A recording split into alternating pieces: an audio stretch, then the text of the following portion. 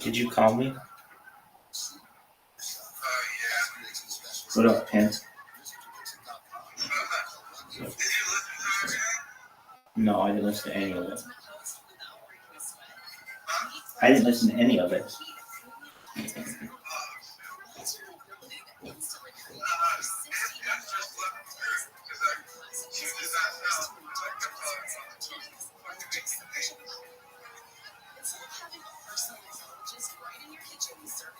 So you guys have a fight?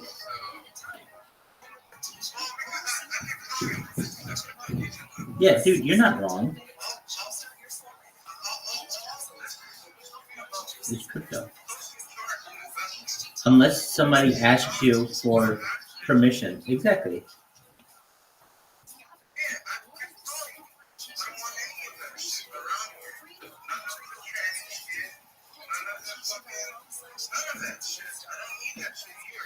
Right?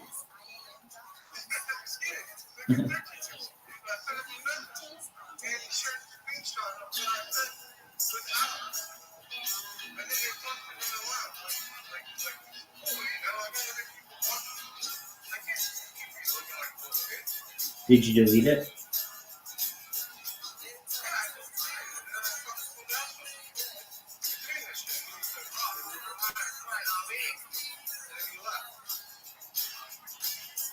Wow.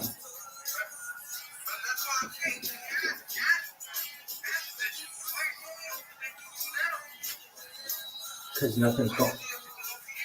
nothing's going on in there right now, so he was trying to stir some things up for himself.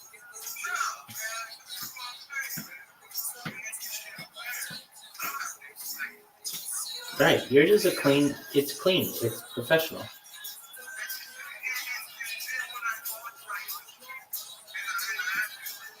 You don't want that.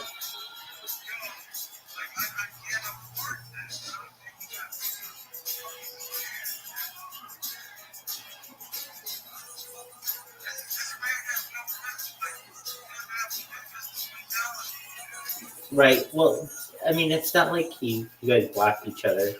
I'm sure you guys will be okay. He just had to learn that. He just had to learn that he can't post that stuff.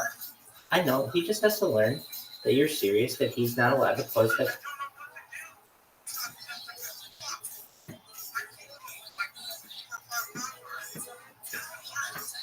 Well, you can either do this. You can both ban him from it, which will probably cause some bad blood, or you just continue to routinely make him aware that that type of content is not appreciated in your crypto degens lounge on Telegram.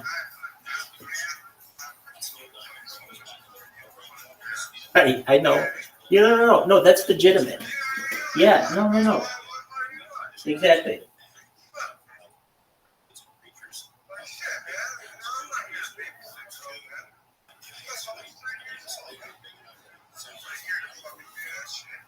No, you're absolutely fine. He was just playing around, and he realizes that you're serious about it.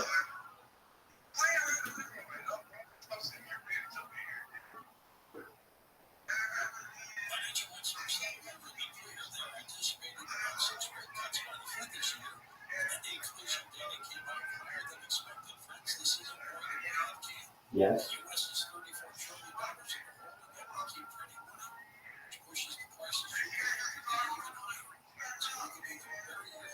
No, I'm going to tell him that you badmouth him and that you shit all over him. Okay. You didn't do that at all. No, I'm going to tell him what I'm going to tell him, which is this. Dude, don't post that stuff in the Crypto Regents Lounge because that's not for what it is. You've got your own Telegram, do whatever you want in there. If you want to post stuff that's charts related, or meme coin related, or NFT related, anything finance related, go ahead. That's what the DeFi Lounge is for. Anything sexually related or that gets off goes in yours. It's very simple.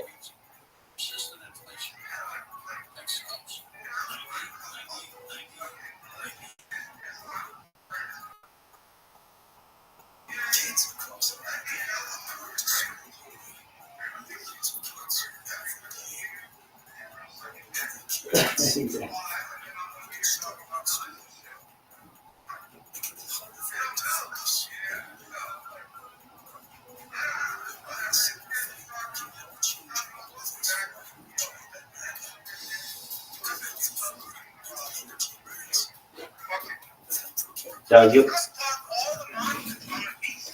you'll be fine. You'll be fine. You'll be fine.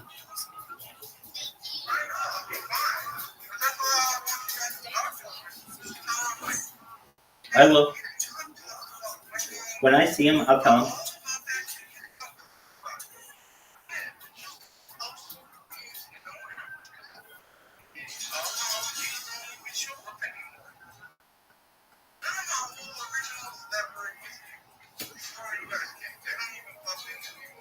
Because of new posts.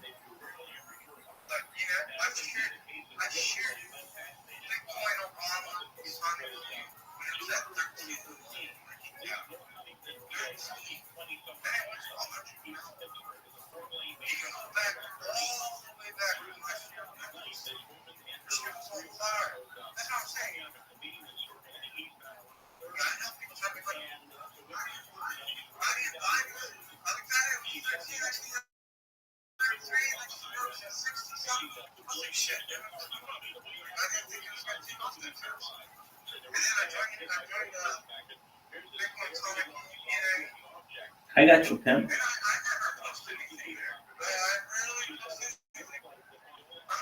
I got you. I know what you're saying.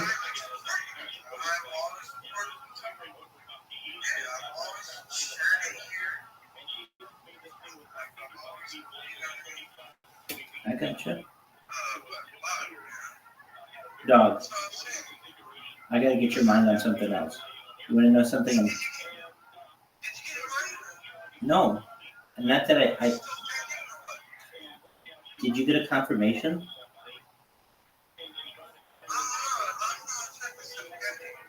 Okay, so No, I haven't. I sent you a screenshot that says that there are no transactions. So what you need to do is until.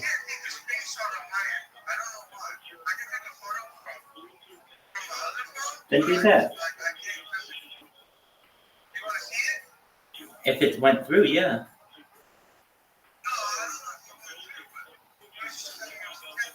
All right, I can't do anything about that. You got to figure that one out on your own. Whether. Okay, so that's what I'm saying. If it went through, then show me the confirmation. It did?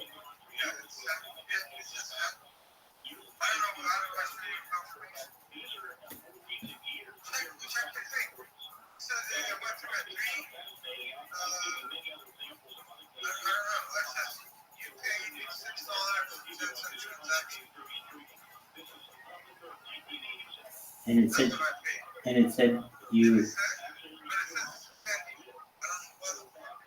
It says it's still pending? Okay, so then it hasn't sent yet.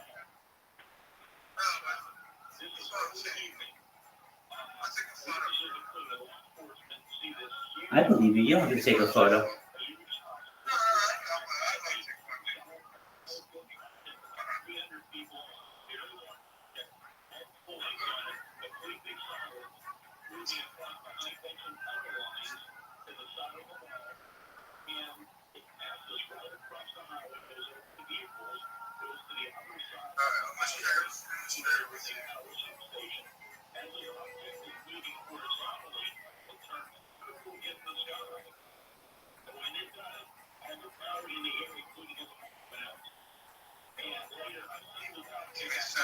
Take your time.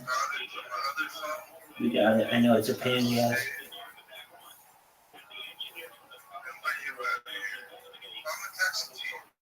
That's cool.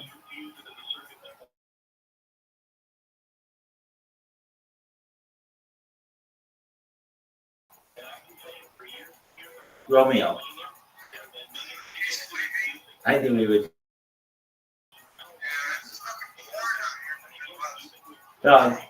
Dog, you're gonna sleep so well tonight with that little dog.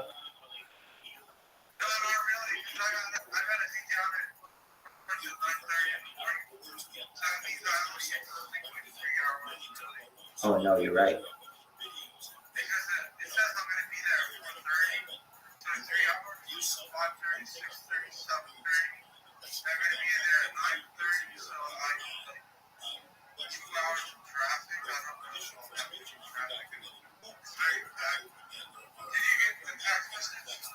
Let me see.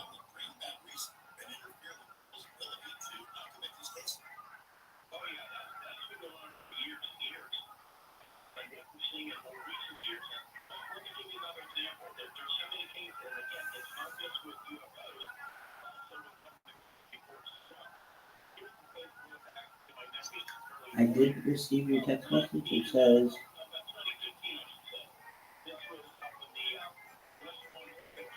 MR needs to create a PayPal account to accept your $200. We'll transfer the money back to your account. They don't accept it. Oh, okay. So I don't have a PayPal account, it's saying? Interesting, because I sent it. That's interesting, because I sent it from PayPal.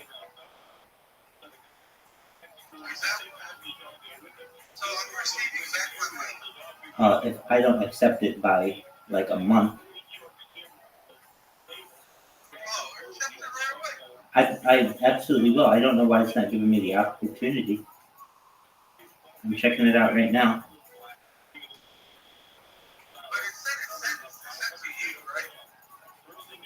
Let's see what it says. It says pending. I need to create a PayPal account to accept your $200. We'll transfer money back to your account if they don't accept it by April 23rd. So I have a month to create a PayPal account, but I have a PayPal account. That's how I sent you the request. So, let's see. I don't know. I'll probably have to call PayPal tomorrow and ask them what that means. So we'll just, I mean, Yeah, you absolutely did. I don't know why it doesn't. And I.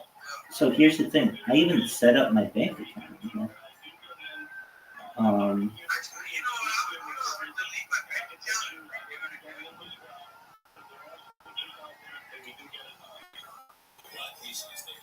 Let's see here.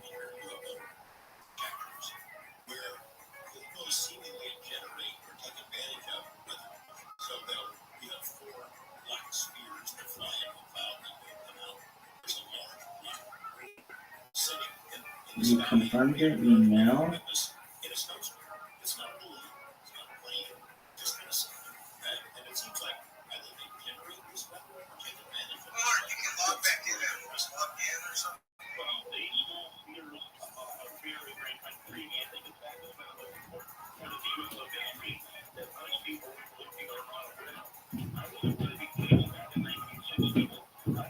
Well, I'll tell you this: if I do, and I'm sure I will see.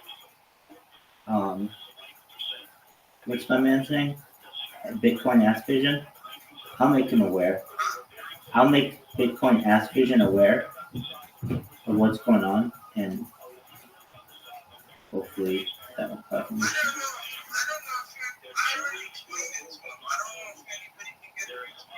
I think he'll understand it. He just needs some time, maybe.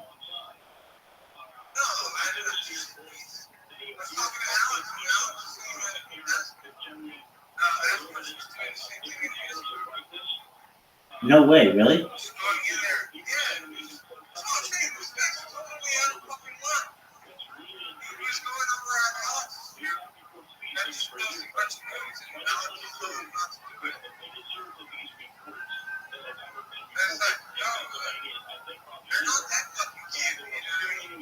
Right.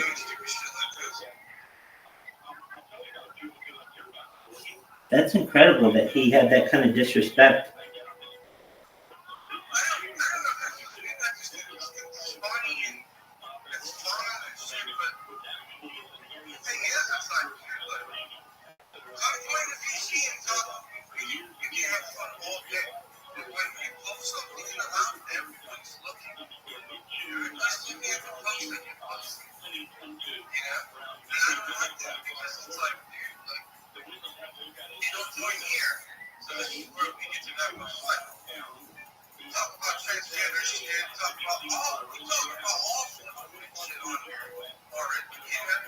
Right.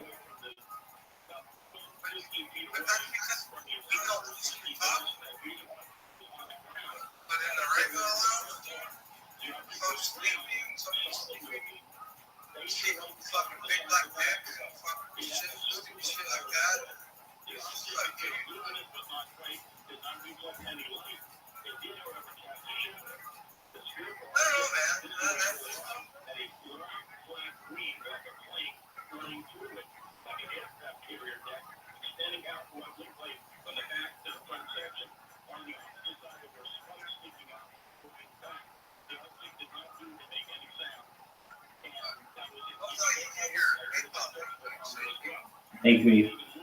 I'm trying to fix it now. I don't know what's going on.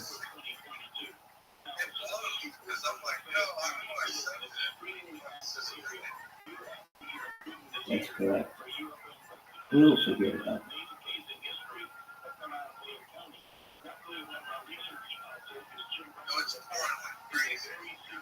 Where are you? There you go.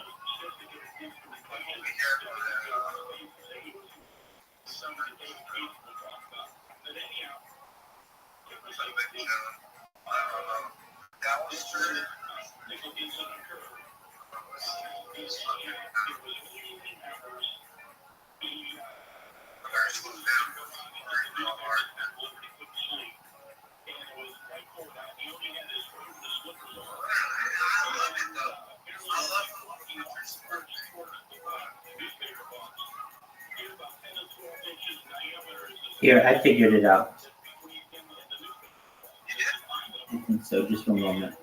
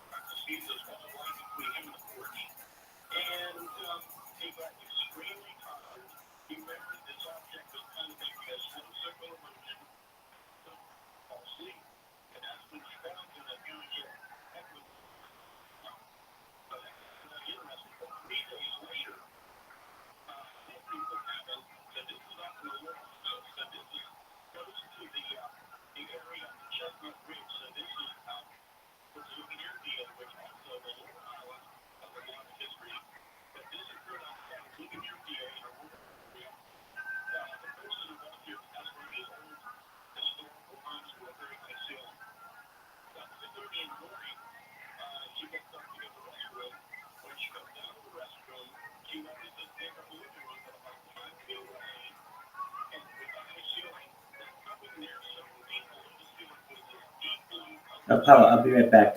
I'm gotta confirm this just a moment.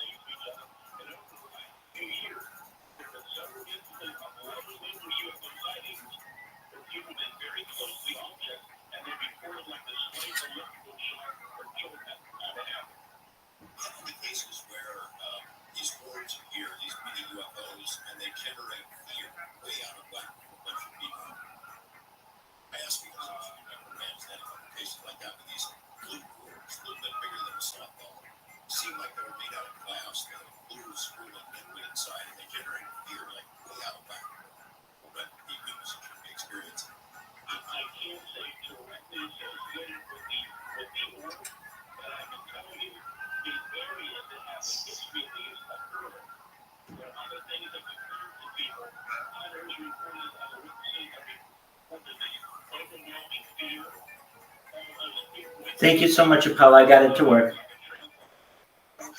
Perfect. All right. Absolutely. I think this was mutually beneficial. I can always use the money, and you could use the expertise. And boy, did we revamp your social media. Let's take a look at it now. Let's see if we've broken 100 yet. Just for a moment. We're gonna check it out. So if you're ever wondering, Rabbi, what are you doing to check this? I go to Google. I type in the exact phrase, which is cyberpunk. I'm sorry, Ryoshi.dex or Ryoshi.dex. Ryoshi.dex. Nope, just Dex. Ryoshi.dex is one word. And because it's coming out for Ryoshi, it's coming out for Dex, it's coming out for NFTs, it's coming out for everything. But we basically have to track it on one term for right now. And the easy one for us was Ryoshi Dex because it didn't have a lot of results. So we could track. We have 102 results right now. So if you want to know, we are over 100. We've got Reddit is the first, YouTube, then the website, the decentralized exchange, then Reddit again, then YouTube, then X, then your video on YouTube. If you look at our images, they're like all the things that I uploaded yesterday. Every single thing is a day ago. But that's all it needs. It's uploaded, and then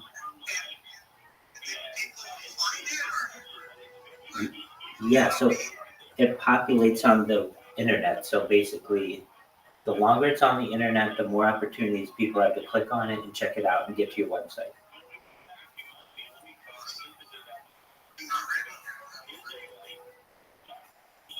Well, it's pretty good.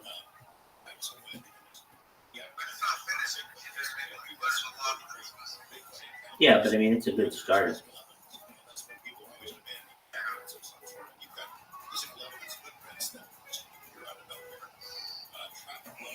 Yeah, I think this is mutually beneficial for both of us. So, with that, 102 results. It was from 7. It was 7 results to 102. But I mean, the thing is, we're going to see exponential growth with that. It'll be like 300,000 in like a couple months. It'll be huge. Yeah. because all of that will have time to permeate within the internet. So I tagged it all, so it's all really strong keywords. So when someone types in like cryptocurrency, there's a chance, or like they type in NFT, there's a chance. I'm not saying it's a great chance, but a chance that your NFT will show up in the Google results. When before it never would. No one would ever find your content, ever. Not in a million years would they find your content. But now it has a chance.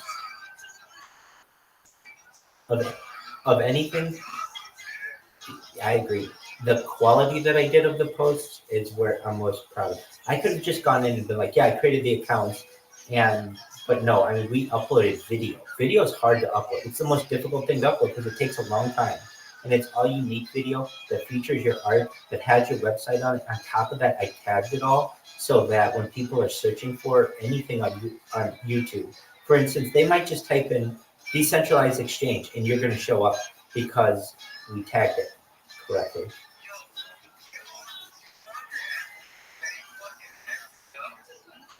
No, that's fine. But no. um, no, I mean I'm more than that, to be honest with you. But I would let people know if they're interested that I certainly could help them. But well, we might have to do that. Absolutely. Well, I'm excited for people to check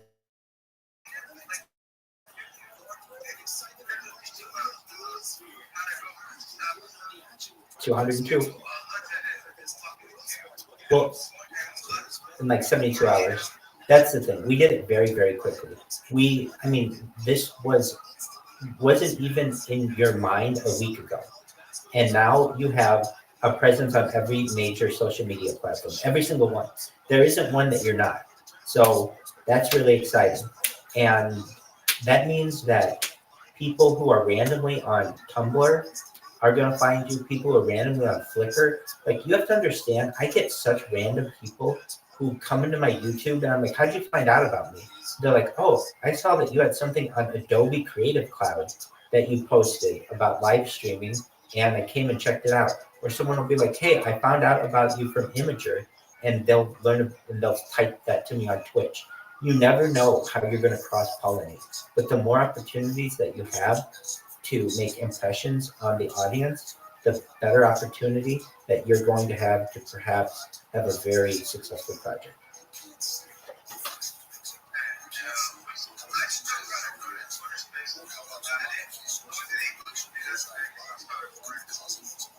Okay, well then we're gonna just do it now. I'm gonna find a. Why? What are you gonna do? You just fall asleep on Twitter space. Your microphone's not on. No one's gonna know.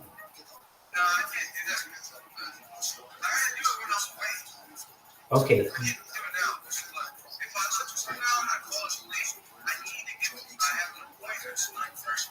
I understand. All right. No, I don't want you to fuck up. And I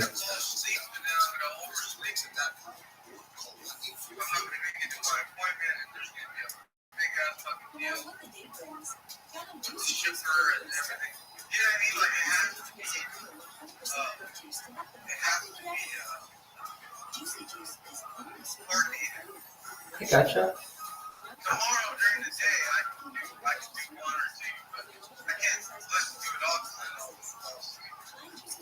Well, you're not making sense. I can tell when somebody's just giving me excuses. You're like, I understand you don't want to do it, and I get that. That makes 100% sense. I understand, but I get what you're 20 hours a day. I get what you're saying. What you have to understand is I'm pretty slick, man. I understand what's going on. If you join it right now, you just said I'm gonna fall asleep, which is a good thing. You want to fall asleep. We want you to fall asleep as soon as possible.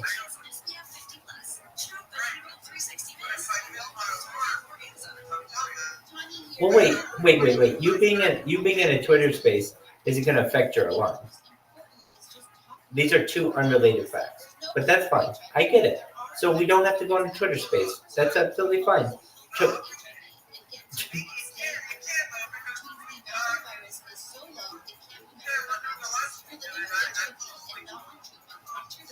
That was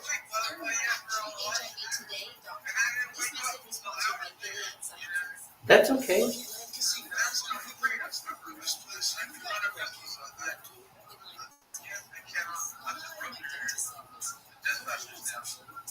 No, I don't want you to.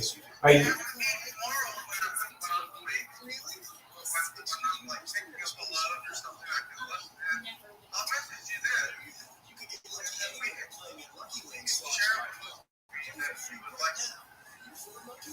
You're good.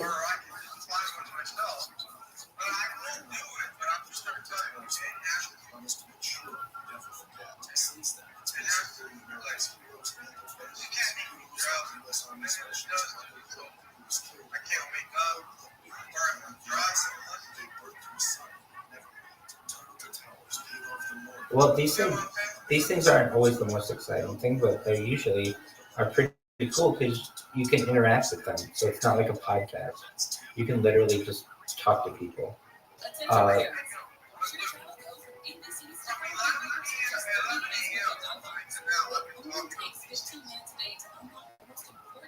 and that's what I'm saying.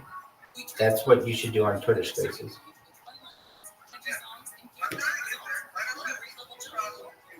I gotcha. Did you arrange your Twitter account the way that you were supposed to? You didn't do anything that we just you paid me, which is a huge thing. That's amazing. Oh, you're good. You're good.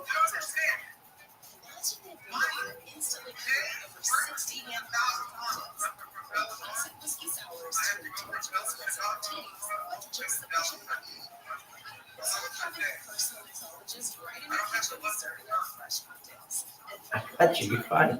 You're good. You're good.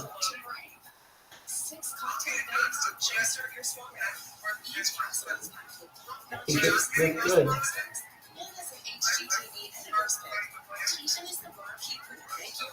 When they unload you, you don't have to unload, right? You get to just sit there.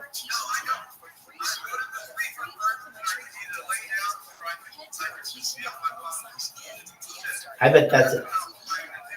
I bet that's a great feeling when they're like, all right, you guys take care of this shit. I'm not doing it. You get to just hang out with Romeo and then they unload you. And then, when you're done, you get to go, you can go eat or you can go get your next load or whatever. That's a great feeling.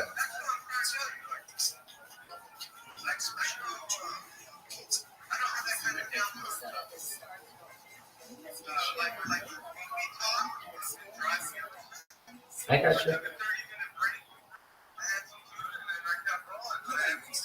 What'd you eat?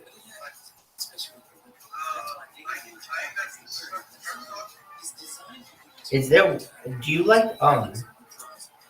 you like, what is the name? Buc-ee's? Oh, I don't think they allow truckers at Buc-ee's in Texas.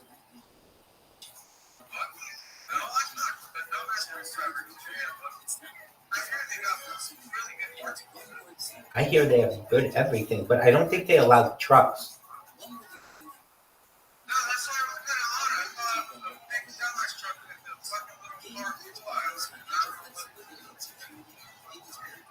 What I think they may allow, I could be wrong, but yeah, something like that. But they're huge, aren't they? No, the Buc-ee's.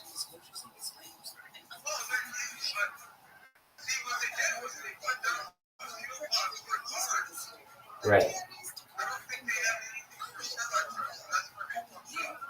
Well, they didn't want to. They didn't want to get the reputation. That's who fills up. I agree.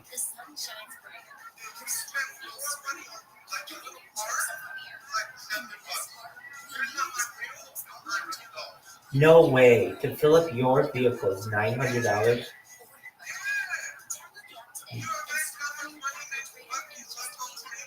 Right.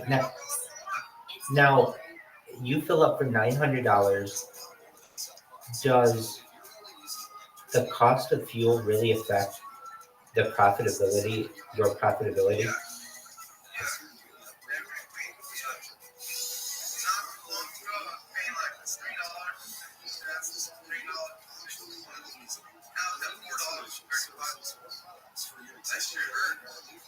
And so you're watching it all the time.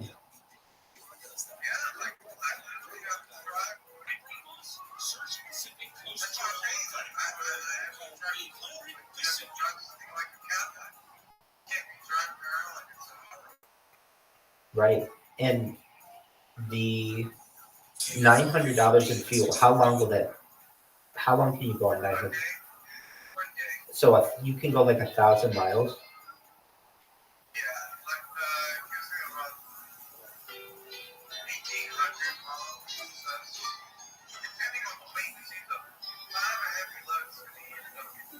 So you can tell if you have a heavy load, it eats through your fuel a lot better. That's fascinating. All right, Doug. Doug, I'm going to tell you this right now. You have more going on, I think, than any person I know, because your life is on the line. Like, if you fuck up, you die, or there's a potential, and that's really scary. Yes, you are. That's phenomenal. You must have started when you were like 18. That's amazing. Was it a good truck school? That's cool. All right.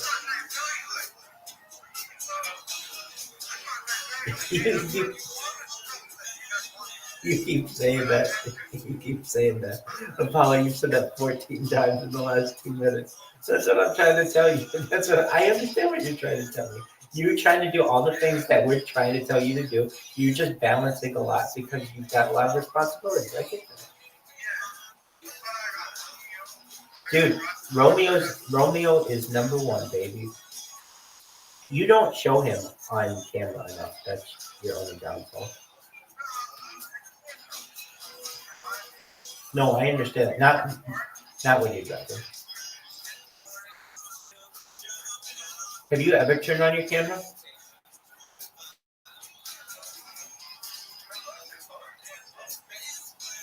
No, I see you. I know what you look like. So I see. You don't dox yourself online.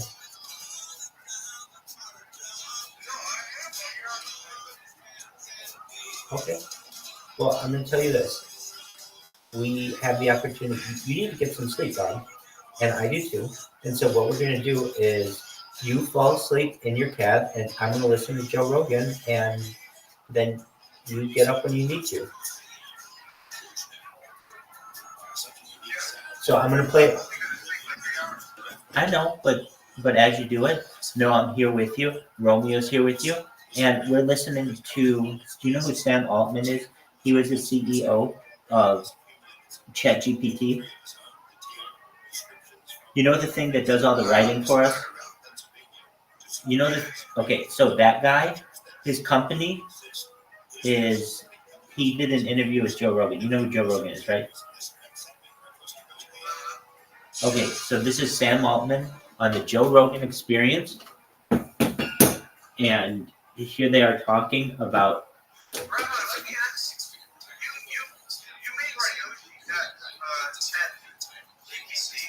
Right. ChatGPT.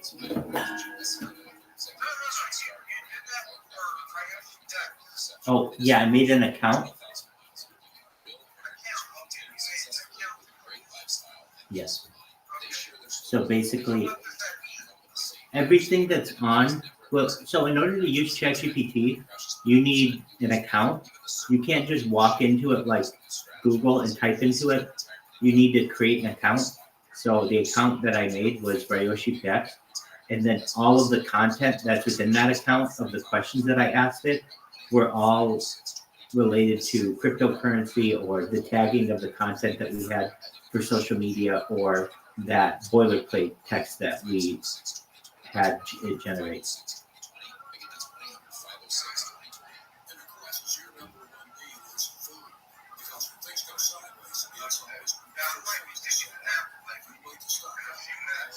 Please do.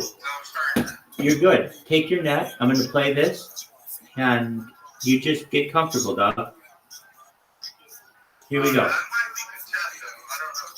Don't you dare. Don't you dare. You stay here. Just mute yourself. You're good.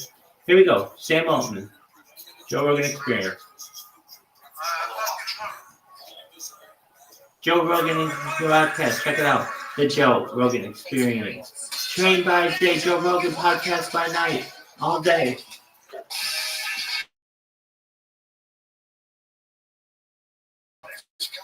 Appreciate it. Thanks, man. So, what have you done?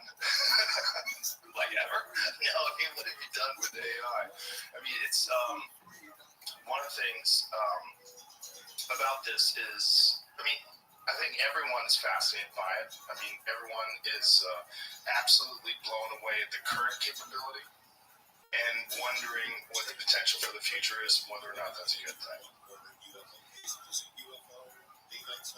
I think it's going to be a great thing, but I think it's not going to be all a great thing. And that is where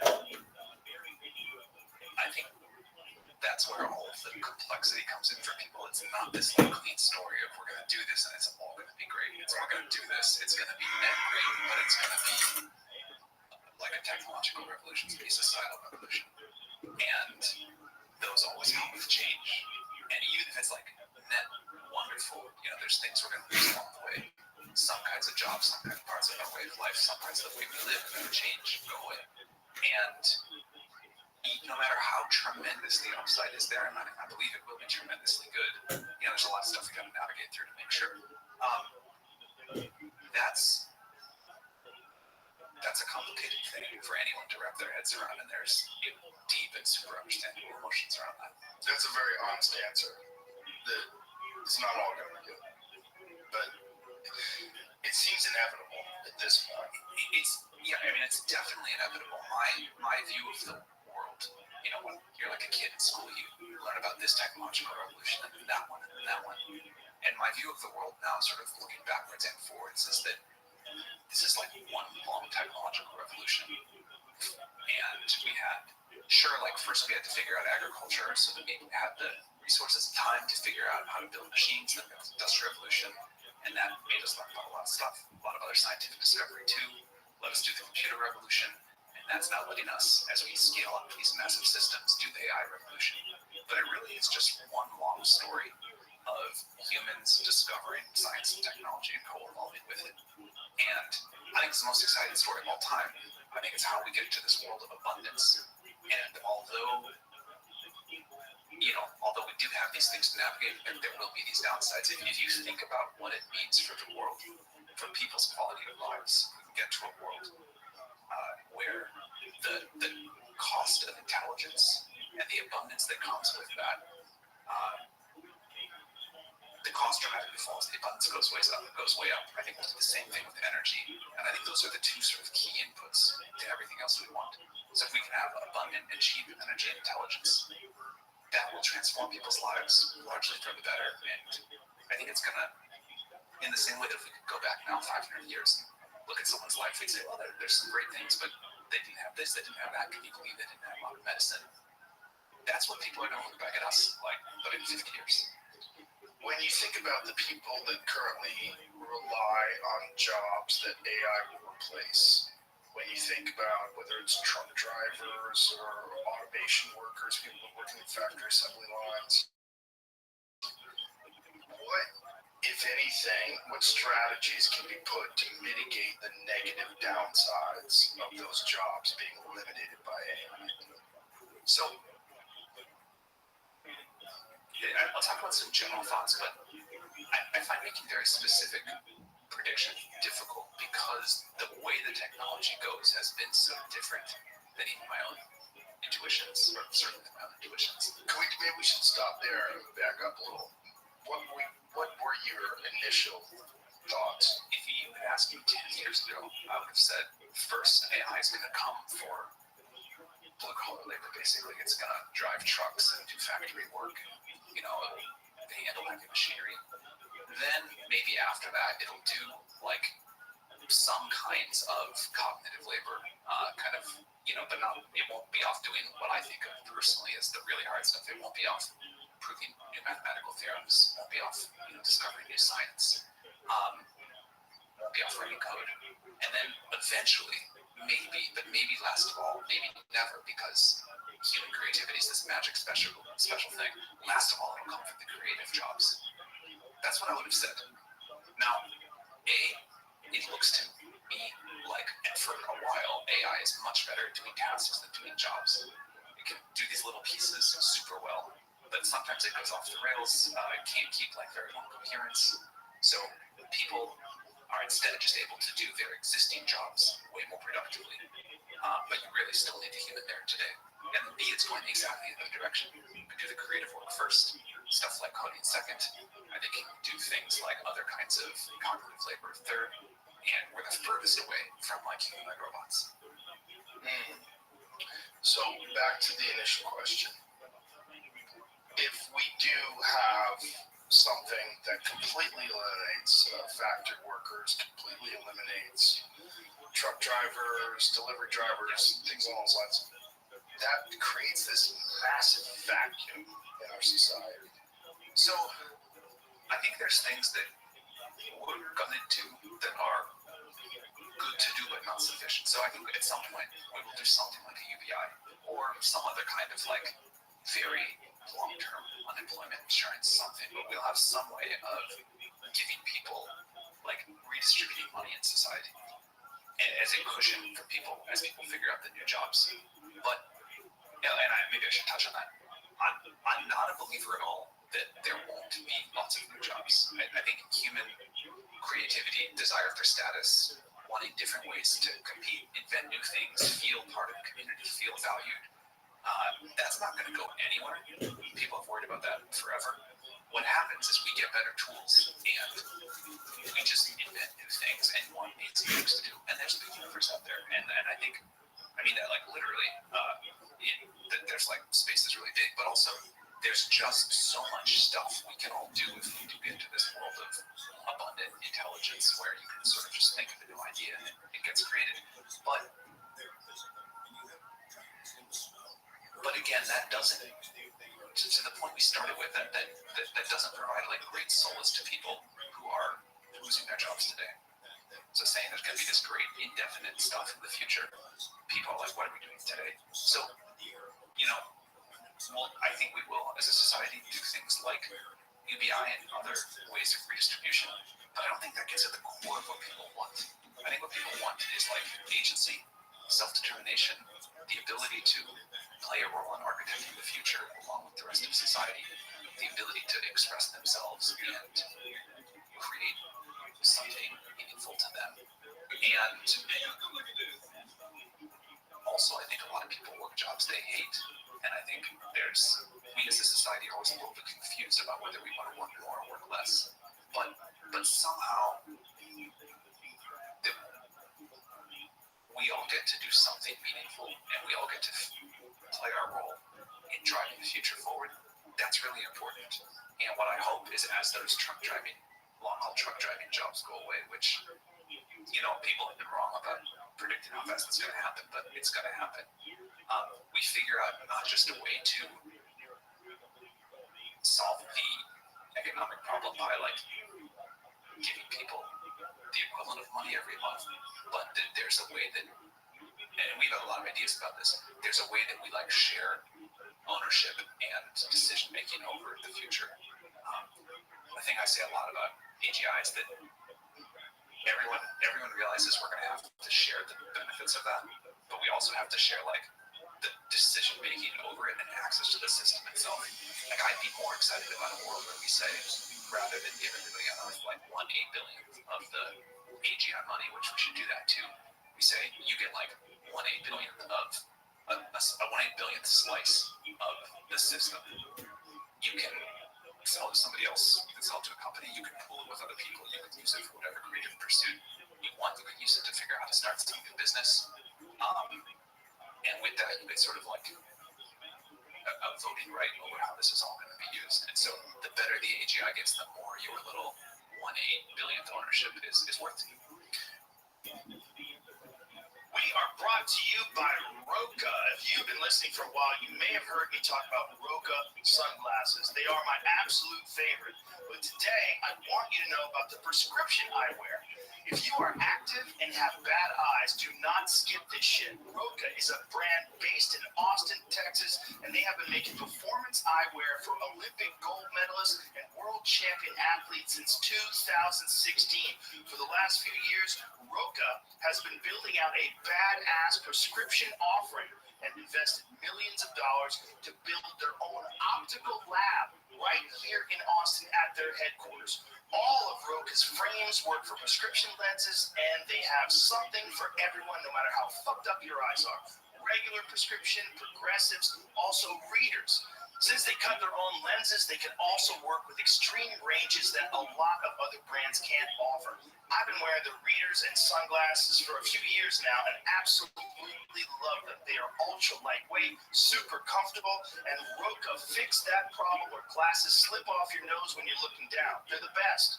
Since Rokas stay on your face, you can actually work out in them and ditch the contacts. Some brands have made prescription eyewear easy to get online.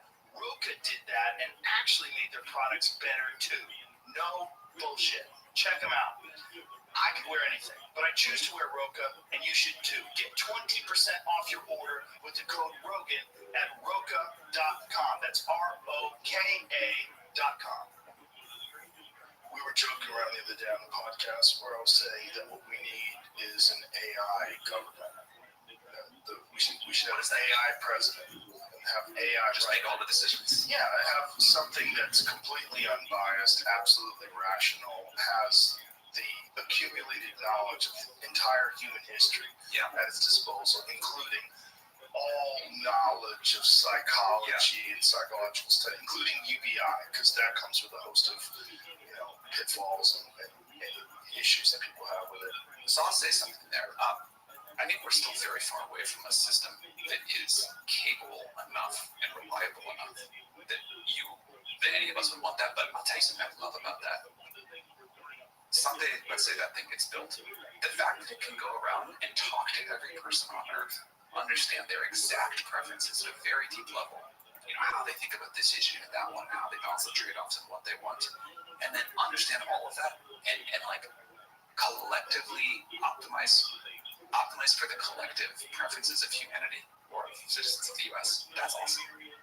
As long as it's not co-opted, right? Our government currently is co-opted. That's for sure. We know for sure that our government is heavily influenced by special interests. If we could have an artificial intelligence government that has no influence, nothing has influence on it. What a fascinating area. It's possible, and I think it might be the only way, where you're going to get completely objective, the absolute most intelligent decision for virtually every problem, every dilemma that we face currently in society. Would you truly be comfortable handing over like final decision making and say, all right, AI, you got it? No, but I'm not comfortable doing that with anybody. Right. I don't. Right. I was uncomfortable with the Patriot Act. I'm uncomfortable with many decisions that are being made. It's just there's so much obvious evidence that decisions that are being made are not being made in the best interest of the overall well of the people. It's being made in the decisions of whatever gigantic corporations that have donated to whatever the military-industrial complex and pharmaceutical-industrial complex, and it's just the money. That's really what we know today, that money has a massive influence on our society and the choices that get made, and the overall good or bad for the population. Yeah, I have no disagreement at all that the current system is super broken, not working for people, super corrupt, and for sure, like, unbelievably run by money. Yeah. And I think there is a way to do a better job than that with AI, just in some way. But, and this might just be like a factor of sitting with the systems all day and watching all of the ways they fail. We got a long way to go. A long way to go, I'm sure. But when you think of AGI, when you think of the possible future, like where it goes to, Do you ever extrapolate? Do you ever like sit and pause and say, well, if this becomes sentient and it has the ability to make better versions of itself, how long before we're literally dealing with a god? So the way that I think about this is, it used to be that like AGI was this very binary moment. There was before and after, and I think I'm totally wrong about that. And the right way to think about it is this continuum of intelligence, this smooth exponential curve, back all the way to that sort of smooth curve of technological revolution. The amount of compute power we can put into the system, the scientific ideas about how to make it more efficient and smarter, to give it the ability to do reasoning, to think about how to improve itself, that will all come. But my model for a long time, I think if you look at the world of AGI thinkers, there's sort of two, particularly around the safety issues you're talking about, there's two axes that matter. There's what's called short timelines or long timelines.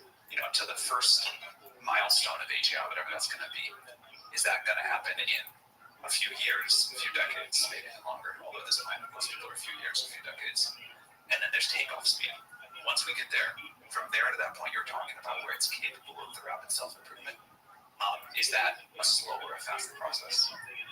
The world that I think that we're in, and also the world that I think is the most controllable and the safest, is the short timelines and slow takeoff quadrant. And I think we're going to have, there were a lot of very smart people for a while, but like the thing you were just talking about happens in a day or 3 days.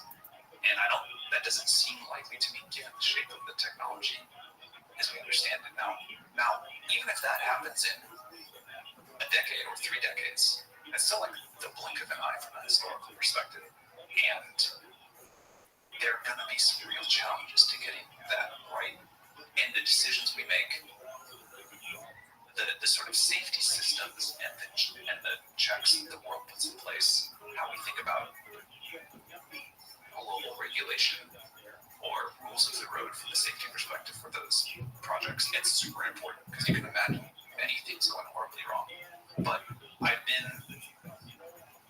feel cheerful about the progress the world is making towards taking this seriously. And, it reminds me of what I've read about the conversations that the world had right around the development of nuclear weapons. It seems to me that this is, at least in terms of public consciousness, this has emerged very rapidly, where I don't think anyone was really aware, people were aware of the concept of artificial intelligence, but they didn't think that it was going to be implemented so comprehensively, so quickly. Yeah. So ChatGPT is on, 4.5 now? 4. And with 4.5, there'll be some sort of an exponential increase in its abilities. It'll be somewhat better. Each step, from each like half step like that, humans have this ability to like get used to any new technology so quickly. The thing that I think was unusual about the launch of ChatGPT 3.5 and then 4 was that people hadn't really been paying attention. And that's part of the reason we deploy. We think it's very important that people and institutions have time to gradually understand this, react, co-design the society that we want with it. And if you just build AGI in secret in a lab and then drop it on the world all at once, I think that's a really bad idea. So we have been trying to talk to the world about this for a while. If you don't give people something they can feel and use in their lives, they don't quite take it seriously. Everybody's busy. And so there was this big overhang from where the technology was to where public consciousness was. Now that's caught up. We've deployed. I think people understand that I don't expect the jump from like 4 to whenever we finish 4.5, which will be a while. I don't expect that to be I think the crazy switch, the crazy adjustment that people have had to go through has mostly happened. I think most people have gone from thinking that AGI was science fiction and very far off to something that it's going to happen. And now it's like a one-time reframe. And now, every year you get a new iPhone. Over the 15 years or whatever since the launch, they've gotten dramatically better. But iPhone to iPhone, you're like, yeah, okay, it's a little. Whatever, that's big. 3.5. to AGI. That'll be a big difference. But along the way, it'll just get incrementally better. Do you think about the convergence of things like Neuralink and there's a few competing technologies where they're trying to implement some sort of a connection between the human biological system and technology? Do you want one of those things in your head? I don't until everybody does. Right. And, I have a joke about it. But it's like, the idea is like, once it gets done, you have to, because everybody's going to have it. So one of the hard questions about the merge, all of the related merge stuff, is exactly what you just said. Like, as a society, are we going to let some people merge with AGI and not others? And if we do, then, and you choose not to, what does that mean for you? Right, and will you be protected?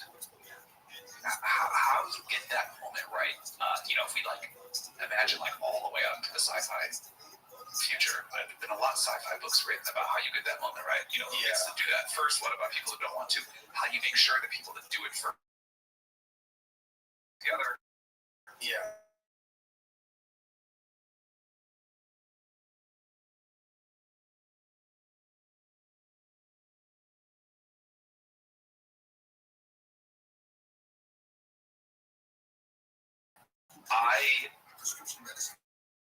Seems like if we just think logically, that's going to be a huge challenge at some point, and people are going to want wildly divergent things, but there is a societal question about how we're going to, the questions of fairness that come there and what it means for the people who don't do it. Super, super complicated. Anyway, on the neural interface side, I'm in the short term, before we figure out how to upload someone's questions into a computer, if that's even possible at all, which I think there's plenty of sides you could take on why it's not. The thing that I find myself most interested in is what we can do without drilling a hole in someone's head. How much of the inner monologue can we read out with an externally mounted device? And if we have a imperfect, low bandwidth, low accuracy neural interface, can people still just learn how to use it really well in a way that's quite powerful for what they cannot do within a computing platform? And my guess is we'll figure that out. I'm sure you've seen that headpiece. There's a demonstration where there's someone asking someone a question. They have this headpiece on, they think the question, and then they literally Google the question and get the answers through their head. That's the kind of thing that's the kind of direction we've been exploring. Yeah. That seems to me to be step one. That's the palm of the eventual immersive 3D video games.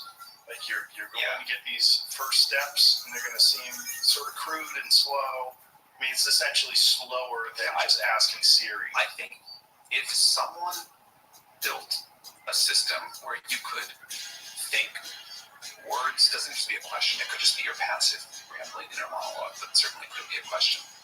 And that was being fed into GPT-5 or 6. And in your field of vision, the words in response were being displayed, that would be the palm. Yeah. That's still that's a very valuable tool to have. And that seems like that's inevitable.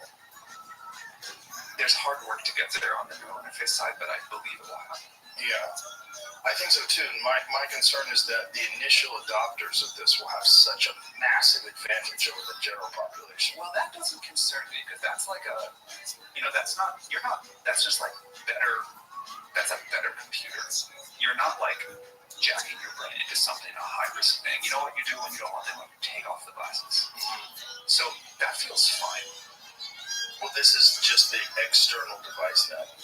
Oh, I think we can do the kind of read your thoughts with an external device at some point. Read your internal monologue. Interesting. And do you think we'll be able to communicate with an external device as well, telepathically? Or semi-telepathically through technology? I do. Yeah, I do. I think so too.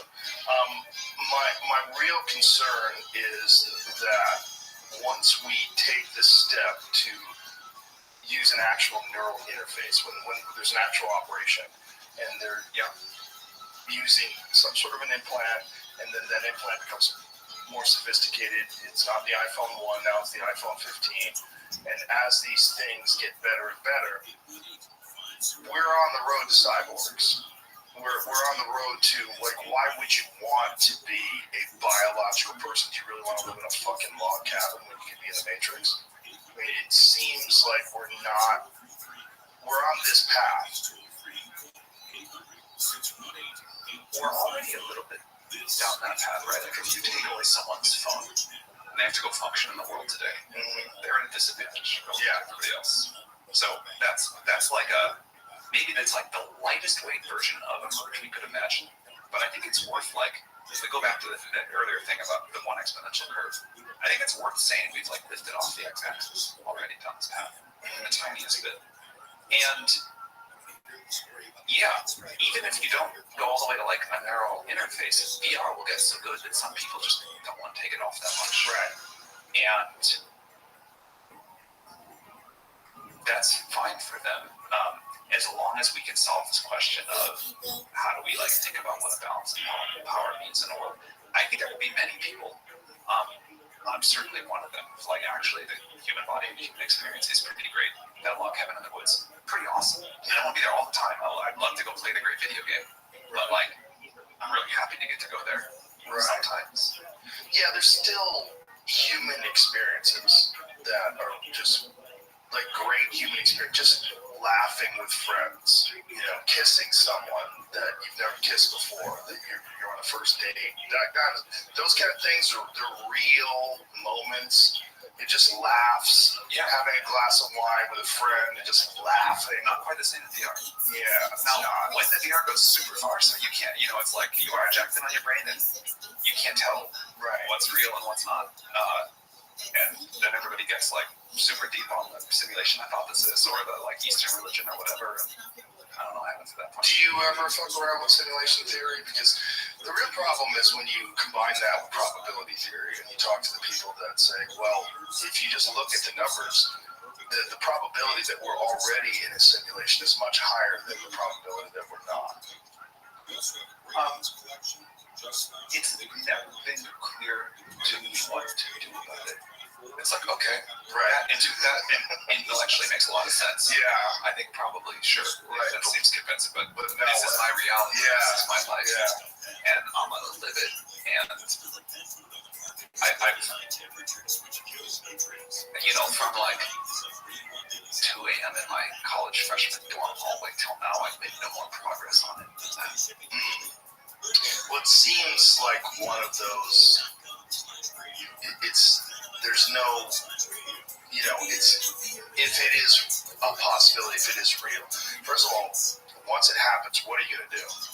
That is the new reality. And in many ways, our new reality is as alien to, hunter-gatherers 15,000 years ago as that would be to us now. I mean, we've already entered into some very bizarre territory where, you know, I was just having a conversation with my kids. We were asking questions about something. And, I always say, let's guess, what percentage of that is this? And then we just Google it.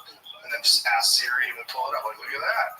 Like, that alone is so bizarre compared to how it was when I was 13 and you had to go to the library and hope that the book was accurate. Totally. I was very annoyed this morning. I was reading about how horrible systems like ChatGPT and Google are from an environmental impact because it's, you know, using like some extremely tiny amount of energy for each query. And, you know, we're all destroying the world. And I was like, before that, people drove to the library. Let's talk about how much carbon they burn to answer this question versus what it takes now. But that's just people looking for some reason why something's bad. That's not a logical perspective. What we should be looking at is the spectacular changes that are possible through this. And all the problems, the insurmountable problems that we have with resources, with the environment, with cleaning up the ocean, climate change. There's so many problems that we need this to solve all of it, everything else. And that's why we need President AI.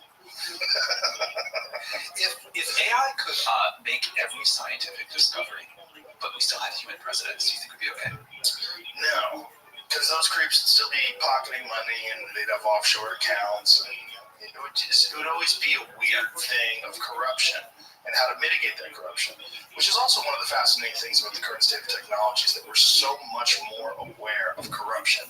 There's so much independent reporting, and we're so much more cognizant of the actual problems that are in place. This is really great. One of the things that I've observed, obviously many other people too, is corruption is such an incredible hindrance to getting anything done in a society, to make forward progress. And my worldview had been more U.S. centric when I was younger, and as I've just studied the world more and had to work in more places in the world, like it's amazing how much corruption there still is. But the shift to a technologically enabled world, I think, is a major force against it because it's harder to hide stuff. And I do think corruption in the world will keep trending down. Because of its exposure through technology. This episode is brought to you by 8 Sleep. From superstar athletes to tech billionaires, successful people always seem to have one thing in common: deep, restful sleep. And a lot of them get it using their 8 Sleep pod cover. I have an 8 Sleep pod cover. I've had it for a while. It's a game changer. I love it. It keeps me I never sweat in bed anymore. I used to sweat in bed sometimes. It keeps it at the perfect temperature for you. And it's all down to features that are packed in it. It's got dual-sided heating and cooling, which is great if you're a couple. Like, if your wife wants to sleep in the warm spot, you want to sleep when it's cold or whatever, vice versa. It's perfect. Plus, its autopilot feature automatically adjusts the temperature to help you sleep deeper and longer. You don't believe it? Well, you can see for yourself with its tracking technology that reports on your heart rate and other key sleep indicators. And thanks to all of this, I'm having the best sleep of my life. But the best part is how little effort it took to set it up. It just fits over the mattress that you already have. It's time to bring high tech to the bedroom. Reclaim your sleep by going to 8sleep.com/JRE for $200 off the Pod Plus free shipping. That's 8sleep.com/JRE for $200 off the Pod Plus free shipping. We are brought to you by Roka. If you've been listening for a while, you may have heard me talk about Roka sunglasses. They are my absolute favorite. But today, I want you to know about the prescription eyewear. If you are active and have bad eyes, do not skip this shit. Roka is a brand based in Austin, Texas, and they have been making performance eyewear for Olympic gold medalists and world champion athletes since 2016. For the last few years, Roka has been building out a badass prescription offering and invested millions of dollars to build their own optical lab right here in Austin at their headquarters. All of Roka's frames work for prescription lenses, and they have something for everyone, no matter how fucked up your eyes are. Regular prescription, progressives, also readers. Since they cut their own lenses, they can also work with extreme ranges that a lot of other brands can't offer. I've been wearing the readers and sunglasses for a few years now and absolutely love them. They are ultra lightweight, super comfortable, and Roka fixed that problem where glasses slip off your nose when you're looking down. They're the best. Since Rokas stay on your face, you can actually work out in them and ditch the contacts. Some brands have made prescription eyewear easy to get online. Roka did that and actually made their products better too. No bullshit. Check them out. I can wear anything, but I choose to wear Roka, and you should too. Get 20% off your order with the code ROGAN at Roka.com. That's ROKA.com. I mean, it comes at a cost, and I think the loss, I am very worried about how far the surveillance state could go here. But in a world where payments, for example, are no longer like bags of cash, but done somehow digitally, and somebody, even if using Bitcoin, can watch those flows. I think that's like a corruption reducing thing. I agree, but I'm very worried about central bank digital currency and that being tied to a social credit score. Super against. Yeah, that scares the shit out of me. Super against. And the push to that that's not for the overall good of society. That's for control. Yeah, I think there's many things that I'm disappointed that the U.S. government has done recently. But the war on crypto, which I think is a like, we can't give this up, like we're going to control this, and like that's like, that's the thing that like makes me quite sad about the country. It makes me quite sad about the country too, but then you also see with things like FTX, like, oh, well, this can get, without regulation and without someone overseeing it, this can get really fucked. Yeah, I'm not anti-regulation. Like, I think there's clearly a role for it, and I also think FTX was like a sort of comically bad situation. Yeah, we shouldn't. It's like worst case either. Yeah. Yeah, but it's a fun one. Like, it's totally fun, and I love that story. I mean, you clearly. I really do. I love the fact that they were all doing drugs and having sex with each other. No, it had every part of the drama of like I mean, it's a gripping story because they had everything there. They did their taxes with like what was the program that they used? QuickBooks. They deal with billions of dollars. I don't know why I think the word polycule is so funny, but polycule. That was what they like when you call a relationship like a poly but closed, like polyamorous molecule put together. Oh, I see. So they were like, this is our polycule. So there's 9 of them and they're poly. Or 10 of them or whatever. Yeah, you call it a polycule. I thought that was funny. Like that became like a meme in Silicon Valley for a while, that I thought was hilarious. You clearly want enough regulation that can't happen, but they're like. Well, I'm not against that happening.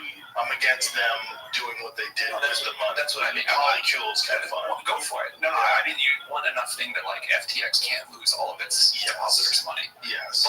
But I think there's an important point here, which is you have all of this other regulation that people and it didn't keep us safe. And the basic thing, which was like, you know, let's do that. That was not all of the crypto stuff people were talking about. Yes. I mean, the real fascinating crypto is Bitcoin. To me, I mean, that's the one that I think has the most likely possibility of becoming a universal viable currency. And it's, you know, it's limited in the amount that there can be. It's, you know, people mine it with their own computer. It's like, that to me is very fascinating. And I love the fact that it's been implemented.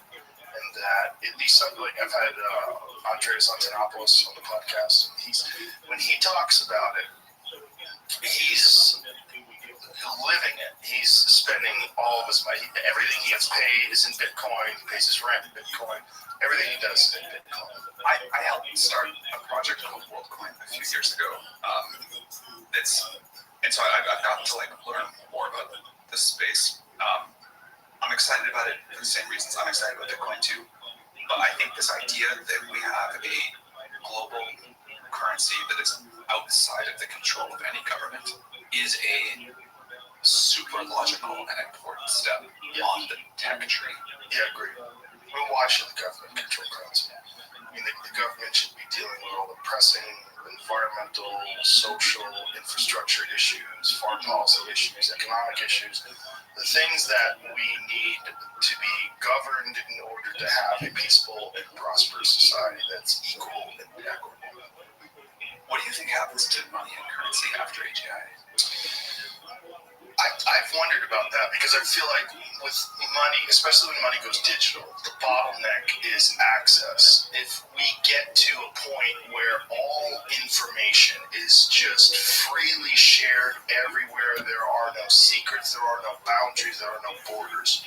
We're reading minds. We have complete access to all of the information of everything you've ever done, everything everyone's ever said. There's no hidden secrets. What is money then? Money is this digital thing. Well, how can you possess it?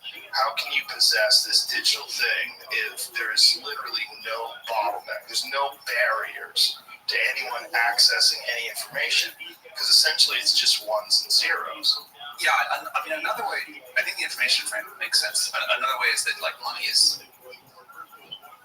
like a sort of way to trade labor or trade, like, a limited number of hard assets like land, houses, whatever.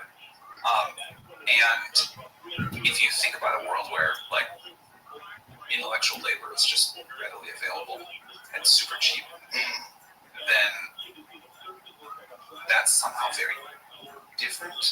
I think there will always be goods that we want to be scarce and expensive, but it'll only be those goods that we want to be scarce and expensive and services that still are. And so money in a world like that, I think, is just it's a very curious idea. Yeah, it becomes a different thing. It's not a bag of gold in a leather pouch that you're carrying around. Not going to do you much good. Yeah, it's not going to do much good. But then the question becomes, how is that money distributed, and how do we avoid some horrible Marxist society where there's one totalitarian government that just takes it out? Yeah, that would be bad. I think you've got to my current best idea, maybe there's something better, is I think you have if we are right, a lot of reasons we could be wrong. If we are right that the AGI systems, of which there will be a few, become the high-order bits of sort of influence whatever in the world, I think you do need not to just redistribute the money, but the access so that people can make their own decisions about how to use it and how to govern it. And if you got one idea, you get to do this. If I've got one idea, I get to do that. And I have rights to basically do whatever I want with my part of it. And if I come up with better ideas than you, I get rewarded for that by whatever the society is, or vice versa. Yeah.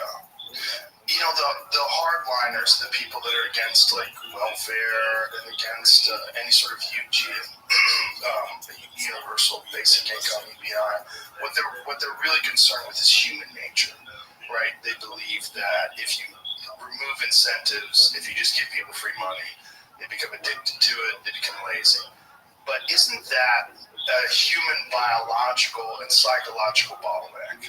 And perhaps with the implementation of artificial intelligence combined with some sort of neural interface, whether it's external or internal, it seems like that's a problem that can be solved.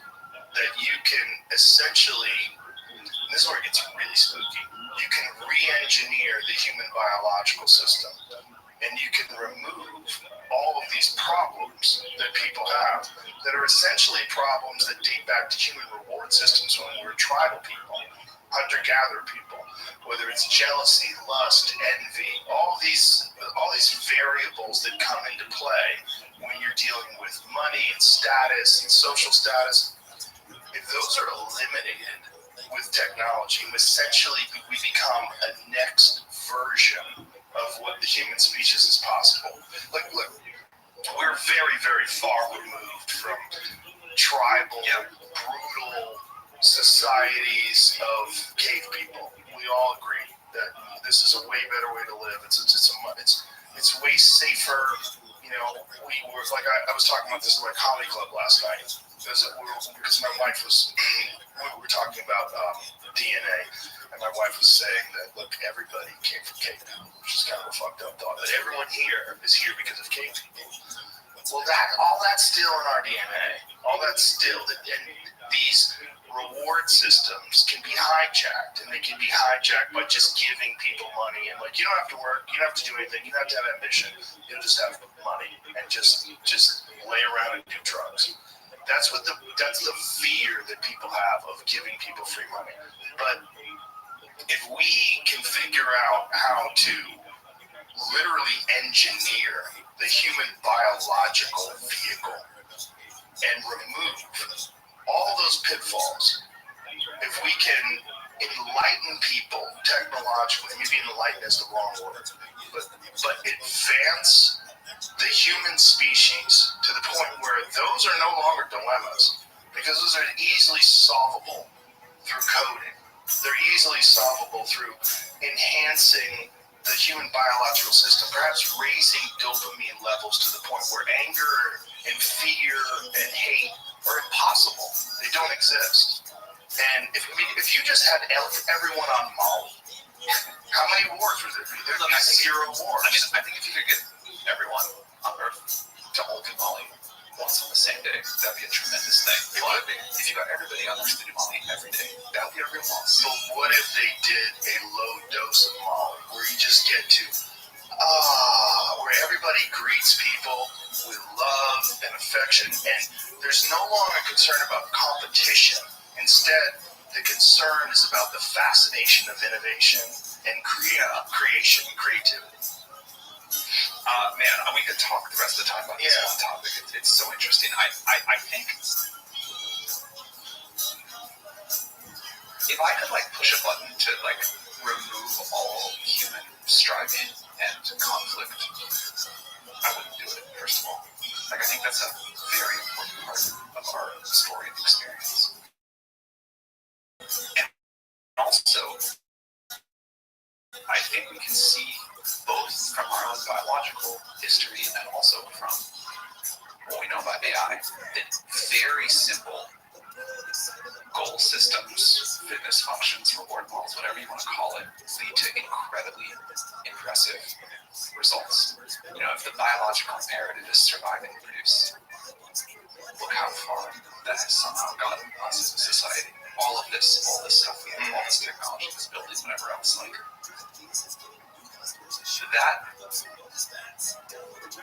that got here through an extremely simple goal in a very complex environment, leading to all of the richness and complexity of people fulfilling this biological imperative to some degree and wanting to impress each other. So I think like evolutionary fitness is a simple and unbelievably powerful idea.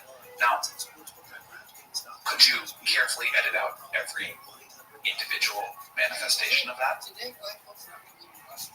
Maybe, but I don't want to like live in a society of drones where everybody is just sort of like on Molly all the time either. Like, that doesn't seem like the right answer. Like, I want us to continue to strive. I want us to continue to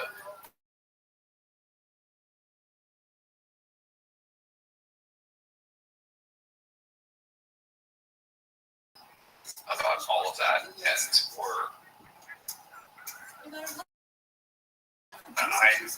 I don't. I'll be older by the time I felt like the old guy complaining about the years. But I think we've lost something, and I think that we need more striving, maybe more risk-taking, more like explorer spirit. What do you mean by you think we've lost something?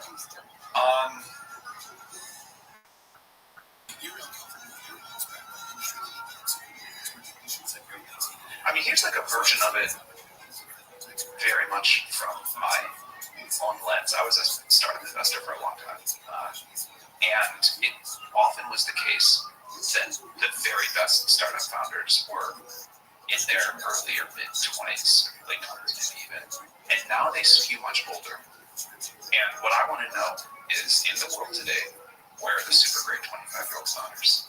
And there are few, it's not fair to say there are none, but there are less than there were before. And I think that's bad for society at all levels. I mean, like, tech company founders is one example, but like people who go off and create something new, who push on a disagreeable or controversial idea, we need that to drive forward. We need that sort of spirit. We need people to be able to, put out ideas and be wrong and not be ostracized from society for it, or not have it be like, something that they get canceled for or whatever. We need people to be able to take a risk in their career because they believe in some important scientific quest that may not work out or may sound like really controversial or bad or whatever. Certainly when we started OpenAI and we were saying, we think this AGI thing is real and could be done. Unlikely, but so important if it happens. And all of the older scientists in our field were saying, those people are irresponsible. You shouldn't talk about AGI. That's like, they're like selling a scam, or they're like, they're kind of being reckless, and it's going to lead to an AGI winter. Like, we said we believed. We said at the time we knew it was unlikely, but it was an important quest. And we were going to go after it and kind of like fuck the haters. That's important to a society. What do you think is the origin? Why do you think there are less young people that are doing those kind of things now as opposed to a decade or two ago? I am so interested in that topic. I'm tempted to blame the education system, but I think that like interacts with society in all of these strange ways. It's funny, there was this like thing all over my Twitter feed recently trying to talk about like what caused the drop in testosterone in American men over the last few decades. And no one was like, this is a symptom, not a cause. And everyone was like, oh, it's the microplastics, it's the birth control pills, it's the whatever, it's the whatever, it's the whatever. And I think this is like not at all the most important piece of this topic, but it was just interesting to me sociologically that there was only talk about it being about what caused it, not about it being an effect of some sort of change in society. But isn't what caused it? Well, there's biological reasons why. Like when we talk about the phthalates, microplastic pesticides, environmental factors. Those are real. Totally. And I don't again, I'm so far out of my depth and expertise here. It was just interesting to me that the only talk was about like biological factors and not that somehow society can have some sort of effect. Well, society most certainly has an effect. Do you know what the answer to this is? I don't. I mean, I've had a podcast with Dr. Shanna Swan, who wrote the book Countdown, and that is all about the introduction of petrochemical products and the correlating drop in testosterone, rise in miscarriages, the fact that these are ubiquitous endocrine disruptors, that when they do blood tests on people, they find some insane number. It's like 90+% of people have phthalates in their system. And I appreciate that. Yeah, we try to mitigate it as much as possible. But, I mean, you're getting it. If you're microwaving food, you're fucking getting it. You're just getting it. If you eat processed food, you're getting it. You're getting a certain amount of microplastics in your diet. And estimates have been that it's as high as a credit card of microplastics in your body. You consume a credit card about a week. Well, the real concern is with mammals, because the introductions, when they've done studies with mammals, when they've introduced phthalates into their body, there's a correlating, one thing that happens is that these animals, their taints shrink. Like the taint of the mammal, when you look at males, it's 50% to 100% larger than the females. With the introduction of phthalates on the males, the taints start shrinking, the penises shrink, the testicles shrink, sperm count shrinks. So we know there's a direct biological connection between these chemicals and how they interact with bodies. So that's a real one. And it's also the amount of petrochemical products that we have, the amount of plastics that we use. It is such an integral part of our culture and our society, our civilization. It's everywhere. And I've wondered if you think about how these territorial apes evolve into this new advanced species, wouldn't one of the very best ways be to get rid of one of the things that causes the most problems, which is testosterone? We need testosterone. We need aggressive men and protectors. But why do we need them? We need them because there's other aggressive men that are evil, right? So we need protectors from ourselves. We need the good, strong people to protect us from the bad, strong people. But if we're in the process of integrating with technology, if technology is an inescapable part of our life, if it is everywhere, you're using it, you have the Internet of Everything, it's in your microwave, in your television, your computers, everything you use. As time goes on, that will be more and more a part of your life, and as these plastics are introduced into the human biological system, you're seeing a feminization of the males of the species.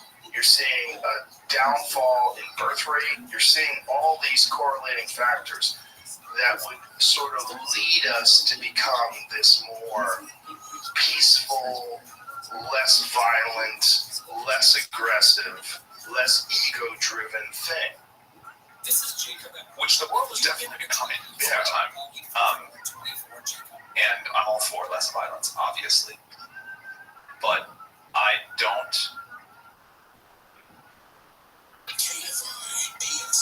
look, obviously testosterone has many great things to say for it, and some bad tendencies too. But I don't think a world, if we leave that out of the equation and just say like a world that has a spirit that, you know, we're gonna defend ourselves, we're going to find a way to like protect ourselves and our tribe and our society into this future, which you can get with lots of other ways. I think that's an important impulse.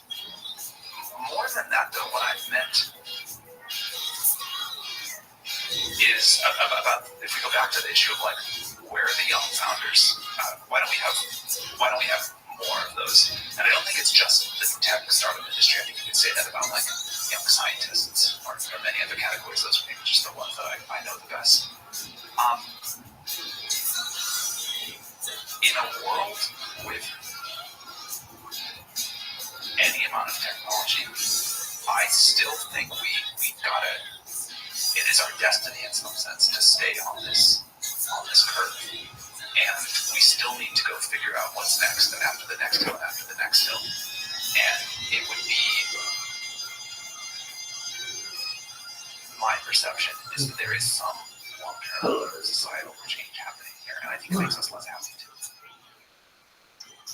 Right. It may make us less happy. But what I'm saying is, if the human species does integrate with technology, wouldn't a great way to facilitate that to be to kind of feminize the primal apes and to sort of downplay the role? You mean like the tech, like should the AGI validate? Well, maybe, I don't know if it's AGI, it's just an inevitable consequence of technology. Because especially the type of technology that we use, which does have so much plastic in it, and then on top of that, the technology that's involved in food systems, preservatives, all these different things that we use to make sure that people don't starve to death. We've made incredible strides in that. There are very few people in this country that starve to death. Yeah. It's not a primary issue, but violence is a primary issue. But our concerns about violence and our concerns about testosterone and strong men and powerful people is only because we need to protect against protect against other same things. Is that really the only reason? Sure. I mean, how many like incredibly violent women are out there running gangs? No, that part for sure. Yeah. Clearly not very many. What I meant more is that the only reason that society values like strong masculinity? Yeah, I think so. I think it's a biological imperative, right? And I think that biological imperative is because we used to have to defend against incoming tribes and predators and animals, and we needed someone who was stronger than most to defend the rest. And like that's the concept of the military. That's why Navy SEAL training is so difficult. We want the strongest of the strong to be at the tip of the spear. But that's only because there's people like that out there that are bad. If artificial general intelligence and the implementation of some sort of a device that changes the biological structure of human beings to the point where that is no longer a concern. Like if you are me and I am you and I know this because of technology, violence is impossible. Yeah, look, by the time, if this goes all the way down the sci-fi path and we're all like merged into this one single like planetary universal whatever consciousness, then yes, you don't need testosterone. You need testosterone, but especially if we can reproduce through other methods.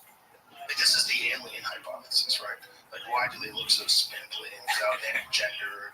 You know, when they have these big heads and tiny they don't need mouths. physical strength. They don't need physical strength. They have some sort of a telepathic way of communicating. They probably don't need sounds with their mouths. And they don't need this urge that we have to conquer and to spread our DNA. Like that's so much of what people do is these rewards.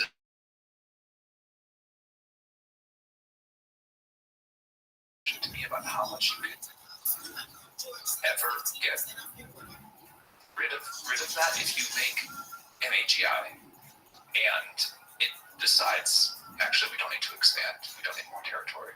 We're just like happy. We at this point, you, me, it, the whole thing all together, all that shit. We're happy here on Earth.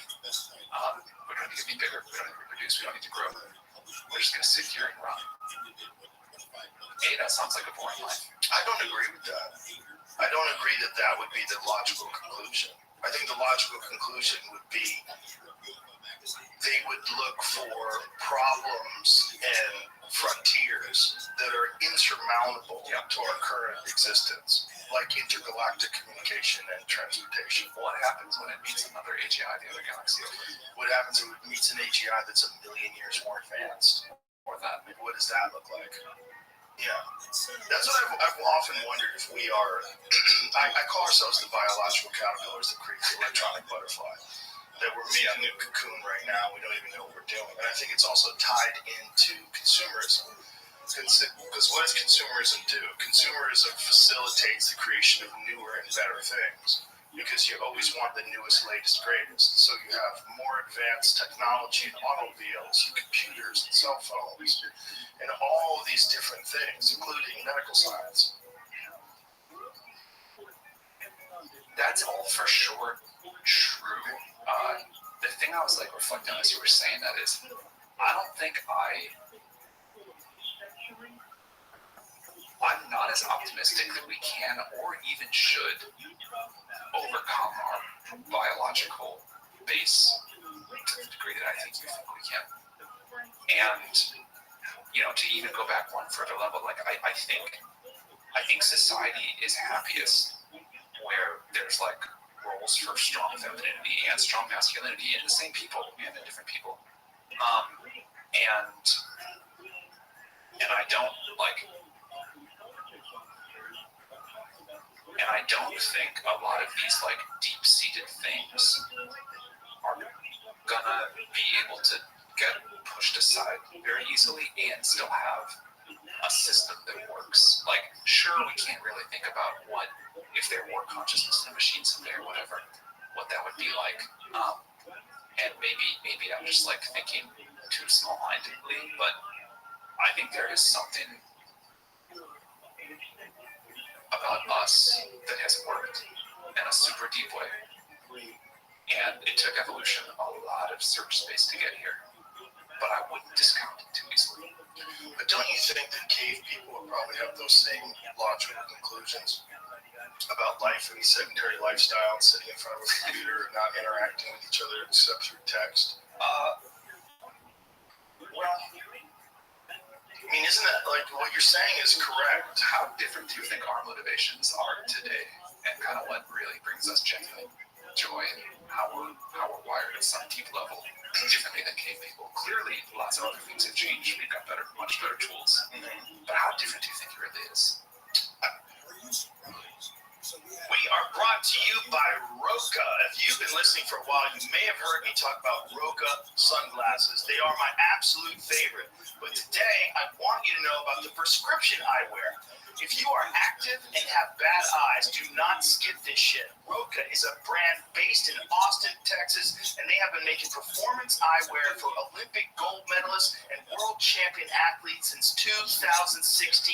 For the last few years, Roka has been building out a badass prescription offering and invested millions of dollars to build their own optical lab right here in Austin at their headquarters. All of Roka's frames work for prescription lenses, and they have something for everyone, no matter how fucked up your eyes are.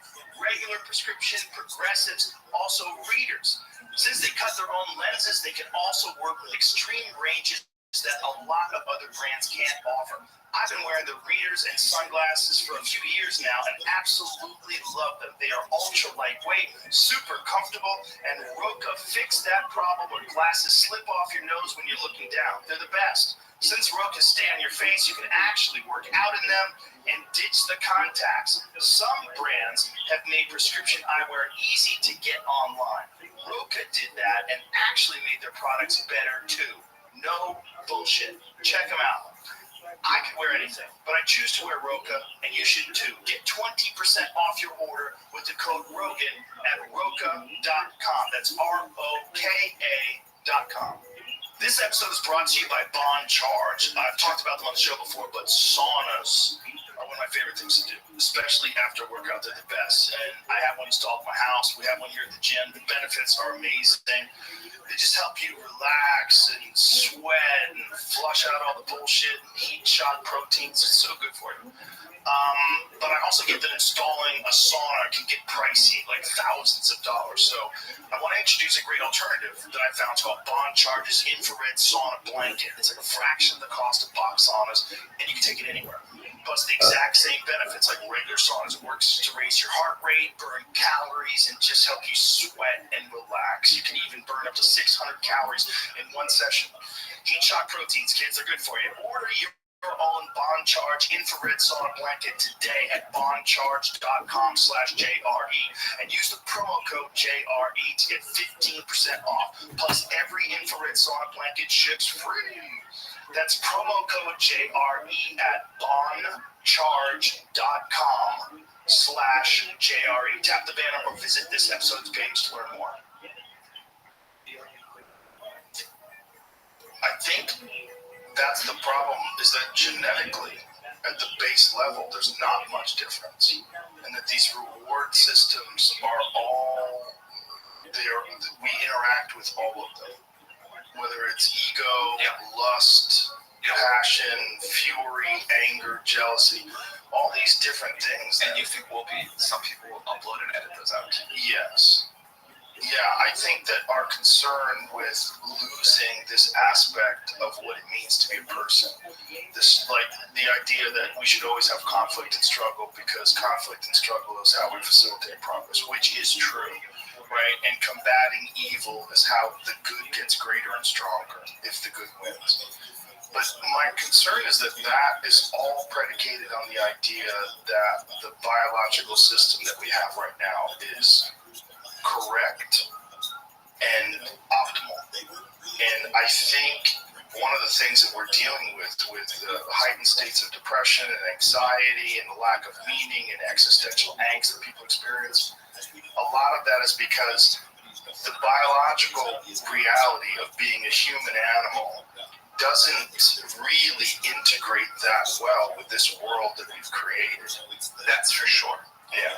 And I wonder if the solution to that is not find ways to find meaning with the biological, vessel that you've been given, but rather engineer those aspects that are problematic out of the system to create a truly enlightened being. Like, one of the things, if you ask someone today, what are the odds that in 3 years there will be no war in the world? That's zero. Like, nobody thinks, there's never been a time in human history where we haven't had war. If you had to say, what is our number one problem as a species? Well, I would say our number one problem is war. Our number one problem is this idea that it's okay to send massive groups of people who don't know each other to go murder massive groups of people that are somehow opposed because of the government, because of lines in the sand. That's really an insane thing. It's an insane thing. Well, how do you get rid of that? Well, one of the ways you get rid of that is to completely engineer out all of the human reward systems that pertain to the acquisition. We're a new thing. I think we've become a new thing. And what does that thing do once? I think that new thing would probably want to interact with other new things that are even more advanced than it. I do believe that scientific curiosity can drive that can be a great frontier for a long time. Yeah, I think it can be a great frontier for a long time as well. I just wonder if what we're seeing with the drop in testosterone, because of microplastics, which sort of just snuck up on us. We didn't even know that it was an issue until people started studying. How certain is that at this point that that's what's happening? I don't know. It's a very good question. Dr. Shanna Swan believes that it's the primary driving factor of the sort of drop in testosterone and all the miscarriage issues. Low birth weights, all those things seem to have seems to be a direct factor environmentally. I'm sure there's other factors too. the drop in testosterone, I mean, it's been shown that you can increase male's testosterone through resistance training and through there's certain things you can do. Like one of the big ones they found through a study in Japan is cold water immersion before exercise. Yeah. It radically increases testosterone. So you could cold water immersion and then exercise. I wonder post why. that. Yeah, we can see if we can find that. But it's a fascinating field of study, but I think it has something to do with resilience and resistance and the fact that your body has to combat this external factor that's very extreme that causes the body to go into this state of preservation and the implementation of cold shock proteins and the reduction of inflammation, which also enhances the body's endocrine system. But then on top of that, this imperative that you have to become more resilient to survive this external factor that you've introduced into your life every single day. So there's ways, obviously, that you can make a human being more robust. We know that we can do that through strength training, and that all that stuff actually does raise testosterone. Your diet can raise testosterone, and a poor diet will lower it and will hinder your endocrine system, will hinder your ability to produce growth hormone, melatonin, all these different factors. That seems to be something that we can fix in terms, or at least mitigate in terms with decisions, choices, and effort. But the fact that these petrochemical products, like there's a graph that Dr. Shanna Swan has in her book that shows during the 1950s when they started using petrochemical products in everything, microwave, plastic, saran wrap, all this different stuff. There's a direct correlation between the implementation and the dip. And it all seems to line up, like that seems to be a primary factor. Does it have an equivalent impact on like estrogen-related hormones? It's a good question. Some of them actually, I know some of these chemicals that they're talking about actually increase estrogen in men. I don't know, but I do know that it increases miscarriages. So I just think it's overall disruptive to the definitely a societal-wide disruption of the endocrine system in a short period of time. It seems like a just bad and difficult to wrap our heads around. And then pollutants and environmental toxins on top of the pesticides and herbicides and all these other things, microplastics. There's a lot of factors that are leading our systems to not work well. But I just really wonder if this, like, are we just clinging on to this monkey body? Are we deciding? I like my monkey body. I do too.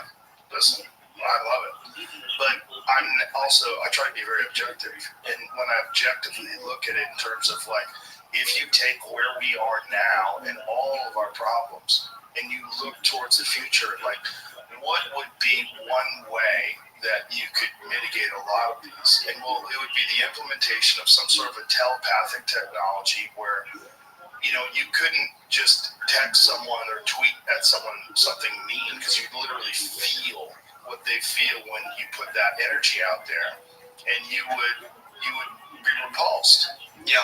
And then violence would be, if you were committing violence on someone and you literally felt the reaction of that violence in your own being, you would also have no motivation for violence. If we had no aggressive tendencies, no primal chimpanzee tendencies. It's true that violence in the world has obviously gone down a lot over the decades, but emotional violence is up a lot, and the internet has been horrible for that. Yeah. Like, I'm not going to walk over there and punch you because you look like a big strong guy and punch you back, and also there's a societal convention not to do that. But if I didn't know you, I might, send a mean tweet about you, and I feel nothing on that. Yeah. And clearly, that has become, a mega epidemic in society that we did not evolve the biological constraints on somehow. Yeah. And I'm actually very worried about how much that's already destabilized us and made us all miserable. It's certainly accentuated and it's exacerbated all of our problems. I mean, if you read Jonathan Haidt's book, The Coddling of the American Mind, Great book. yeah, it's a great book, and it's very damaging to women, particularly young girls. Young girls growing up, there's a direct correlation between the invention of social media, the introduction to the iPhone, self-harm, suicide, online bullying. You know, like people have always talked shit about people and no one's around. I think The fact that they're doing it now openly to harm people. horrible. Obviously, I think it's super damaging to men too. Maybe they just like talk about it less, but I don't think any of us are like set up for this. No one's set up for it. And, you know, I think famous people know that more than anyone. We don't get used to it. Yeah, you're just getting up to it. Or if you're wise, you don't engage. You know, I don't engage. I don't even have any apps on my new phone. Yeah. I've decided, I got a new phone and I decided, okay, nothing. That's really smart. No Twitter. So I have a separate phone that if I have to post something I pick up. But all I get on my new phone is text messages. And is that more just to like keep your mind pure and yeah? Not tap myself. To just, you know how many fucking times I've got up to go to the bathroom first thing in the morning and spent an hour just sitting on the toilet scrolling through Instagram, like for nothing. It does zero for me. And there's this thought that I'm going to get something out of it. I was thinking actually just yesterday about how, you know, we all have talked for so long about these algorithmic feeds are going to manipulate us in these big ways.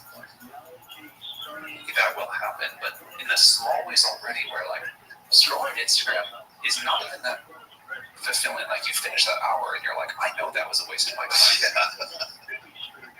But it was like over the threshold where you couldn't quite. It's hard to put the phone down. Right. You're just hoping that the next one's going to be interesting.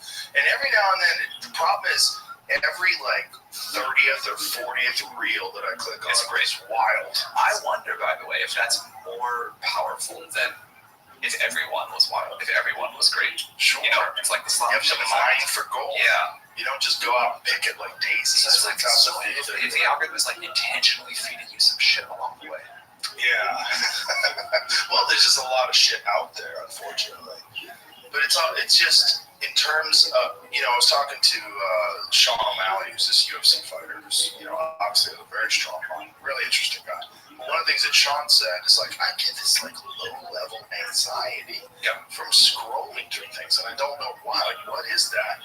And I think it's part of the logical mind realizes this is a massive waste of your resources. I also deleted a bunch of that stuff off my phone because I just didn't have the self-control. And I had self-control to delete it, but like not to stop once I was scrolling. Right. Yeah. And so I think we're just like, yeah, we're getting attention hacked in some ways. There's some good to it too, but we don't yet have the stuff in place, the tools, the societal norms, whatever, to modulate it well. Right. And we're not designed for it. So this is a completely new technology that, again, hijacks our human reward systems, hijacks all of the checks and balances that are in place for communication, which historically has been one-on-one. Historically, communication has been one person to another. And when people write letters to each other, it's generally things like if someone writes a love letter or, you know, they SU, they're writing this thing where they're kind of exposing a thing that maybe they have a difficulty in expressing in front of you. And it was never, you know, generally, unless the person was a psycho, they're not hateful letters. Whereas the ability to just communicate, fuck that guy, I hope he gets hit by a bus, is so simple and easy, and you don't experience. Twitter seems to be particularly horrible for this as the mechanics work. It really rewards in ways that I don't think anybody fully understands. This like taps into something about human psychology. But that's kind of like, that's how you get engagement, that's how you get like followers, that's how you get what, like, you know, the dopamine hits or whatever. And like the people who I know that spend all day on Twitter, more of them are unhappy about it than happy. Oh yeah. They're the most unhappy. I mean, there's quite a few people that I follow that I only follow because they're crazy. And then I'll go and check in on them and see what the fuck they're tweeting about. And some of them are on there 8-10 hours a day. I'll see tweets all day long. And I know that person cannot be happy. They're unhappy and they cannot stop. Can't stop. And it seems like it's their life. And they get meaning out of it in terms of reinforcement. You know, They get short-term meaning. Yeah. I think maybe each day you go to bed feeling like you accomplished something and got your dopamine, and at the end of each decade, you probably are like, where'd that decade go? Yeah, I was talking to a friend of mine who was having a real problem with it. He's saying he would be literally walking down the street and he'd have to check his phone to see who's replying. And he wasn't even looking where he's walking. He was just like caught up in the anxiety of these exchanges. And it's not because of the nice things people say. No, it's all. And with him, he was recognizing that he was dunking on people and then seeing people respond to the dunking.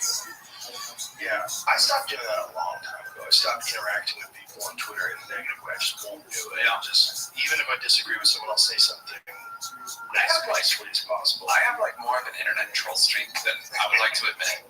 And so I try to just like not give myself too much temptation, but I slip up sometimes. Yeah, it's so tempting. Totally. It's so tempting it's fun. It's fun to say something shitty. I mean, again, whatever this biological system we were talking about earlier, that gets a positive reward. Well, in a moment. There's there's reactions. You say something outrageous, and someone's going to react, and that reaction is like energy, and there's all these other human beings engaging with your idea. But ultimately, it's just not productive for most people, and it's psychologically, it's just fraught with peril. There's just so much going on. I don't know anybody my age is all day long that's happy. Certainly not. I don't like. I think I've watched it. Like, destroy is too strong of a word, but like, knock off track the careers or life or happiness or human relationships of people that are like good, smart, conscientious people. Yeah. Just like couldn't fight this demon. Like hacked there. And COVID really accentuated that because people were alone and isolated. And that made it even worse because then they felt even better saying shitty things to people. I'm unhappy. Yeah. Worse things about you. And then there was the psychological aspect of it, like the angst that came from being socially isolated and terrified about this invisible disease that's going to kill us all. And, and then so you have it like, and then you're interacting with people on Twitter, and then you're caught up in that anxiety, and you're doing it all day. And I know quite a few people, especially comedians, that really lost their minds and lost the respect of their peers by doing that. I have a lot of sympathy for people who lost their minds during COVID because what a unnatural thing for us all to go through. Isolation was just brutal. But a lot of people did. And I don't think the internet, particularly not the kind of like social dynamics of things like Twitter, I don't think that like brought anyone's best. Well, I mean, some people, I think, if they're not inclined to be shitty to people, I think some people did seek comfort and they did interact with people in positive ways. I see there's plenty of positive. I think the thing is that the negative interactions are so much more impactful. Yeah, I think there are a lot of people who use these systems for wonderful things. I just need to imply that's not the case, but that's not what drives people's emotions after getting off the platform at the end of the day. Right. And it's also probably not, if you looked at a pie chart of the amount of interactions on Twitter, I would say a lot of them are shitting on people and being angry about how many of the people that that use Twitter those 8 or 10 hours a day are just saying wonderful. Very few. Yeah, very few. I don't know any of them. I know, but then again, I wonder, with the implementation of some new technology that makes communication a very different thing than currently. Like what we're doing now with communication is less immersive than communicating one-on-one. You and I are talking, we're looking into each other's eyes, we're getting social cues, we're smiling at each other, we're laughing. It's a very natural way to talk. I wonder if through the implementation of technology, if it becomes even more immersive than a one-on-one conversation, even more interactive, and you will understand even more about the way a person feels about what you say, about that person's memory, that person's life, that person's history, their education, how it comes out of their mind, how their mind interacts with your mind, and you see them. You really see them. I wonder if what we're experiencing now is just like the first time people invented guns, they just started shooting at things, you know? Yeah. If you can like feel what I feel when you say something mean to me or nice to me, like that's clearly gonna change what you decide to say. Yes. Yeah. Yeah. Unless you're a psycho. Unless you're a psycho. And then what causes someone to be a psycho? And can that be engineered out? Imagine what we're talking about. When we're dealing with the human mind, we're dealing with various diseases, bipolar, schizophrenia. Imagine a world where we can find the root cause of those things, and through coding and some sort of an implementation of technology that elevates dopamine and serotonin and does some things to people that eliminates all of those problems and allows people to communicate in a very pure way. It sounds great. It sounds great, but you're not going to have any rock and roll. Stand-up comedy will die. No violent movies. There's a lot of things that are going to go out the window. But maybe that is also part of the process of our evolution to the next stage of existence. Maybe. I feel genuinely confused about this. Oh, I think you should be. We're gonna find out. Yeah. I mean, to be sure how it's going to be. That's the same. But I don't even have like Universe beyond belief. Right. I mean, from when did OpenAI, when did you first start this project? Like the very beginning, end of 2015, early 2016. And when you initially started this project, what kind of timeline did you have in mind, and has it stayed on that timeline, or is it just wildly out of control? I remember talking with John Schulman, one of our co-founders, early on, and he was like, yeah, I think it's going to be about a 15-year project. And I was like, yeah, that sounds about right to me. And I've always sort of thought since then, now, I no longer think of like AGI as quite the end point, but to get to the point where we like accomplish the thing we set out to accomplish, that would take us to like 2030, 2031. That has felt to me like all the way through kind of a reasonable estimate with huge error bars. And I kind of think we're on the trajectory I sort of assumed. And what did you think the impact on society would be? Like, did you, when you first started doing this, and you said, okay, so advanced AGI, what is the implementation, and what is the impact on society? Did you sit there and have like a graph, like you had the pros on one side, the cons on the other? Did you just sort of abstractly consider? Well, we definitely talked a lot about the cons.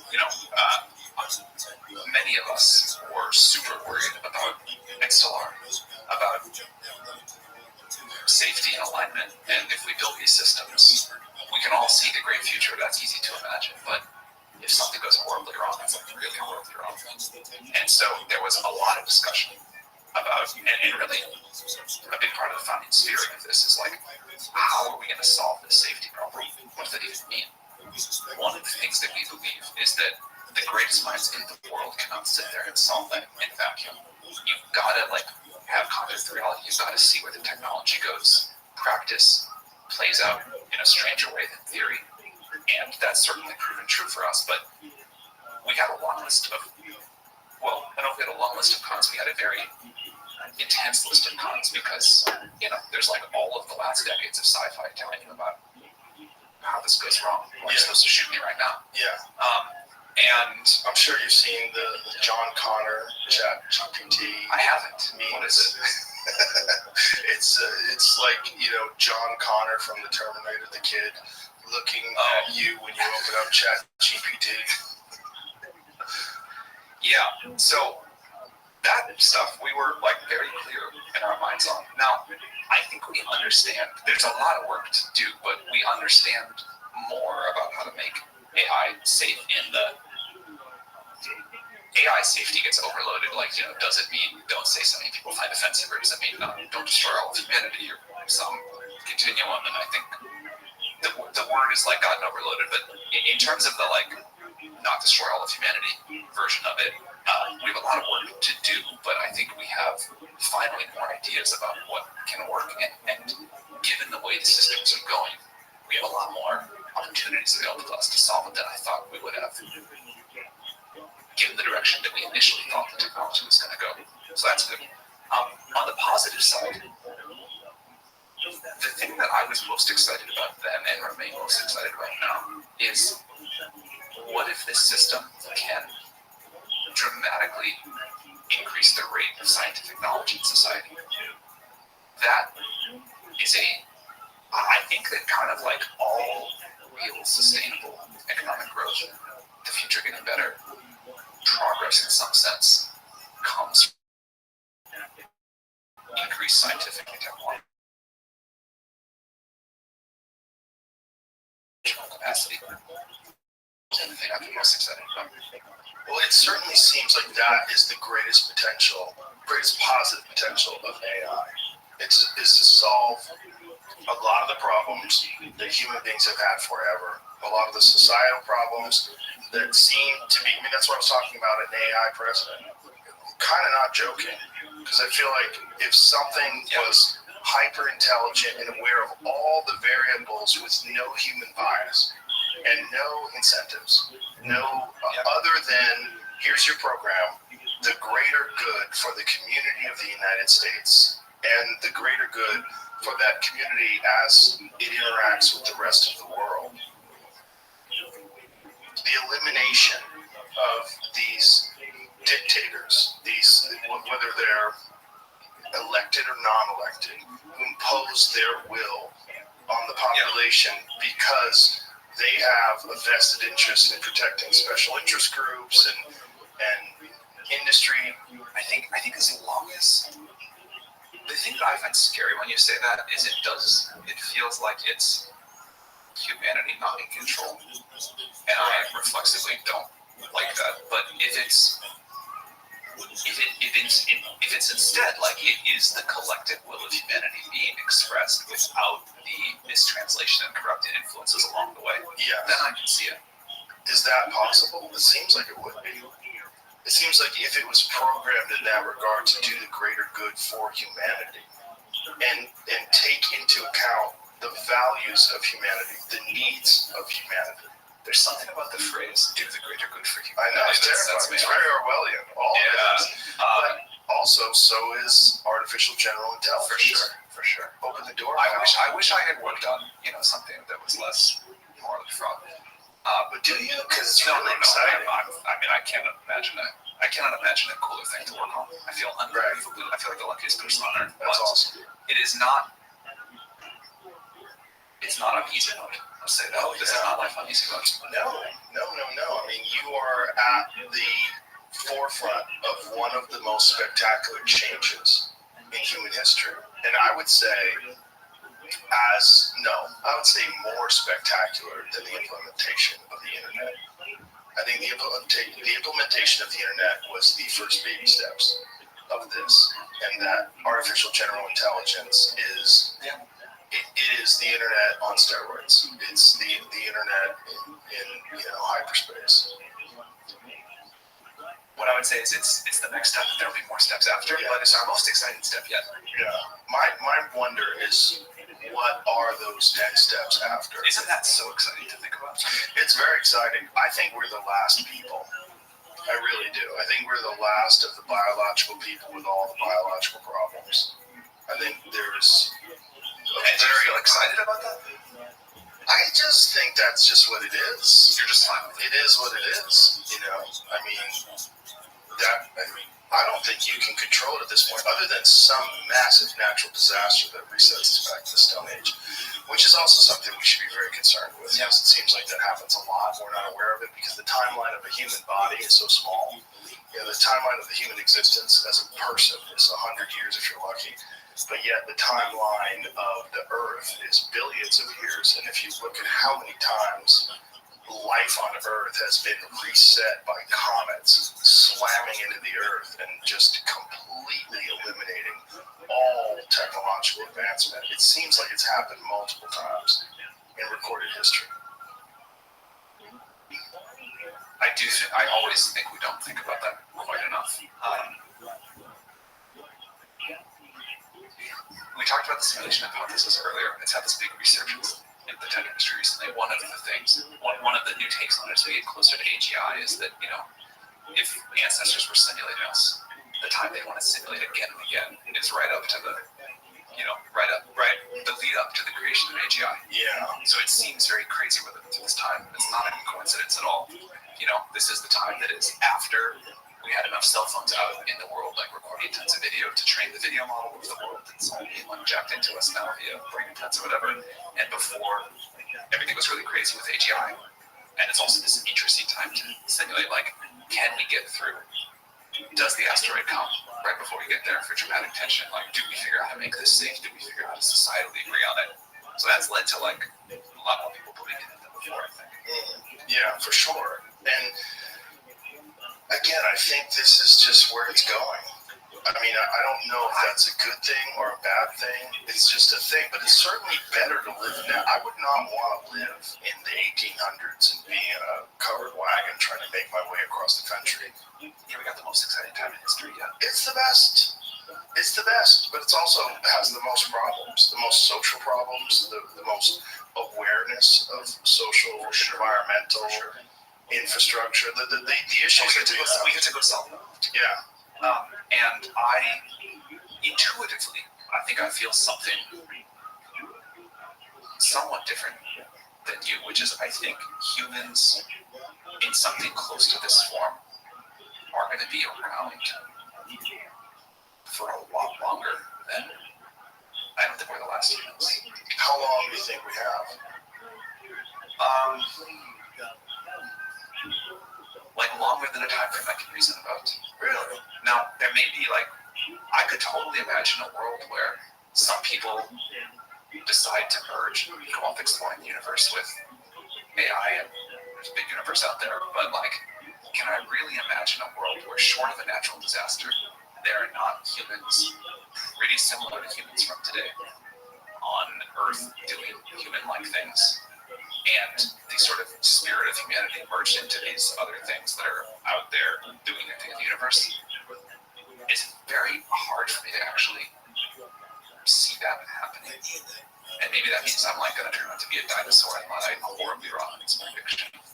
But I would say I feel it more over time as we make progress with AI, not less. Yeah, I don't feel that at all. I feel like we're done. In a few years. No, a few decades. Maybe a generation or two. It'll probably be a gradual change, like wearing of clothes. I don't think everybody wore clothes and they invented clothes. I think it probably took a while. And someone figured out shoes. I think that probably took a while. And they figured out structures, doors, houses, cities, agriculture. All those things were slowly implemented over time and then now become everywhere. So I think this is far more transformative. And it's part of that because you don't think there will be an option for some people not to merge. Right. Just like there's not an option for some people to not have telephones anymore. It seemed like I used to have friends like, oh, you have email. Right. Those people don't exist anymore. Right. They all have email. Right. Everyone has a phone, at least a flip phone. I know some people that they just can't handle social media and all that jazz. They went to a flip phone. Good. I don't know if this is true or not. I've heard you can't walk into an AT&T store and still buy a flip phone. I heard that just changed. You can't. Oh, really? Someone told me this, but I don't know if it's true. Verizon still has it. I was just there. They still have flip phones. I was like, I like it. I like this fucking little thing you just call people. And I always romanticize about going to that. But my step was to go to a phone that has nothing on it but text messages. And that's been a few days. Feeling good so far? Yeah, it's good. I still have my other phone that I use for social media, but when I pick that motherfucker up, I start scrolling through YouTube and watching videos and scrolling through TikTok or Instagram. I don't have TikTok, but I tried Threads for a little while, but I was like fucking ghost town, so I went right back to X. I live on a ranch during the weekends, and there's Wi-Fi in the house, but there's no cell phone coverage anywhere else. And it's week I forget how nice it is and what a change it is to go for a walk. Yeah, No cell phone coverage. it's good for your mind. It's unbelievable for your mind, and I think we have so quickly lost something. Like out of service just doesn't happen at the airlines anymore. Right. But that, hours where your phone just cannot buzz. Yeah. No text message. Nothing. I think that's a really healthy thing. I dropped my phone once when I was in Lanai, and I think it was the last time I dropped the phone. The phone was like, we're done. And it just started calling people randomly. Like, it would just call people, and I'd hang it up, and then call another person, and I'd hang it up. And I was showing my wife, I was like, God, this is crazy. It's just calling people. And so the phone was broken. And so I had to order a phone. We were on vacation for like 8 days. And it took 3 days for Apple to get me a phone. I bet you had a great 3 days. It was amazing. It was amazing because when I was hanging out with my family, I was totally present. There was no options. And I wasn't thinking about checking my phone because it didn't exist. I didn't have one. And there was a alleviation of, again, what Sean was talking about, that low level of anxiety. This sort of like that you have when you always want to check your phone. Yeah, I think that thing is so bad. We have not figured out yet. The technology has moved so fast, biology moves very slowly. We have not figured out how we're going to function as a society and get those occasional times when your phone is broken for 3 days, or you go for a walk of service. But it's like I very much feel like my phone controls me, not the other way around. And I hate it. But I haven't figured out what to do about it. Well, that's what I'm worried about with future technology, is that this, which was so unanticipated, if you imagine a world when if you imagine going up to someone in 1984 and pointing to a phone and saying, one day that'll be in your pocket, it's going to ruin your life. Like, what? Yeah, one day people are going to be jerking off to that thing. They're like, what? One day people are going to be watching people get murdered on Instagram. I've seen so many murders on Instagram over the last few months. Really, I've never seen Oh, what a bad timeline. Me and my friend Tom Segura, every morning we text each other the worst things that we find on Instagram. For fun. He's a comedian. Okay. That's fun too. Yeah. This is fucking just ridiculous. I mean, just crazy car accidents, people getting gored by bulls, and we try to top each other. So every day he's sending me every day when I wake up and I check, Tom, Can you explain what's fun about that? Well, he's a comic, and I'm a comic, and comics like chaos. We like ridiculous, outrageous shit that is just so far beyond the norm of what you experience in a regular day. And also the understanding of the wide spectrum of human behavior. If you're a nice person and you surround yourself with nice people, you very rarely see someone get shot. You very rarely see people get stabbed for no reason randomly on the street. But on Instagram, you see that every day. And there's something about that where it just reminds you, we're crazy. Like the human species. Roman V, there's a certain what up, Pim? How you living, son? Rails and just out there, Roman. causing chaos and jumping dirt bikes and landing on your neck and all that stuff is out there. Even to hear that makes me like. Roman, can you hear me, baby? I asked how you doing. Are you living like a peasant?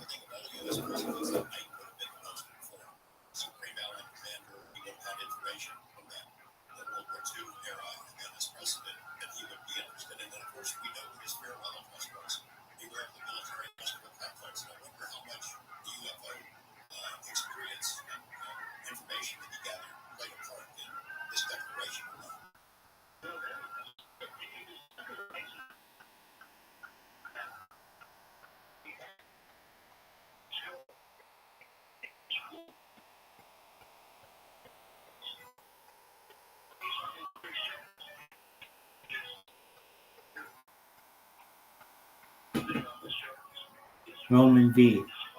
Can you hear me, baby? Makes me like, yeah, physically, like, I know that happens, of course. Mm-hmm. And I know, like, not looking at it doesn't make it not happen. Right. But it makes me so uncomfortable and I'm happy to watch. Oh yeah, it makes me uncomfortable too. But yeah, we do it to each other every day. And it's not good. It's definitely not good, but it's also, I'm not gonna stop. It's fun. But why is it fun? It's fun because it's my friend Tom, and we're both kind of the same in that way. Just look at that. Look at this. Look at this. And it's just a thing we started doing a few months ago. Just can't stop. And Instagram has like learned that you do that, so just keep showing you more and more. Instagram knows. My search page is a mess. When I go to the Discover page, oh, this is crazy. But the thing is, it shows up in your feed too. That's what I understand about the algorithm. It knows you're fucked up, so it shows up in your feed of things like, even if they're not people I follow, but Instagram shows them to me anyway. I heard an interesting thing a few days ago about Instagram and the feed, which is if you use it at off hours, when they have more processing capability available, because less people are using it, you get better recommendations. So your feed will be better in like the middle of the night. What is better though? Doesn't your feed More addictive to you or whatever. right? So for me, better would be more murders, more animal attacks. Sounds horrible. It's horrible. It seems to know that's what I like. It seems to know that that's what I interact with, so it's just sending me that most of the time.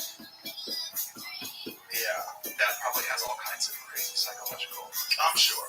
Yeah, I'm sure that's also one of the reasons why I want to get rid of it. Move away from it. Yeah, so maybe it went too far.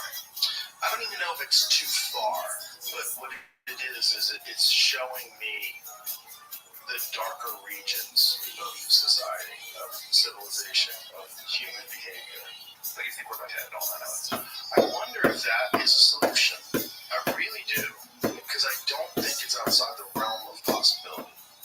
If we really truly can engineer it, like one of the talks about Neuralink that's really promising is people with spinal cord issues, injuries, people that can't move their body, and being able to hotwire that, where essentially it controls all these parts of your body that you couldn't control anymore. And so that would be an amazing thing for people that are injured, amazing thing for people that are, they're paralyzed, they have all sorts of neurological conditions. That is probably one of the first, and that's what Elon's talked about as well, one of the first implementations, the restoration of sight, cognitive function enhanced for people that have brain issues. That's tremendously exciting. Yeah. And like many other technologies, I don't think we can stop neural interfaces, nor because of the great good that's going to happen along the way. But I also don't think we know where it goes. It's Pandora's box for sure. And I think when we open it, it's just, we're not going to go back. Just like we're not going to go back to no computers without some sort of natural disaster. By the way, I mean this is a great compliment. You are one of the most neutral people I have ever heard talk about the merge coming. You're just like, yeah, I think it's going to happen. It's be good in these ways, bad in these ways, but you seem like unbelievably neutral about it, which is always something I admire. I try to be as neutral about everything as possible, except for corruption, which I think is just one of the most massive problems with the way our culture is governed. I think corruption is just the influence of money is just a giant, terrible issue. But in terms of social issues and in terms of the way human beings believe and think about things, I try to be as neutral as possible. Because I think the only way to really truly understand the way other people think about things is try to look at it through their mind. And if you have this inherent bias and this,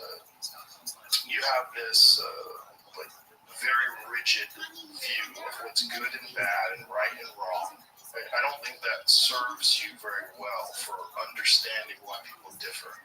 So I try to be as neutral and as objective as possible when I look at anything. This is a skill that I've learned. It's not something I had in 2009 when I started this podcast. This podcast I started just fucking around with friends, and I had no idea what it was going to. There's no way I could have ever known. But also I had no idea what it was going to do to me as far as the evolution of me as a human being. I am so much nicer. I'm so much more aware of things. I'm so much more conscious of the way other people think and feel. I'm just a totally different person than I was in 2009, which is hard to recognize. That's hard to believe. That's really cool. But that is just an inevitable consequence of this unexpected education that I've received. Did the empathy kind of like come on literally? Yes. That was not a. No, it just came. It came on well, first of all, it came on recognizing that the negative interactions on social media that I was doing, they didn't help me. They didn't help the person. And then having compassion for this person that's fucked up or done something stupid like this it's not good. You just don't call people. There's no benefit there other than to give you some sort of social credit and get a bunch of likes. It didn't make me feel good. Like, that's not good. There's also a lot of psychedelics.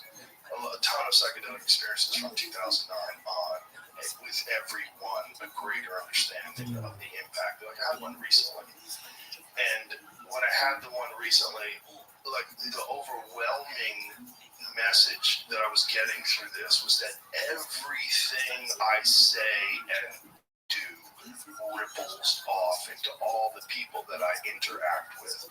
And that if I'm not doing something with at least the goal of overall good or overall understanding, that I'm doing bad, and that bad is a real thing. As much as you try to ignore it because you don't interface with it instantly, and you're still creating unnecessary negativity, and I should avoid that as much as possible. It's like an overwhelming message that this psychedelic experience was giving me, and I took it because I was just particularly anxious that day about the state of the world, particularly anxious about Ukraine and Russia and China and the political system that we have in this country, and this incredibly polarizing way that the left and the right engage with each other. And God, it just seems so just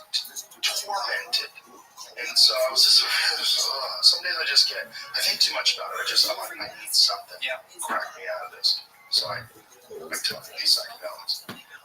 Are you surprised psychedelic therapy has not made, from what you thought would happen in, say, the early 2010s, are you surprised it has not made more progress sort of on a path to legalization as a medical treatment? No, I'm not, because there's a lot of people that don't want it to be in place. Those people have tremendous power over our medical system and over our regulatory system. And those people have also not experienced these psychedelics. There's very few people that have experienced profound psychedelic experiences that don't think there's an overall good for those things. So the problem is you're having these laws and these rules implemented by people who are completely ignorant about the positive effects of these things. And if you know the history of psychedelic prohibition in this country, it all took place during 1970, and it was really to stop the civil rights movement, and it was really to stop the anti-war movement. And they tried to find a way to make all these things that these people were doing that was causing them to think in these very different ways. This tune in, turn on, drop out. But they just wanted to put a fucking halt to that. What better way than to lock everyone who participates in that in cages? Find the people who are producing that, lock them in cages, put them in jail for the rest of their life, make sure it's illegal, arrest people, put the busts on television, make sure that people are aware. And then there's also you connected to drugs that are inherently dangerous for society and detrimental, the fentanyl crisis, the crack cocaine crisis that we experienced in the 90s. Like, all of those things, they're under the blanket of drugs. Psychedelic drugs are also talked about like drugs, even though they have these profound spiritual and psychological changes that they, I remember when I was in elementary school and I was in like drug education, they talked about, marijuana's really bad because it's a gateway to these other things, and there's this bad one, that bad one, heroin, whatever, and the very end of the line, the worst possible thing is LSD. They just take LSD and go, oh, they're lying. Psychedelic therapy was definitely one of the most important things in my life, and I assumed, given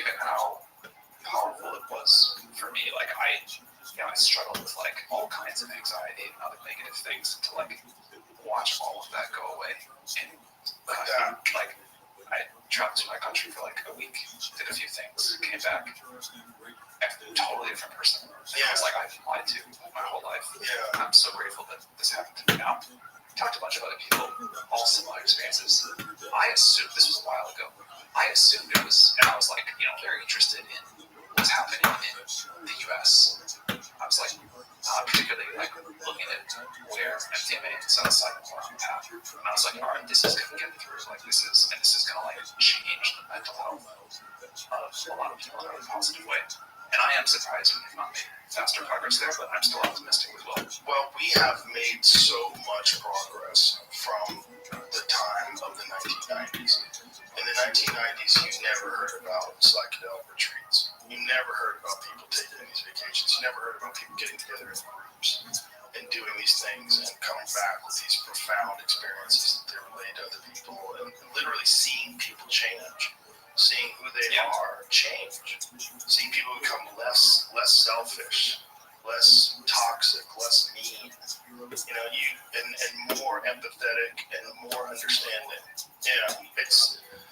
I can only talk about it from a personal experience. It's been a radical change in my life, but as well as, again, having all these conversations with different people. I feel so fortunate to be able to do this, that I've had so many different conversations with so many different people that think so differently. And so many exceptional people that have accomplished so many incredible things, and you get to sort of understand the way their mind works and the way they see the world, the way they interface with things. It's awesome. It's pretty fucking cool. And that is one of the cooler things about being a human, that you can find a way to mitigate all the negative aspects of the monkey body. And that there are tools that are in place. But unfortunately, in this very prohibitive society, this society of prohibition, we're denied those. And we're denied ones that have never killed anybody, which is really bizarre when, Oxycontin can still be prescribed. What's the deal with why we can't?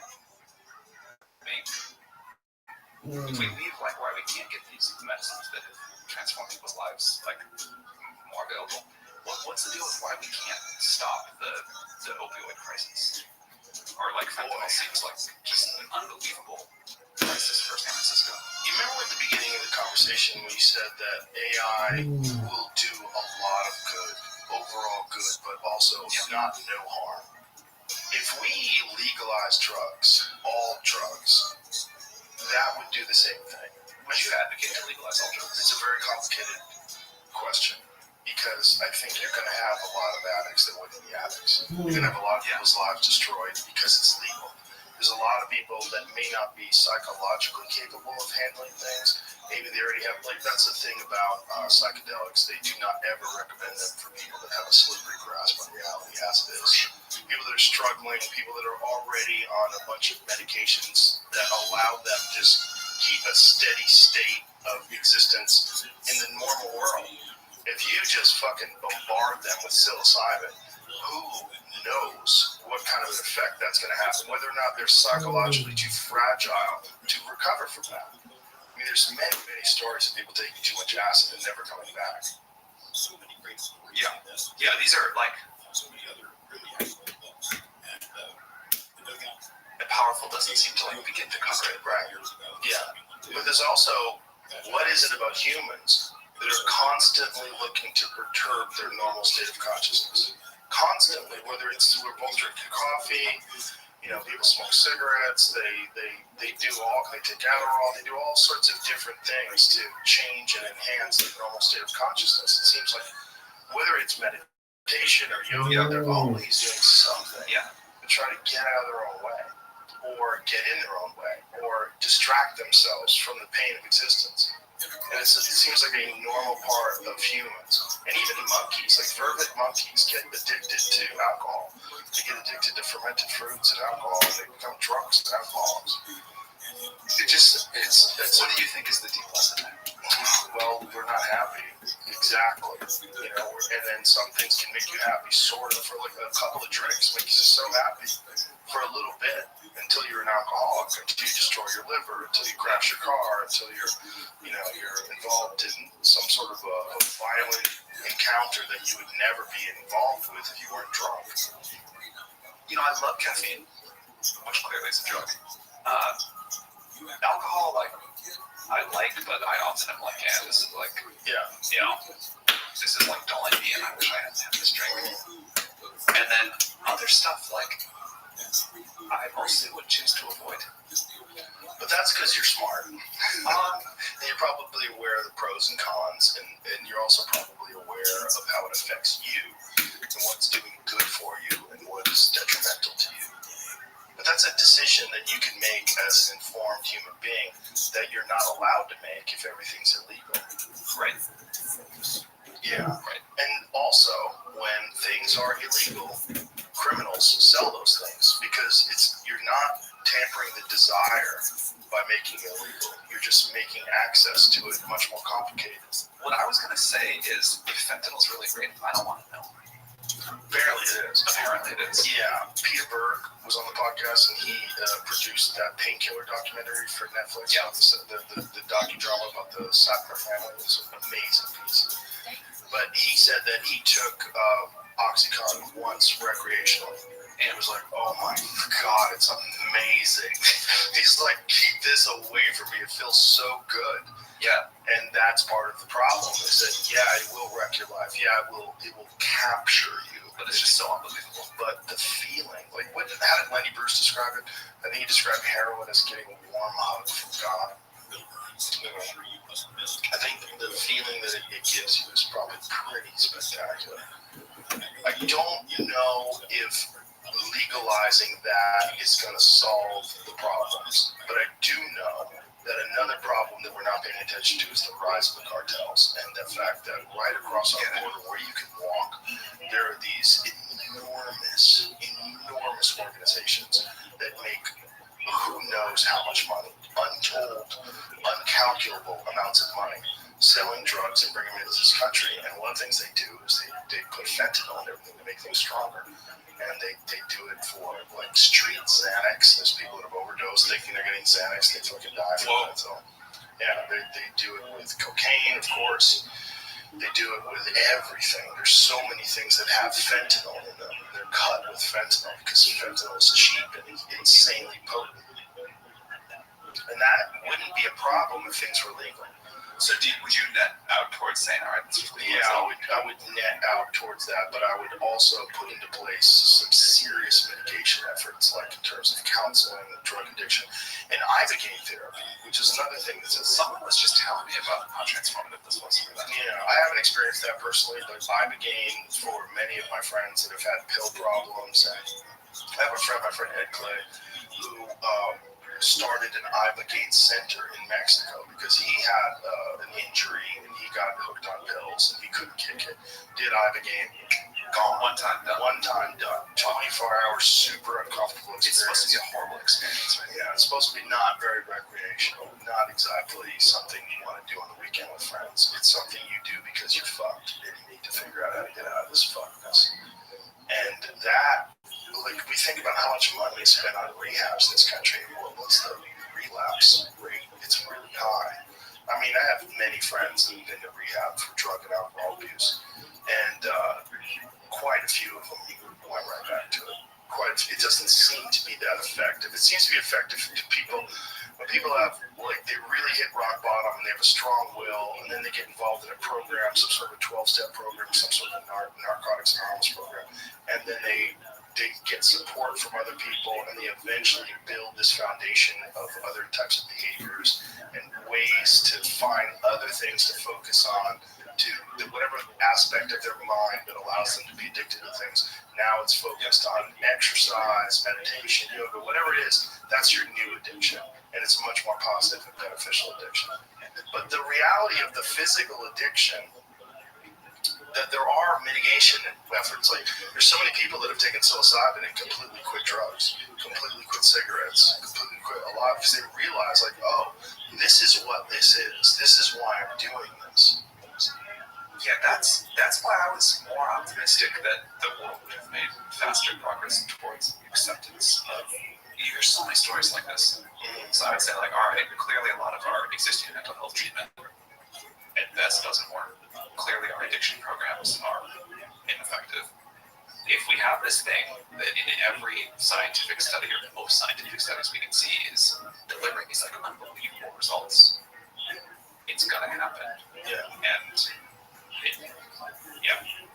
still am excited for it. I still think it'll be a transformatively positive development, but it'll change politics. It'll absolutely change the way we think of other human beings. It'll absolutely change the way we think of society and culture as a whole. It'll absolutely change the way people interact with each other. If it becomes legalized, and it's slowly becoming legalized. Like, think of marijuana, which is like, the gateway. Marijuana is now legal recreationally in how many states? 23. And then medically in many more. And it's really easy to get a license medically. In California used to just, I got one in 1996. Used to be able to just go somewhere and go, I got a headache. That's it. Yeah, I get headaches. I'm in pain a lot. I do a lot of martial arts. I'm always injured. Some medication. I don't want to take your pills. Bam. You have a legal prescription for weed. I used to have to go to Inglewood to get it. I used to have to go to the Inglewood Wellness Center. And I was like, this is crazy. Like, marijuana is now kind of sort of legal. And then in 2016, it became legal in California, recreational. And it just changed everything. I had all these people that were like right-wing people that were taking edibles to sleep. Like this, because now that it's legal, they thought about it in a different way. And I think that drug, which is a fairly mild psychedelic, also has enhancing effects. It makes people more compassionate, it makes people more kind and friendly. It's sort of the opposite of a drug that enhances violence. It doesn't enhance violence at all. It doesn't even, like, alcohol does that, cocaine does that. to say a thing will make me very unpopular. I eat marijuana. It does not sit well with me at all. What does it do to you that you don't like? It makes me tired and slow for a long time after it. Well, I think also there's biological variabilities, right? Like some people, like my wife, she does not do well with alcohol. She'd get drunk off one drink. But it's biological. Yeah. Like she got some sort of a genetic, I forget what it's called, something about bilirubin. Like something that her body just doesn't process alcohol very well. So she's a cheap date. Well, all I meant is that genetically, I got whatever the mutation is that makes it an unpleasant experience. Yeah, but what I was saying is, for me, that's the opposite. Alcohol doesn't bother me at all. I could drink 3-4 drinks and I'm sober in 20 minutes. And my body just, my liver just like a blast. It just goes right through it. I can sober up real quick. But I also don't need it. Like, I'm doing Sober October for the whole month. I don't Feels drink. good. Yeah, did shows last night. Great, no problems. Not having alcohol doesn't seem to bother me at all. But I do like it. I do like a glass of wine. It's a nice thing at the end of the day. I like it. Speaking of that, and psychedelics in general, I many cultures have had a place for some sort of psychedelic time in someone's life or rite of passage, but as far as I can tell, most of them are there's some sort of ritual about it, and I do worry that, and I think these things are so powerful that I worry about them just being like kind of used all over the place all the time. Yeah. And I hope that we as a society, because I think this is not going to happen even if it's slow, find a way to treat this with the respect that it needs. We'll see how that goes. Agreed. Yeah. I think set and setting is very important. And thinking about what you're doing before you're doing it and why you're doing it. Like I was saying the other night when I had this psychedelic experience, I was just like, sometimes I just think too much about the world and that it's so fucked, and you have kids and you wonder what kind of a world are they going to grow up in. It was just one of those days where I was just like, God, there's so much anger and there's so much this and that, and then it's just, it took it away from me the rest of the day. Like that night I was so friendly and so happy. I just wanted to hug everybody. I got it. I go, oh my God, that's not. Do you think the anger in the world is way higher than it used to be?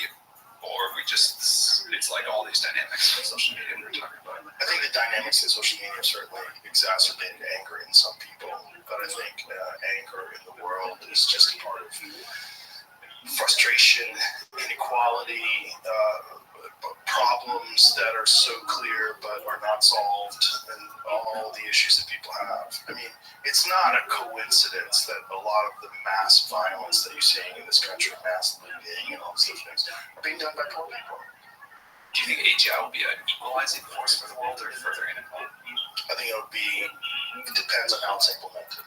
My concern is, again, what we were talking about before with some sort of a neural interface, that it will increase your ability to be productive to a point where you can control resources so much more than anyone else, and you will be able to advance your economic portfolio and your influence in the world through that, your amount of power that you can acquire.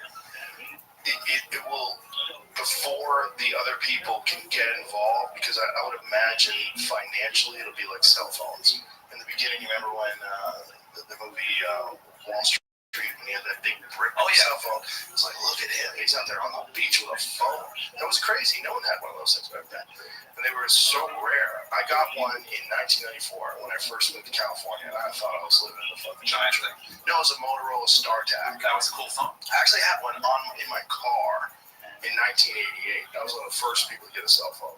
I got one in my car, and it was great because my friend Bill Blumenreich, who runs the Comedy Connection, he would call me because he knew he could get a hold of me. Like, someone got sick or fell out, I could get a gig because he could call me.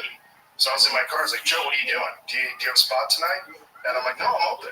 He's like, fantastic. And so he'd give me gigs. So I got a bunch of gigs through this phone where it kind of paid itself. But I got it just because it was cool. Like, I could drive down the street and call people, dude, I'm driving and I'm calling you. Like, it was nuts. To be able to drive, and I had a little antenna, a little squirrely pigtail antenna on my car, the roof of the car. But now everyone has one. You go to a third world country, and, people in small villages have phones. It's super common. It's everywhere. Essentially, more people have phones than don't have phones. There's more phones than there are human beings, which is pretty fucking wild. And I think that initial cost problem, it's going to be prohibitively expensive initially.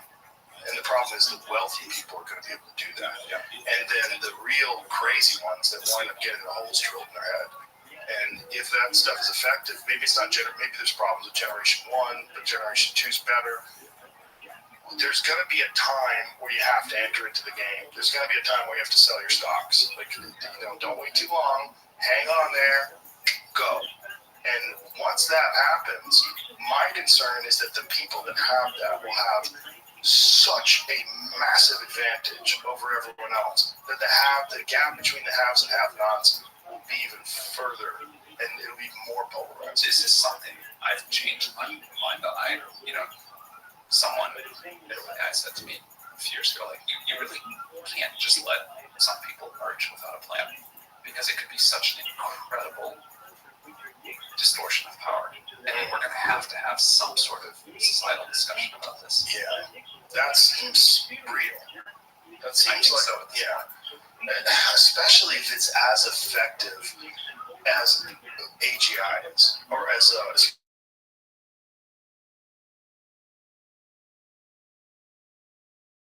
information. You ask it questions and it gives you answers. You ask it to code a website for you, and it does it instantly, and it solves problems that literally you would have to take decades to try to solve, and it gets to it right away. This is the dumbest it will ever be. Yeah, that's what's crazy. So imagine something like that, but even more advanced, multiple stages of improvement and innovation forward, and then it interfaces directly with the mind, but it only does it with the people that can afford it. Yeah. And those people are just regular humans, so they haven't been enhanced. We haven't evolved physically. We still have all the human reward systems in place. We're still basically these territorial primates, and now we have, you just imagine some fucking psychotic billionaire who now gets this implant and decides to just completely hijack our financial systems, acquire all the resources, set into place regulations and influences that only benefit them, and then make sure that they can control it from there. How much do you think this actually, though, even requires like a physical implant or like a physical merge versus just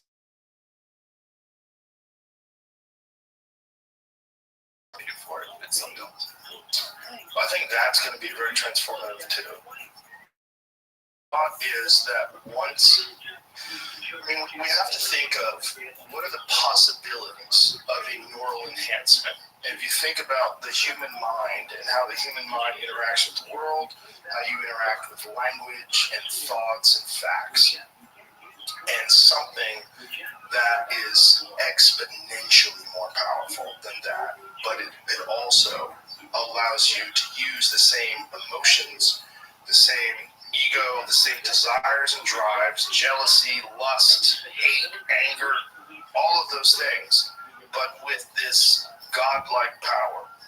When one person can read minds and other people can't, when one person has a completely accurate forecast of all of the trends in terms of stocks and resources and commodities, and they can make choices based on those. I totally see all of that. The only thing I feel a little confused about is,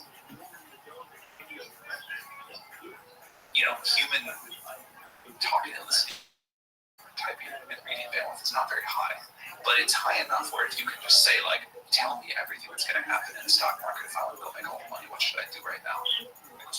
And then it shows you on the screen. Even without a neural interface, you're kind of a lot of the way to the sound you're describing. Sure, with stocks.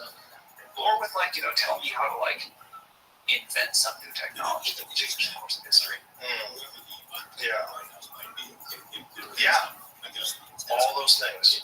Like, I think what somehow matters is access to massive amounts of computing power, or especially like differentially massive amounts, maybe more than the interface itself. I think that certainly is going to play a massive factor in the amount of power and influence a human being has, having access to that. My concern is that what neural interfaces are going to do is now you're not a human mind interacting with that data. Now you are some massively advanced version of what a human mind is.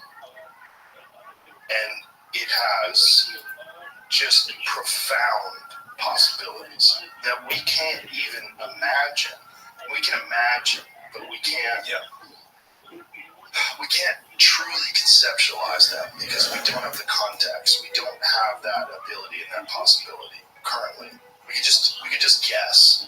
But when it does get implemented, that you're dealing with a completely different being. The only true thing I can say is I don't know. Yeah. Do you wonder why it's you? Do you ever think, like, how am I at the forefront of this spectacular change?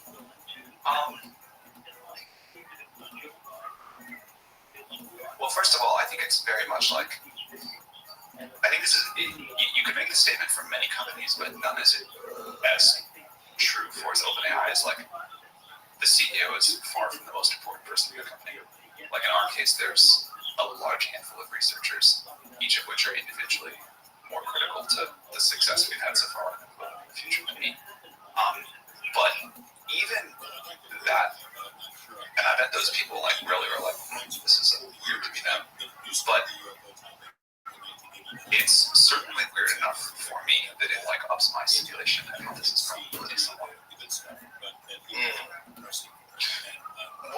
If you had to give a guess, when you think about the possibility of simulation theory, what kind of percentage do you? I've never put any number on it. Like, see every argument that I've read explaining why it's like super high probability that all seems reasonable to me. It feels impossible to reason about them. What about you? Yeah, same thing. Like, maybe, but it's still what it is. I have to. That's the main thing is I think it doesn't matter. I think it's like okay.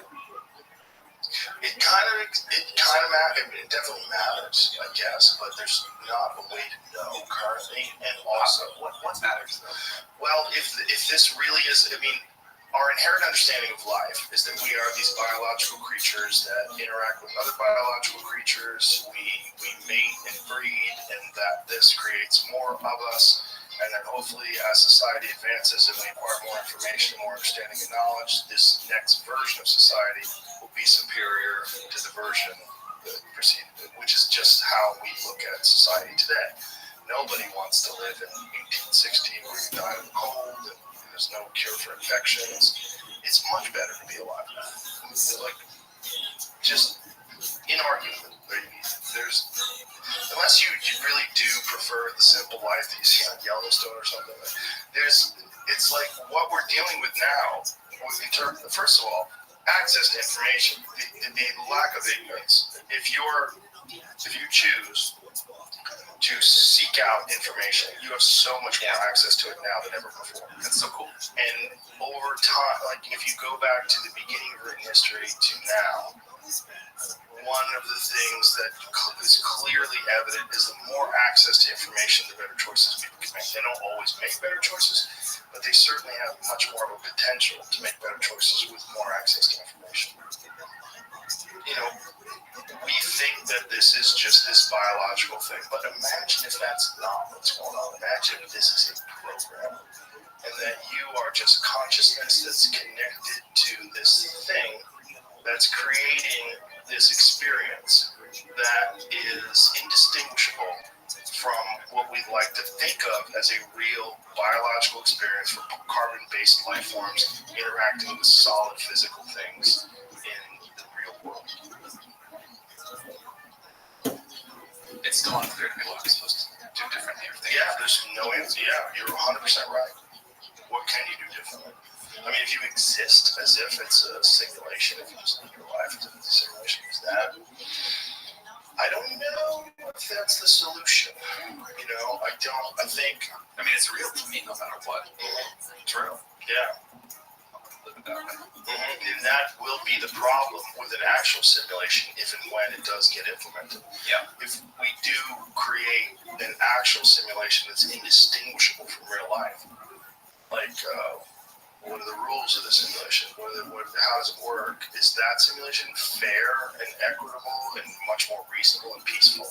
Is there no war in that simulation? Should we all agree to hook up to it because we'll have a completely different experience of life, and all the angst of crime and violence and the things we truly are terrified of, there will be non-existent in this simulation.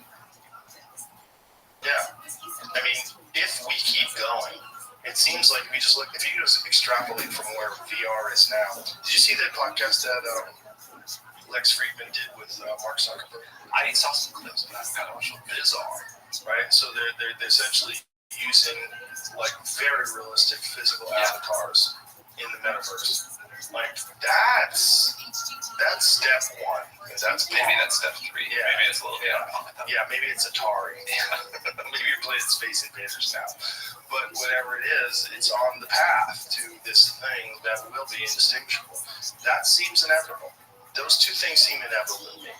The inevitable thing to me is that we will create a life form that is an artificial, intelligent life form that's far more advanced than us, and once it becomes sentient, it will be able to create a far better version of itself. And then as it has better versions of itself, it will keep going, and if it keeps going, it will reach godlike capabilities. The complete understanding of every aspect of the universe and the structure of it itself, how to manipulate it, how to travel through it, how to communicate. And that, you know, if we keep going, if we survive 100 years, 1,000 years, 10,000 years, and we're still on this same technological exponential increasing capability path, that's God. We become something like God. And that might be what we do. That might be what intelligent, curious, innovative life actually does. It creates something that creates the very universe that we live in. That creates the next simulation, and then Yeah, maybe that's the birth of the universe itself, is creativity and intelligence, and that it all comes from that. I used to have this joke about the Big Bang. Like, what if the Big Bang is just a natural thing that humans get so advanced that they create a Big Bang machine, and then, you know, we're so autistic and riddled with Adderall that we have no concept or worry of the consequences, and someone's like, I'll fucking press it. And they press it, and boom, we start from scratch every 14 billion years. And that's what a Big Bang is. I mean, I don't know where it goes, but I do know that if you looked at the human race from afar, if you were an alien life form, completely detached from any understanding of our culture, any understanding of our biological imperatives, and you just looked at like, what is this one dominant species doing on this planet? It makes better things.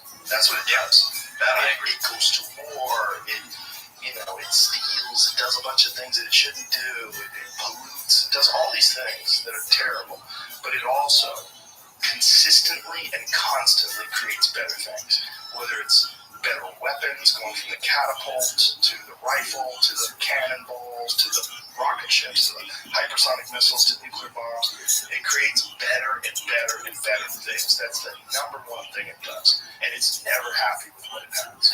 And you add that to consumerism, which is baked into us, and this desire, this constant desire for newer, better things. Well, that fuels that innovation because that gives it the resources that it needs to consistently innovate, constantly create newer and better things.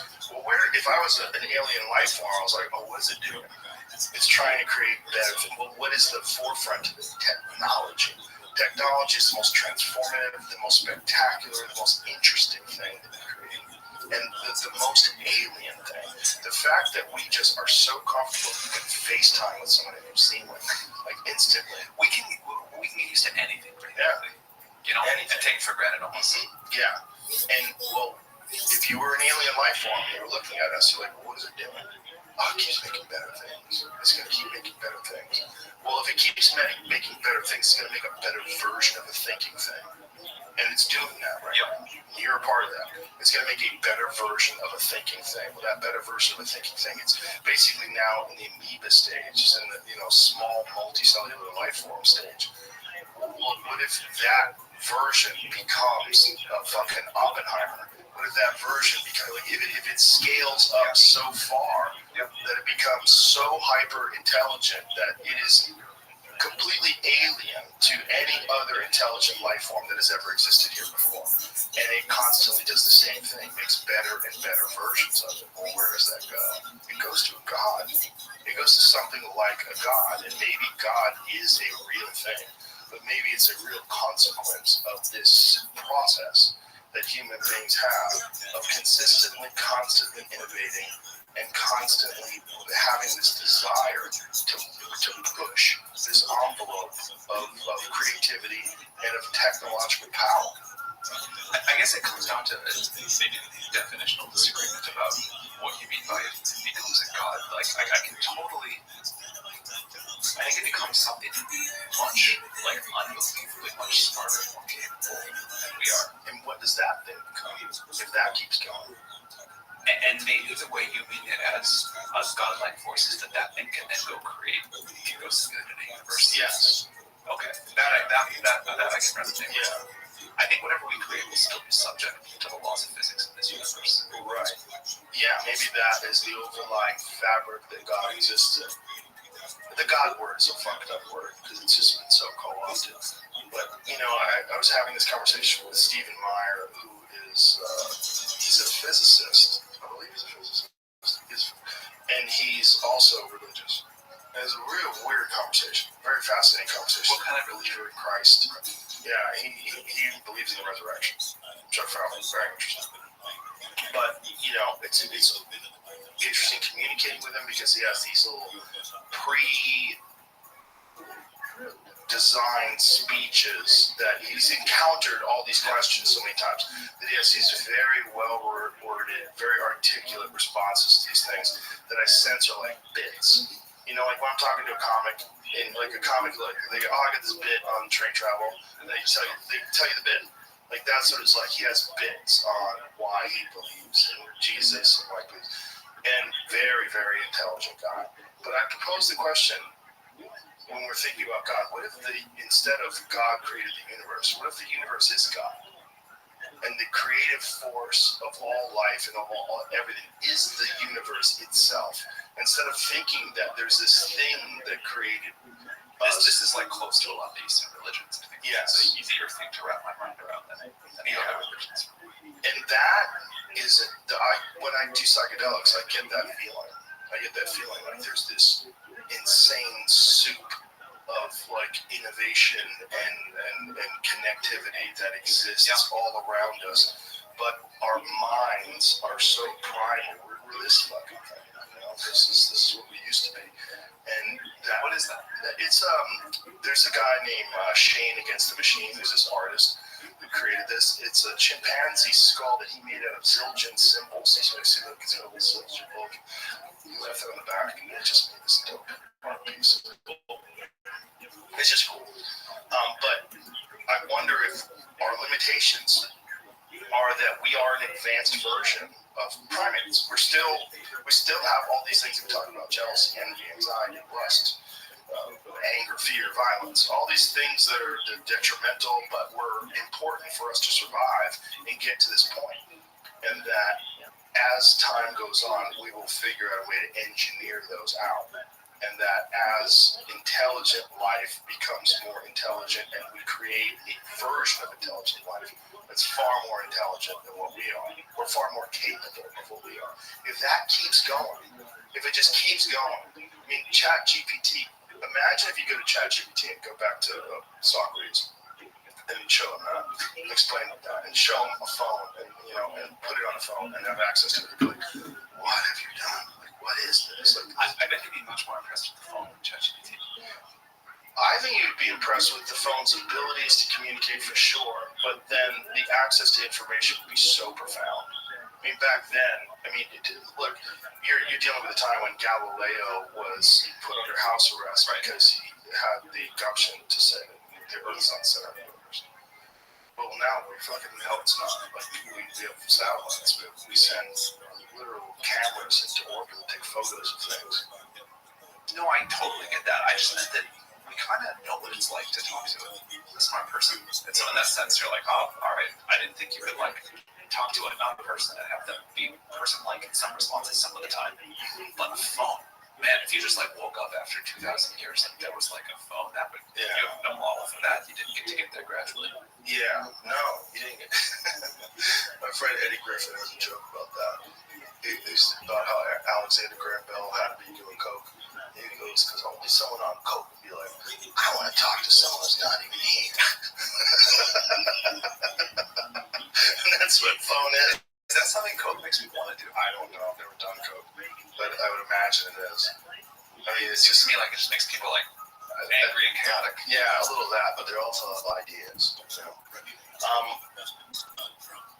Yeah, I mean, but back to this, where does it go? If it keeps going, it has to go to some impossible level of capability.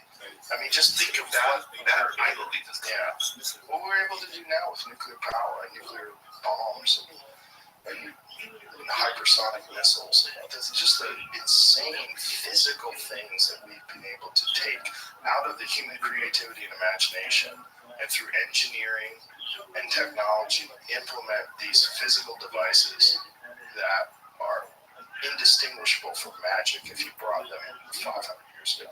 Yeah. I think it's quite remarkable. And so keep going 100,000 years from now. If we're still here, if something like us is still here, what can it do? In the same way that I don't think Socrates would have predicted the phone. I can't predict that. No, I'm probably totally off. But maybe that's also why comments exist. Maybe it's a nice reset. Just like leave a few around, give them a distant memory of the utopian world that used to exist, have them go through thousands of years of barbarism, horrific behavior, and then reestablish society. I mean, this is the Younger Giants impact theory that allowed 11,800 years ago at the end of the Ice Age, that we were hit by multiple comets that caused the instantaneous melting of the ice caps over North America, flooded everything. Is the source of the flood myths from the Epic of Gilgamesh and the Bible and all those things. And also there's physical evidence of it when they do core samples. There's high levels of iridium, which is very common in space, very rare on Earth. There's microdiamonds that are from impacts. It's like 30% of the Earth has evidence of this. And so it's very likely that these people that are proponents of this theory are correct, and that this is why they find these ancient structures that they're now dating to like 11,000, 12,000 years ago when they thought people were hunter-gatherers. And they go, okay, maybe our timeline is really off, and maybe this physical evidence. Yeah, I've been watching that with interest. Yeah, Randall Carlson is the greatest guy to pay attention to. Randall Carlson. Yeah. He's kind of dedicated his whole life to it, which, by the way, happened because of a psychedelic experience. He was on acid once, and he was looking at this immense canyon, and he had this vision that it was created by instantaneous erosions of the polar caps, and then it just washed this wave of impossible water through the earth. It just caught these paths, and now there seems to be actual physical evidence of that, and that is probably what took place, and that we're just the survivors, and that we have re-emerged, and that society and human civilization occasionally gets set back to a primal place. Yeah. Who knows? If you're right that what happens here is we kind of edit out all of the impulses in ourselves that we don't like. We get to that world seems kind of boring, so maybe that's when we have to make a new simulation to watch people think they're going through some drama or something. Or maybe it's just we get to this point where we have this power, but the haves and the have-nots, the divide is too great, and that people did get a hold of this technology and use it to impress people who didn't have it, and that we didn't mitigate the human biological problems, the reward systems that we had. I gotta have more, you gotta have less. Yes, this sort of natural inclination that we have for competition. And that someone hijacks that. I think this is going to be such a huge issue to get ahead of before the first people. Yeah. What do you think about, like, when Elon was calling for a pause on AI? And he was like starting an AGI company while he was doing that. Yeah. So didn't he start it like after he was calling for the pause? I think before that, I don't remember. In any case, is it one of those you can't beat and join them?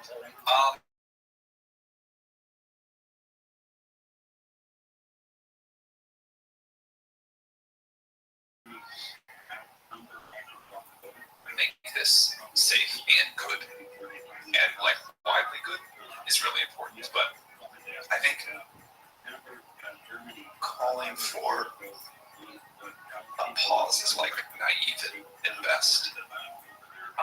I kind of think you can make progress on the safety part of this, as we mentioned earlier, by sitting like in a room and thinking about it. You've got to see where the technology goes. You've got to have contact with reality. And then when you but we're trying to make progress towards AGI conditioned on it being safe and conditioned on it being beneficial. And so when we hit any kind of block, we try to find a technical or a policy or a social solution to overcome it. That could be about the limits of the technology and something not working, and hallucinates or it's not being smart or whatever. Or it could be there's this safety issue. We've got to redirect our resources to solve that. But it's all for me, it's all the same thing of we're trying to solve the problems that emerge at each step. Is where we're trying to go.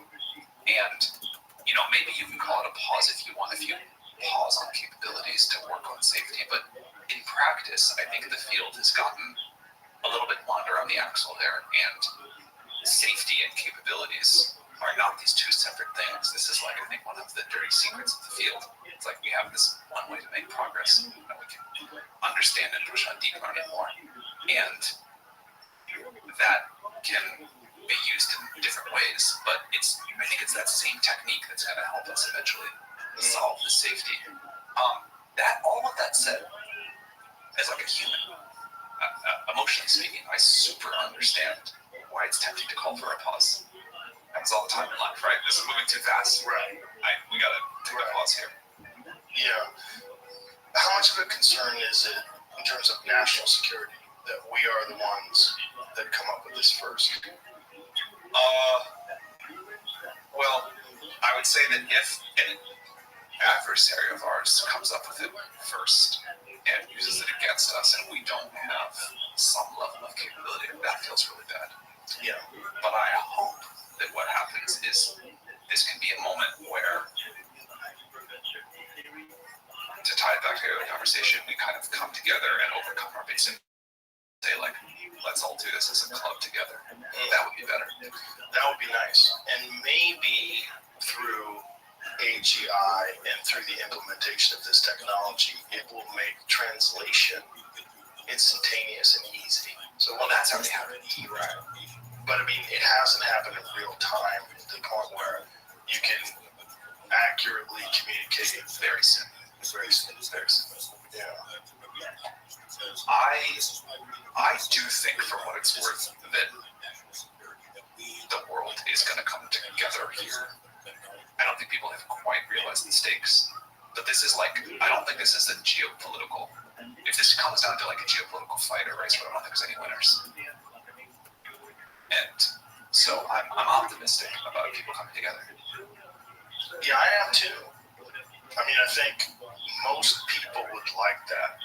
If you ask the vast majority of human beings that are alive, wouldn't it be better if everybody got along?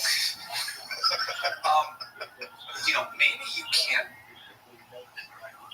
go all the way there and say we're just going to have one global effort. But I think at least we can get to a point where we have one global set of rules, safety standards, organization that makes sure everyone's following the rules. We did.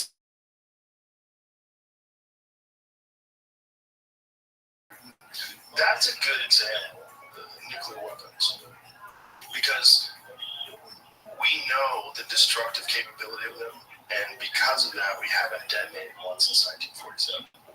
Pretty incredible. Yeah. Pretty incredible. Other than tests. Yeah. We haven't used one in terms of war. 45 or 47? When was the end of the World War II? Wasn't it 47?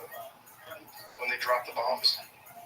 I think that was 45. I was wondering if there's more after that. I didn't know about it. No, it might be 45. I think it was 45. So from 1945, which is pretty extraordinary. That's right. It's remarkable. I would not have predicted that. I think I could teleport back to 45.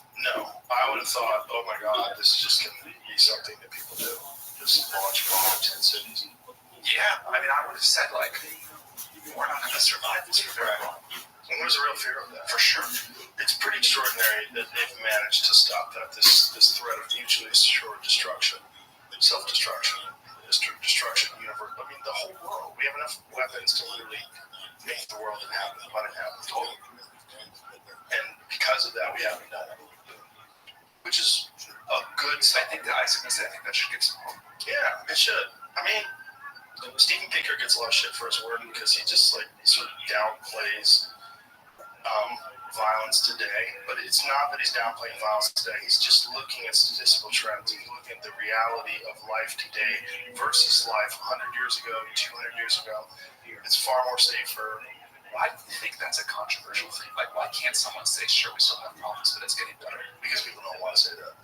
They're, especially people who are activists, they're completely engrossed in this idea that there's problems today. And these problems are huge. And there's Nazis and there's... But no one's saying there's not huge problems. Right. No one's saying there's not. But just to say things are better today. Yeah, I guess that's... They just don't want to hear that. Right. But those are also people that are addicted to the problems.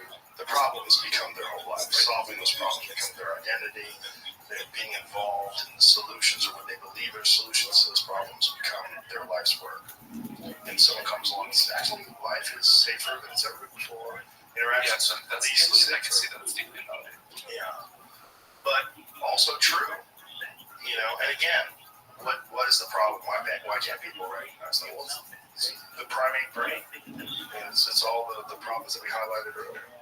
And that might be the solution to overcoming that is through technology. And that might be the only way we can do it without a long period of evolution. Because biological evolution is so relatively slow in comparison to technological evolution. And that might be our bottleneck. So we just still are dealing with this primate body. And that something like artificial general intelligence or something like some implemented form of engaging with it, whether it's Neuralink, something that shifts the way the mind interfaces with other minds. isn't it wild that, speaking of biological evolution, there will be people, I think, who were alive for the invention or discovery, whatever you want to call it, of the transistor. They will also be alive for the creation of AGI. One human lifetime. Yeah. Want to know a wild one? From the implementation from the Orville and Wilbur Wright flying the plane, it was less than 50 years before someone dropped an atomic bomb out of it. That's fucking crazy. That's crazy. Less than 40, right? That's crazy. Yeah. Bananas. I mean, 60-something years to land on the moon. Nuts. Where, where is it going? I mean, it's just guesswork. But it's interesting, for sure. I mean, it's the most fascinating thing of our time, for sure. It's fascinating intellectually, and I also think it is one of these things that will be tremendously net beneficial. Yeah. And we've been talking a lot about problems in the world, and I think that's just always a measure of how much we get to improve. And we're going to get to improve a lot, and I think this will be the most powerful tool we have yet created to help us go do that. I think you're right. And this was an awesome conversation. Thanks for being here. I really appreciate it. And thanks for everything. Keep us posted. And if you create how, let us know. All right, thank you. Bye, everybody.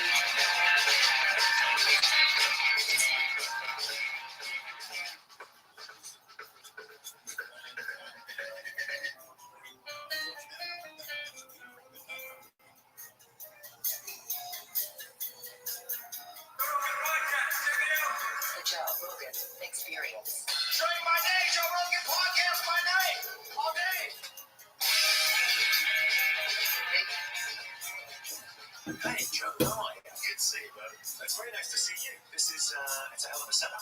Thank you. I like it in Austin, Texas. I've been here about 18 hours, and it's, 5 stars on TripAdvisor so far. Did you do a set last night? I didn't do a set, but I went to the club. Yeah. And the club is, it's phenomenal. Thank you. It's almost like someone with an unlimited budget built a comedy club. That's what it felt like, Joe. I don't know if your business manager has a view on this. Yeah, I don't I think it's something along the lines of, I'm not good at taking advice. yeah, but it's so great, so set up from the comedy's point of view. Yeah. It's like, no food. Yeah. No food is a great choice. Yeah. Go and eat on board. Yeah. You have to eat food. There's so many places to eat on 6th Street. There's a nice pizza place right next door. Your neighbors are going to love you as well, because it's that thing, if you go, it creates a bit of a community, and it's full. It's like packed with people, and it's it's phenomenal. Great space. Well, it's one of those Kevin Costner things, you build it, they will come from the field of dreams. Yeah. Well, it feels kind of bigger than that as well, in terms of, you've come out here, and what are you giving back? And comedy's giving you everything, as it has been, and you go, what can you give back? What can you do for your community? And it feels like that's a great thing to do. Well, it also seemed like I kind of had to do it, because when I moved here, I had this idea that I'd just be able to do whatever local spots I could and then go on the road, and I kind of could. But one of the things that I've realized is that comics need community. It's very important. And that's one of the things that we really had at the Comedy Store, that made the Comedy Store so special, is that it wasn't just that it was a great place to work and come up with new material and work on it, but it was also a great place to meet other people that were doing the same thing. It's interesting. Comedy is almost acting. Yeah. Alan Havey said this great thing to me. He said comedians were out for ourselves and in it together. It's really interesting, that thing of like going, everyone's doing their own things. Comedy is not like acting. It's not a zero-sum game. Right. So you doing your thing, no matter how successful you are, has no impact on my thing. If anything, you pull me up. Yes. So comedy becomes like a bigger thing. If someone does fantastically and they're playing hockey arenas, then more people are pulled up through the clubs and the theatres into the arenas. Sure. It feels like we're living in a golden age for comedy. It feels to me like this is what it must have felt like to work in music or movies in the 70s. Yeah. It's like it feels like there's something culturally going on with comedy where it feels like it's got a value that's people need it. People need to go out and feel like they're part of a community. And I suppose when you think about what we're doing on stage, it is pretty special. We're letting people into our minds, and we go into their bodies. Yeah. We're possessing them. change their physical state. It's extraordinary. It is extraordinary. It really is like a drug. You're giving people a happy drug. Well, it's the endorphin, because you don't quite know when the punch is coming, and then the serotonin of laughter. Yeah. And the live experience as well. It's like the live experience is so incredible for comedy, even as opposed to music, because what you get when you go into a comedy club, well, you'll laugh 30 times more than watching the footage. And props to Netflix. Netflix have been part of the reason comedy's having this golden age. But you go watching something on screen, it's like that's how you find out what you want to go and see live. Yeah, and live is so much better. And because physically it gets you in a different way, and you see people kind of coming in, their body language changes, their whole, and they get into this kind of this state with the performer. They breathe with the performer. They roll with it, and it's so immersive. And you don't remember a word of what the comedian said.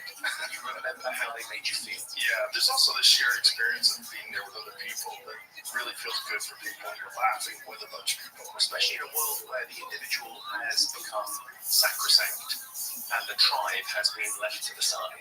And people want to feel a bit tribal. They want to feel like they're part of something. Why do people want to go to music festivals and South by Southwest and Glastonbury, and they want to go and see a comedy show? They want to be in a room with 1,000 people that all have the same sense of humor. Yeah. And feel a bit bonded. Yeah, for sure. Yeah, there's that, and there's also with our art form, it's uniquely coming from one person.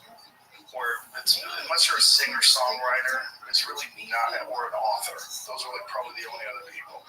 Any other mass form of entertainment that you're seeing a lot of different people collaborating, which is good. Like in a film, you have to have that. But there's something about an individual's perspective. Someone going, "What the fuck is this?" And it's I mean, for me, that thing of stand-up is naturally progressive. For me, it's like stand-up is about there's an Overton window about what that theory of the Overton window, what is and what isn't acceptable to talk about publicly. right. And comedy is always pushing the edge of that. Not just edgy comedy. I do quite edgy stuff. It's not about being edgy particularly. Even someone doing observational stuff, Seinfeld saying the world is crazy, nothing makes any sense, this is ridiculous. He says the thing, and it pushes, or someone talking about their relationships and their kids, it pushes what's acceptable to talk about in everyday life further, and it expands that window. And so we have more open, meaningful conversations. Like you go and see a comedy show, you have a much more interesting chat afterwards. You go to comedy on a date night, it becomes like a more interesting conversation because something the guy said sparks something. It pushes the conversation. It's naturally progressive. Yeah, it is. And also in this day and age, it's one of the rare places where you can hear people speak freely about controversial subjects. And in my club, we lock up the phone so they're not self-conscious, and they're also not distracted. And then you don't have to worry about people filming clips. It is weird, isn't it? The locking of the phones is such an interesting point because that's what people want. Yeah. They want that boundary of going, I'm in a live. Yeah. Like, there's lots of people that would watch your favorite show. You'd watch whatever you like Game of Thrones or an MMA fight or whatever. If you have your phone near you, there's a temptation to check the news and refresh and see what's going on, and to ruin the experience for yourself. But somehow being out in public, like you're aware, like it's performative being in a crowd. Like we're not the only ones performing in a comedy club or in a theatre. The audience are performing. People, how are you doing? Like you ask an audience, how are you doing? And they go, yay! No one says that one-on-one. No one's ever said, hey, how are you doing, Joe? Yeah! You sound psychotic. Right. But in an audience, it's entirely acceptable to be that person. To dance, to clap along. You look strange listening to a band play live and just standing and listening. Yeah. And not dancing in the crowd. Right. And that thing about going, well, it's performative being in the audience. Don't think you're the only one performing. They're all with you. They're all, the laughter is you're signaling. It doesn't mean that it's fake laughter, but you're signaling to other people that you got it. And you're applauding when you kind of agree a little bit. Yeah. There's a rhythm to it. Being in an audience is a performance. And it's so fun to do. Yeah, it is. It's my favorite thing to watch still. After all these years, I watched Christina Pazitsky last night. It was awesome. It was fantastic. Oh, she's so funny. But it's fun. It's fun to laugh. It's fun to see someone's writing and see like where they're going with ideas. And it's This episode is brought to you by True Classic. Finding premium basics online can be hard. From the material to the fit to it's a constant struggle to get something that looks good and feels even better. And even if you do find great basics, they're usually super expensive. Thankfully, True Classic is here to help with clothes that'll give you the confidence to tackle those New Year's resolutions at an affordable price.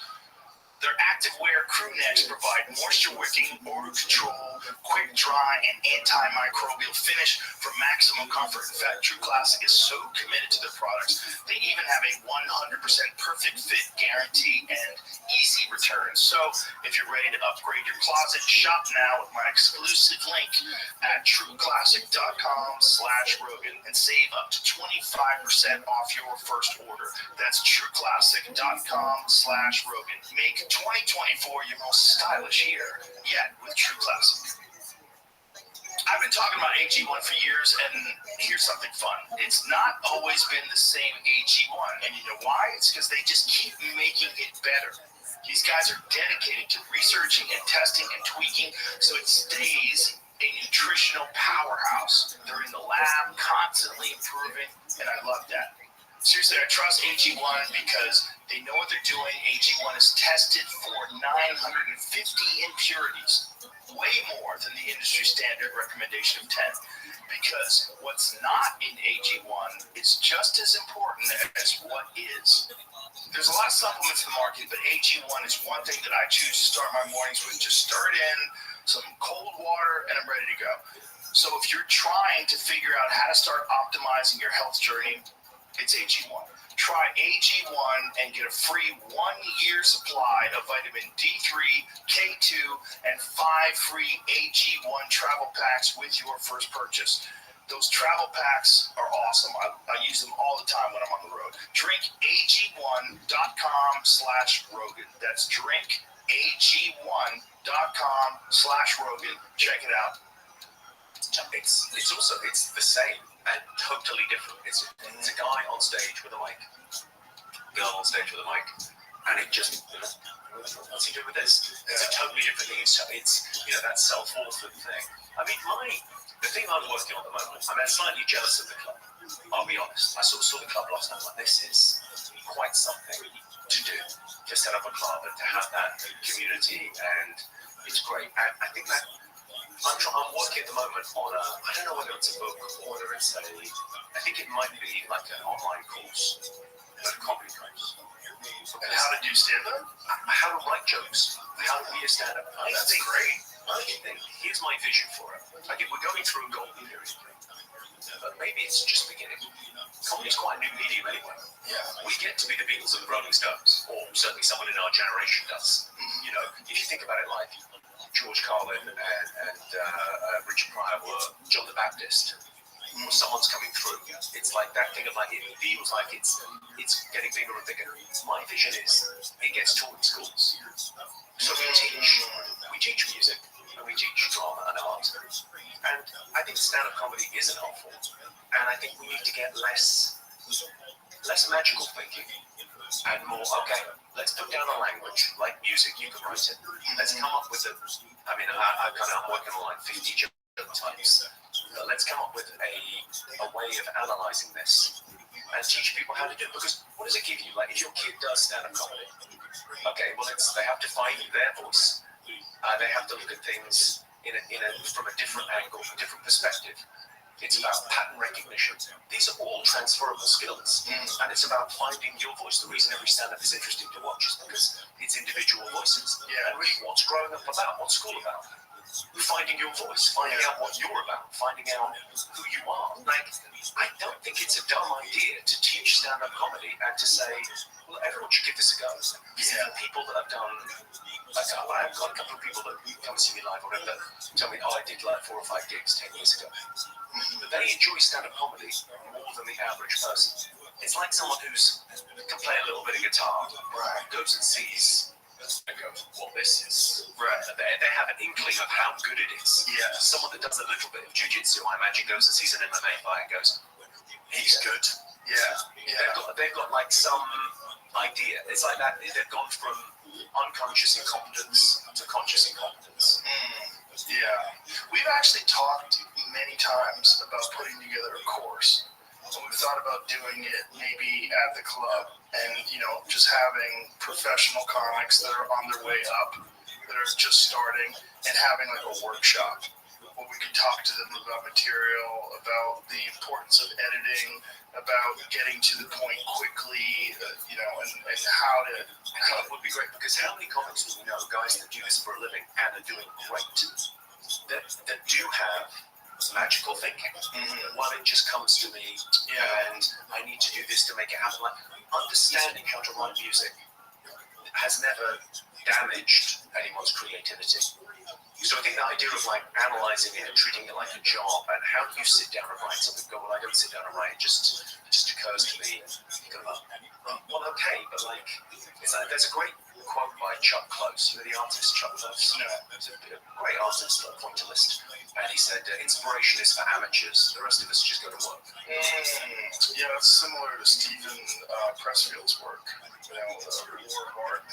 Oh, I love that. Yeah, fantastic book. It's really something, isn't it? But I think I'm onto something here, because I think a lot of people want to do something creative with their lives. I think a lot of people want to, they like stand-up comedy. It's becoming a bigger thing. I think more people want to try it, and just giving them the kind of the instruction manual early on. Yeah. So because what they're having to do is what we did.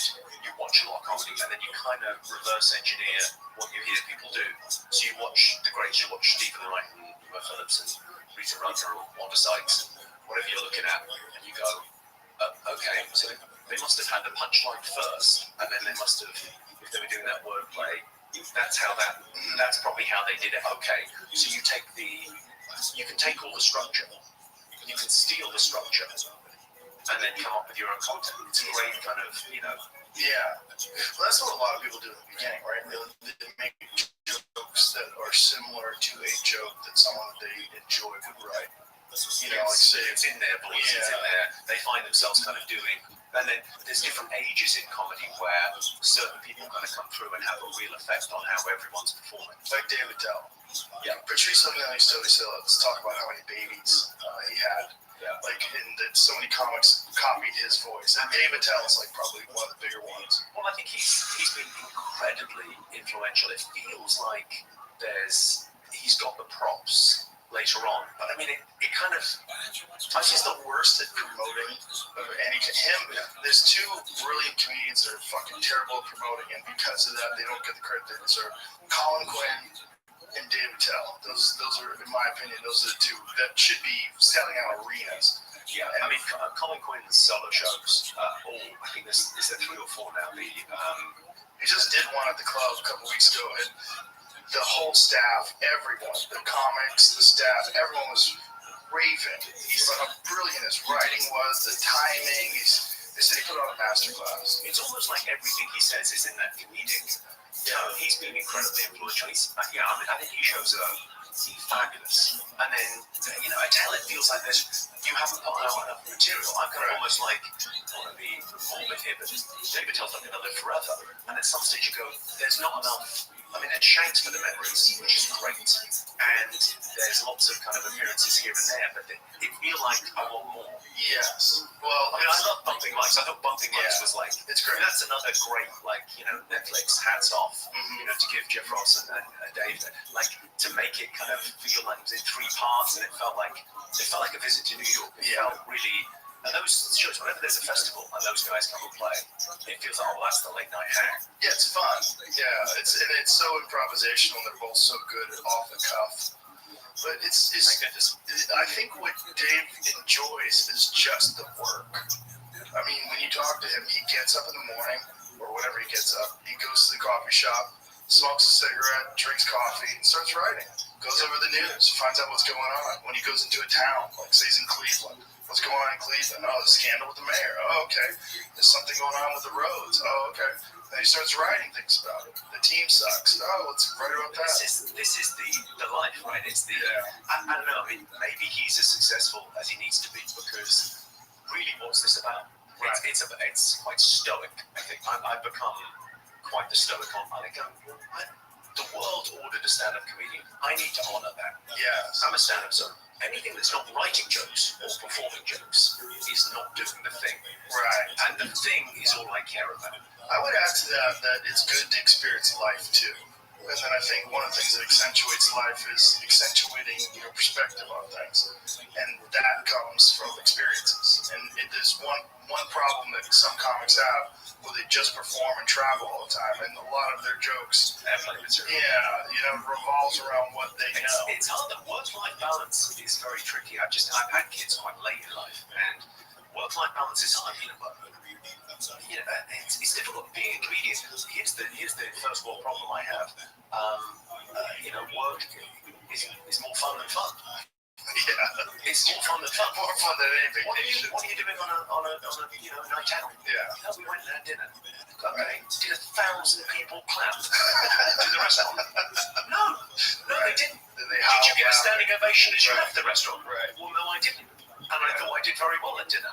I have often thought of how many people live from the cradle to the grave and never kill. And what a sad thing that is never experienced that. Just drawing the audience. Here's the depressing thing. Some people live and die and they never hear their own voice.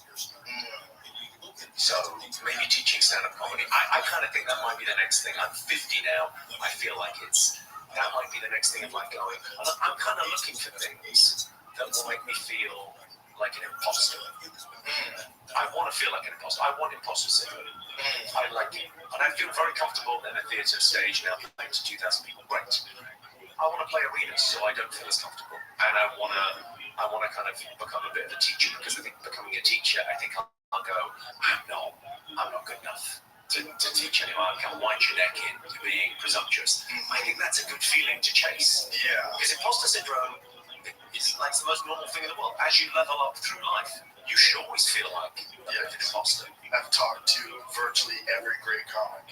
They all have that. Yeah. They all have that moment in their life. They're like, when the people are clapping and they're introducing their name and everything goes crazy. Why? Yeah. This is so much fun. I don't talk about that. Let's manage our expectations. It's a terrible thing when you get when the applause is louder when you walk on than when you walk off. Oh yes. We've all had okay, you were excited to see me, but the show wasn't really right. Yeah. There's always that. It's also there's an incredible lack of documentation about the process of stand-up comedy.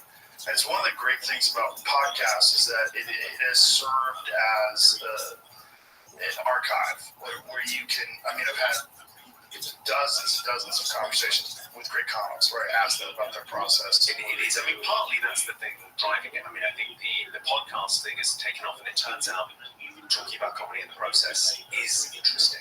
I think there's breadcrumbs there, like Steve Martin's book, Born Standing Up. I think that's if anyone's interested in the secrets of comedy, they're out there, and it's about $10.99 in all good bookshops.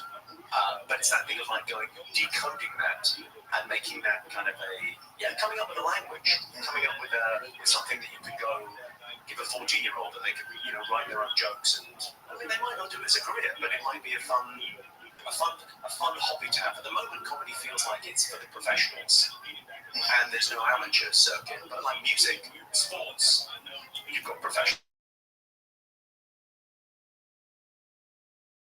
That just do it for fun. Yeah. Why not have that going on? Why not have more comedians, more comedy? Yeah. Well, one of the things that we set up at our club is 2 nights of open mic nights. So we have open mic night on Sunday and open mic night on Monday. And then we have the staff of the club, all the door people are all professional comedians who audition for that job with their act. So they are people that aspire to be professionals, and this is sort of like an. I met a couple of them last night. It's kind of great that to but the whole vibe of the place then is it's everyone is in service of this night, of this thing. A theatrical performance. Well, it's the only art form that is consumed all over the world, loved by everyone, cherished by people, but does not have a direct professional path in order to be successful. It's not like music. You can learn how to play a guitar. You can take online classes. You can figure out how to compose music. You can get together with bands and practice and put it together. There's a path. with stand-up comedy, it's just go up and figure it out. Yeah. Go up and figure it out. And it's very clunky, and it's a lot of wasted time. And I think a lot of that time can be sort of repurposed if we can give people more clear guidelines. There's no way anyone can tell you how to do your style, because your style is going to be different than Tony Hinchcliffe's style, which is going to be different than Dave Chappelle's style. Everybody's style and who they are and what they present I think to the world. comedians is always my kind of theory. On like, you can't watch someone for an hour and not know who they are. Yeah. Even if, like, I mean, I'm joke to joke. I'm just joke to joke on stage. And yet people know when I'm telling the truth and when I'm bullshitting and when it's real and when it's not real. People get a real sense of you through your act. Yeah. Through watching. Do you travel around the world much? Do you do much overseas? So, Yeah, I haven't been lately, but I did the O2 Arena a few months back. Actually, a year ago. Did it in October last year. Yeah. I did that just for fun. I mean, I'm like, I think I'm 40 countries in ongoing, and you go, what's happened the last 10 years? Like, the English language has become bigger. And the English language was big to begin with. But things like YouTube and Netflix has meant, because there used to be a thing in certain countries where they would dub every movie and every TV show into the local language. And they would get it a little bit later. And it wouldn't matter. And the local actors would do the voice. And the show would be a hit. Great. That's all gone now. In the age of kind of global, interconnectivity, people know Game of Thrones was on last night. The new specials by Joe is out this evening. So they watch it sort of straight away, and they watch everything in English. YouTube doesn't bother translating things. Yeah. So everyone's English has kind of gone up again. So you can go to quite obscure places, and everyone wants to come out and see stand-up, and they all know who you are. Yeah. And they're all listening. It's an amazing way to see the world. It is.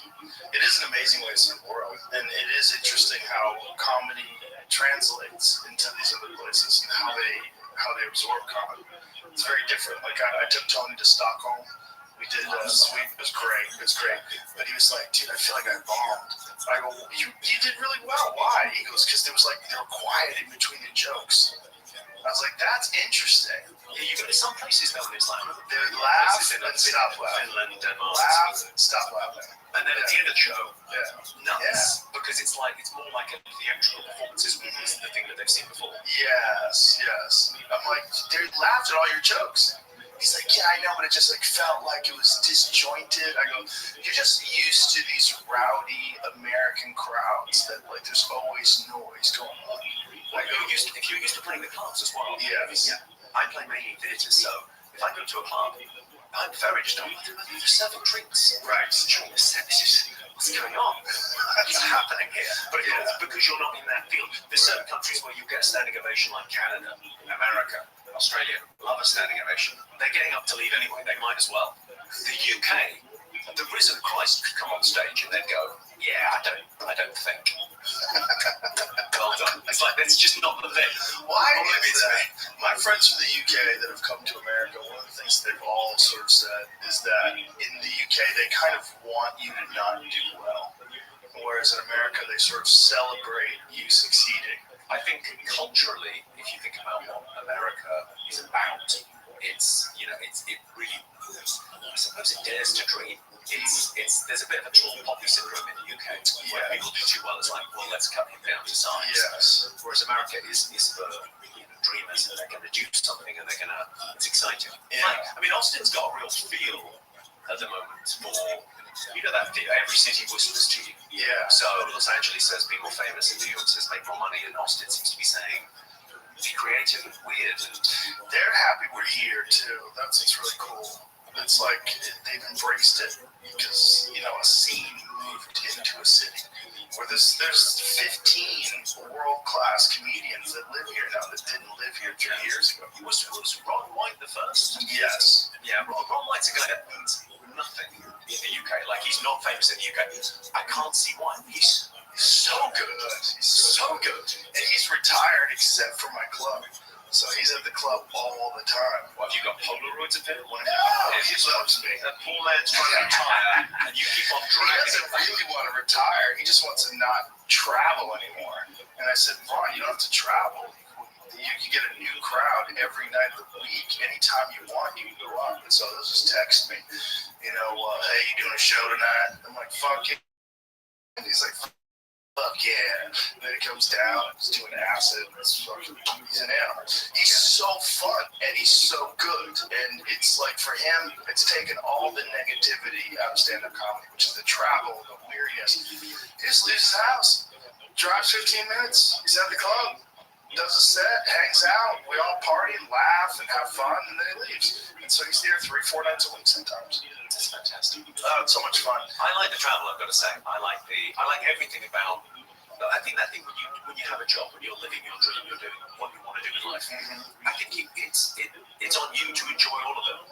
So the airport lounges and the delays and the early mornings or whatever on the flights, the whole thing, you have to embrace it all. Good for you. I'm glad you take that perspective. That's very healthy. Yeah, that's what everybody should take. But it's that thing, isn't it? Where that thing in life, disposition is more important than position. Yes. How you are in your head. We all know billionaires that are miserable. Yes. And people sweeping the streets, very happy. Yes. And it's that thing of like disposition and it seems to me, I know it's trite, but it seems to me the thing is gratitude. Yes. Gratitude is the cure for resentment. Yeah. And there's so much resentment around. It's such a maligned word because it gets attached to woo-woo bullshit and people wear wooden beads. It gets attached to posing. But I think I think gratitude is real. kind of like people imagine it's about the thing, not the environment is the thing we should be grateful for. That we live in this time. That Steven Pinker Enlightenment Now book. You sort of go, well, now. Yeah. Now, I had a hot shower this morning. No one. Before 1930, no one had one. Right. People didn't know what hot showers were. They washed once a week in cold. Yeah. Good luck, everyone. I bet everyone smelled disgusting. Like, the world that we live in now is so fucking great. Yeah. And we just don't appreciate it because we're so accustomed to it. Well, it's that, they call that, it's the hedonic treadmill. You get used to the good things really quickly. Yes. And so you're searching for more. But then you look around, it's an extraordinary, the idea that like comedy is a thing at the moment. Imagine if we'd been born in the 1940s. Well, not really. We don't have that. Not really. I guess we could have gone on before the band and said something, but it wasn't quite. But the people that started, the first people in America, Lenny Bruce. But He was really the first to do our style of comedy. Yeah. But it was our style of comedy where he's just talking about life.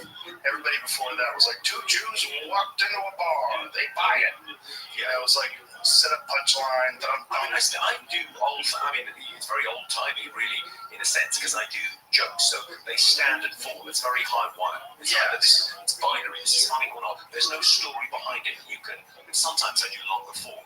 But really, it's quite like old school jokes. But Lenny Bruce, George Carlin, like people that started playing theatres and clubs to draw a crowd. So you weren't just. And then Pryor was the first one to really do it well. I never think Dick Gregory gets enough. He doesn't. People that talk about what he did, part of the struggle, he's incredible. He's also the one that exposed the Kennedy assassination. I didn't know that. Dick Gregory went on the Geraldo Rivera show 12 years after Kennedy was assassinated. You had conspiracy theories 35 minutes in. I have it fucking every 20 minutes. Wait a second. So hang on. So, because I know he was, had a big part in the civil rights movement. Yes. And was incredibly brave. He's kind of due a great documentary, like a proper Judd Apatow 3-hour Dick Gregory, here's everything you need to know documentary. I would love that. Yeah, I would love a documentary on him as well. We've sang his praises many, many times. Oh, they did? Okay. Oh, the one and only Dick Gregory, 2021. Wait a second, Showtime have a time machine and they used it to steal this idea? Motherfuckers. He was fantastic during the Vietnam War. He was fantastic during the Civil Rights Movement. Get back to the Kennedy thing. So he went on the Geraldo Rivera show in 1975, and so this is 12. How old is Geraldo? He's old as fuck. Yeah. So back then it was pretty fucking good now. So Dick Gregory went on, and he went on with the Zapruder film, and it was the first time the Zapruder film was ever exposed to the public. So Geraldo Rivera played the Zapruder film, and you see Kennedy grabbing his neck And a shot from the front. And Dick Gregory brought it on. Yes, Dick Gregory brought the film to Iran and played it. And our next guest is a comedian from Bit of Light Relief. Yeah. He's going to show you He'll play it here. Zapruder. Zapruder. Concert gig. How many appearances have been on video he talks about it? Okay, well, screw ahead.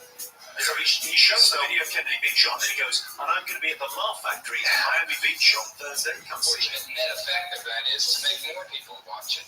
Well, I'm telling you right straight out that if you are at all sensitive, if you're at all queasy, then don't watch this film. Just put on the late night movie because this is very heavy. It's the film shot by the Dallas dress manufacturer Abraham Zapruder, and it's the execution of President Kennedy. And Bob and Dick, would you please narrate what we're seeing as we show this film? This is commercial footage leading into Dealey Plaza. This is the car on Main Street. So this film was taken by actual newsmen. This was spliced together with the Abraham Zapruder. Yes. All right, so this is the beginning of the motorcade. What you're seeing now is in slow motion so that you can grasp what is happening. This is a film taken by Marie Lunchmore that leads into the Zapruder film. It's for time continuity. The president is waving to the crowd here. And Jacqueline Kennedy, of course, is sitting alongside him in the open car. Right. This is from Rebel Nix's film. This is originally 8mm footage. And they're heading now toward Elm Street. They're on Houston Street now. They're going to make a left-hand turn. It's on the corner where they're going to make the turn near the book depository was. And this is the Zapruder film. Okay, so the cars are coming along now into Dealey Plaza. Yes, these are the lead motorcycles in the motorcade. All right, now, the president in Mrs. County is also Governor Connolly. Right. Now, before he goes behind the sign, the president is waving to the crowd. When he comes out from behind the sign, he is shot. Then Governor Connolly is shot. He's already been hit. He's already been hit. Now, At the bottom of the screen, the headshot. that's the shot that blew off his head. It's the most horrifying thing I've ever seen. And it's genuinely shocking watching it now, isn't it? Yes, it's genuinely shocking, but it was the first time people saw that his head moves back and to the left, indicating a shot from the front. And that fell against the narrative that Lee Harvey Oswald acted alone. There was a ton of eyewitnesses that said that they heard the gunshots from the grassy knoll, and then there was also this ridiculous magic bullet that they had to attribute to Lee Harvey Oswald's gun because it had hit, one bullet had hit an underpass and ricocheted and hit a person. So they knew that one of the bullets that got shot missed Kennedy, hit the underpass, hit a curb, and ricocheted hit this guy, and he got brought to the hospital. So How on earth do we not have an answer to this? well, It seems they keep hiding the data. They won't release it. In 2017, they were due to release it. They wouldn't release it then. It was again, I believe in 2021 they were supposed to release it. it's a very odd. I mean, conspiracy theories are like they're sort of fascinating because they're simple solutions to complex problems. You know, so a lot of them, I kind of go, well, you know, I'm not sure whether there's any validity in that. It just seems like an easy solution to this thing, which is incredibly nuanced and complex. The Kennedy thing, you go, what? How was the president got shot? Right. How could they have come at this In 1963, there was, I mean, there was no independent journalism. There was no YouTube. There was no online commentators that weren't captured by a system. They weren't a part of an enormous structure like the New York Times, the Washington Post, or whatever the fuck it was. Yeah. And the Zapruder film, again, had been archived for 13 years. Before it was, or 12 years. 12 or 13 years. I didn't realize that. I kind of, I assumed, stupidly, that he got shot and the film came out the next week.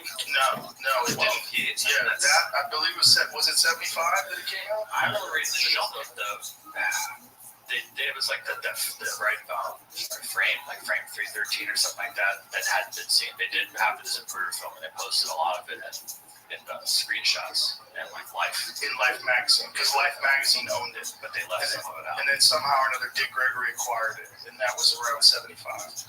and that's when he aired it on television. And when he aired it on television, it just opened up everyone's eyes. They're like, well, anyone who'd ever seen anything get shot knows that when you get hit with something from the back, you don't go back towards the shot. The impact throws the head back. You see the spray of the bullets, and it appears he's getting hit multiple times from multiple angles. What's your feeling of it? I mean, you've looked into it. You're a big conspiracy guy, but who do you think orchestrated JFK's? It's a good question. I mean, Tucker Carlson came out on television and said that the CIA killed Kennedy. I think that's probably one of the reasons why he got removed from Fox. I don't know. I really would be talking out my ass. A deathbed confession or something. Because I mean, conspiracies more broadly, and you kind of go, well, it involves sort of cognitive dissonance. Wasn't there a deathbed confession from E. Howard removed from Fox? What's your feeling of it? I mean, you've looked into it. You're a big conspiracy guy, but who do you think orchestrated JFK's? It's a good question. I mean, Tucker Carlson came out on television and said that the CIA killed Kennedy. I think that's probably one of the reasons why he got removed from Fox. I don't know. I really would be talking out my ass. A deathbed confession or something. Because I mean, conspiracies more broadly, and you kind of go, well, it involves sort of cognitive dissonance. Wasn't there a deathbed confession from E. Howard Hunt? Yeah, I think it was E. Howard Hunt. Okay. Who was one of the people that was supposedly on the grassy knoll. There's Woody Harrelson's father was supposed to be involved in this too. He was apparently a hitman. There was, according to the lore, the last confessions of E. Howard Hunt, the ultimate keeper of secrets regarding who killed JFK. And I think that's how you keep a secret, a pipe. I think on his deathbed, he said that he was involved in the conspiracy to kill the president. I don't know who was involved. I mean, I think there's probably a bunch of people. There's a lot of people that wanted Kennedy out there. I mean, he wanted some pretty radical changes. He wanted to disband the intelligence agencies. He thought that secrecy was abhorrent. He talked about it openly in this one speech that he gave about secret societies. And it's on that thing for me. I mean, I'm kind of thinking about maybe doing a bit about this, about saying, look, because it involves two thoughts. You've got to believe the government there's a deep state, the sort of geniuses who cover these things up, fake a moon landing, and also the government are idiots, they can't organise anything. Well, it's different. What I want to do is the government. You can't say the government, right? Because the government is a blanket. That's like saying drugs. Drugs are bad. Well, I'm drinking coffee. It's not bad.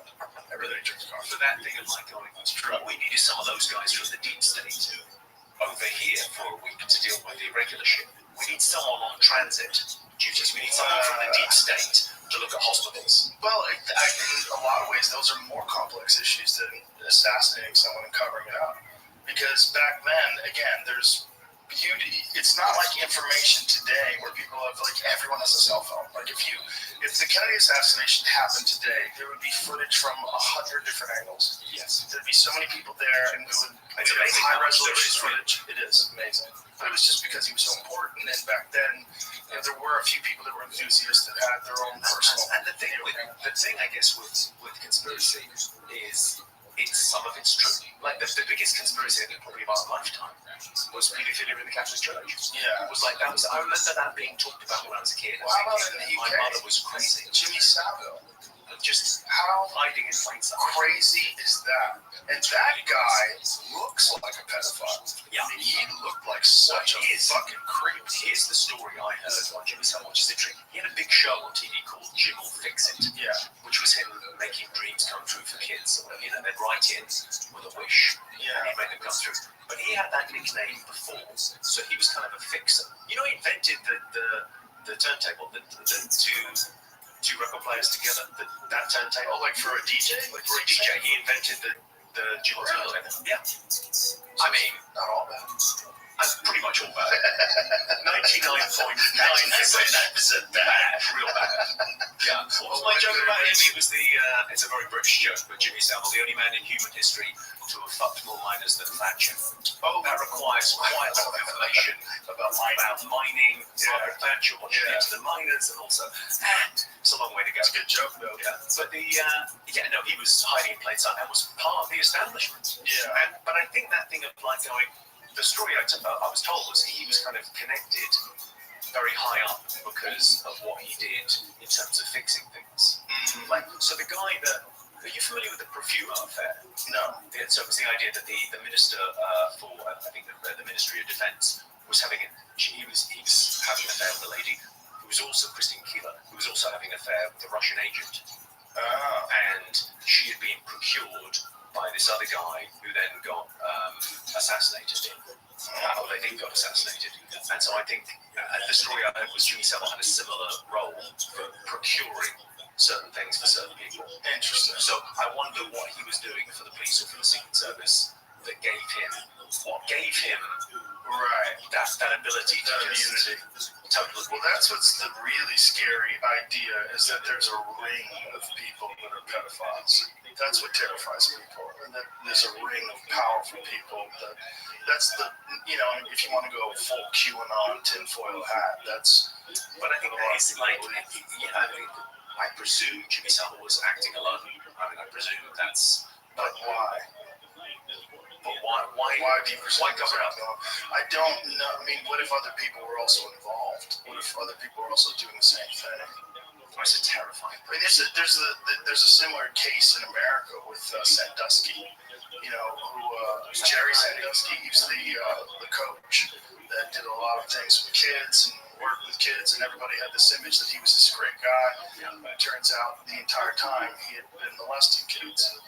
It's pretty horrific. Yeah, it's horrific, but that's often the role they play. The role they play as they have to get themselves predator mission when they're close to. Yes, which is like Boy Scout masters and priests. Which is, it's a terrible thing because something like the Scouts, which is very good for kids, go and play together and learn those things and those skills. It's a great organization, and yet that's absolutely fucking ruined it. That's the first thing you think of now. Yes. You think of the Scouts. Well, the Catholic Church is the greatest example of that, right? I mean, you cannot say Catholic priest without someone thinking pedophile. There's no other occupation on earth that has such a connection to pedophilia. Yeah. And so someone was telling me about the history of the Catholic Church and what happened, and the idea of the thing that turned the Catholic Church bad was the plague. Really? So the plague hit in the Middle Ages, and before then, the priest was the smartest guy you'd ever met. Smartest guy in the town could read. This guy could read. This guy can read. Right. It's just shapes on a page to us, but had access to books, was reading. Was the most erudite, brilliant guy. The bishop was even smarter than that. The pope was a genius. Great. So the plague happens, and the plague wipes out, I think it's a third of the European population, but it might be more than that. And it wiped out a third of regular people, but it wiped out 90% of priests, because priests had to give last rites. So they were around the plague more than regular people. I need the last rites of dying, then he dies. Right. So the barrier to entry for getting into the priesthood went from you've got to be great to you seem to have all your own teeth and you can string a sentence together, you'll be great. So all of that stuff that comes after, downstream of that, like the plenary indulgences, this thing where you could buy your way into heaven in the Middle Ages, you could sort of pay someone to go, you make sure I'm okay when I get there though. That kind of nonsense came along afterwards when it did all kind of corruption. The corruption and the interesting. Yeah. I had heard that it was connected to celibacy, and that initially there was no celibacy clause. They weren't supposed to be celibate. Middle Ages. So it was that thing of they wanted to be more like Christ. So they who was celibate, and so they went, well, I'm going to be, one priest said, well, I'm going to be more like him, live like Christ. I'm going to be celibate, not have a wife. And then that kind of took off as an idea. That's interesting, because what I heard was that in the Anglican. They were banging all the women. Because the priests were rock stars. I mean, if you have a community where the priest is literally connected to God, and he's a biological male, and he's horny, and these women worshiped him, and it's the original show business. Yes, I mean, if we were who we are in the 13th century, 100% priests. Or I could get up in front of these people and talk to them for an hour a week. Right. Done. Right. Yes. Put me down for one of those. Right. And they'd seek guidance from you, you'd get all these accolades, and apparently they were allowed to have sex with women, and they were fucking everybody. Yeah. Just like rock stars, because they were probably the most popular people in the town. The other thing that that's very interesting. The other thing that ties it to, there's often been, and it's a very unpleasant thing, but there's often been a conflation between homosexuality and pedophilia, which is So it's just fucking nonsense. Right, it's nonsense. It's nonsense, but it keeps on kind of rearing its head in a weird way. But there is something with the Catholic Church where it's hard to remember how vilified gay guys were a generation ago, let alone 2 generations ago. Yeah, so, well, very recently, in the 90s. It's crazy, but it's true. So there's a weird thing where, okay, so let's say you're a gay guy in 18, 19. You knew you were gay when you were 14 or whatever. Like everyone else is getting married and going off, and you go, Right. gay. The priesthood was a smart move because you're old, I don't have to get married. And I know I'm not about that, so I'll join the priesthood. So you join the priesthood, you were a gay guy. There were other gay guys that had the idea. Great. Right. Now, here's the weird thing. Pedophilia was the same level sin in the eyes of the church at that level. So one covered for the other. It was all, you were all down to go to hell. It was all terrible. Which is obviously, it's a fucking nonsense. But Yeah.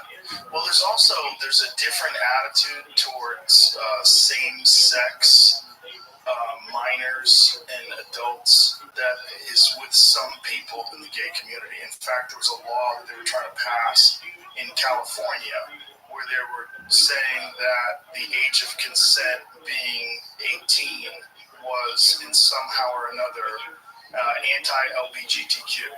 Because some young men sought mentors in older gay men, some young men who were gay. That sounds like Was his Klein, is that what his name? There's a politician in California that was very controversial because he was promoting that. very controversial because he's promoting pedophilia. And Yes, yeah, that's going to be controversial. Well, I think his idea was like 16 and 17-year-old boys, and that should be okay. Which is, it gets very sketchy. That sounds. It also. So wind it back. Here's something that we can do. Like, here's something we can start a campaign for. Those laws about, at the age of consent in the UK is 16. Yeah. Those laws should be for 17 and 18-year-old boys. Yes. They shouldn't apply to us. Right, shouldn't apply to a 55-year-old man. So Romeo and Juliet, I think they have it in certain states where you go, yeah, that's the age of consent is 16 for her, and that guy who's 17 and is her boyfriend, and they're going to come up with it all together. Yeah. That makes sense. And then at 18, maybe, okay, Right. whatever you're going to do. I remember That would when make I a lot more was sense to me. 18 years old, when I turned 18, my girlfriend was a year younger than me, and she was 17, and I was terrified that I was going to go to jail because I was a legal adult and she was still a child. Right. Even though we started dating when I was 16, or I was 17 and she was 16, and then when I turned 18, I was like, oh my god, like, can I get in jail for this? I remember thinking that. Like, is this illegal? Like, because it kind of technically is. I think if you're dating a girl like that, I mean, this is 1985. So Gavin Newsom signed a law that could give judges a say on whether to list someone as a sex offender for having oral or anal sex with a minor. The bill would expand discretion currently granted judges in statutory rape charges as promoted by bringing fairness under the law to LGBTQ defendants. The current law, in place for decades, permits judges to decide whether a man should be placed on California's sex offender registry if he had voluntary intercourse with someone from 14 to 17 years old and was no more than 10 years older than the person. Right. I don't want to. Yeah. I don't want to come to your show and be all controversial, but I think broadly speaking, don't be a pedophile. Right. I think that's a good thing to say. But that discretion says only apply to a man who had vaginal intercourse. The new law permits judges to use the same discretion when the case involves voluntary oral or anal sex. The measure won't apply when a minor is under 14, when the gap is larger than 10 years, or when either party says the sex wasn't consensual. The law does not change the age of consent in California, which is 18. Adults caught having sex with minors will still face statutory rape charges. Yeah, Scott Wiener, that's the guy. San Francisco Democrat. So this guy, Great name. yeah. Isn't it funny how those Wiener guys keep getting in trouble with Anthony Wiener, Scott Wiener?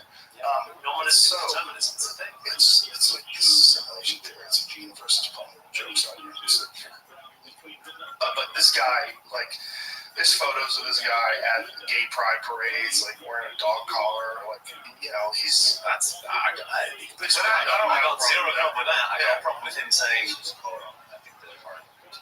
The law ends discrimination by treating LGBTQ young people the exact same way that straight young people have been treated since 1944, Weiner said in a statement, adding, today California took yet another step towards equitable society. So what that seems to me is like there was a law already in place giving judges discretion, but it was only for vaginal sex, and he thought that it should apply to oral and anal sex. Yeah. It seems like the law isn't the issue, right? Because 10 years old, like someone's 26, another person's 16, or 15 and 25. That's great. There's a reason why it's 18. Like 18 is like reasonable. And I think you have to give people agency at some point. Yeah, at some point you have to give people agency. You're allowed to make your own decisions. Right. Now. Do as you please. Yes. I mean, you are certainly a young person at 18, but if you're a young man at 18 and you decide to have sex with a man who's 30 years old, like that's completely reasonable. I think it's also, try telling an 18-year-old they're not. Right. So sure. I wonder in the future, because the mind, your brain isn't fully developed. I think it's 25. Well, 25 is the age your frontal cortex is fully formed, I believe, as a male. I think for females like mentally mature earlier than men too. There's some age it is, but they're generally smarter than men. I wonder in a generation's time, will everyone go, sorry, you were fucking a 21-year-old? I wonder will it ever go the other way? That seems silly.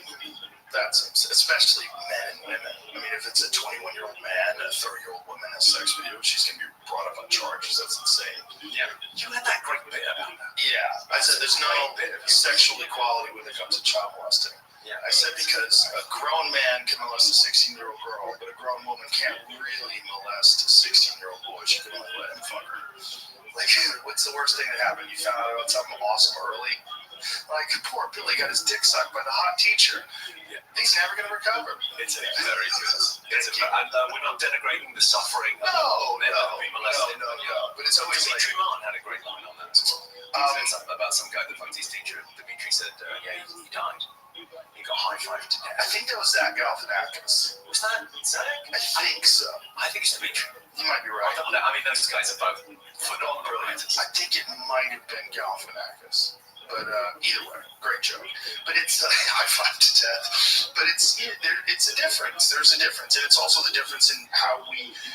It's unfortunate, but there's a prejudice about women having sex versus men having sex. That a woman is being taken advantage of by the man, like that they don't have agency, whereas the man is the pursuer and the predator. And so there's an aspect of that goes along with it, that a male, like we don't think of a 16-year-old boy having sex with a hot 30-year-old woman as like that boy being molested. We just don't. Yeah, well, I suppose, increasingly, we will. I haven't given it a lot of thought, but it does strike me that thing of like agency, being 18, being a grown-up in society. Yeah. I suppose the problem is that thing, what's that book? Is it Jonathan Haidt, the cobbling of the American life? The idea of going, if there's no freedom for kids anymore, like you're not allowed to go and play on your own, you're not allowed to leave the house and mess around, and the only freedom you have now as a kid is online.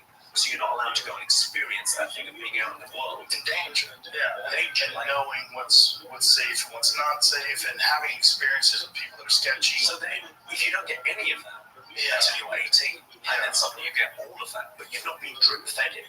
Right. Like that thing of like, I don't know what your childhood was like. We were pretty, grew up in Slough, sort of working class, to the west of London, and we were a nice little bit. We would go out on bikes in the morning, and you would come back for your dinner.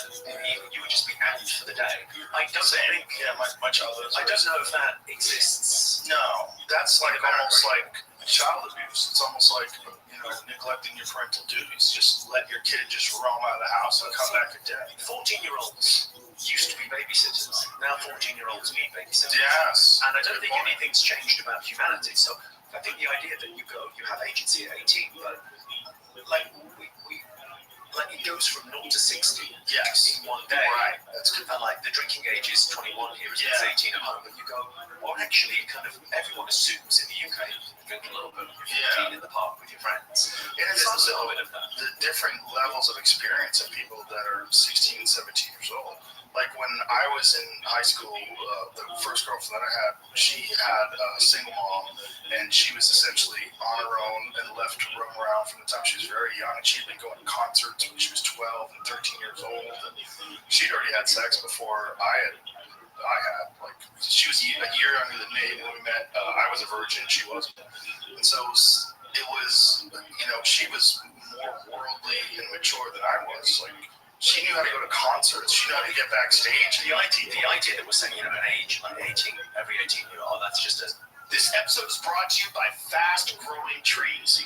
If you want to know what you're putting in your body, growing your own food is a great place to start. But listen, starting a garden doesn't have to be intimidating.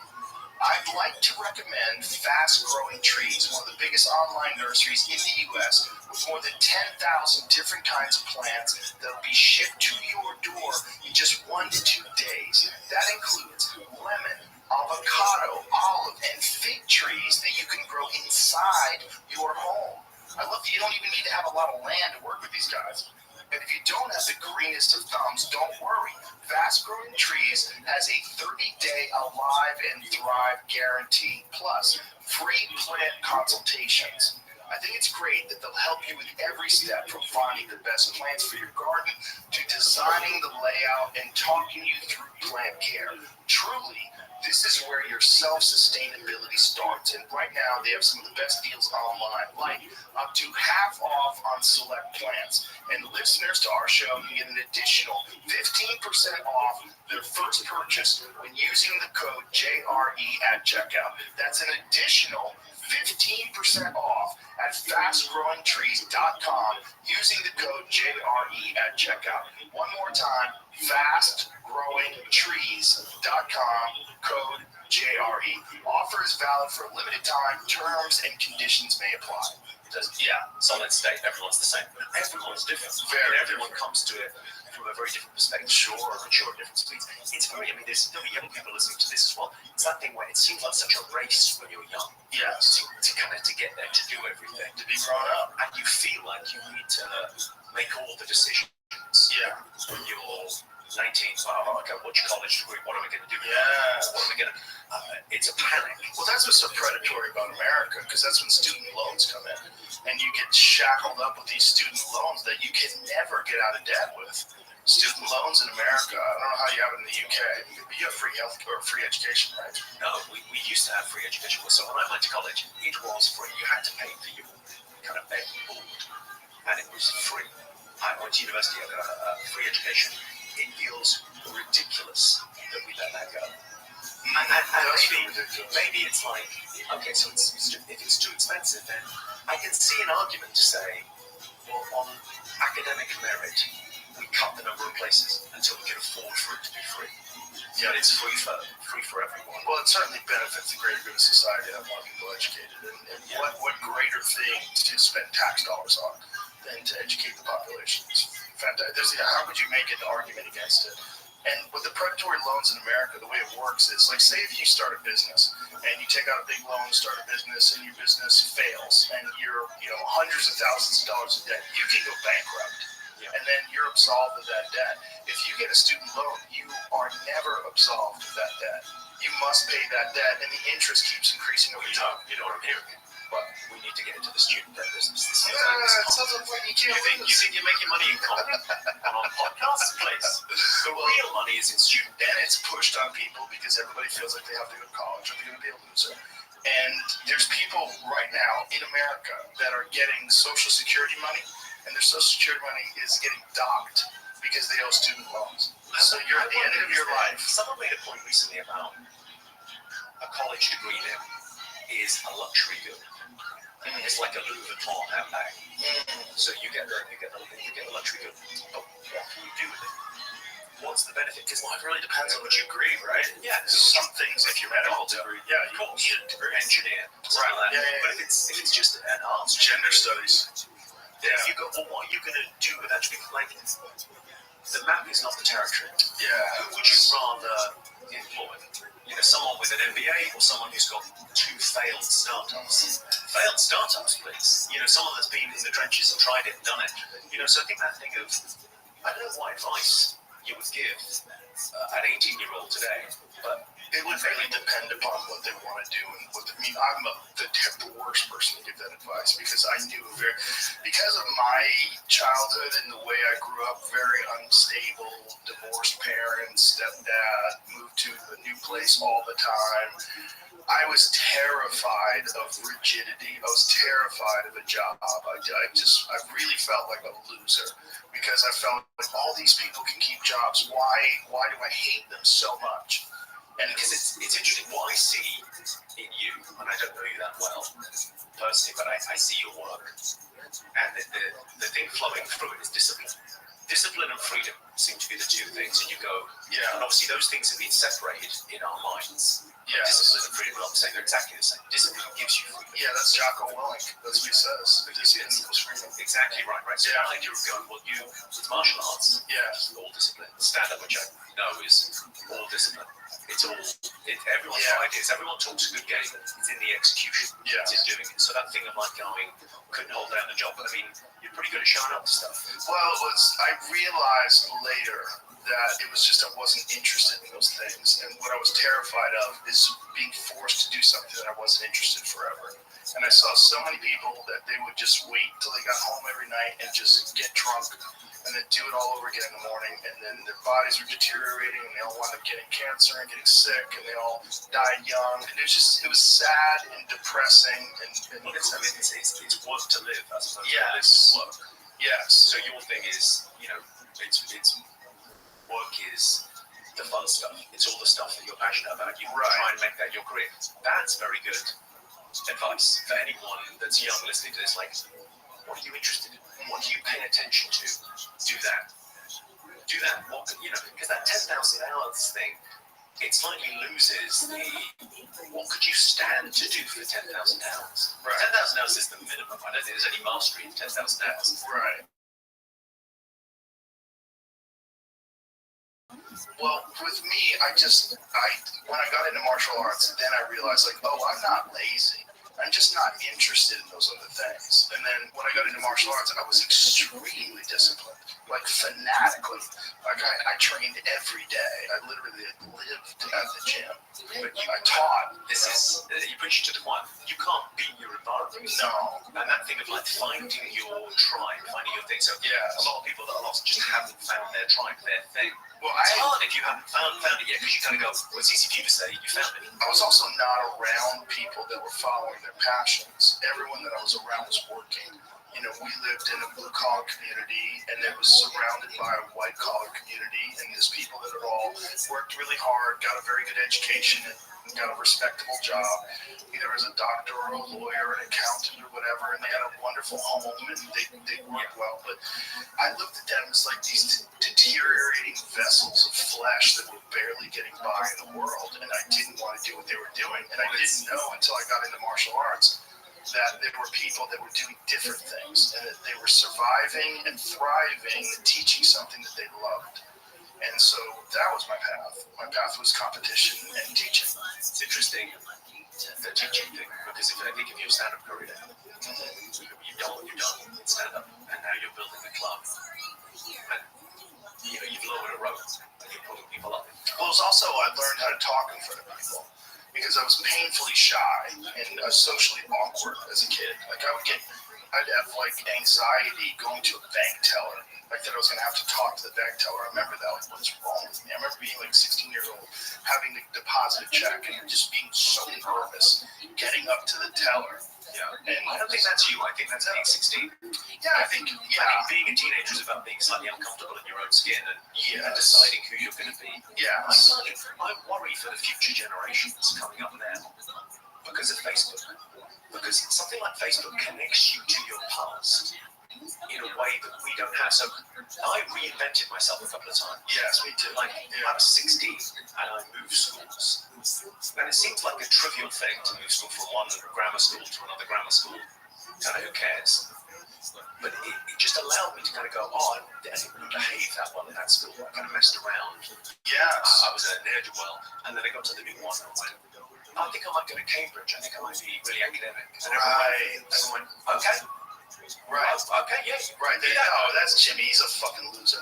Yeah. Right. Yeah. Well, I would go back towards my when I would go back to my town that I grew up in later in life. If I'd visit, I would get nervous. And when I'd go near my high school, I'd feel terrible. I used to have nightmares that I'd have to go back to school. Like I didn't really graduate, and I'd have to go back. It's that lovely feeling in stand-up.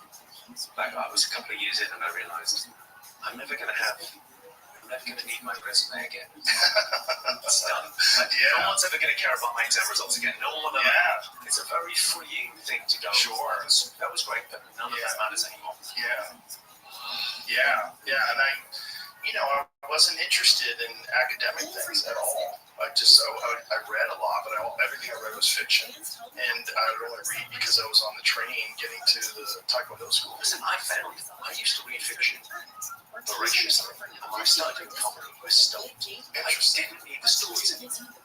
Interesting. Now I read non-fiction voraciously, but I like non-fiction, but I don't feel like I need the stories because I'm doing something creative. Yeah. It was that part of me that wanted that. It was like, I've got an outlet now. I found the outlet. Yeah. Which is, God, you'd love that for everyone. I would love that for everyone. I would love it for everyone to be able to do something that excites them. Whether it's making tables or knives or building houses, like whatever the thing is that really gets you. And it's unfortunately a lot of people don't find that. Yeah. Yeah. Well, it's hard to find. I mean, it's a life's journey. There's two great adventures in life. One is finding what you want to do, and the second is doing it. And tragically, most people don't get to do either. Right. You want that for everyone. Especially if you get captured early, and that's what I was talking about with the student loan thing. You get trapped in debt, and then you're on this path to a career, and then if along the way someone says, hey, have you ever thought about doing comedy? And you're like, oh, I'm so tired, man. Get out of here. I just want to go have a meal and go to sleep. And you're thinking about finding a woman and settle down and having kids. I used to work for a big oil company. Oh, really? I was in my mid-20s. I worked for Shell Oil. I was in marketing for Shell. And I very nearly bought a place. I very nearly bought a flat. And that thing of the things you own end up owning you. Oh, yeah. I think I'd still be there. And it would have been a good life. I mean, not best life, but it would have been good. But that thing of the good is the enemy of the best. I think people now, out of 18 to 21, going, you should be taking risks, big swings. Because you should also be surrounded by people that are also doing the same, so you can learn from each other. If you're a lone person on an island out there taking risks, it's very difficult to assess whether or not you're on the right path or whether or not it's viable. Yeah. One of the beautiful things about stand-up and one of the things I love about the club is all these young risk takers are around people that are the same and that are maybe 10 years ahead of them. And we talk all the time. I ask them, like, you doing gigs? Are you doing the road? What's going on? How you doing? Like, are you How many gigs? That's always the thing. How often do you write? I always think that thing of going to young comics, how many shows? Because it's like airline pilots. We're like airline pilots. It's not really about how many years you can do comedy. Right. It's about, when you talk to an airline pilot, they tell you how many hours they got in the sky. Yeah. And I feel like hours on stage, how many shows you done? Yes. That's the thing. I'm like 250 on the year. Yeah. And I feel like, okay, I'm in a groove. Yes. Like, it's that thing of like, you're match fit for this thing. One of the things that we found in LA is that, like when I was doing the Comedy Store and the Improv and the Ice House and going back and forth and doing Tuesday, Wednesday, Thursday, and then I go on the road Friday and Saturday, you get this groove where you just kind of know how to make something funny, and so it's easier to create new material as well. You get this. You hit this vibration, and then if I had to take time off, that's one of the things that I found that was terrifying during COVID. Is I took 4 months off, because everything was shut down. And then I came to Texas to do shows. I first did the Houston Improv, and that was in July. So March, everything was shut down. In July, only Texas and a couple other places were allowing you to do shows. And I came out here to do shows, and I had to listen to recordings. And So 4 months. Yeah. Cry Me a River. We did about a year and a half. in the United States, they did it. Most places did that. In New York, you had to be vaccinated to go to the clubs. That was 8 years later. Los Angeles was a year and a half. The gratitude is it brought you to Austin. They brought Yes. you to this place. You set up your own club. You've got this community around you. People have come out with you. It feels like it's the silver lining on that terrible time. Well, it wasn't a terrible time. It was a time of change. And it was also a time of realization that, oh my God, the power went out. I guess whatever. That Jimmy Savile guy's got more power than you It's still fucking think. recording. It seems like the mics are still on. Yeah. Is it a circuit breaker or something? Except for my main audio is still recording. So the video's still recording? Yeah. Well, interesting. Exciting. It's fun. Yes. 6-5. What do you think it is? You think it's a circuit breaker? I think it's the deep state. We're back. Yeah. I think the deep state are on You to guys us. talking too much shit. Yeah. Like we said with the candy. Oh, I tell you what, I think I was going to say Reset it? Okay. Should we pause? Pause. Well, I mean, we're on them. I can think. We can have a conversation even if we're not recording. You know that, right? Well, maybe I'll take a peek. Shall I take a peek? Yeah. Shall I take a peek? It sounds good. All right. It's very fun.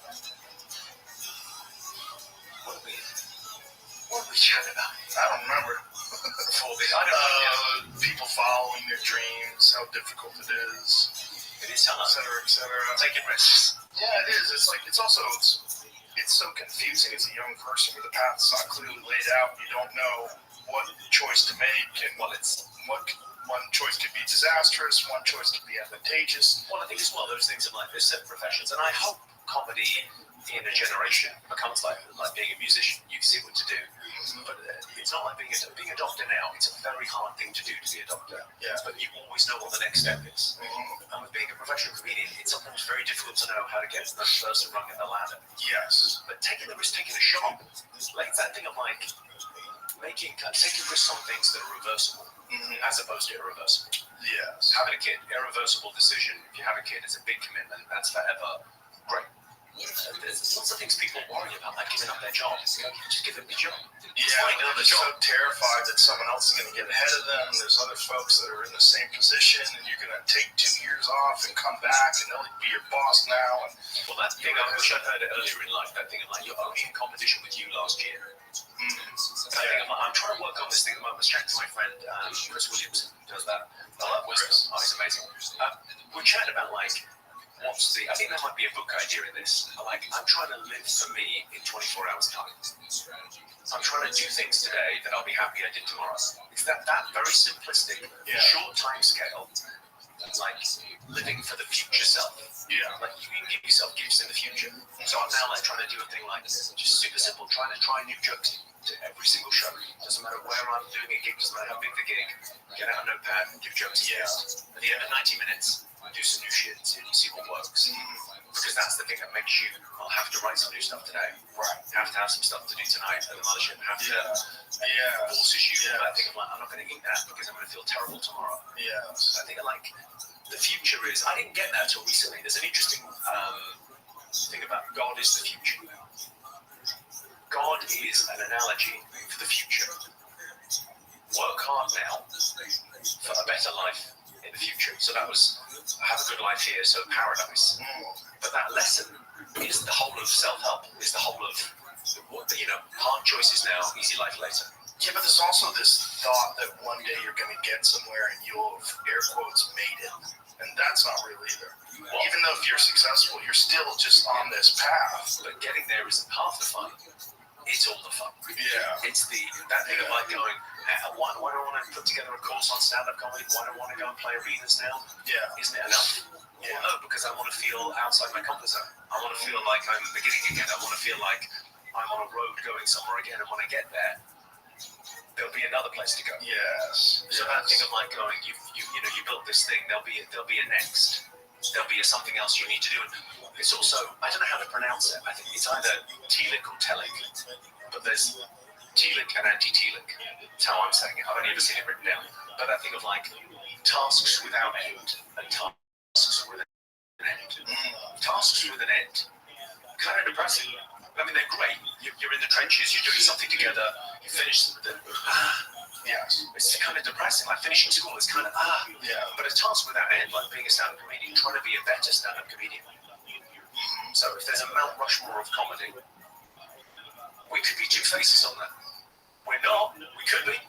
At some stage, that feels like it's a never-ending task of going, could you be better at this? Yeah, because there are people doing it better than me.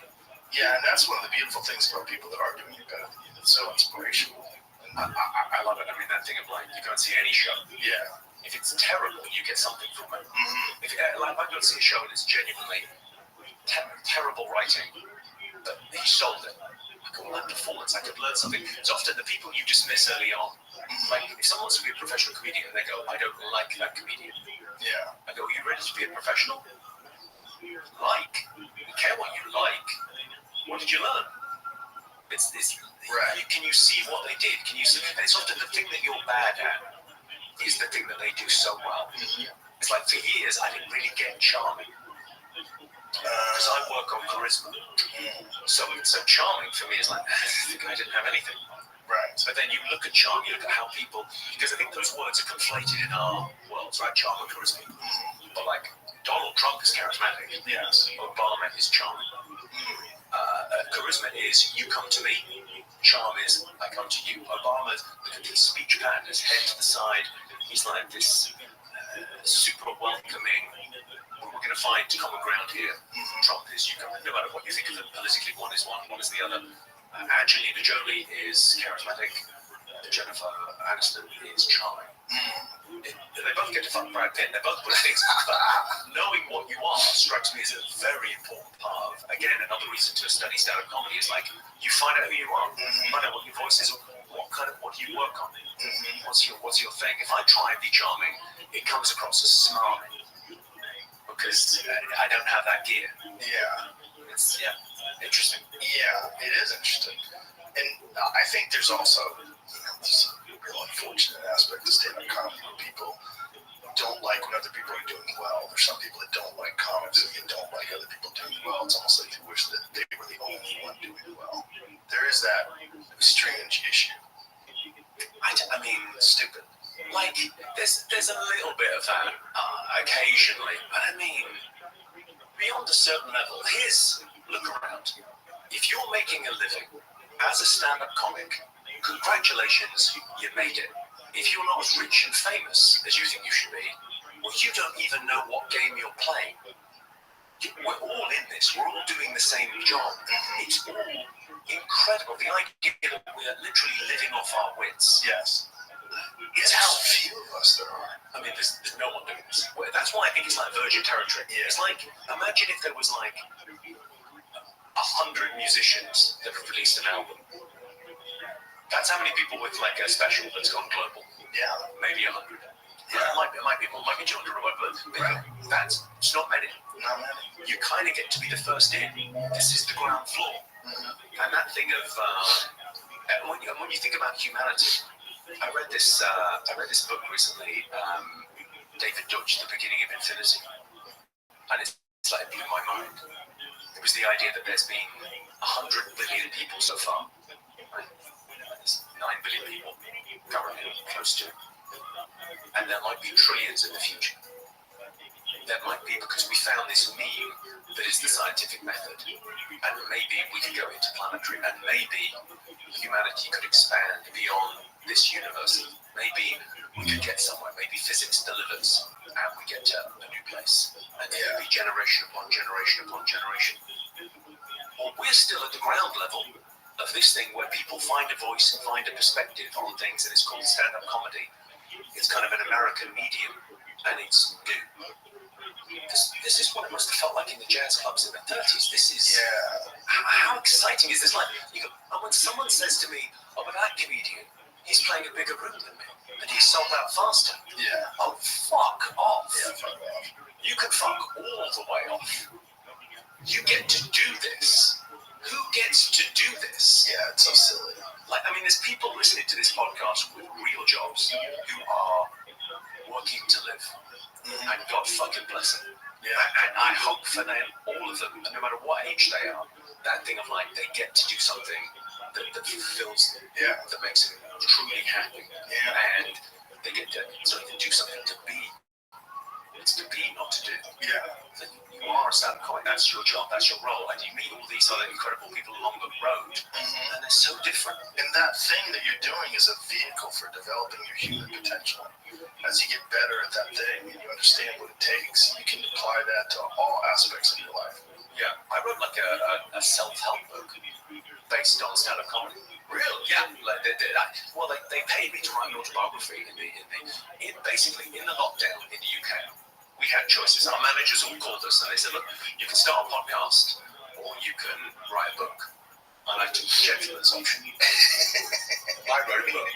Good luck with this. Let's see if it works out. I wrote a book, and I wrote like this before and after, I called it. And it was like a self-help thing of going, well, what stand-ups taught me? Because it did make me a better person. It's like, if you think about what's the core skill, it's pattern recognition. Oh, that's strange. I've noticed a pattern there. Yeah. Like jokes are very simple patterns. Like the rule of 3 joke is the shortest pattern you could get. And it's all pattern recognition, noticing difference. And it rewards, what is it called? Verbal dexterity. I mean, we both avoided any hard work in our lives through verbal dexterity. Yeah. You're terrific. It's amazing. Long may it last. I've never done a day's work. I've done a lot of days' work, which is one of the things that makes me appreciate it. Yeah, it's interesting that thing. I worked till I was maybe 25, advertising and marketing or whatever, and I do still think it's a very valuable thing. It is, because it makes you realize what you don't want to do. Yeah. I did a lot of construction jobs when I was a kid, and that will wake you up to what real hard work is. You know, I spent an entire summer building a wheelchair ramp at the Knights of Columbus Hall. So the entire summer I carried cement bags and pressure-treated lumber. And it was in the hot sun in the summer. And I would get out of there and I'd go to the gym at night and I was exhausted. I couldn't train. I was so tired. And I just You'd go to the gym at night after carrying cement bags. Yeah, I had to. I was competing still. So I was still fighting. And so I was going. That feels like a training sequence from Rocky 3. Is that the one with the Russian? Well, yeah. He's training in high tech. You've gone back to logs. Yeah. Cement. It wasn't making me stronger. It was making my resolve to not work stronger. It was making me realize, like, there's got to be a better way to make money. I can't do this. Because this was physically exhausting and boring. It wasn't something I enjoyed doing. It was boring. It sucked. You were in the sun all day. And also, I was not good at recognizing that you'd have to stay hydrated, take vitamins, take care of your body. I was like eating Subway sandwiches and drinking Coca-Cola. But that's what your 20s is for. Sure, yeah. And no one seems to know that early on. No one seems to grasp it. It doesn't matter how much you tell them. People think, yeah, I'll be fine. Yeah, you have to learn. But those hard jobs made me realize, like, this could be your life if you don't take the chance, if you don't really go for it. But it's that thing if you go... Someone told me this thing recently about the difference between ambition and entitlement. And it's, okay, so it's where you are now and where you want to be. And if you want to do something about it, and you're going to do something about it, that's ambition. And if you think someone else should, that's entitlement. And giving people agency, high agency people, giving them like the power to do that is what the whole school system should be set up to do. Yeah, and teaching people the difference between those things and that you are not doing enough. You may think that you're doing enough and that you should be receiving more, but you get what you deserve, for the most part. Well, that's very Cain, very biblical.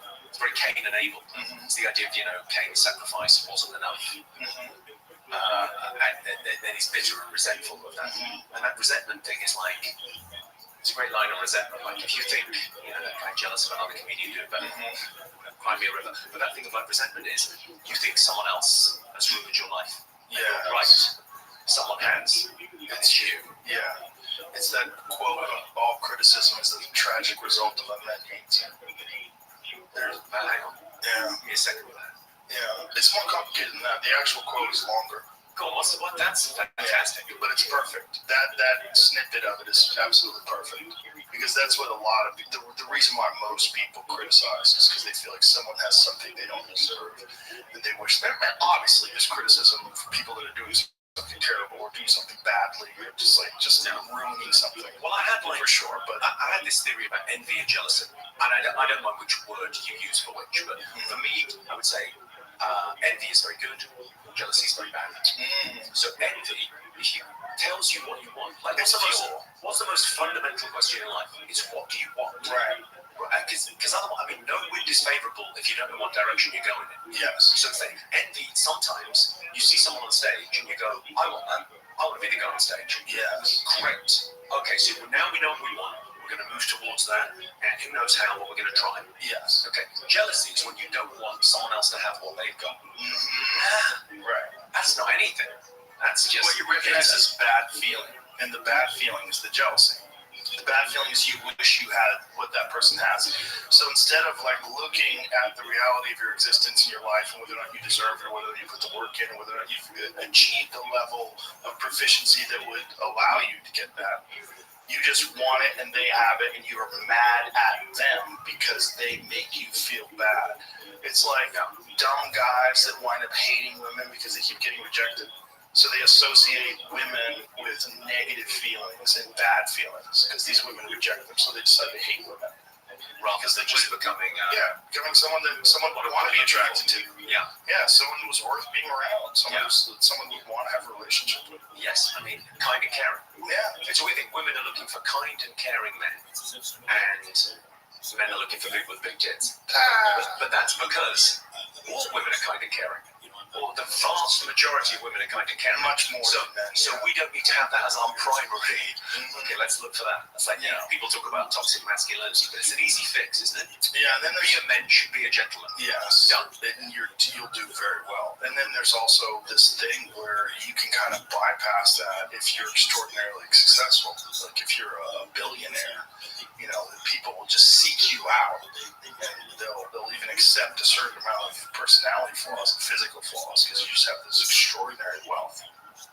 So there's people that just go in that direction. They just try to achieve this like undeniable material success. Yeah, I don't know where that gets. I mean, billionaires do seem to be giving away their money left and right. The number one reason why women get rich is divorce. But I mean, but actively, the altruistic thing of like they're giving away their money, they're trying to I see. do something. Yeah. But the idea they're giving away their money, and you go, well, that's interesting. Like, what matters? Because money is money is a magic lamp, right? Is the quote. Like, but you have to know what to wish for. For me, wishing wells work, but wishing wells work before you think they work. You throw the coin in, and you make a wish, and that's what deciding what to wish for is how they work. Knowing what you want in life strikes me. That's what we were talking about earlier. That first adventure in life, finding out what you want, who you want to be. Yeah. And you're kind of it's hard. That's like it's the hero's journey for everyone.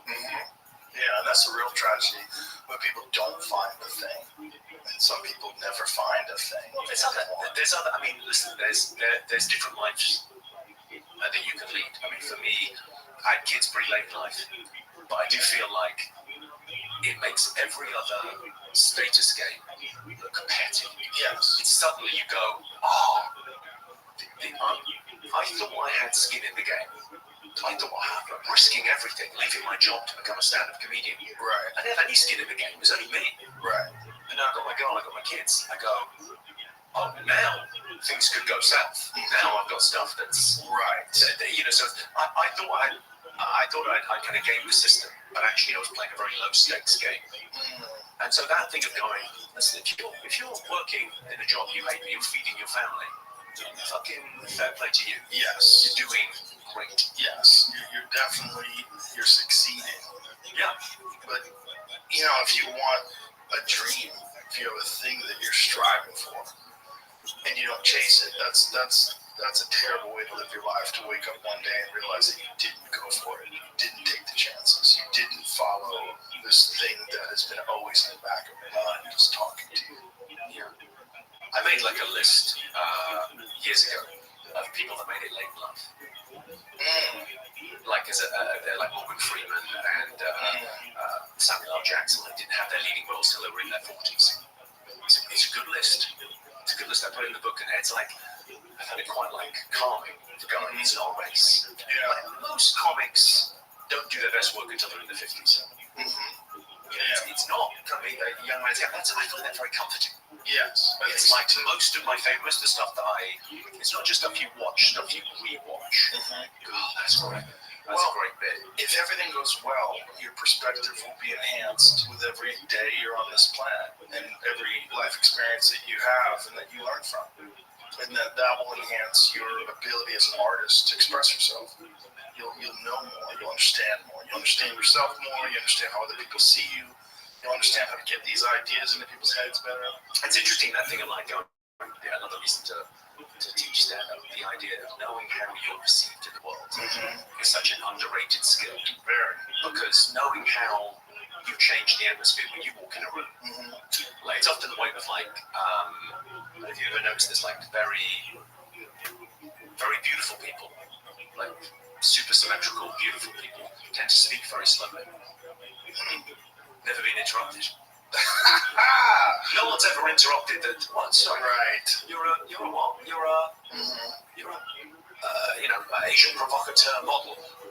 What? Right. Yeah. Hanging on every word. I speak very quickly because this. But you've got that thing of like you don't quite know. I'm sure Marilyn Monroe just thought that's how people. When you walk in a room, everyone turns around and looks. Yeah. That's how rooms work. Is that what it was? Because she never gets to experience the world through someone else's eyes. Isn't that Socrates' quote? Was it Socrates that said beauty is a short-lived tyranny? That's good. Yeah. That's a good one. That's good. Yeah. You dominate with symmetry. And you don't really have to be that interesting if you're gorgeous. But listen, people that are gorgeous and listening, lean into it. You might as well use what you've got while you've got it. Oh yeah, you've got to invest in the other golden ticket. Yeah, right. If you're smart, you invest in all those other things. Isn't it interesting how we think people that are born beautiful, lucky, she's just lucky, it's easy for her, or him, it's easy because they're born beautiful. We never say that about smart people. We never think that was easy for Joe Rogan. He was born really smart and inquisitive. Yeah. It's easy for him to write comedy because he's got that noggin on him. So it's easy. No one ever thinks that. People go, oh no, he did the work. And that's the great illusion of our culture. There's two great lies. One is talent and one is hard work. And they're both lies and we know they're lies. That's anything Michael Jordan is without hard work. Yeah. No one. Yeah. I mean, he had all the talent in the world, physical prowess. And obviously not everyone can do that. So it's a mix of the two. It's always going to be that. I talk about it as edge. What's your edge in life? What could you do better than anything else? You have to do it the best in the world. But what's your thing that you bring to the party? What's the thing that you want? Here's a great question. What do you find easy that other people find hard? It's interesting. You talked about being shy when you were 16. Yeah. And yet you've lent into it to a degree where your whole life is putting people at ease and welcoming them and talking to them. Yeah. And you were nervous talking to a bank teller. I was entirely dyslexic as a kid. I couldn't read until I was about 11. And I spent my life now reading autocue. I was so terrified of reading out loud. How do you fix this? How does dyslexia manifest itself? I don't think it's a real thing. Well, because you can't take a blood test for it. So it's a way of thinking. So what did you see when you said you couldn't read till you were 11? What did you see? When I write, so people, I think when you write, when most people write, they sort of just write the word. I need to think of every letter in the word as I write. And so as I read individual words. So I'm quite, I read pretty slowly even now, like compared to I don't know what my reading age is, but it's definitely not commensurate with where I should be. But I managed to kind of get in the system. You find your way around it. Did you take lessons? No. I mean, I got into Cambridge. I did very well academically. Right, but how did you overcome? You just basically, I figured out early on that pattern recognition thing of going, okay, I need to get A's in my A-levels, like whatever you call the end of school. I need to graduate with a whatever. I need to do very well. So I found the brightest guy in the school, and I said, "Can I read your essays?" He said, "Yeah." I read what he'd done, and I didn't copy the essay, but I copied the structure. And so I kind of learned to go, okay, well, in academia, what do you need to do to kind of game the system? And how can I get around it? And it's just that thing. You go, well, you have to. I think there's a fair bit of acceptance in it. You have to go, well, my mind works a bit differently to other people's. I'm not as gifted in that, so it's going to take me longer to read something. What do they say? What is dyslexia? Like technically, like when they give you a definition of it, like what's the root cause? Google dyslexia. Look, Oliver, I would Google it, but I wouldn't be able to spell it. I have to get a thing like with spell check on my computer. It will just go, huh? Right. What are you trying to say? I don't even know what you're shooting for there. Right. Give me a clue. Put it in a sentence. But it's like it's no idea. I know that you do get that little red squiggly line under your words. I mean, oh, thank goodness. I say I wrote a book. I co-wrote a book. Yeah. With my spell check. Yeah. Without spell check, it's not anything. What the hell is this? Yeah. For sure. But it's oftentimes where when I'm typing text. Learning disability. I was in like special ed till I was all the way through sort of primary school. It happens because of disruptions in how your brain processes writing, so you can understand it. Most people learn they have dyslexia during childhood, and it's typically a lifelong issue. This form of dyslexia is also known as developmental dyslexia. Dyslexia falls under the umbrella of specific learning disorder. This disorder has three main subtypes: reading, dyslexia, writing, dysgraphia, and math, dyscalculia. Yeah. So, I mean, I think it's one of those things where I don't think that's helpful. For me, I don't think it's helpful to have, I don't think the label ever helped me. I remember getting like properly diagnosed at university just so I could get a free laptop. And they would give you an extra half an hour in the exam. But my written word is, I'm not great at cursing. So it's interesting. The slowdown process that can affect everything that follows. That includes slowed reading because you have trouble processing and understanding words, difficulties with writing and spelling, problems with how you store words and their meanings in your memory, trouble forming sentences to communicate more complex ideas. Dyslexia is uncommon overall, but widespread enough to be well known. 7% of the population worldwide. I'd say that's pretty widespread. Yeah, it's pretty widespread. Yeah. May affect up to 20% of people worldwide. Yeah. Well, what causes it? Okay, what's the symptoms? And then moving on. Genetics. It's highly genetic and runs in families. It's good. I wonder what it is about genetics that cause it. A child with one parent with dyslexia has a 30 to 50% chance of inheriting it. Well, I wonder what the advantage was. There's always a Darwinian advantage somewhere. Well, it says if you have dyslexia, you're neurodivergent. It means your brain formed or works differently than expected. Research shows that people with dyslexia have differences in brain structure, function, and chemistry. So a bunch of things that can happen: infections, toxic exposures, and other events can disrupt fetal development and increase the odds of later development of dyslexia. Oh, we did fine. Here's my thing. I don't think it's helpful to have it. I mean, I went to, arguably the best university in the UK. I guess Oxford would have issues with that, but I think Cambridge was great and did very well academically. And it was hard.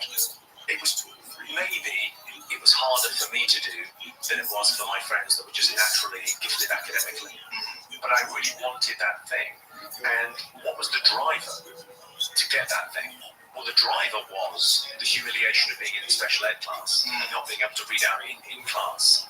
And having, I remember my friend telling me the stories of what was happening in Lord of the Rings, because I couldn't read it. So I was like, what happens? And being really excited by that. So that thing of like that poor kid feeling less than, going, well, I need to get this academic achievement to do something. So you were going up to the bank teller shyly at 16. The gift that shy kid gave you was the drive for this. So it's all gratitude. It's all like, well, great. What are you motivated by? Not everyone's motivated towards something. Sometimes it's just away from something. So if you grew up and you weren't wealthy as a kid, it's great for us because it was pre-internet. So I grew up in Slough and we didn't have many foreign holidays. Fine. My mother was fantastic and it was a great childhood. And I didn't have to look at everyone else's childhood on my phone. I didn't have to look at what everyone else had. I just knew the people around me and we were all kind of in the same boat. It's lovely. I kind of think that comparison is the thief of joy. Yeah. It's just another great quote. Yeah. Yeah, it really is. And, you can, instead of having that experience, you can compare and be inspired. And that's just a switch that you have to make in your mind. And that's the difference between being jealous and envious, right? If you're envious, you can use it as fuel. This disposition is more important than position. If you Yes. keep going back to kind of gratitude, like, okay, we're fine. Mhm. It's you can kind of do anything. Yes. You know, because it's quite empowering as well. That thing of like, it's just a happy mood to be in. Yeah. Yeah, you can choose to interface with life in a more positive way. And, you know, sometimes people need things that happen to them, near-death experiences, tragedies, psychedelics, something that, like, snaps you out of this state that you're in, this groove that's been deeply cut into your consciousness and the way you approach life. It's something different that sort of allows you to see, like, okay, I can look at things differently, and that would be a benefit for me. That would help me achieve what I'm trying to achieve in life. And then as you do that and apply it, you see the results that are positive, then you gain momentum in this very good dimension. For me, I think grief is a huge driver. Like that, you know, that great, there's lots of great quotes. It was the same with me. But that thing of every man has two lives. And he's first, and the second begins when he realizes he only has one. Yes. It's like you go, that for me, I remember hearing that going, oh yeah, this is, you're kind of living sort of for someone else. You're sort of trying to impress your parents or someone at school, or there's that kind of weird mimetic desire for, I want what they've got. You know, they've got those trainers, so I want those training shoes. I want that car. You're in competition with the world to kind of keeping up with people. Yeah. And then there's people that tell you the direction you are supposed to go in, and they're angry at you if you don't follow it. If you have like very controlling parents, that can be a real issue. You have to figure out a way to snap out of that. You know, it's very hard, though, isn't it? Because, you know, different people like childhoods, this is a real tough love thing. This isn't popular, but there has to be a statute of limitations on childhood trauma. Because for an 18-year-old to tell me, I'm not doing so great because my mum's a narcissist. right. Yeah. Man, that must be really tough. If a 40-year-old tells me, Right. time to get away. Yeah. But at what stage should there be a ceremony at 25 where we go, okay, everyone, that's all done. It's your responsibility now. Well, that's a good point, what you just said, because that's, I think, one of the things that we're missing that has always existed in cultures is a rites of passage. Some sort of a ceremony that allows you to recognize that you are now held to a higher standard. You are in a new stage of existence, and that this stage requires you to now you are a man, or now you are a woman. And now you have to take agency over your own life, and you have to take responsibility for your decisions. And you have to think of yourself as an adult now.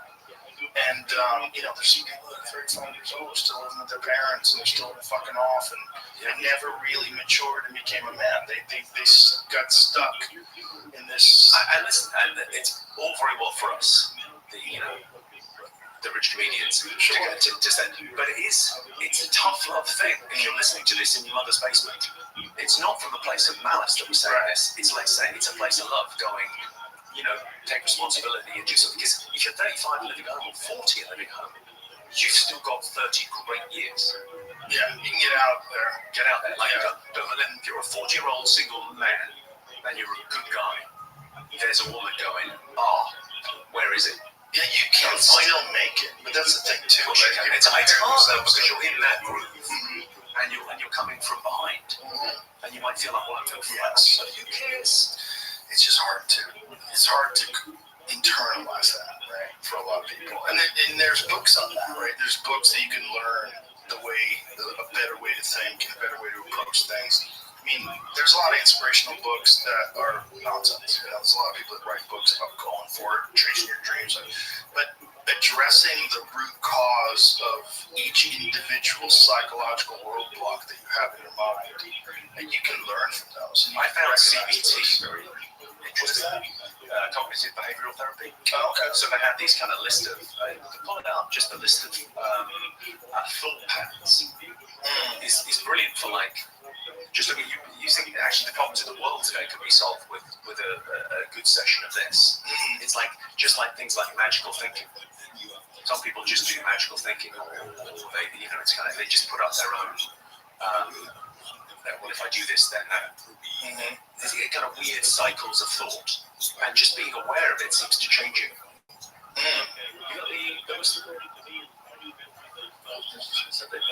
Yeah, CBT kind of thought patterns. When did you get involved in that? Well, here's a weird thing. I got into kind of West Coast kind of human development, human potential movement through shale oil. So I was working for a big oil company, and there was a training budget. Now, I wasn't on the oil rigs. This will shock you. I was in the office. I know I seem like a real alpha dude, but I was in the office pushing paper, talking about marketing and adverts. And so they had a training budget for everyone. So we used our training budget to go and do like courses. So we did a lot of neurolinguistic programming, and we did a lot of kind of CBT type stuff. Talking to people. It was all about kind of, trying to, what are you going to do career-wise, and what's happening within the corporate structure. But for me, it was like, I found it such a easy. I kind of lost my faith in my mid-20s. Or kind of maybe very slightly earlier. And then it was like this sort of replaced that in terms of like, it's a way of seeing the world. So the central, NLP's got its critics, but the idea of going, the map is not the territory. How you see the world isn't how the world is, it's just how you're seeing it. And you could see it differently. You could change the world, or you could change your perspective on the world. And it strikes me, one of those is a lot easier. It's not easy, but it's a lot easier than the other one. Yeah, a lot easier. And it was very freeing. Okay, what's this? All or nothing thinking, catastrophic thinking, overgeneralizing. Yeah, these are all great. Most people go to What's the top? Scroll down below. There we go. So all or nothing thinking extremes, for example, something's either 100% good or 100% bad. Okay, so the boyfriend doesn't call you back. Oh, he hates me. Right. He hates me then. Okay, it's over. Catastrophizing follows that. Catastrophizing. Possible conclusion. Yeah. So I mean, stand-up comics that we know. It's the all or nothing thinking. It's my career's in the toilet. I'm useless. When you've had a bad show. Seeing a pattern based on a single event, or generalizing, mental filter, only paying attention to certain types of evidence, that doesn't count. Yes. What's an interesting thing that of like when you think politically, if you're having a political conversation with anyone, I always like try and ask, what would you need to see to change your mind? And if they don't have an answer, it's a matter of principle, because they're not willing to listen to reason. Right, they're ideological now. Yeah. I mean, I must say, the thing about your show, like coming on here, whatever, I've seen your show along, and the openness is fantastic. The openness to, okay, what do you got? Tell me. It's like, it's such an unusual thing, because most of what we have in our society, everything seems very, looking at America as a visitor, thanks for having me, it feels like there's a cold civil war. There's where people are on this side and this side. I could ask you your opinion on any one of 5 issues, and I can tell you what you think about everything else. And that's a bit depressing. I want to be surprised. Like individuals, it's almost like kind of joining a political party, it strikes me, is a little bit ordering from the set menu at the Chinese restaurants. If you've never had Chinese food before, okay, I'll go with that. The set menu, you tell me. Right. But like following a political party, you agree with them about everything. Right. That seems far-fetched. I don't agree with anyone about everything. Right. Yeah. It would seem crazy. I've learned how to do that, though. I was most certainly in that camp at one point in my life. And then doing this podcast and having this incredible opportunity to talk to so many different people that are brilliant, and so many different people that have completely different perspectives. And my genuine curiosity as to why they think the way they think, and learning how to not judge them because the way they think is different than my thoughts, but instead to try to put myself in their mind and try to see from their perspective, and also give them the most charitable take on them that I can. It's the other question before you get to any kind of political debate with anyone. First question: do you believe people can change? And if someone goes, no, they are what they are, why are we even talking? Well, that's forget that. That's such a silly perspective that so many people share. But it's that thing of like going, if you have the same political views that you had when when you were 21, and you're now 45. You haven't been thinking much. Right. You've just been rearranging your prejudices. Yeah, and That's not thinking. cognitive. Yeah, your bias. So, like, what was the last thing you changed your mind about? Is such an interesting question. Yeah. What was the last thing, the like big thing you went, I used to think that, and now I think this. And it's a really interesting question. What would yours be? What was the last thing that you... The medical establishment. I used to think that medicine was there purely to heal people and make people better, and that all doctors were on board with that. What do you think? Now I think they're captured by an enormous industry, and this enormous industry, first of all, starts with dictating where funds go. So there's one group that decides what studies are going to be run, what tests, what research is going to be funded. And so all of those doctors that receive that funding have to step in line. Then you have the enormous impact that we have in this country of pharmaceutical drugs are allowed to advertise on television. We're one of 2 countries in the world. You in New Zealand? Yes, that's it. Why isn't that just, I mean... But New Zealand's far more restricted than America. America's insane. I mean, I think of like, there's a lot of comedy routines have fallen out. That's the good that's come of it. Let's be grateful. And your sound effects sound worse than the thing. Yeah, right. The idea of like, that's such an easy fix. Yeah, it's not. And it's the entire talking about the biggest industry in the world. Yes. It's bigger than anything else. And then there's also, like we were talking about, this oversimplification. They make a lot of amazing medications that have helped so many people, that have prolonged lives, saved lives, helped people. But I invest a lot of my money in cancer. It's great. Because that thing of like going, well, whatever you give to charity in a year, whatever that sum is, like, you know, go with God, good luck. But whatever you give to charity won't be as much as you invest. For most people, right? Unless you're incredibly altruistic. Right. So invest in something that's worth something. Yeah. So that idea, if you go, well, it's also the medical establishment. There's lots of problems, but when you're sick, Yes. who are you going to call? Yeah. It's your only option, and it seems to be. Yeah. It's just disturbing to realize that they've been captured. The media's been captured so hard, and that was a real revelation that was very uncomfortable for me to accept. And a lot of the information that I got from that was from doctors, from heterodox doctors that would explain to you the problems with the system, and how they're discouraged. Doctors that were fortunate enough to go independent. What's the interesting thing about your show is the thing about the Overton window and how much you're willing to push. Because when you said it's a lab leak, you were in trouble. And then 18 months later, everyone goes, yeah, it probably was a lab leak. Yeah, but I wasn't saying it because I was guessing. I was saying it because brilliant people were willing to stick their neck out, who were actual experts in viruses, and they studied it, and they understood it. But in this forum, Yeah. you said it, and it moved the conversation forward. Yeah. You saying that moved the Overton window of like, actually, I think it might be okay to say that. I think it might be okay to talk about that. Like, so I think if you want to know where real power is in any community, who can't you criticize? Yeah. And that thing of like going, okay, well, that's interesting. Yeah. That's interesting. Well, sorry, we're not allowed to discuss this. Right. Sorry, that's not right. That's Right. I want to have a conversation about it. And as a Not just tell comic, me, isn't that the one thing that we always tune in on? like What? moths to a flame. Exactly. What are you saying? I can't talk about that. Why? Well, what about this? And they're like, you're just a conspiracy theorist. What doesn't comedy live between?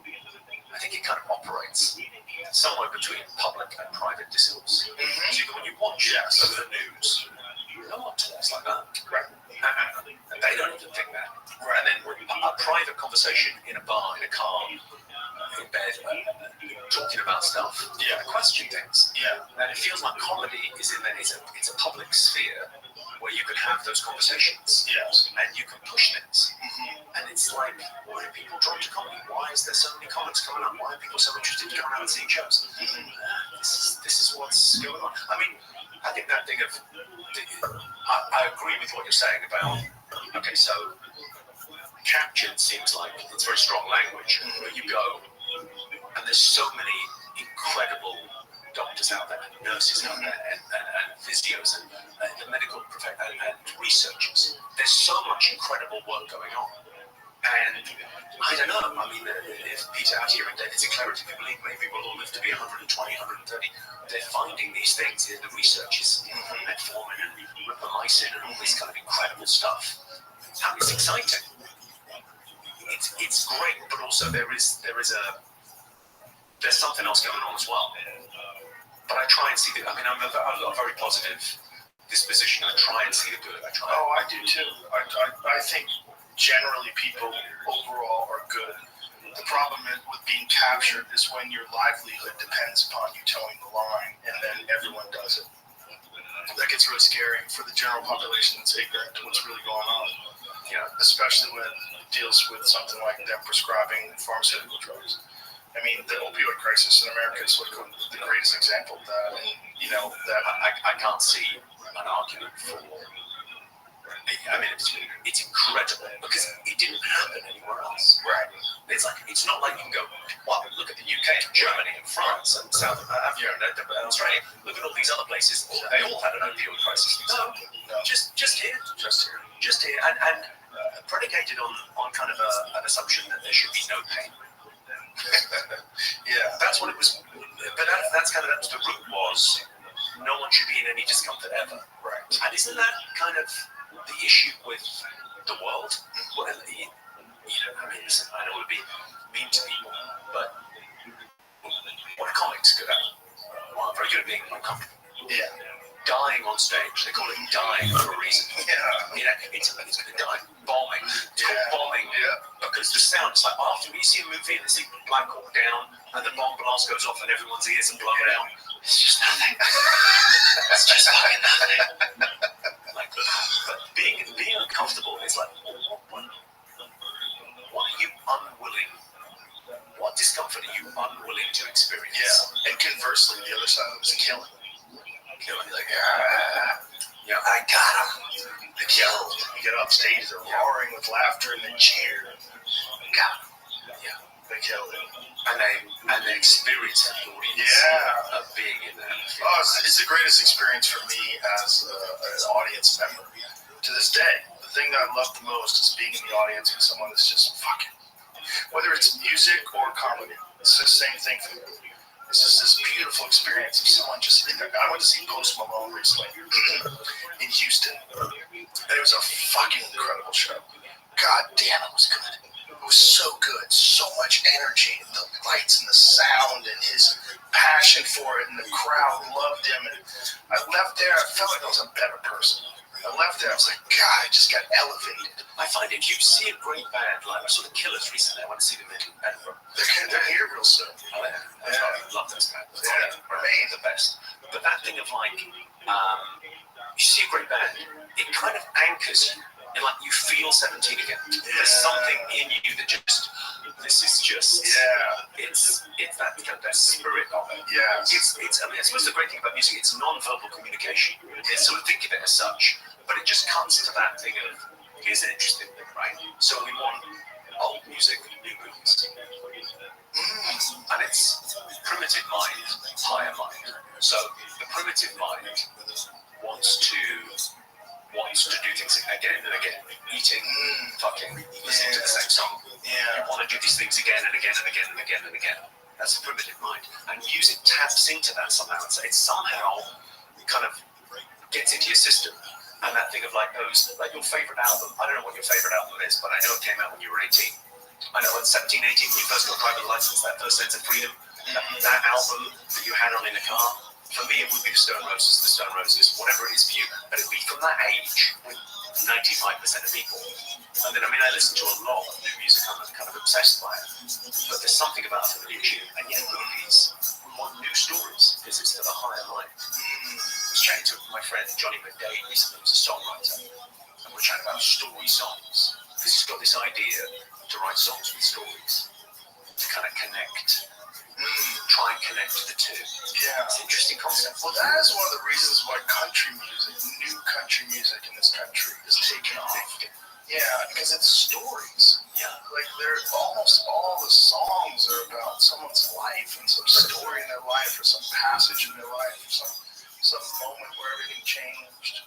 Yeah. It's interesting. It's like country is, it's kind of It's rock and roll without the irony. It's really interesting. It hasn't got that. It's very emotionally raw. Yes. I don't know if you've ever been around. I've written a couple of songs with friends. Sort of that thing of like, it's very exposing. Yes. In a way that the jokes you can kind of hide behind a little bit. I'm just messing around here. But the exposing kind of nature of going, no, this is heartfelt. This is what I feel. It's beautiful. Yeah. And it's really someone showing their neck. Yeah. It's like when you connect to that, when you hear a song and go, well, that's exactly how I feel. Yeah. It's a weird thing. Like there's certain emotions that I can only, like grief. I think is one of them. I often have a thing with songs. Whatever, like a song will come on the radio, and the grief that comes over you. You remember exactly where you were when you heard that song with the person. It's really beautiful. It's extraordinary. Especially, I mean, I can play the guitar a tiny bit, but the idea of like the mastery that these guys have. And there's so much great stuff. There's so much great. It's constantly being created. There's constantly new music that's coming out. I feel a bit like bad for musicians now in terms of going. There's a lot of comedians filling arenas, and it's only getting bigger, and theatres and comedy clubs and lots of comics, very evenly spread. It feels to me. It feels like music has gone the way of film. It used to be 100 movies came out every year, 200 movies, and yeah, sure, one did better than the others. It's a big hit. But lots of movies did okay. Now it feels like less is made, and they all the top 10 books, the top 10 books. We sell as many books now as we sold in the 80s. We sell as many records as we sold in the 80s. But 10 artists sell all of them. It's not a spread. And I think it's because the corporations got involved. So think about 70s cinema now. I just read the Quentin Tarantino Cinema Speculation. I'm only watching 70s movies now. It's so impassioned hearing him talk about the movies that he loved. Yeah. It kind of went through the book. It's infectious. Oh, it's like passion, the genius. He was an amazing guy to talk to. I mean, his mind is so fascinating. The way he approaches the art form, it's so different than anybody else. And also, his films are grandfathered in. Like, there's a hyper violence in his films that would be like really criticized today if it was a new film. There's like male on female violence. There's a scene in. I was talking about the scene from Once Upon a Time in Hollywood where Brad Pitt kills one of the Manson girls by smashing her head against the mantelpiece.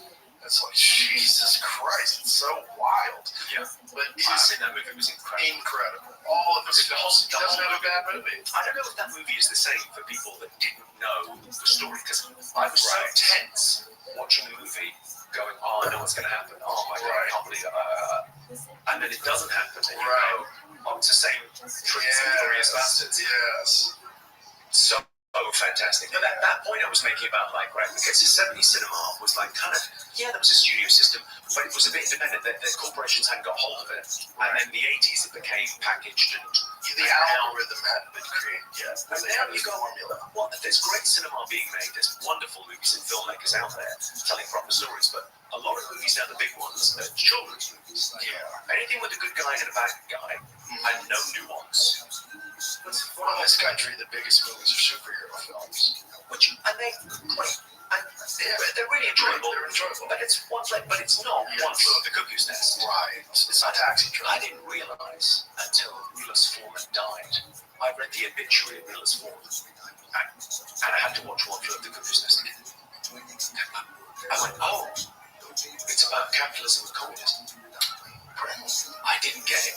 I felt like such a dummy. I went back and watched it again. He went, well, I think he came from what was Yugoslavia, and obviously the book existed, Ken Casey, and then when he made the movie, for him, it was about the communist system versus the freedom of. I watched it as a young man, and I watched it again maybe 3 years ago. Oh my God. That movie it's a phenomenal movie. I need to watch it again. I haven't watched it in decades. That thing of like, if you keep kind of communism, capitalism kind of in your head of like, what's the subtext of this? It's just. Well, I got some time this weekend. I'll watch it again. Oh, it's really rewarding. There's a few of those films that I really need to go back and watch again.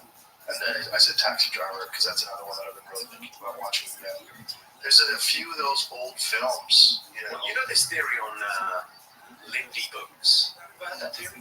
I know that term, but I forgot what it means. Okay, so it's the idea like the lifespan of something is the life. So most of what is consumed in our world on phones, most of what people are looking at was produced in the last 24 hours and will be gone in 24 hours. No one ever says this. No one ever goes, oh, you've got to see this TikTok from 2 years ago. It's my favorite. It's never been said. No one's had that conversation. Right. So it's all disposable. What stood the test of time? So it's books is the first thing, right? So you go, well, these books are great books. And they've been around for 100 years. Or they've been, George Orwell or Dostoevsky or those great books. Why have they stood the test of time?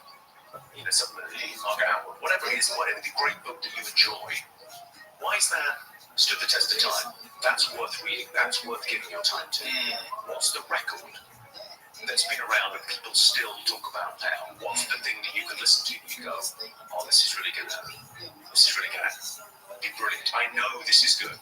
And I kind of find that an interesting idea with like cinema. We're all so drawn to the new all the time. That we never go back and go, what are the greats? Yeah. Especially for in our industry, comedy or whatever, we shout out to Dick Gregory, but like going back and watching people that invented what we do, and like I find that the frequency has changed in comedy. Like the laughs per minute has just increased. You watch stuff from the 70s and 80s, it's not quite the frequency. And I think it's that thing of the comedians were working with an audience that haven't seen this before. That it's the audience that have come with us. Yeah. Those comics were. Richard Pryor's as good as anyone working today. But his gags per minute was led by it's waiting for the audience to catch up to the ideas. Yes. Yeah. I think people are very educated about comedy now. One of the beautiful things about this club is that I see that a lot of these people are really hardcore comedy fans. I met guys on the plane out. I met some guys in the airport lounge flying out from Newcastle in the north of England to come to the club tonight. Yeah. And that was their holiday. So they got me to Austin, Texas to go to Joe Rogan's club. Because they asked me what I was doing. I said, I'm going out to do Joe Rogan. And they went, oh, we're going to the club as well. Why are you going? I went, oh, I'm doing a podcast. We're a fucking big deal. Yeah, it's become comedy tourism here. It's really nice. Yeah. It's nice too because I don't have to travel. I've been able to do a lot of shows and just people come to us. Rereading books, watching old movies. I don't think you can see the same movie twice. Right. It's like you can't stand in the same river twice. Different river, different man. Right. People think different river. It's a different man. Yes. Like if you saw One Flew Over the Cuckoo's Nest 20 years ago, you rewatch it, you go, well, this is just phenomenal. And really, what do you remember? Yeah. You kind of remember maybe one or two kind of snippets of a scene, something visual, but like rereading old books, it's especially with non-fiction, you kind of go, oh, I'm getting totally different things from this. Yes. Because you have a different perspective.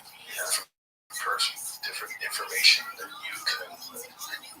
you have at your disposal. Have you got that imprint app? No, what's that? It's like it does visuals on books.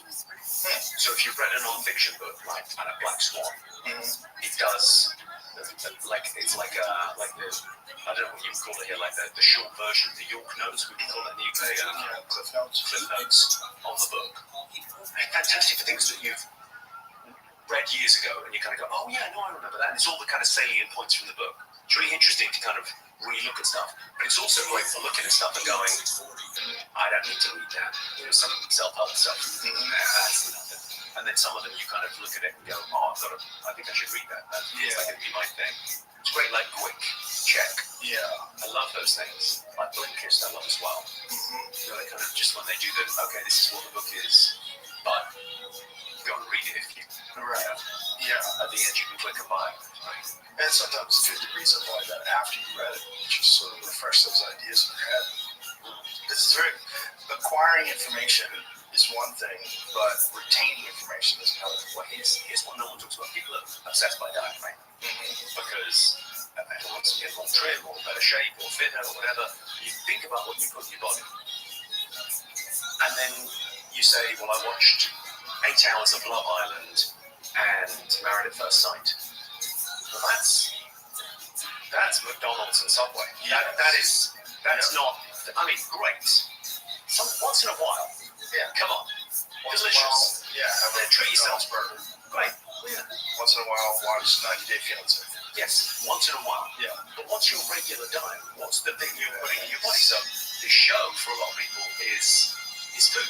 Mm-hmm. You know, food for thought, literally. And for me as well. But you go, well, that thing about going, well, what else? What are you reading? What are you taking in? Are you just watching the same stuff again? That thing of like listening to new music, I think, is like, because it does open up a different pathway. Mm-hmm. Yes. Yeah, it definitely does. Yeah, and old music sort of refreshes these old pathways. I saw the Rolling Stones recently at there's a racetrack out here, Circuit of the Americas, and they did this outdoor concert. It was enormous venue. Right. It was incredible. Security wasn't done by the Hells Angels. No, not this time. Not this time. They've learned from that mistake. Guys, we're giving you one more try. But if anyone dies, there's going to be trouble. You know what I started rereading recently? Is Hells Angels, the Hunter S. Thompson book. Or is it? I've never read it. It's incredible. Because that's that movie coming. The new. I watched the trailer for the new Tom Hardy. Is that Have you seen? Let's put it up. is that about the book? No, it's It's about. about Hells Angels. It's. I think it's called. Is it called Motorbikers or Motorbike Riders? Bike Riders. It looks Yeah. phenomenal. The movie's incredible, or the book rather is incredible. It's Hunter S. Thompson, the beginning of his career, when he was first experimenting with this gonzo journalism thing, which is like he's essentially using fiction and nonfiction together, you know, and he made up a lot of things apparently, and he pissed a lot of the Hells Angels off because a lot of what he did was like very similar to what he did was What's their motto? The Hells Angels motto is two can keep a secret if one is dead. Guys, we're trying to attract new members. Team meeting. Well, he also goes into the roots of what like how they got established, and it's a lot of people that were disenfranchised from the Vietnam War. Yeah. They were just shell shocked, PTSD and yeah.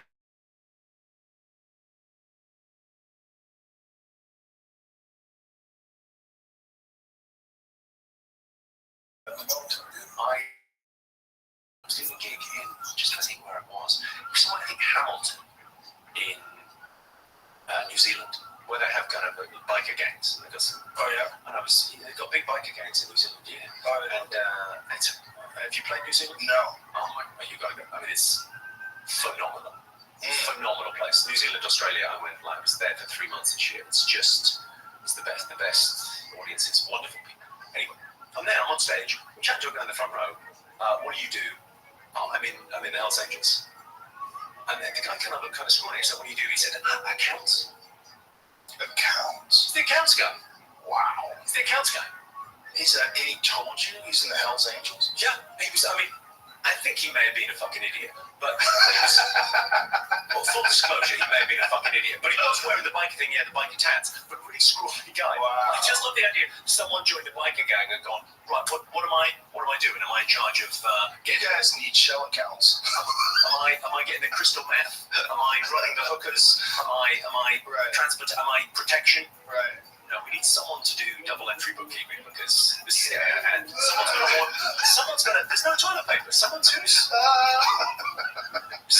the admin for like it's a weird thing of guys. Someone's doing that for the Hells Angels. I guess they have to, or else it'll fall apart. Office admin. Yeah. Wild. Yeah.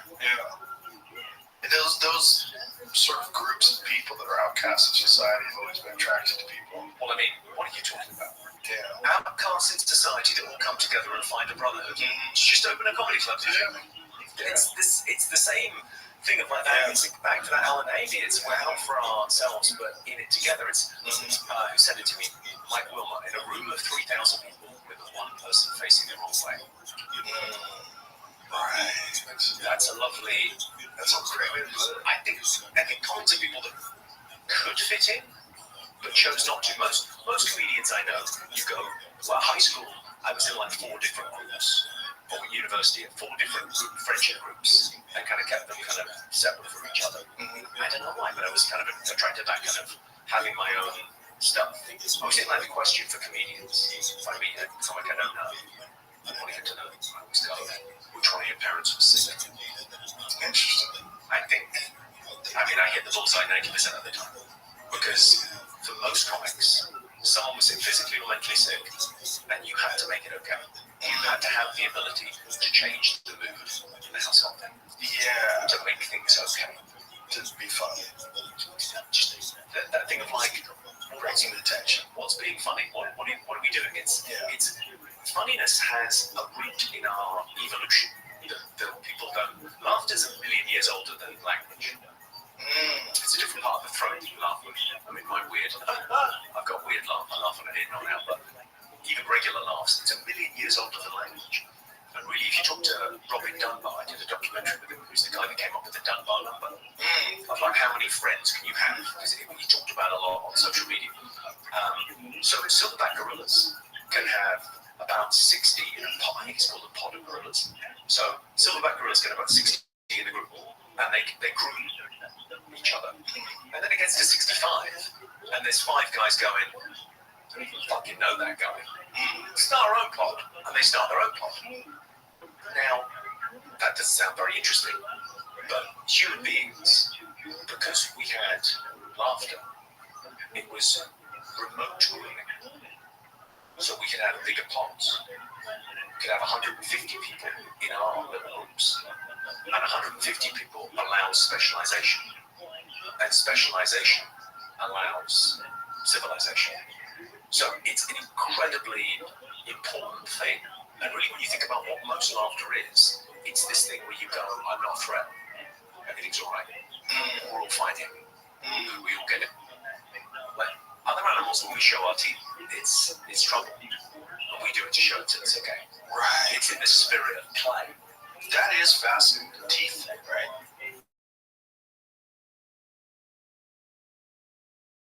Then when we show our teeth, it's like, it's so funny. But it's in the spirit of play. Yes. Because it's the same as like what tickling is. If you tickle someone in the street, try it. They're not going to laugh. A random stranger in the street, try and tickle them. It has to be playful. Both people have to be involved. Yeah, like a little play fight. Yeah. It's testing the boundaries of what's okay. Yeah. And laughter does the same thing. Laughter's like, I think that thing about what it does, it like rewards pattern recognition, verbal dexterity, and it allows us to get on in bigger groups. The importance can't be overstated. And you unite people in some strange way. People with completely different opinions about things. It's one of the things that I've said that's amazing about comedy as well, is that you can go on stage and have an opinion, and I could be in the audience and I have a completely different opinion. I don't agree with you at all. I'm like, I don't agree with this guy. But if you go on stage with an opinion, you make me laugh. You have somehow or another, you've injected that idea into my mind, and now I have to consider how the irony and how the comedic value of you expressing that opinion. Unfortunately, you're not the first guy to notice this. Yeah. So, I mean, Hitler knew it, and that's why Cabaret is such a great piece. Because those cabaret clubs in Germany, and if you laugh with someone, it's this like How did Hitler use that? he shut down the clubs. He shut down all of that. Have you never seen Cabaret? No. Oh, you've got to see Cabaret. So these incredible German What year is clubs. that from? Well, Cabaret, like the movies, Liza Minnelli, 72 maybe, and that's what it's musical run. Yeah. So these clubs, it's like the end of it is like the heartbreaker. I'm kind of ruining the ending, but it's these clubs in Germany in the 30s are like these incredible, full of life, magical people, and lots of Jewish people in those cabaret clubs, telling jokes and being funny and whatever. And the Nazis realized, well, if you laugh with those people, you can't hate those people. If you laugh with someone, like, what's that great phrase? Like, anti-Semitism cannot survive a Shabbat dinner. It can't. Like, if you've got Jewish friends and you laugh with them, what are you talking about, anti-Semitism? Right. But if you can make them seem like other, then it's very dangerous. So that thing of going, the nailing the landing of Cabaret, seeing one Alan Cummings doing Cabaret in London, and these people that you've seen singing and dancing and living their lives, and then at the end of the show, their radio pajamas and the stuff. And you realise they've all got wiped out. It's like, wow. What's really horrific about human beings is how recent that was. And how we have sort of dismissed that as an artifact of time. And that's not possible today. It's very scary. I think there's people give themselves, not everyone, but people sort of think, well, if slavery was going on today, I'd fight it. And if Hitler was around today, I'd fight it. And you go, but he is. And there is. There's 40 million slaves currently in the world. Yeah. More slaves in the world right now than during 1865 when they abolished slavery. It's horrific. And you look at North Korea. If you want to see the best example. if you want to see a state where, we have very little news from there. Very few people get out, the ones that do. It's horrific. Georgia was 1984. It's happening right now. Somewhat. I kind of thought that was like an interesting idea on America's original sin is slavery. And there's no way to change the past. But one thing you could do, if you can't work out reparations, and people don't seem to be able to work out what to do with that, but one thing you could do to make America's foreign policy, why don't we just stop slavery? Who couldn't get behind that? Right. Globally, to say you've got an incredible military. There's injustice going on in the world. That idea of being the world's policeman, I don't know. Freeing slaves, who could disagree with that? Well, who's putting up a case against it? The problem is that you're addressing the way the United States interfaces with the world as if we're just trying to do overall good. That's not really what happens with this whole empire building thing. That's what's really going on is controlling resources and coming up with some reason that you have to intervene in order to acquire these resources or control these resources or protect your resources. I think it's, you know what I think that is? Short money. Mm-hmm. Short money, because what's a resource? There's things that are resources now that won't be in 20 years. You know what the biggest industry in the world was in 1903? Beavers. Very close. I'll pass you. I'll give you a C. Whaling was the biggest industry in the world in 1903, and whaling disappeared overnight. Like in a year and a half, it was gone. Those towns were just emptied because the whale oil wasn't required anymore. Because suddenly we discovered petrochemicals. Petrochemicals was really the thing. Yeah, the whale oil, electricity, Edison, all of that stuff, Tesla. It's really interesting how that industry just fell away. It's like the story of horse manure in New York City. You know this? No. So horse manure, why the brownstones have got steps up to the front door? You ever wondered about that? Why is the ground floor not on the ground floor? Why is it out steps? Why? Horseshit. Really? There was horseshit everywhere. They've always got those metal scrapers by the side of to get the horseshit off. You know, the old movies, they always talk about smelling salts. There's a lot of references to smelling salts. Yeah, the smell was horrific. If a horse died in the street, you had to wait for it to atrophy to cut it up and take it away. New York was the sound, cobble streets, metal wheels on the cars, horses everywhere. So they made a law to say, right, horses we're going to put a tax on. Change anything. Made another law the next year, we're doubling the taxes. Right, we're going to do a thing with, we're going to say, if you have a horse, then you have to do this, you have to do that, whatever it was. Kept on. And what stopped it? Henry Ford. Cars came along, all gone. There's 5 of them left in Central Park. Right. All gone in no time. Whaling disappeared overnight. That thing of like, what's a resource now? America trying to get resources overseas. I sound like a Boy Scout. I think freeing slaves would be a much better thing to do than trying to get control of an oil field somewhere where you go, that's not going to be a resource in 10 years' time. Yeah, the problem is it's a resource now. It's a phenomenal one in terms of the amount of money that you acquire. Cobalt wasn't a resource 20 years ago. Right. Now we really need cobalt. And suddenly, the things that are happening to get it are just horrific. Yeah, I had Siddharth Kara on the podcast. He's a journalist that went to the Congo to document this and brought back video footage. The Democratic Republic of Congo. Any country with democratic in the name, that's a fucking red flag, isn't it? That's a red flag. They go, hey, we're democratic. Are you though? Are you? Yeah. It's hell on earth out there. It's happening right now. I got that thing about people saying, well, I would go and make a difference. Well, there's stuff going on now if you want to get involved. Well, what's so ironic is that it's one of the most horrific conditions that human beings are imposed. It's imposed upon human beings, but yet it is required in order for you to have a cell phone and complain about the injustices of the world. Every single person that has one of these things, you have in it minerals that were carved out of the ground by people living in the most insane conditions. Child labor, slavery. I mean, slavery, and not just that, like people with babies on their back that are breathing in this cobalt dust, horrific health consequences, everything, all the above. Abject poverty, no electricity. Here's the big thing in the world. Again, gratitude. Go back to gratitude. We don't live there. Anyone listening to a podcast is, we're doing great. What can we do about it? I don't know. This is part of the anxiety of the modern world because we're surrounded by problems, told about problems that we can handle. We have no agency there.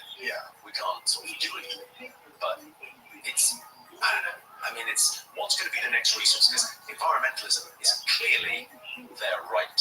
Yeah. These fossil fuels needs to stop. But we've already got the downside volatility from splitting the atom.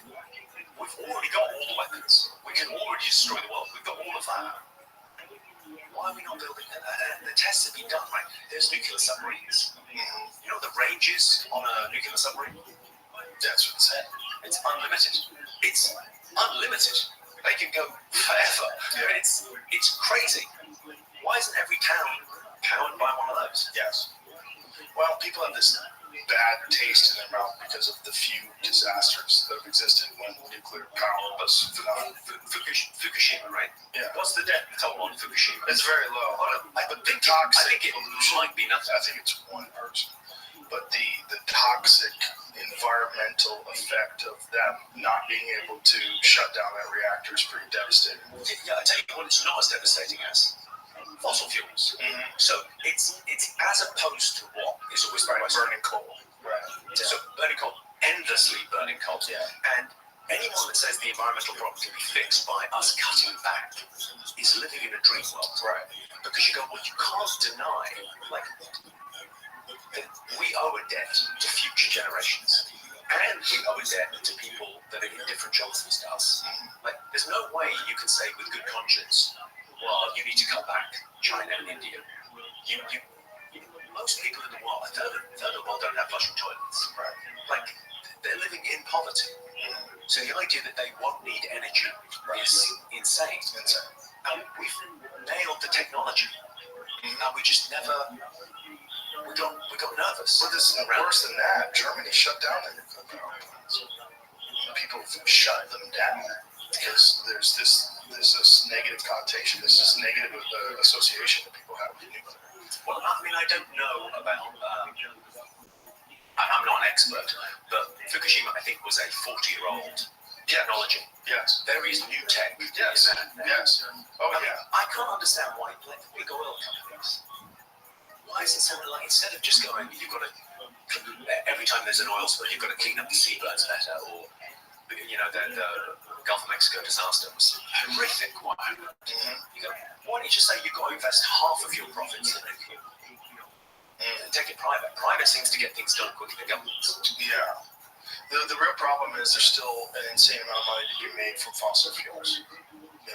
There's a desire for it, and there's a market for it, and people are already making money doing it. I don't know, though. But, okay, so if you want ants put down sugar, the incentives need to be there. So let's put down some. BP could be the next traditional oil major to invest in the quickly evolving nuclear fusion sector. Join a list of companies including Chevron, Eni, and... But that happened after I said it, right? I said what a few months ago? Change the date, Jesus. That would. I think that's kind of the... Because those guys, you go, would you buy stock in Shell Oil today? I wouldn't. Because if you're buying stocks and you said, look, I'm going to leave my kids a bunch of stocks and shares, what do I think is going to be there in 30 years' time? Yeah. I'm sure. And I don't know whether it'll be like someone gluing themselves to a jumbo jet. I think it's going to be is going to be someone goes, there's more money to be made, like in New York with Henry Ford, and like the whaling industry. Those guys want to make money. They worked for Rockefeller. Well, obviously they realize that as well, which is why they're investing so But I love the idea of that. I go, well, we could be a generation that goes, look, did you see Oppenheimer? You haven't seen it now. It's amazing. Is it out on iTunes yet? Can you get in? That's the problem. You gotta go to a movie theater. But it's worth going to. No, I'm sure it is. I think that thing with Christopher Nolan movies is what you kind of go, it's a bit like, I don't know, Tarantino or Kubrick, like that thing of like what movies you go, I wish I'd been there to see Kubrick movies on the big screen back in the day. I've seen the last Tarantino, and going really clearly to Once Upon a Time in America and going, well, how many movies has this guy got left? Maybe 3 or 4. Right. Because they take a long time to make one. I think we said one, please. Make more. But sitting in the movie theater, I haven't seen this movie, so the first time seeing it, I know I'm going to see it 4 or 5 times. And, it's such a... yeah, it's with the way it's meant to be seen. It's so special. With the sound and the immense screen. Yeah. It's the way it's meant to be seen. It's incredible. Yeah. It's incredible. I think the Nolan things as well for me, I mean, whether you've got favourites or not, but they're visually, just, it's stunning. Mm-hmm. Yeah, absolutely. No, I'm definitely going to see it. I just going to the movie theater. It's just last time I went to see a movie, I brought my kids to see Barbie, and there was a group of people just talking out loud. Right. And someone had to shut them up, and just a lot of people were frustrated before they shut them up, and it's like that thing. It's tricky that, like, do you intervene or not? Right. Like, and you can see how, people get fights, and it's like, and it's not worth getting in a fight over, but you go, especially if you're sort of telling someone off and going, oh, guys, like, sometimes you get it in comedy shows where you go, I've done it before, where we went to see a show in the West End of London, and a lot of people at the show had never been out to the theatre before, because it attracted a broader audience. And like, so people were on their phones, and people were kind of chatting a little bit, but you kind of went, okay, but they're learning this thing. Like, no one's expected to get it the first time. Right. But you go, there's a certain etiquette to this. It's like, you go to a comedy club, the first time you're there, you might think, because you're used to watching it on Netflix. So you think it's chatting on your phone, and then you're told, the second time, you know what's going on. Like, it feels like someone, but would you tell it, I'm in an American theatre? You got open camera here, I wouldn't take the risk. Yeah, it does happen. People definitely get in fights in the movie theaters. And that's why some people are just very rude. They don't give a fuck about other people's experiences, and that's this sort of agreement that you make when you go to a movie theater, is that you're going to be polite and you're going to sit there and enjoy the film, and you're not going to disrupt it for other people. Some people don't think it's. I think people are fundamentally good. Yes. And I think that thing of they not realise that, and they're embarrassed because they got called out. Like, sometimes, 14, 15-year-old kids might just, they don't give a fuck whatever they're in their thing, and they're fronting. Great. But I think most grown people go, oh, shit, sorry. Yeah. But you can't say that because it's that weird status game you get into. That kind of, did you read that Will's Store book, The Status Game? No. Really good. It's like really interesting about, like, there's kind of a weird status game going on in every interaction in life. It's just premise. You go, yeah, there is. Like, there's that weird thing when you go to a coffee shop, you order a coffee, and someone comes in after you, and they get served their coffee before you get yours.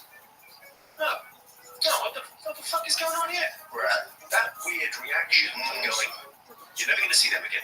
You don't know who this is. And somehow yet you're annoyed and perturbed by that because our egos are quite fragile. But realizing we're in those status games all the time. So that thing of like, why fights in cinemas? Because there's a weird status game going on with a perfect stranger you're never going to see again. Just silence. But that thing of martial arts or whatever, and I think that thing that teaches kids should really be, again, we should teach comedy in schools. I think martial arts would be a great shout because the guys I know that have done that very rarely get into fights. Yeah. It's very rare. It would stop bullying, believe it or not. It sounds counterintuitive, but most bullies bully because they're insecure and they want other people to feel bad so that they feel powerful. And if you can just teach them martial arts, they wouldn't do that. Most of them, there are a few that would. Yeah. But it would be, but that's always just gonna be. There's just such a spectrum of psychological issues that some people have. Yeah. But most people, if you talk to martial arts, the difficulty of doing it, first of all, it drains all of the anxiety and stress out of your body because it's so physically demanding. So you're more calm and peaceful because of that. Because I suffer a little bit of anxiety, not so much the last while, but I have done it historically. And it's that anxiety. What is it? Yeah. Well, you're trying to solve a future problem. Now, something that hasn't happened. It's like a counterfactual in your head. Yeah. Something that's an imagined problem, and you're trying to solve that. And your mind, if you have a creative mind, is whirring away, Yes. trying to do that, and you're trying Right. to. You're obsessing on. Yeah. You're obsessing about this thing, and so giving yourself something to do in the moment. If you have to bench press something, I'm afraid it's very difficult to worry about the imagined future problem. Right. You're in the moment. Yeah. Yes. And I presume even more so. I've never done martial arts, but even more so if someone has got you in a headlock. 100%. Yeah. 100%. Yeah. And it teaches you discipline. There's a lot of things that bullies need and people that are insecure in you. And one of the more It's a very interesting perspective there to go. Because our thing is on dealing with bullying, it's the people that are bullied come forward and tell someone. But actually, it's a very interesting point because upstream of that is the bully. And what the fuck is going on there? Like, most of them are abused. You'd be much more upset to hear that your kid is a bully. Yes. Than is being bullied. I mean, they're both bad. Yeah, they're both bad. They're both bad, but if your kid's a bully, it's like, fuck. Yeah. He's a dick. But you've raised someone who's victimizing others. Something bad happened to your kid is bad. Yes. Your kid doing something bad is worse. Not like you. So that thing of going, how do we do something for them? Right. So if you, the young people listening, if you have that in you, go to that. Yes. Go to discipline. Yes. Yeah. And learn how to conquer those demons. And most bullies have been abused. The vast majority have been physically abused. Something happened to them, and now they want to impose it on other people. It's very sad. It's very sad, and it's causing so many suicides and so many people's wrecked lives. I've met people that have never gotten over experiences that they had in grade school. Yeah. It's an epidemic. I mean, that's the suicide epidemic is so bad, and it's that line. It's a permanent solution to a temporary problem. It's just the lack of perspective. It's the lack of being able to see. Yes. Want this feeling to end, not life. Right. This feeling, and this too shall pass. You'll get through it. There's another side to this. Yeah. This perspective is just, but in that moment, it's so locked in. It's just, it's a horrible place to find yourself in. It is. And it's so difficult to understand someone else's perspective, too, because we all have a certain amount of discomfort in our life, a certain amount of anxiety, a certain amount of depression. And with some people, it's horrible. Yeah, I think it's that thing of like how difficult is it for them, and you kind of can't understand. I mean, we've had quite a lot of friends in the comedy world Yeah. that have taken their own lives. I always think the surprising thing is how few people in comedy haven't. It's like we should see what comedy does for people, because a lot of people are drawn to it. They're drawn to that light because of the darkness, and it's amazing actually what the cathartic nature of what we do. And obviously, but sadly, some people still do. Yeah, it's so devastating. Someone who like a Robin Williams type person does it. I don't think as well. I don't think you can make the pain go away if you commit suicide. All you can do is dissipate that pain. And the people that you love, They will experience that pain. they get it. Like it's like it's an energy force that goes. Okay, it's got to be felt by someone. It's so. Yeah, I first experienced suicide when I was on news radio when I was on a sitcom. One of the writers, who was a good friend of mine, killed himself. He was going through some marital thing and called his wife on the phone and shot himself in the head while he was on the phone with his wife.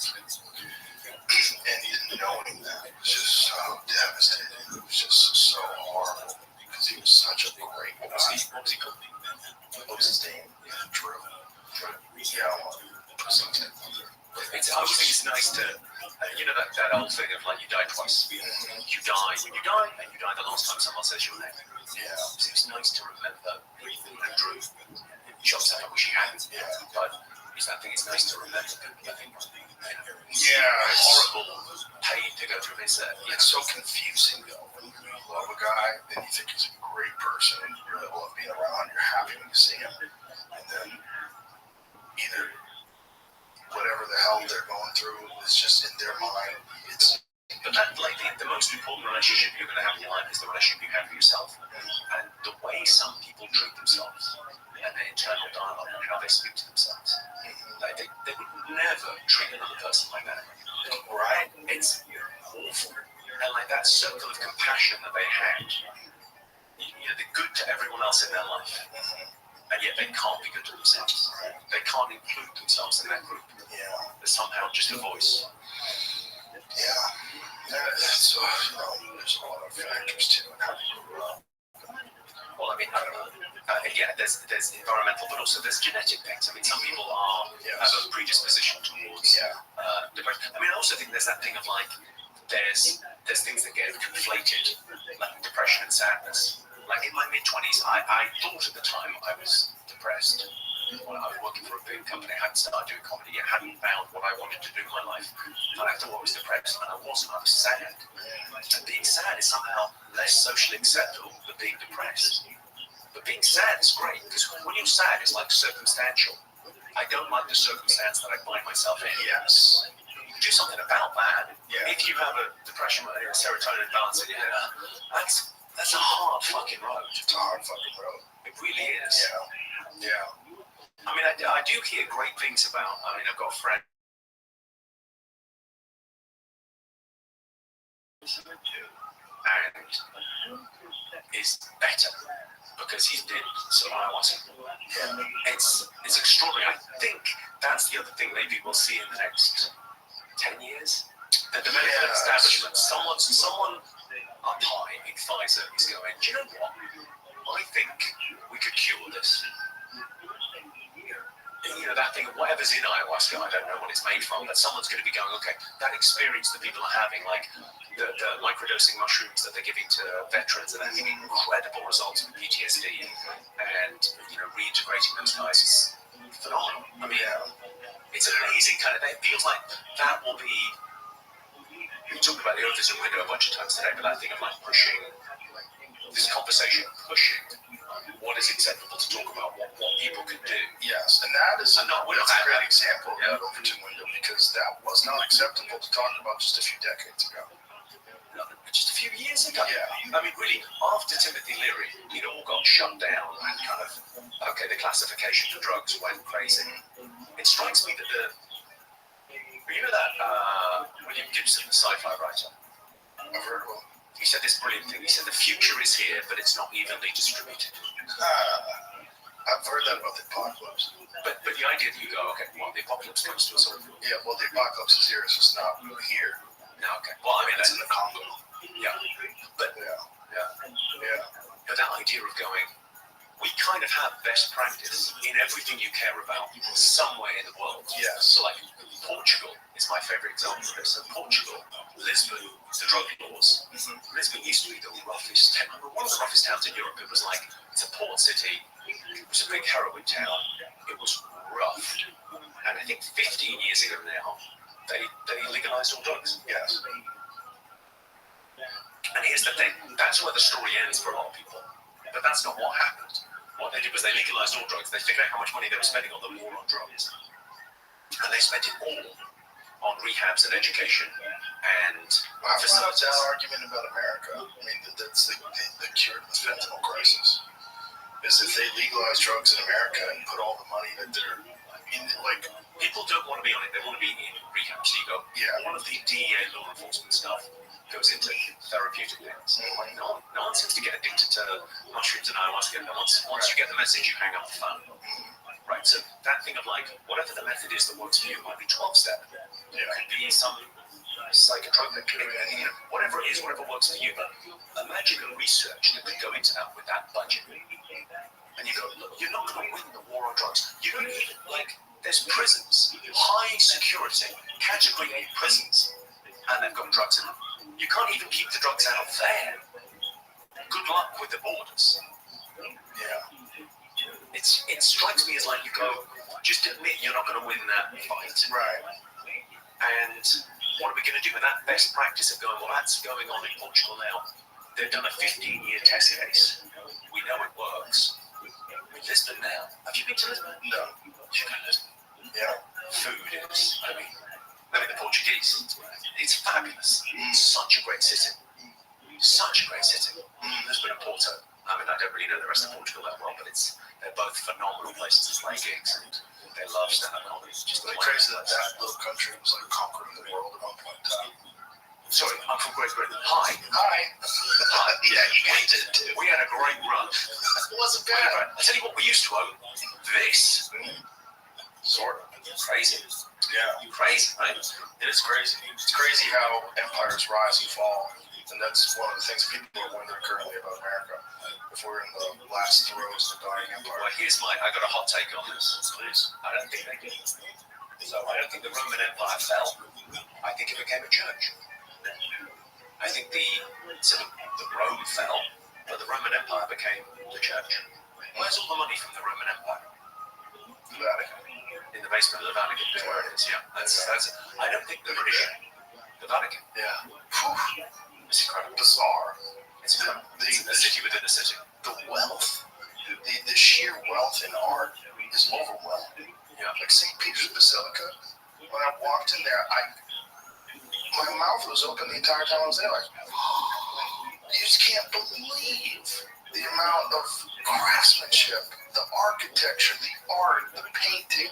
Well, I mean, if you think about culturally what happened, every song, every painting was about God until 100 years ago.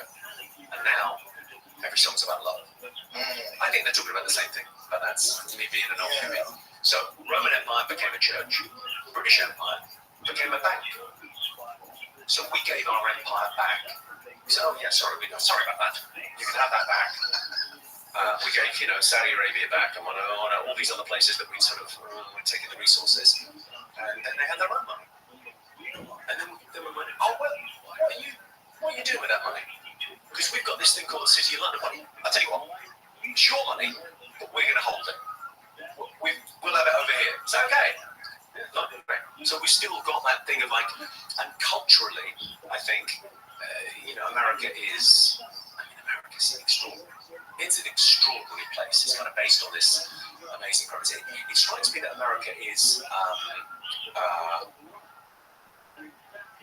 it's better now, objectively, than it has ever been, and subjectively, worse than it's ever been. So you go, the experience, it seems, but objectively, when you look at the metrics, it's good. So that's kind of Stephen Pinker thing. But I mean, subjectivity is important. Like people feel like they're a war, and actually, this is the land of milk and honey. It's and I think it's still got a bit of that thing of like Austin, Texas maybe has it as much as anywhere. It's whispering, go be yourself. Yeah. The pursuit of happiness. Yeah. It's still got that kind of that dream. Well, I'm always fascinated how people from other parts of the world see it. That's what's interesting. When someone comes here and they just like look around. Like I had the trigonometry guys here the other day. Oh yeah. Yeah. And Francis and Constantine. And when we were here, we're coming to the club. They're like, "Hey, this place is incredible. Like just the freedom that you guys have, and the wildness that's in the air. Like it's so intoxicating, exciting. This is something's really happening here." Well, it's a beacon. It's always been a bit of a beacon, America, because it's kind of founded on an idea. And, it's that, the devil's in the detail. So I was thinking of the Statue of Liberty. There's a thing in Paris, the Musée d'Orsay. There's the model. They made a model of because it was crowdfunded, the Statue of Liberty. It was a gift from the people of France and the people of America. Kind of post-revolution, they thought it was a good idea. Yeah, we'll get them something nice. We'll get them a nice statue. So they funded it, the French people gave money. And when you see the model of the Statue of Liberty, you realise she's not just carrying a torch, she's walking forward. unless she's moving forward. And it kind of changes it. Yeah. It's there'll be, I think there's potential for, I think America hasn't seen its finest stage. I would hope. I would hope as well. I mean, Britain has to find a new place in the world. Brexit and everything happened. We need to find its purpose.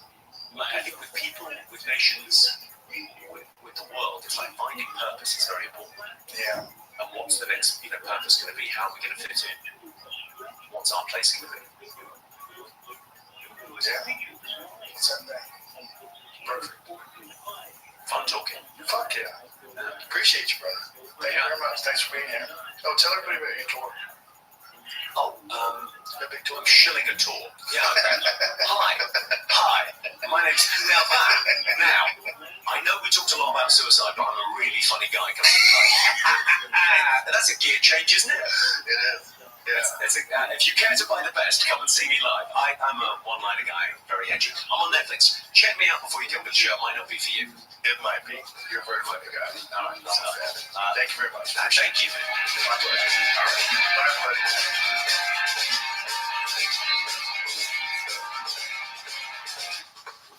This episode is brought to you by Mizzen and Main. No matter where you are listening, no matter what job you have, the clothes you wear to work say a lot about you. And if you are wearing a boring, stiff, uncomfortable dress shirt, well, now might be the time to ditch some of your old styles. And that's exactly what Mizzen and Main is for. I love their shirts. I wore them on 2 stand-up comedy specials, on my Netflix specials. They're super comfortable. They feel just as good as they look. You can see it hanging in your closet and genuinely get excited to put it on. So replace your dated, boring styles with clothes that you actually want to wear to work. Put on Mizzen and Main and dress for the job you have. Plus, you can forget dry cleaning your dress shirts in 2024. Mizzen and Main has the world's most comfortable machine washable dress shirts. They're lightweight, breathable, moisture-wicking, wrinkle-resistant. You can just crumble them in a ball and stuff them in your bag and pull them out and wear it. It looks great. Most comfortable shirt on the market, looks and feels amazing for whatever you do, wherever you wear it. Shop now at mizzenandmain.com and save 20% off when you spend $130 or more using the promo code Joe Rogan. This episode is brought to you by 8 Sleep. From superstar athletes to tech billionaires, successful people always seem to have one thing in common: deep, restful sleep. And a lot of them get it using their 8 Sleep pod cover. I have an 8 Sleep pod cover. I've had it for a while. It's a game changer. I love it. It keeps me I never sweat in bed anymore. I used to sweat in bed sometimes. It keeps it at the perfect temperature for you, and it's all down to features that are packed in it. It's got dual-sided heating and cooling, which is great if you're a couple. Like, if your wife wants to sleep in the warm spot, you want to sleep when it's cold, or whatever, vice versa. It's perfect. Plus, its autopilot feature automatically adjusts the temperature to help you sleep deeper and longer. If you don't believe it? Well, you can see for yourself with its tracking technology that reports on your heart rate and other key sleep indicators. And thanks to all of this, I'm having the best sleep of my life. But the best part is how little effort it took to set it up. It just fits over the mattress that you already have. It's time to bring high tech to the bedroom. Reclaim your sleep by going to 8sleep.com/JRE for $200 off the Pod Plus free shipping. That's 8sleep.com/JRE for $200 off the Pod Plus free shipping.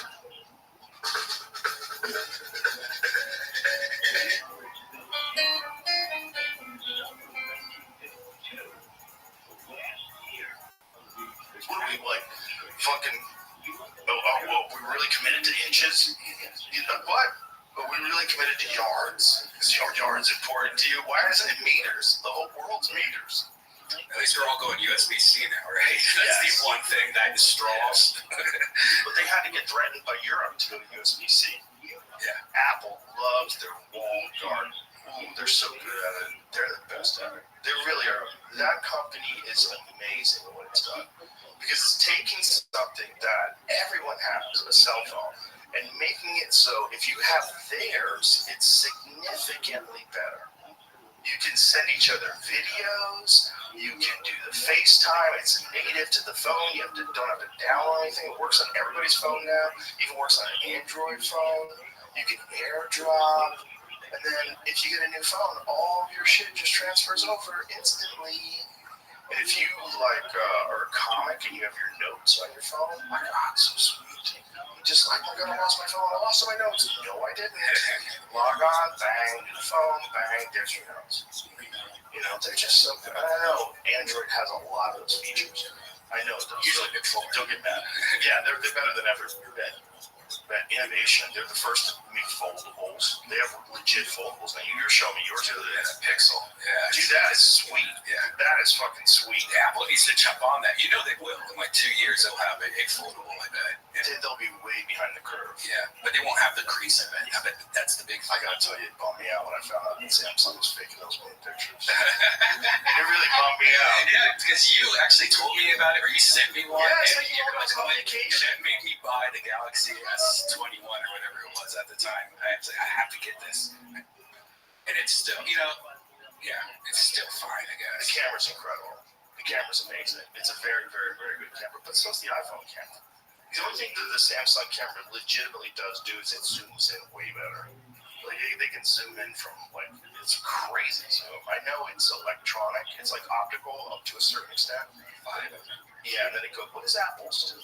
Apple's is 5 and it zooms in, but the megapixels are bigger on the Galaxy S23 and stuff like that, Ultras. Right.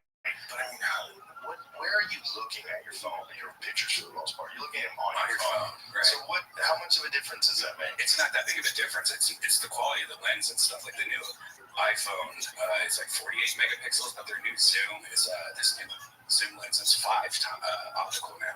But so many of the tests show like the quality of the Galaxy S23 Ultra. It's like almost exactly the same. It's like twice the megapixels. So megapixels doesn't really matter anymore. It's actually the detail up to a certain point in megapixels. But doesn't megapixels matter? Say like if you want, one of the things, Sony has one of the most interesting phones because Sony is out there wild. And what Sony's done is they said, look, no one's buying this, but we're just gonna make a phone, the craziest fucking camera we can put on it with the most professional features. Like a guy like you or Jamie really knows how to work a camera. And a lot of people that are like legit photographers, they love that Sony phone because you go into it, it's like a computer. There's so many features, so many options. What's it called? The new one, it has like the same kind of setup as they're like professional camera things, like the menus and stuff like that. Yeah, MKBHD. Yeah. He went over it. Yeah. And he was just talking about like, who is this phone for? Because the camera's incredible. It does so many things. It's all the options are. It's for someone who really understands settings, and you really want to go. And you can make movies with that, man. Like legit movies with that phone. Well, what's funny though is that's just software for the most part, and you could actually download programs on your iPhone and do exactly the same. Oh, really? Yeah. Oh, so it's not the quality of the camera. Yeah, I mean the lens is great and stuff, but I would really like to see it versus the new iPhone. And I bet the iPhone's probably better. Interesting. So if you used a similar program, it's like a camera roll. I forget the name of that. Do you use one of those, Jamie?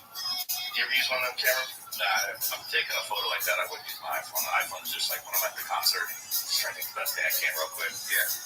The Crickets, that's the best camera. It's always low and have on you, not the one go by, whatever. What is the most useless film footage of all time that people never watch? Fireworks. Thank you. Unless it's actually a real thing, but unless it's took itself during obviously on 4th of July, they came over with me. That was a song playing. Yeah, no, that's kind of cool. That's other than that, hey, never want to watch them. You can buy legit fireworks in Texas. And my poor boy Marshall, who's the sweetest, he is so scared of lightning and so scared of thunder and fireworks. He won't sit still. Like we try to just watch TV with him. He's just jumping up on the couch with you, jumping on the ground. Like, dude, settle. Yes, it's okay, buddy. Planting. I thought that if he sat next to me and I pet him, he would be cool, but nope. He was like, I gotta get out of here, we're getting bombed. Yeah. Fireworks. And he wasn't like that before. I don't know what set it off. Moving to Texas set it off. Well, I think it's because people are doing them on my block. Yeah. And we don't have lightning really. Yeah.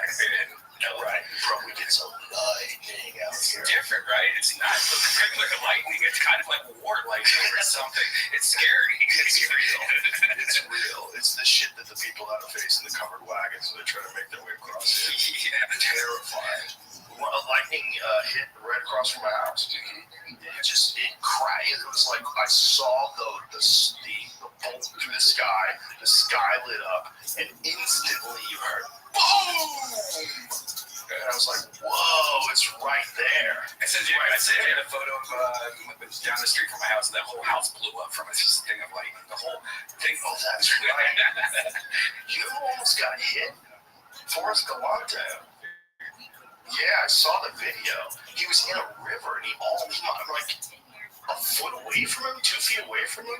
He might have been dead. And this fucking dude goes, you know, he's a wildlife biologist. Look at that, right behind him. Show that again. So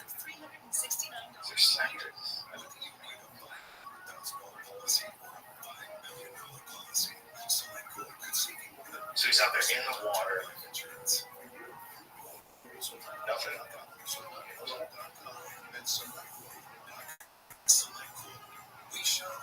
Waiting. Yeah. There it is. Boom. Oh, shit. So where did it hit? Yeah, I made a longer video about it. He says I got hit by lightning. He says he felt it. Well, of course he felt it. It's probably right next to him. I mean, if you stand in the water. Oh, yeah, that's right. It's in the water. Does the water conduct the electricity? It has to be a certain... Yeah, it has to dilute Right. a little. I remember growing up, they're like, don't take a shower when it's... Yeah. Or get on the phone for whatever reason, but I guess they could go to... Well, obviously, when people kill people, they throw a toaster in the bathtub, right? That's the thing that people would do. Or kill themselves. Yeah. Can you imagine? Throw a toaster in the bathtub. But I wonder, like, it's got to be at a certain point it doesn't work anymore, right? Otherwise, it'd kill everything in the river. Yeah, it'd kill the whole ocean. Right? So it's just like, I just feel like a distance where it doesn't do that anymore. Yeah. You don't have sound? You want to reboot? Okay. You have to reboot, just let us know. Yeah, it's that's a fucked up way. My friend Remy got hit by lightning when he was a kid. Really? They fucked him up. He said, yeah, I think he fucked up his hearing for a long time, and you know, he woke up outside and realized what had happened. It's always weird when you get hit by lightning multiple times. It's like, how is that possible? I wonder what that is. Do you think some people are just like, there's something about them where God's like, get the fuck out of here? Or they're just idiots. They're always like out in rainstorms holding like umbrellas, like anything, you know. There was one dude, I think he had a record. He got electrocuted, but he got hit by lightning like 6 or 7 times. Like something wrong. Yeah. Like within like a week, there's some people like that. You must be thinking God's trying to get rid of you. Yeah. That's a crazy way to die. A bolt of electricity comes out of the heavens. Like, back in the day, imagine being like back in the Roman days and not knowing what the fuck's going on, and you see someone get hit by lightning because they had swords and shit. I hereby take this land. They taking shit. And that's how He-Man became. They probably thought back then that the gods were angry at that person. I mean, how many guys like were holding up a sword and they got hit by lightning? I'm sure a lot. I mean, like, thousands. They're always on mountains, you know. What a way to go. No wonder why they had like God of Thunder. You know, they thought like the gods made decisions to take someone out. What a fucked up God that would be. Is that really what was going on? God, just blows you up. Did you see that kid that got electrocuted? There were 3 kids sitting on a train track, and one of them like leaned back and he hit the 3rd rail. Oh my God! And then his girlfriend looked over and he sees him go like this and grabs it, and then she gets electrocuted. Oh my God! Did they all die? Last I heard, they both went to the hospital, so I don't know. But the video is disturbing because the kid just kind of lays back. I don't even want to see that. Yeah.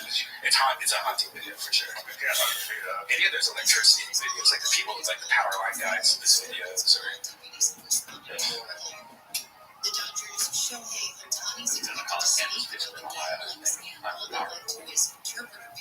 sometimes it doesn't happen. There was one where I was watching a guy who was from some other country that speaking different languages, climbing up, trying to fix something on a power line, and he got zapped. It just fell. Just fell backwards like 50 feet. He watched it fall. Fucked up way to go. Yeah. Well, what about power? Like electricians? Boy, you better know what the fuck you're doing. That's why building regulations are so goddamn important. When people are like, yeah, we need less regulation. No, you don't. Yeah. No, you need building regulation, dude. Have you ever had a problem where builders built something in your house squirrely? Yeah. It's real. There's some squirrely dudes out there that they don't pay attention to the regs. They don't look at how they're making things and whether or not they're doing it correctly or doing it in a dangerous way. People are goofy. Jesus, there we go. Now we got stop. Start playing your Mariah Carey song. Jimmy's playlist gets revealed. It's all Taylor Swift. Deftones.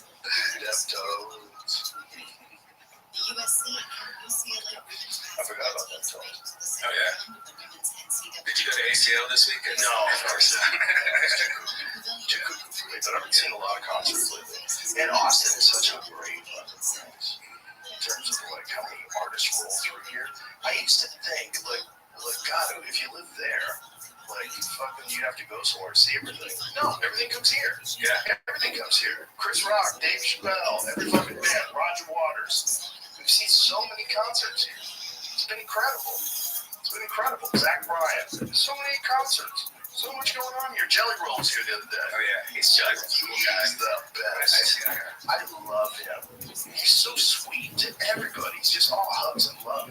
The moment I met him, they told me that Jelly Roll was coming up to see Ron White, and I happened to be at the club. I wasn't even working that night. I was being like a manager. It was like when the club was just sort of making sure everything was cool. And I went to say hi to Ron, and they said Jelly Roll's here. And I'm like, oh man, I want to go meet him. And whenever you meet someone famous, you're like, it's cool. Right? He's like, my man. And he gives me this big hug. I'm like, I thought you'd been. Yeah. That's how I was with Post Malone. I had actually said out loud to my girlfriend months before I met him. I was like, that's one of the top 5 guys I want to meet in person, just hang with. Cut to months later, me and him are at Mitzi's, and we're having a dick off, trying to draw the best dicks. He was great at it. Like, I think he beat me. He's so cool. He's exactly how you hope he is. He's so cool. He's such a kind person.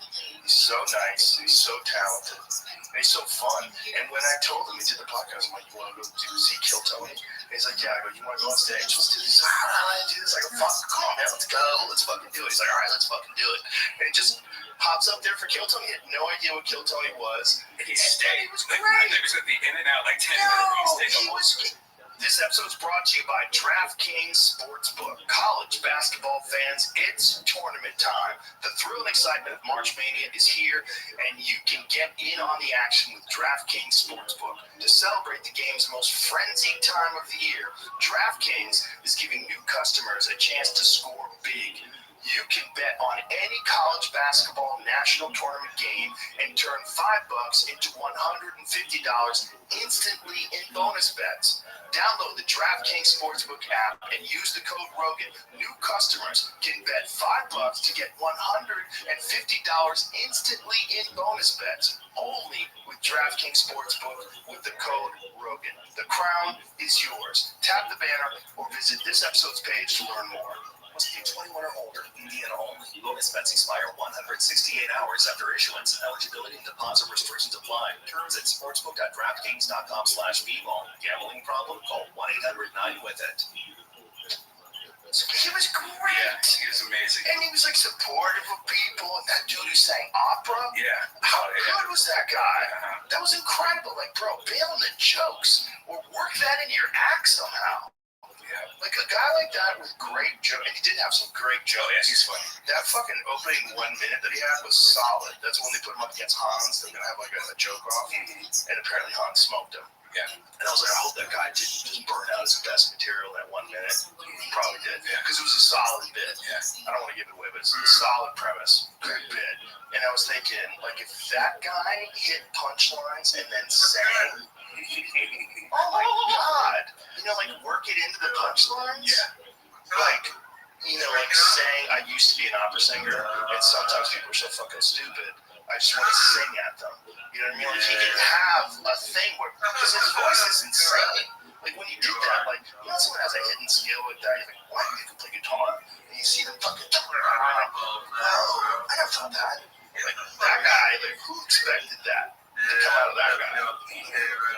You expect that comic. He's a comic. He's probably fucked off most of his life. Probably had a problem with drugs. Maybe he's got a few DUIs. Maybe he's in trouble with the law. Maybe he sold drugs when he was younger or something. There's always like something cookie with comics. When you see someone who's like, I'm a trained opera singer. Yeah. But again, that would be like how you if you're, you're like singing the classics. Just talk about.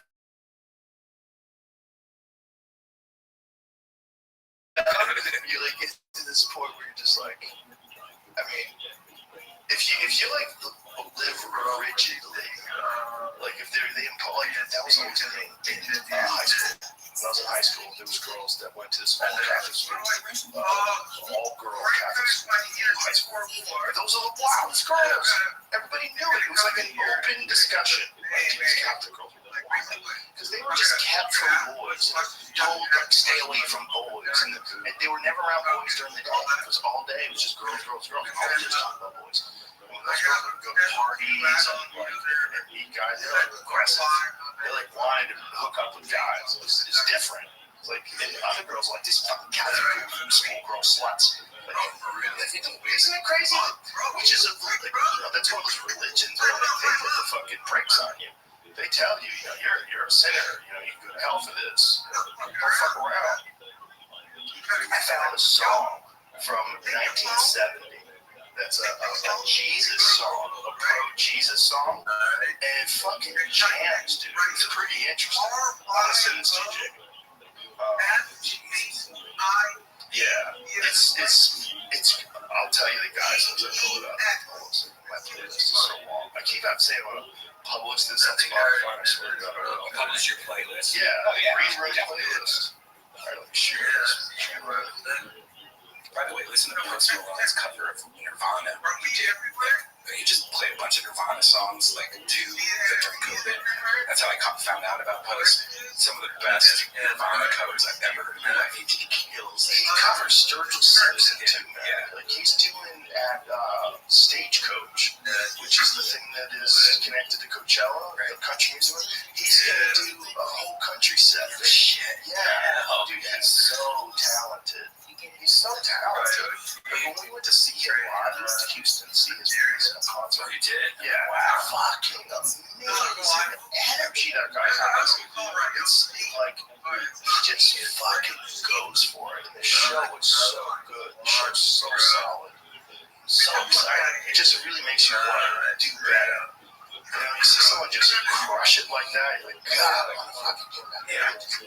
Everything I do, I want to do that. You get that song? Yeah, listen to this shit. This is from, I think it's from 1970. Larry Norman.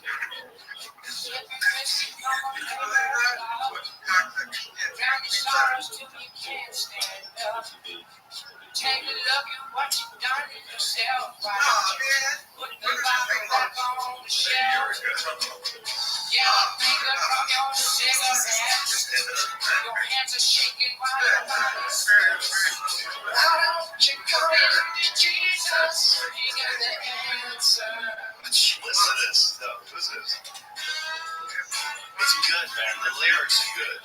And it's also, you have to look at it, you're in a time capsule. It's 1970. Got a real Valentine's Day. You're still looking for the perfect thing. You think you're all else set to free. You'll be dead before you're 33. Shook you till you're happy and sing. Broken needle in your purple face. Why don't you look into Jesus? He got the answer. Good song, right? Yeah. Now, is all this stuff religious? I don't know. According to Wikipedia, he's one of the pioneers of Christian rock music. But this is good, dude. Yeah, this is good.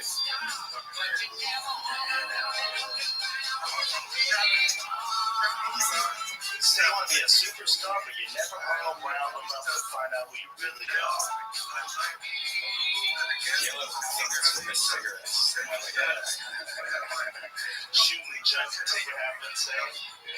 It's good. Gonorrhea on Valentine's Day. It's a good fucking song. And again, 1970.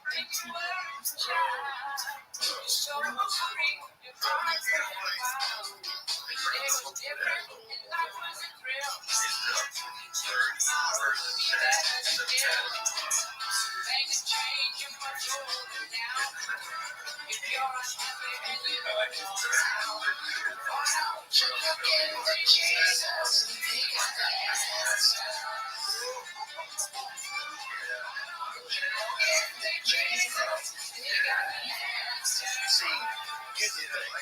I've heard of churches, they're like rock and roll churches. Like there was this gal that I knew that worked for Fear Factory, and she was into like this rock and roll church. And I think she had one church. I don't know what. She was of a different religious persuasion, and then she got into this like heavy-duty Christian church that was in town, where the guy was like a cool guy, young guy. I go, was he fucking everybody?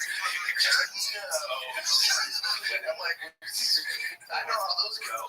Like, he's the cool guy. He's the cool guy who likes rock and roll. And he also likes Jesus. Maybe.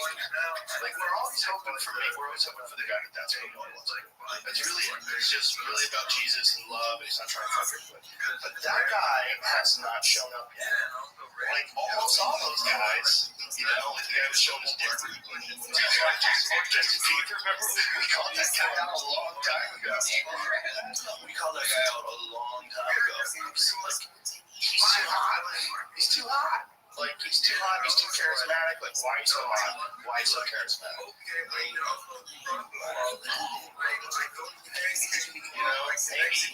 maybe you're trying to develop a cult where, like, all other cults, you get to bang everybody. Because it's like every one of them.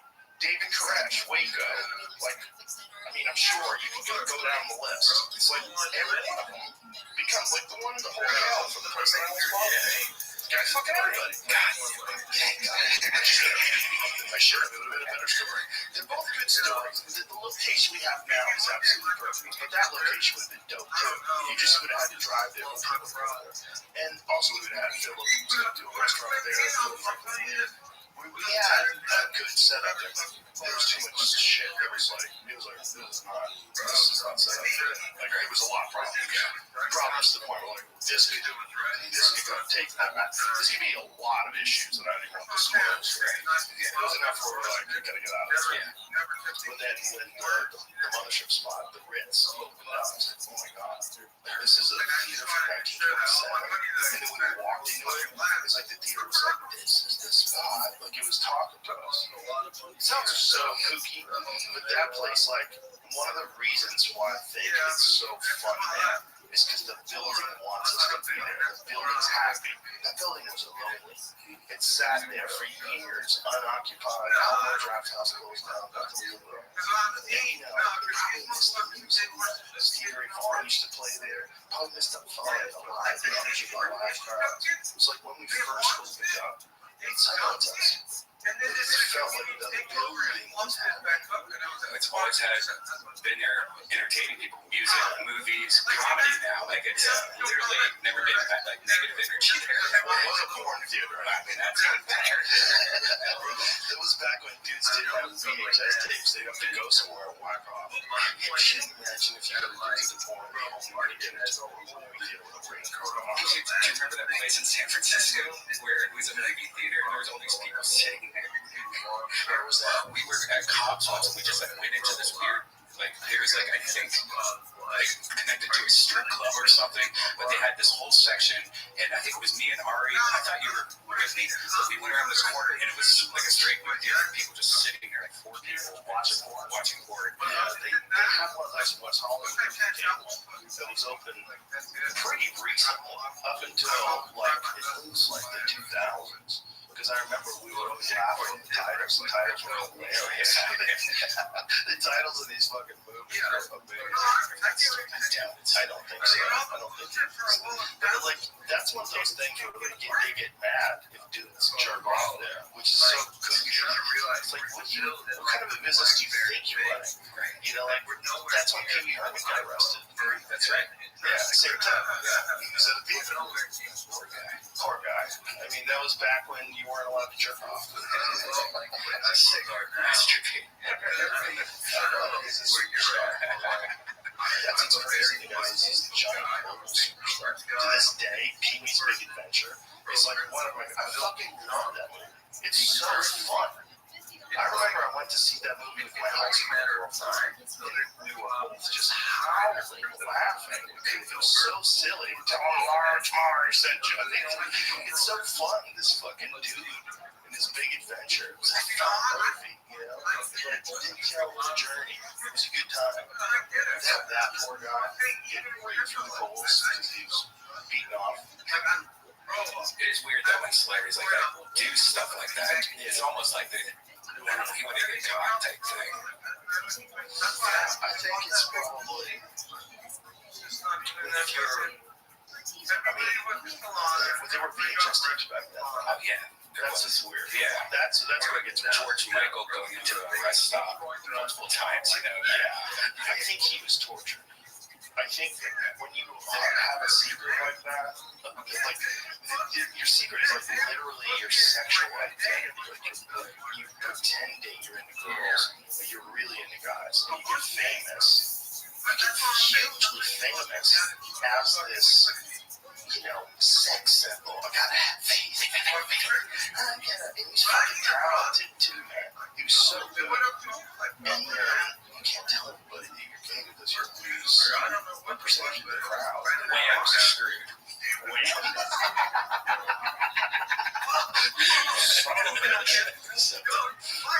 That's awful. We know that guys are the crowd. They live in hell. Yeah. They live in hell. Try working. That's not true. That's not true. You son of a bitch. Everybody always assumes I'm talking about Tony. Tony's so straight and so crazy. Yes, totally. But, yeah. Definitely.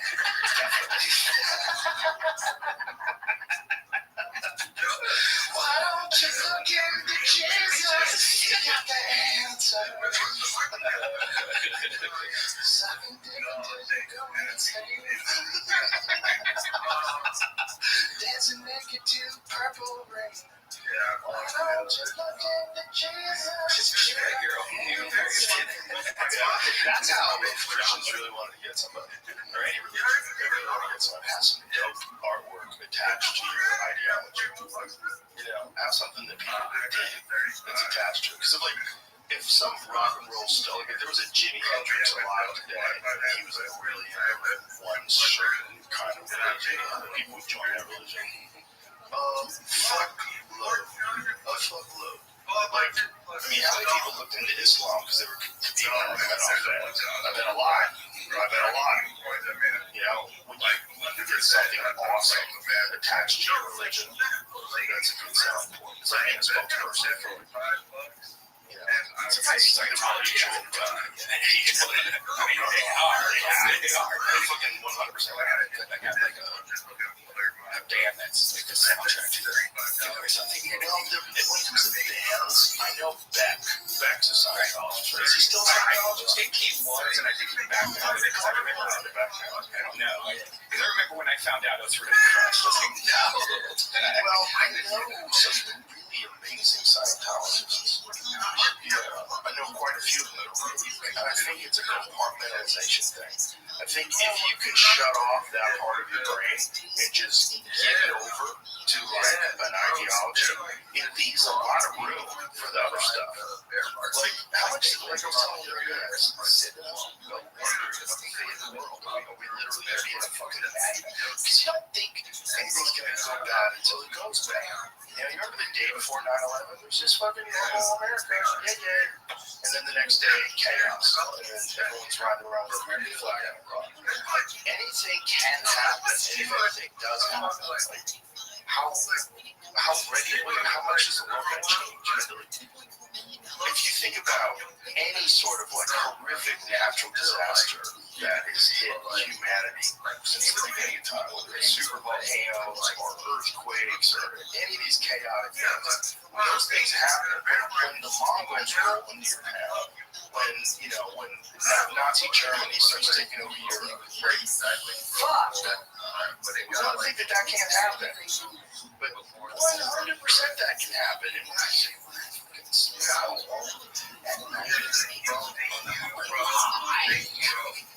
that's the thing that freaks me out the most. The things that freaks me out the most is international law between superpowers and how they're willing to kill a certain amount of people, right? So like, what's that number that they won't cross that line? Because if you've got groups of people that are willing to shoot missiles into apartment buildings and fly jets down and gun people down, and you've seen all those crazy control.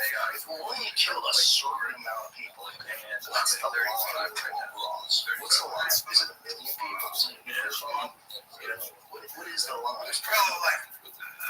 When you think about how much people loved America after 9/11, the whole world was like, I'm here to side. And how much fuck that after 23 years. Fuck that up. A million innocent people died because they were on the I literally had 7,000 everybody knows that. to get a night to It's scary. It's real thing. It's scary. Yeah, it's scary for sure.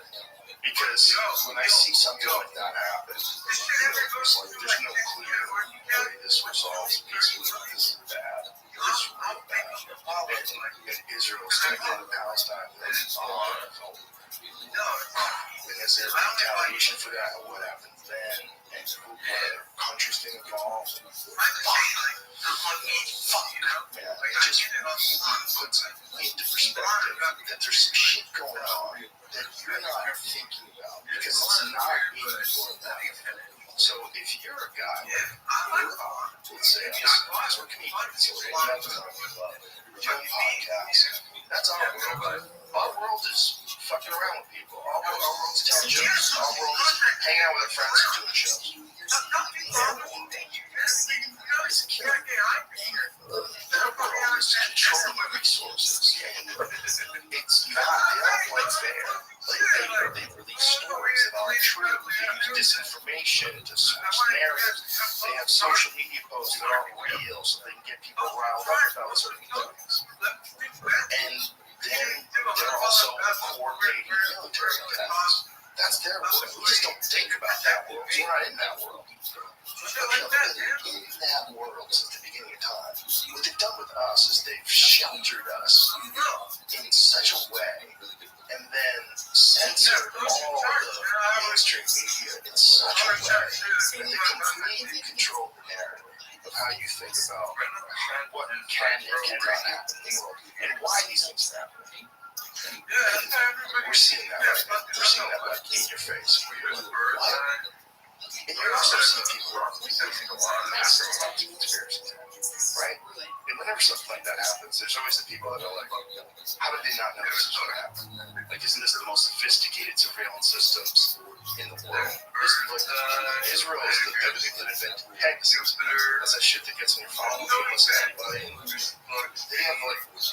have that iron dome that protects them against missiles. You ever see that working? They were just showing it the other night.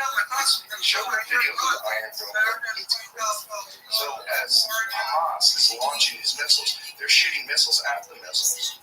Blowing them up in the sky. It's wild. Oh, yeah. Old school missile command. Remember that? Yeah.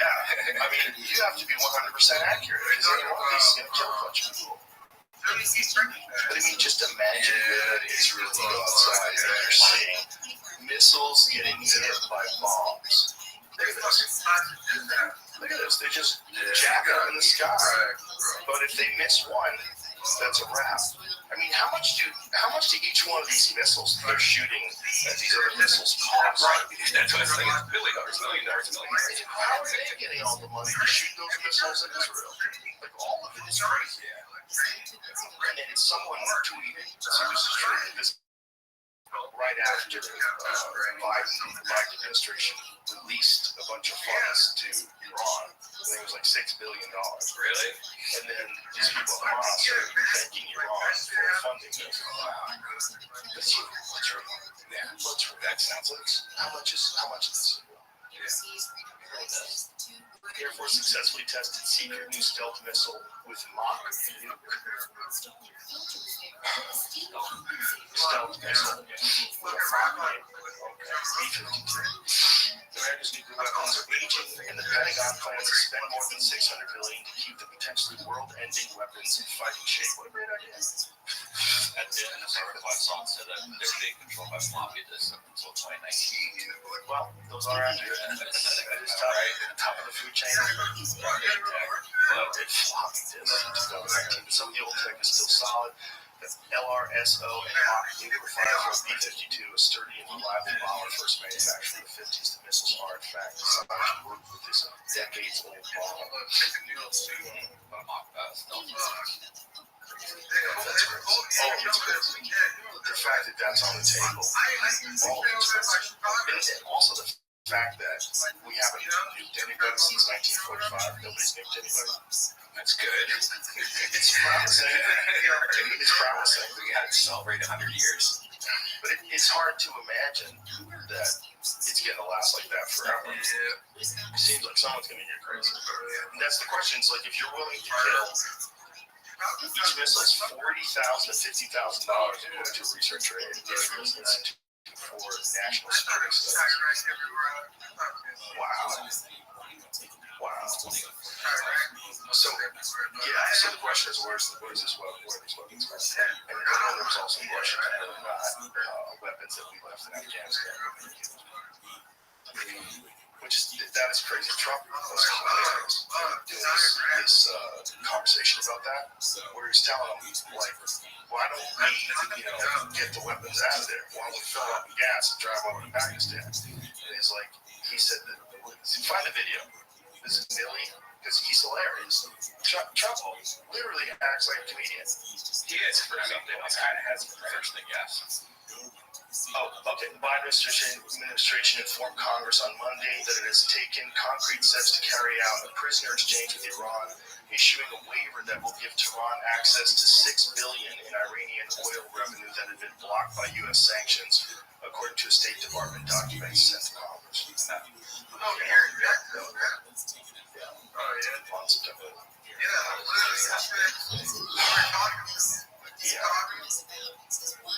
So they gave him a lot of funds. Yeah, and then this happens. He needs to do a chargeback. It's just, we are, fraud. We're in the middle of a game that we're not aware of, just like we were talking about before. Like, that's the game they play. The game they play is war and money. I mean, just the amount that's been spent in Ukraine, and like, what kind of accounting are you guys doing? Are you guys doing good accounting over there? Like, does everybody know where every fucking dollar went, or is it just like, let's go crazy? Yeah. Are you talking about so much money? Like, you can shuffle over here, over there. And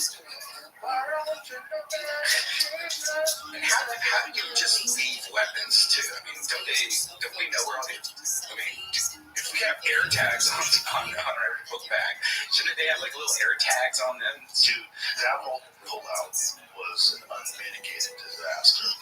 Nobody thinks it was good. Nobody thinks it should have been done that way. I mean, Trump was trying to pull out a long time ago.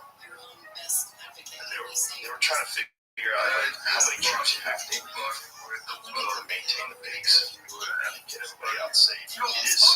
It's tricky because we know you're pulling out. But the fact they left tanks and helicopters and shit, shut the fuck up. Yeah, that's ridiculous. It's almost like if you want to go full tin foil hat, if you want to ensure there's going to be more conflict, you leave weapons with the enemy. Awesome weapons.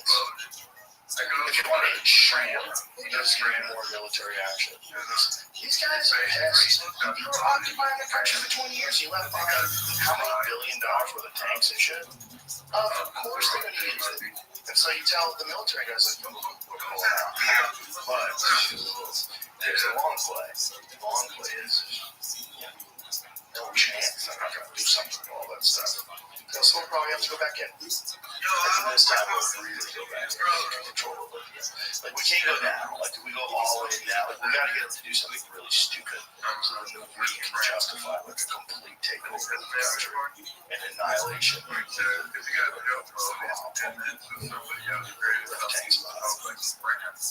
thing about Afghanistan, though, is like, it's so difficult to get through. You know, we think of it as like a country, but it's mountains. It's like everything's mountains. It's incredible landscape. And there's Greek cities there. There's ancient Greek cities that were abandoned there during the time of Alexander the Great. And no archaeologists are studying them. But it's amazing. It's an amazing place. It also has crazy amounts of resources. There's insane amount of lithium there. There's all sorts of shit there that's like really valuable. But everybody tries to take over the health. It's like one of the ways that they stomped out the Soviet Union was funding the Mujahideen, which later became Al-Qaeda or the Taliban. Was the Mujahideen they become the Taliban or Al-Qaeda? Either way, the Russians tried to take over forever, and they gave up. It's too much. You can't win over there. It's like you can't even go anywhere. You can't get to the mountains. You can't just drive. You can't just drive tanks.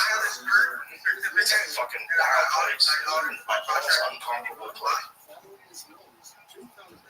It would be cool to see in the future if that does eventually become somewhere you could go and enjoy the You used to go, there's like videos of people walking around the streets of Kabul. There's a place where people go and vacation. I got Fort Spirit. Dude, It all comes back to Fort Spirit. Yes, if we come in, but big Fort Spirit. We keep our Fort Spirit deals behind. Yeah, I feel safer living in Austin now that we're in the middle of the country, just in case a war goes crazy. Unless they decide to Dallas. Yeah. You know, one of the things that people are really concerned about is like, what if terror cells have gotten across the border? When you're letting in hundreds of thousands of people across the border, what are the odds that a few of them are terrorists? Well, haven't they caught terrorists at the border? Haven't they caught terrorists, people on the terrorist watch list trying to get through? They have, right? Definitely. So how many of them snuck through? I mean, is there an accurate accounting, or is it like Ukraine spending? Do they even know the real numbers of people that are sneaking in? Because the numbers are cuckoo. The numbers are like hundreds of thousands a month. Have you seen the videos of the line of the migrants making their way through the border? Like, who thought that was a good idea? Who thought that was a good idea to let potential terrorists and criminals into the country? So we need to build this wall, Joe. Because if you say that you're against that, you're racist. Right. Which is wild. Yeah, it's wild. You gotta wonder how much of that is engineered by other countries. How much of that is engineered social media outrage by Russia. China buying up all our properties. That's crazy. You find out that China owns so much. I was in Greece this summer, and when you walk around those ruins and you see what it used to be, and you go, I wonder if they saw it coming. I wonder if they thought this building was going to be here perfect forever and they'd be operating their government out of this building. You know, it's probably been thousands of years they were running like that. You go back now, it's just rubble. When it happens, does anybody know? Or is it like right now, where you're like, it seems like we're at the brink of everything falling apart, chaos, just the amount of things that people have to be upset about, and about polarizing things, whether it's trans kids or climate change or pro-life or pro-choice or pro-Ukraine or whatever the subject is, everybody's screaming. Everybody's convinced on one side that it has to be this way, and everybody on the other side is like, those people are the end of civilization. Those people are the death of democracy. It's so polarized, and I think that has to be social media. And some of that has to be engineered. Some of that, we know that there's a ton of trolls out there that aren't really they're either from the country or from our country that are just literally designed to stir shit up and attack things and go after stuff. Right? And then you find out that our own government was actually censoring social media and contacting Twitter and telling them to delete posts or trying to get them to delete things. And they tried to get Facebook to delete this Tucker Carlson thing. It turned out to be true. It was true. What they were saying was accurate. And they were like, we can't delete it because it's accurate. So they lessened its reach by 50%. Because the government told them to hide the truth. The government told them to hide the truth. Like that's in this age where everything's going crazy and no one knows what's right and what's wrong. That's scary. But that's what's happening in Canada right now. This episode is brought to you by Traeger. I love Traeger grills. I cook on them all the time. They're easy, they're perfect, they make things amazing. They got an awesome app. Ring in the new year with unbeatable wood-fired flavor from Traeger. The possibilities are endless when it comes to cooking on a Traeger grill, and food just tastes better. I know mine does. It tastes better than cooking over actual wood. Traeger also offers special pricing on select grills and accessories for military members and first responders. Visit Traeger.com and use the code Rogan at checkout for free shipping. Tap the banner or visit this episode's page to learn more. I wonder if my podcast will be here in Canada. Probably not, right? I wonder. People in Canada, you have to think about what the fuck they're doing, because you think that they think that they're doing it, or some people believe they're doing it because of this misinformation that's online. Try to get a detailed audit of what is actually misinformation. They call it misinformation. What turns out to be actual 100% fact. It's a lot of it, kids. And the only way we find that out is if people talk freely. And they might be wrong, and they might get this wrong, and they might be right. But you gotta let them talk. And that is the only way to find out. Because if you think that silencing them and getting people who you know lie to be in charge of what can be said and what not can be said, that's the road to tyranny. That's the road to communism. That's the scary road. Not the kind of communism that everybody hopes for, where we all just redistribute wealth, everybody gets along. No, a totalitarian government that tells you what to do with fucking laws and everything. And they're playing that board. You're playing the, I'm Brian Redband, I'm the co-producer of Kill Tony, and, I go on the road, I do stand-up, I'm a fun guy.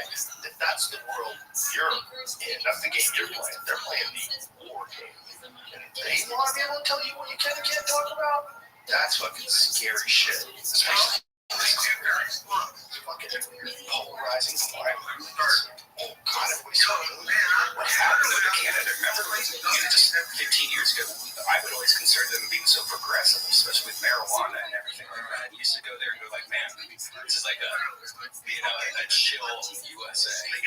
Yeah, I was like, there are like 20% less douchebags in Canada. That's what I always used to say when we were out there. We always look forward to doing gigs in Vancouver, Toronto, and Montreal. I still love the Montreal Comedy Festival. It was so fun, man. They were cool people, man. But they got fucked. That government came in and fucked them. And it keeps fucking them.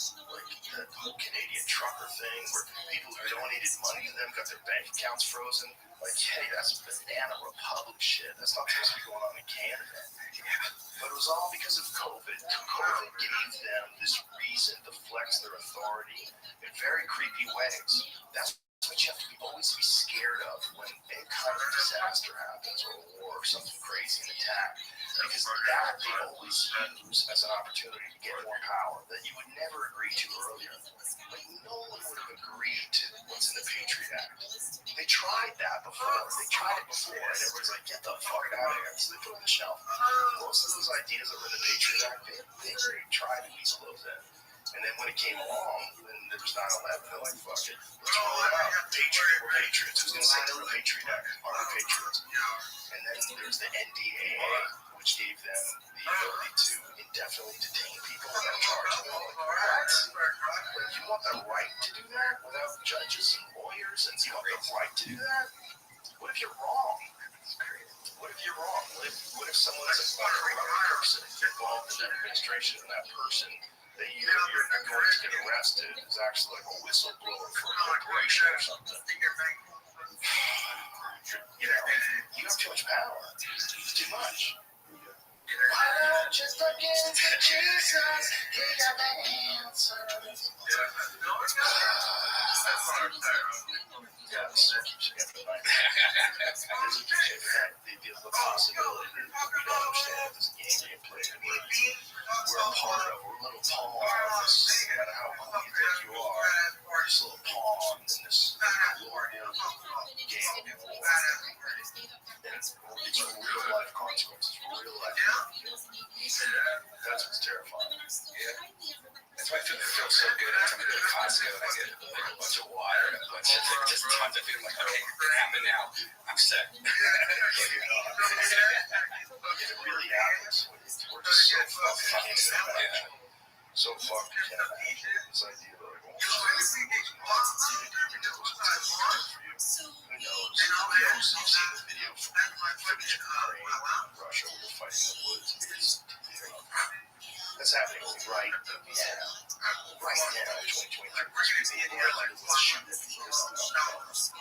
And as much as people want to look at it and say, oh, you know, Russia shouldn't have done that, and NATO shouldn't have done this, as much as you want to say that, what's going on is people who don't know each other are being led by a giant organization, and they're going to kill people that they don't know. People who don't know each other are going to kill people who have no confidence. They don't even know them. They're going to go kill them. And those people are going to try and come kill us. That's the reality of this fucking insanity.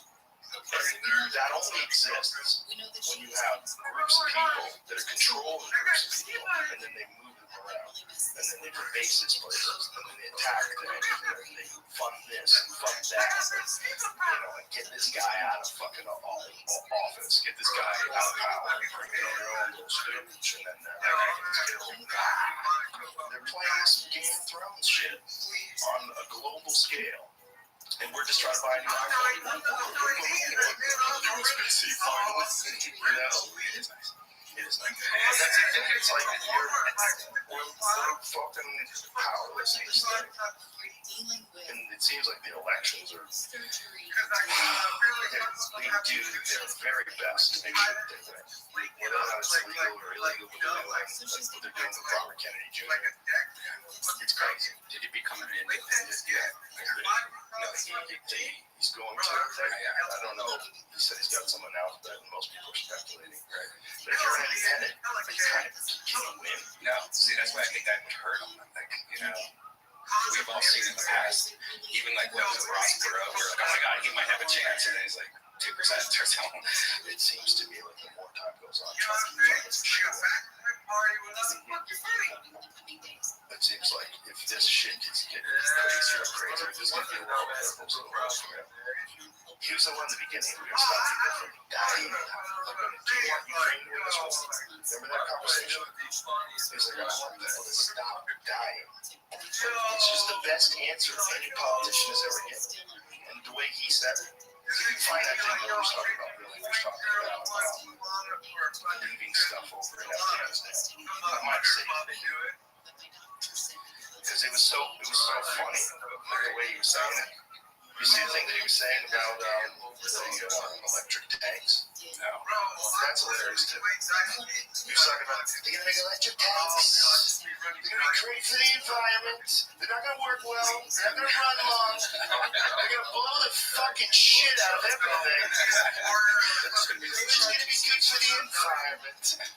The way he said it was like a guy doing stand-up.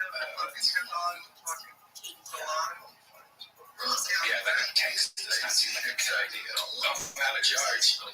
Yeah, it sounds the same. I don't know what else. And you'd be surprised how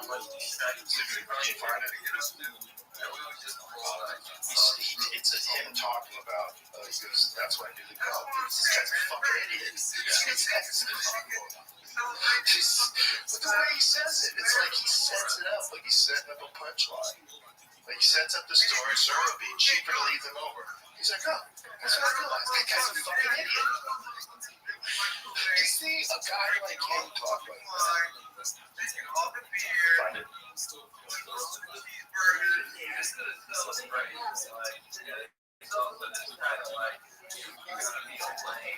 You're gonna fuck up this crypto market.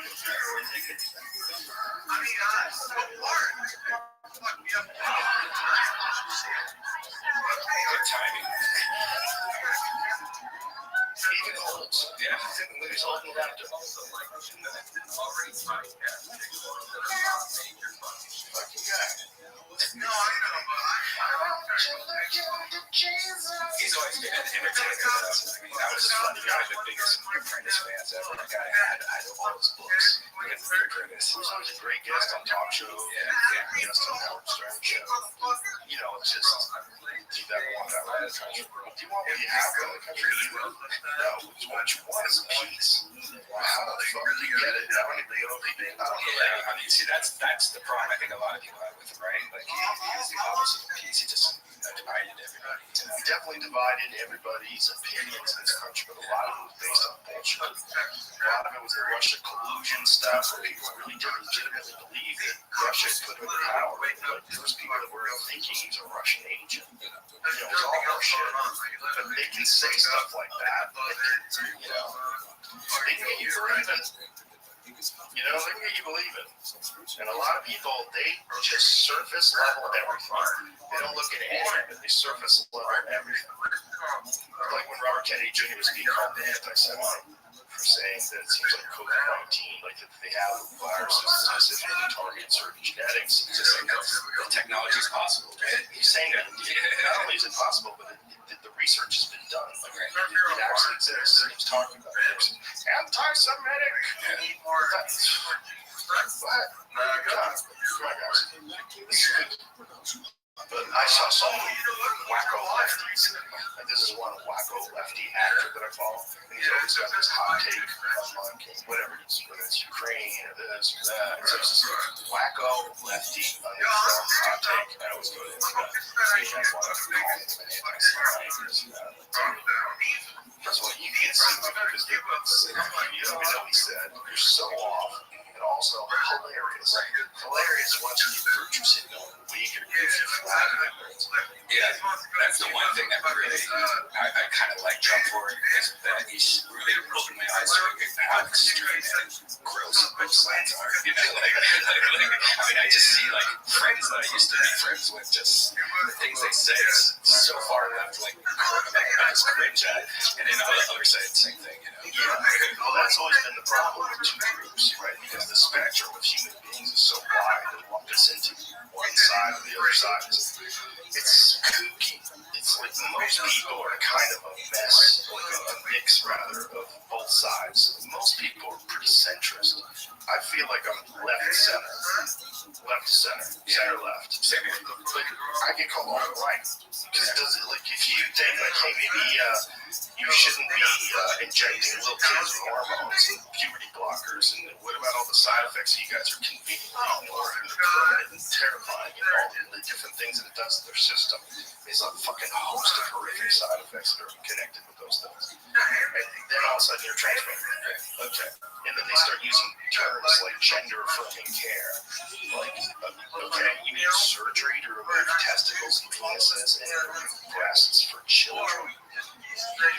Don't say it that way. Like, say it what it is. Don't come up with some cute, rosy term that makes it seem better than it is. Makes it seem like something different than it is. You know, it's a weird thing that people are agreeing to. And I'm sure you see that video with this guy. These people say, do you think 12-year-olds should get tattoos? No, they do not. Do you think 12-year-olds can choose their gender? Yes, they know. They definitely know. Bro. we used to just all agree that kids were easily influenced and they change their mind all the time. They want to be a pirate. You didn't know a pirate was until you're 5. You know, like we used to always agree to that. And then it became about gender. And we're like, no way. No, they know. But look, some people, I think, do know. And that's part of the problem. Like, when you look at the broad spectrum of human beings, there's some people at an early age feel like they're in the wrong body. But how do you know if that is, if they're being influenced? How do you know if this is a phase? How do you know if they're not just going to decide that they're gay in the future, which happens to a lot of them? They just decided that gay men, they just were confused. They didn't fit into this normal mold of heterosexual males. And they didn't have anyone around them that was just a gay man. And they're like, I guess I'm a woman. You know, and then someone convinces you you're amazing for coming out as a woman, and then you're on the path, you're committed. It's like if you're a guy who's like, I'm all in, I don't fuck around with that. Once you say that, you're stuck forever. Brian says it all the time. All the time. I think every single time. Because he won't give it up. Yeah. Neither Gordon Ryan. He's all Android. Well, with Gordon, I think, he got pissed that people could read his text messages on an iPad. You know, like someone could log into your account on an iPad and read your text messages. Like, that's fucking stupid. And so I think that was with him. And so he's like, fuck Apple. Fuck you for doing that. But with Brian, he's committed to this idea that he's like a rebel. He's using this rebel platform. So he can't go, you know what, fuck Android on my phone. No. Like, you're committed. He almost was teetering recently, though. I've been talking to him. He almost was teetering. But what I'm saying is, if you're a young person, you're even more connected to what you think your identity is. And something as simple as I'm a Mac guy or I'm a Windows guy, people get committed to the very simple things, like I'm all fucking Kansas City Royals till I die. They get committed to that, and they use that as part of their identity. Well, that's just something silly, like a game or a phone or a computer platform. Now imagine that same tendency that people have to be committed to whatever they announced, and now connected to your ideology or your gender. Like, they don't want to give up. Like, whether it's being a liberal, or I really was born a girl, or I was really born a boy, or I should have been a girl, or should have been a woman, or whether it's whatever the fuck it is.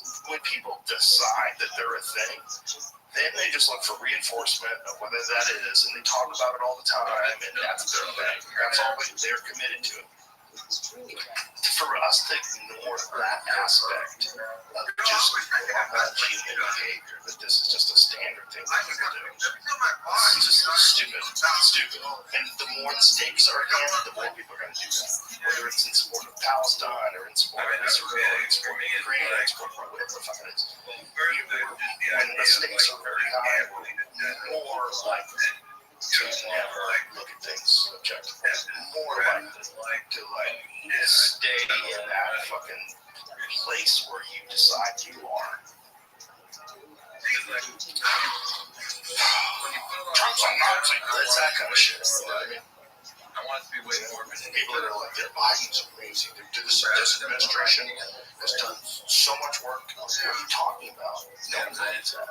You don't believe that. I know you don't believe that. Now I can't listen to you anymore. Now I know you're either a con person, you're a shit, or you're crazy. You should be like, wow, we should did better. Yeah, we should did better, right? It'd be nice if things weren't falling apart. It'd be nice if the border was a chorus, and we're legitimately concerned about terror cells existing in major cities. And that's what people are talking about over Twitter or terror cells, the possibility of terror cells. Oh, Jesus. I think in the future, maybe instead of having a president, we'll have some kind of AI next to me. It's like every single one of us can add to the AI, like what we feel, what we think, and our thoughts, we'll combine using everybody that lives in the U.S. to come up with a final statement, almost like a 100%. It doesn't seem like Sam Altman, but oh, really? Yeah. Oh, cool. It's like President AI. I think I've been talking about this a lot. Really? Yeah, because that's the only way you would ever get government that is far more intelligent than you and that doesn't have bias and isn't controlled by any group. Like if you could legitimately give it power and make it sentient, but then you'd have to give in to what it says. So what if it said, here's what's important, you guys have to stay still. The more you travel around, the more you fuck up the environment. I know you want to see the Grand Canyon, but fuck you. Checks and balances on that. Yeah, that's a good point. Because, is there VPAI too? That first one, I don't like it. They get 3 strikes, and now we're back to program 2.0. Yeah. And what if AI does like a Thor and just says, nah, I think I'm taking over forever? Provably not hackable also. Right. Or we would have to get it to a point where it's so powerful you couldn't hack it. Or it would know you're hacking. Yeah, you gotta make it sentient, make it completely fully aware, autonomous, connect on its own. What if some bad actor convinced a few people or a lot of people to give up their voting rights to the AI, and now one person's controlling 25,000 votes at once? Yeah, what would happen? You would have to make sure that can't happen. Like that's scanning your eyes. This is like you're saying, how do you, when you give in to this authority, even if it's an electronic authority for the greater good of the world, that's essentially how you get North Korea. That's what North Korea did. When Norman Park was on the podcast, just explaining what they did. Was they told all these people, hey, if we just control the land, we'll make sure that everyone has food. So they just took everyone's land. Like, yeah, now you're going to stop. Now we're going to tell you what to do. Now you have 3 haircuts to choose from. Now I'm trying to make it across the border. You live in open air prison control. And then you have prisons inside that open air prisons that are horrible concentration camps for anybody that violates any of the rules. And generations of people live there. Like your children will be grandchildren because you've done something that bad. It's like 3 generations.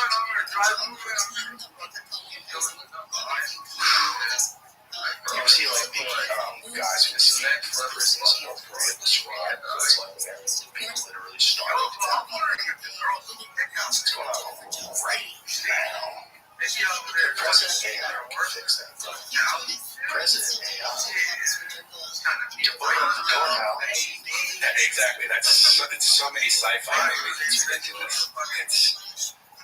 If I was in artificial intelligence, they wanted to trick people into giving me total power. I would set up complete total chaos, and that would be the only solution. I would engineer chaos.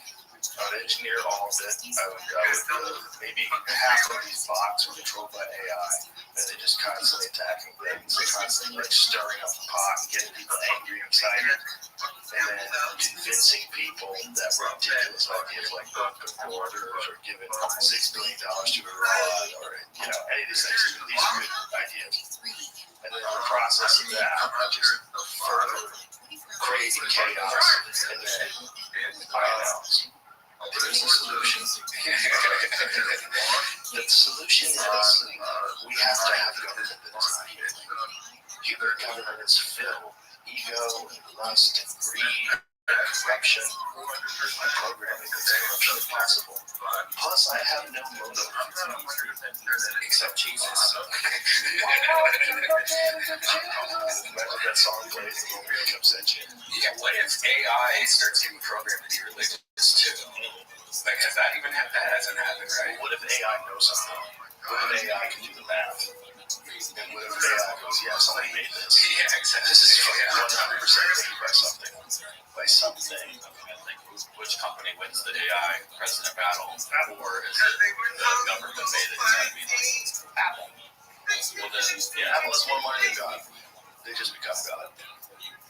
They make the AI. They're probably doing it right now. They have a fucking building like a spaceship. Yeah, a giant spaceship building. I bet there's like an underground bunker. For sure. They got some AI or some quantum computer. They're ready to launch that bitch. Siri too. Yeah. It's a good company. Yeah. Apple probably be the nicest. Yeah.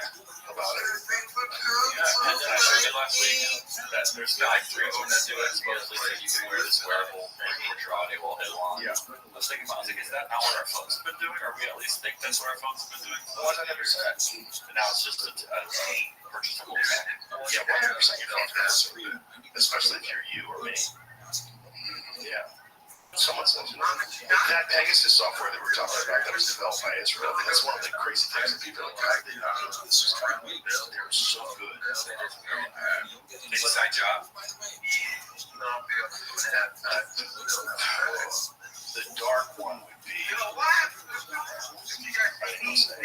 it's just, is it just tell failure, or are they so clever, or are they so well-funded, they call it off, or, no, it's hard. Raid, that is so terrifying. Paratroopers dropping in on a raid, killing them. They announced it every 12 Americans died. That's like the hard times. Yeah, I lost 260 Israelis at the concert, but 12.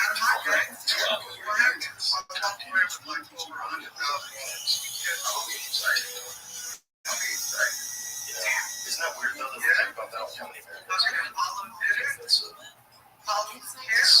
It's a strange country.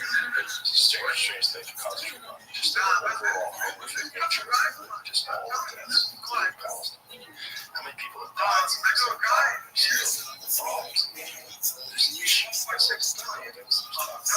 Like one building that collapsed. First day locked. The place was all fucked. They're shutting the power off there. But here's the thing about the Israeli-Palestine conflict. How do you sort that out? One group says the other group shouldn't exist. They're on their land. The other group says you have to stay over here. You can't go anywhere. A world that. You don't want that. You don't want that. I wonder what that vote would be. That's why we would have to hear it out. Like, we all have to watch it on TV and stuff like that. Like, what are they basing it on, too? The thing about the AI, are you voting based on false assumptions? Right. Are you voting based on propaganda you've been fed by a dictator? Like, if we let the whole world vote, can North Korea really vote? No, we don't. AI takes over. Maybe AI takes over. Vote that out. Imagine if AI just completely stopped North Korea's ability to use any of their weapon systems and then mobilize drones to disarm all the soldiers and said, okay, we're going to set everybody free. Like, that was AI's first task, free North Korea. We would have to go, AI's doing a really good job. Like, I was watching Isaac Asimov, and he was on the David Letterman show. Don't ask me why, just YouTube. And he was on the David Letterman show in 1980. And he said, I imagine in 40 years there will be no war. Yeah, he had this idea of like there'll be no war, and he had this idea of like what the future would be like. It was very interesting. But then people have always had this idea that one day we're going to sort this whole country. In 1980, you could kind of think like that because Vietnam War ended. We hadn't done anything until Operation Desert Storm. That was, what was that? 92. Yeah. 91, 92. Back then, people had this dream in 1980. We're not having war in American ones. It's not time for It's really stupid. Remember when Back to the Future 2 was supposed to happen like 3 years ago? There was flying cars everywhere and holograms. We always get that shit wrong. And a guy like Isaac Asimov gets it. But it's not that. Gonna really, at this point in time, you've been really with television and everything. But the fact that television is really understand it's a bad thing. And here we are, 2023, on the verge of something crazy conflict, like World War III type conflict, like real, like when you hear about the beginning of World War II, the first operations, the first things that happened. Almost after like there's a World War now. You're sitting there, oh shit, holy shit, it's going off. Is this Palestine?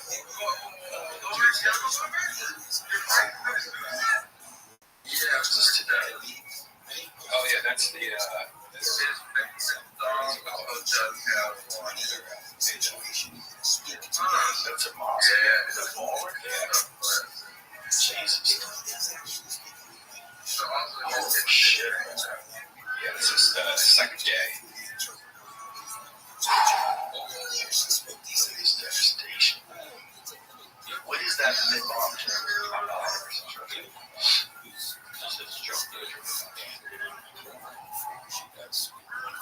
terrifying. Imagine and knowing that it can start again. It's different to do it because How do they choose what to bomb to? difficult. They bomb where they think the terrorists came from. The bombing where they sleep. What are they doing? It's supposed to be like government buildings that like, Is that what that was? That didn't, that just seems like, they went ham. yeah, they went crazy. I love that term, surgical strikes. That one always gets me. Surgical missile attacks. Surgical. What kind of surgery? Like, you're using bombs for surgery. That's like the most gaslighting term ever for a missile. Surgical missile strikes. Why are you doing surgery? Kind of you are. Definitely eating people from this world. Separating body parts. I don't think I call it surgery, though. You shouldn't be able to use that term, like a surgical strike. You know, it seems like you shouldn't even be able to use that for darts. He's got surgical precision. You gonna let a guy do surgery with a dart? No, you're not. Shut the fuck up. Don't say surgery. Surgery's like a guy's got fucking giant goggles over his eyes.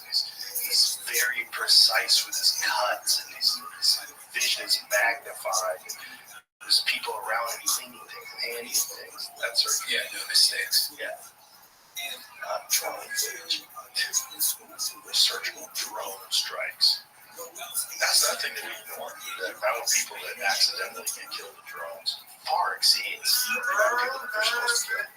It's some insane number. I think it's, we've looked it up before. I want to say like 80% of the people that get killed with drones. Wow. From drone strikes. Yeah. See, what is the actual number? I think it's something like that, though, right?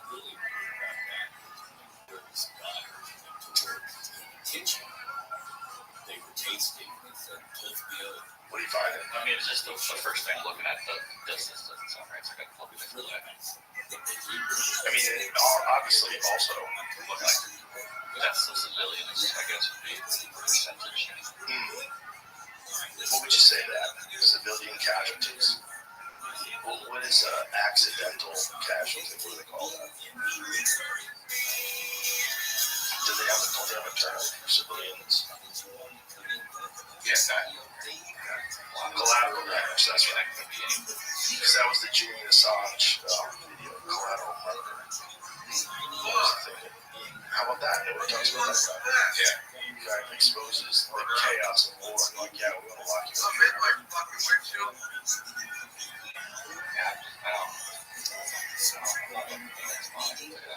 Do you ever use AI for your searches?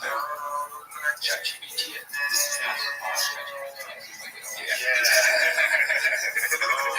The ChatGPT is so straight right away.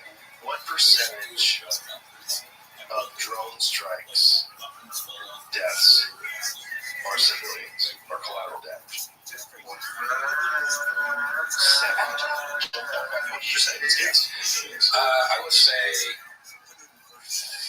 40%. I want to say 80. But you probably already looked it up, so. I think I know, definitely have in the past, but I don't remember what the number is. But I remember being shocked in seeing ChatGPT. Was it so? Oh, it It was just a long thing talking about like why it can't give me an exact percentage. Just too long to read.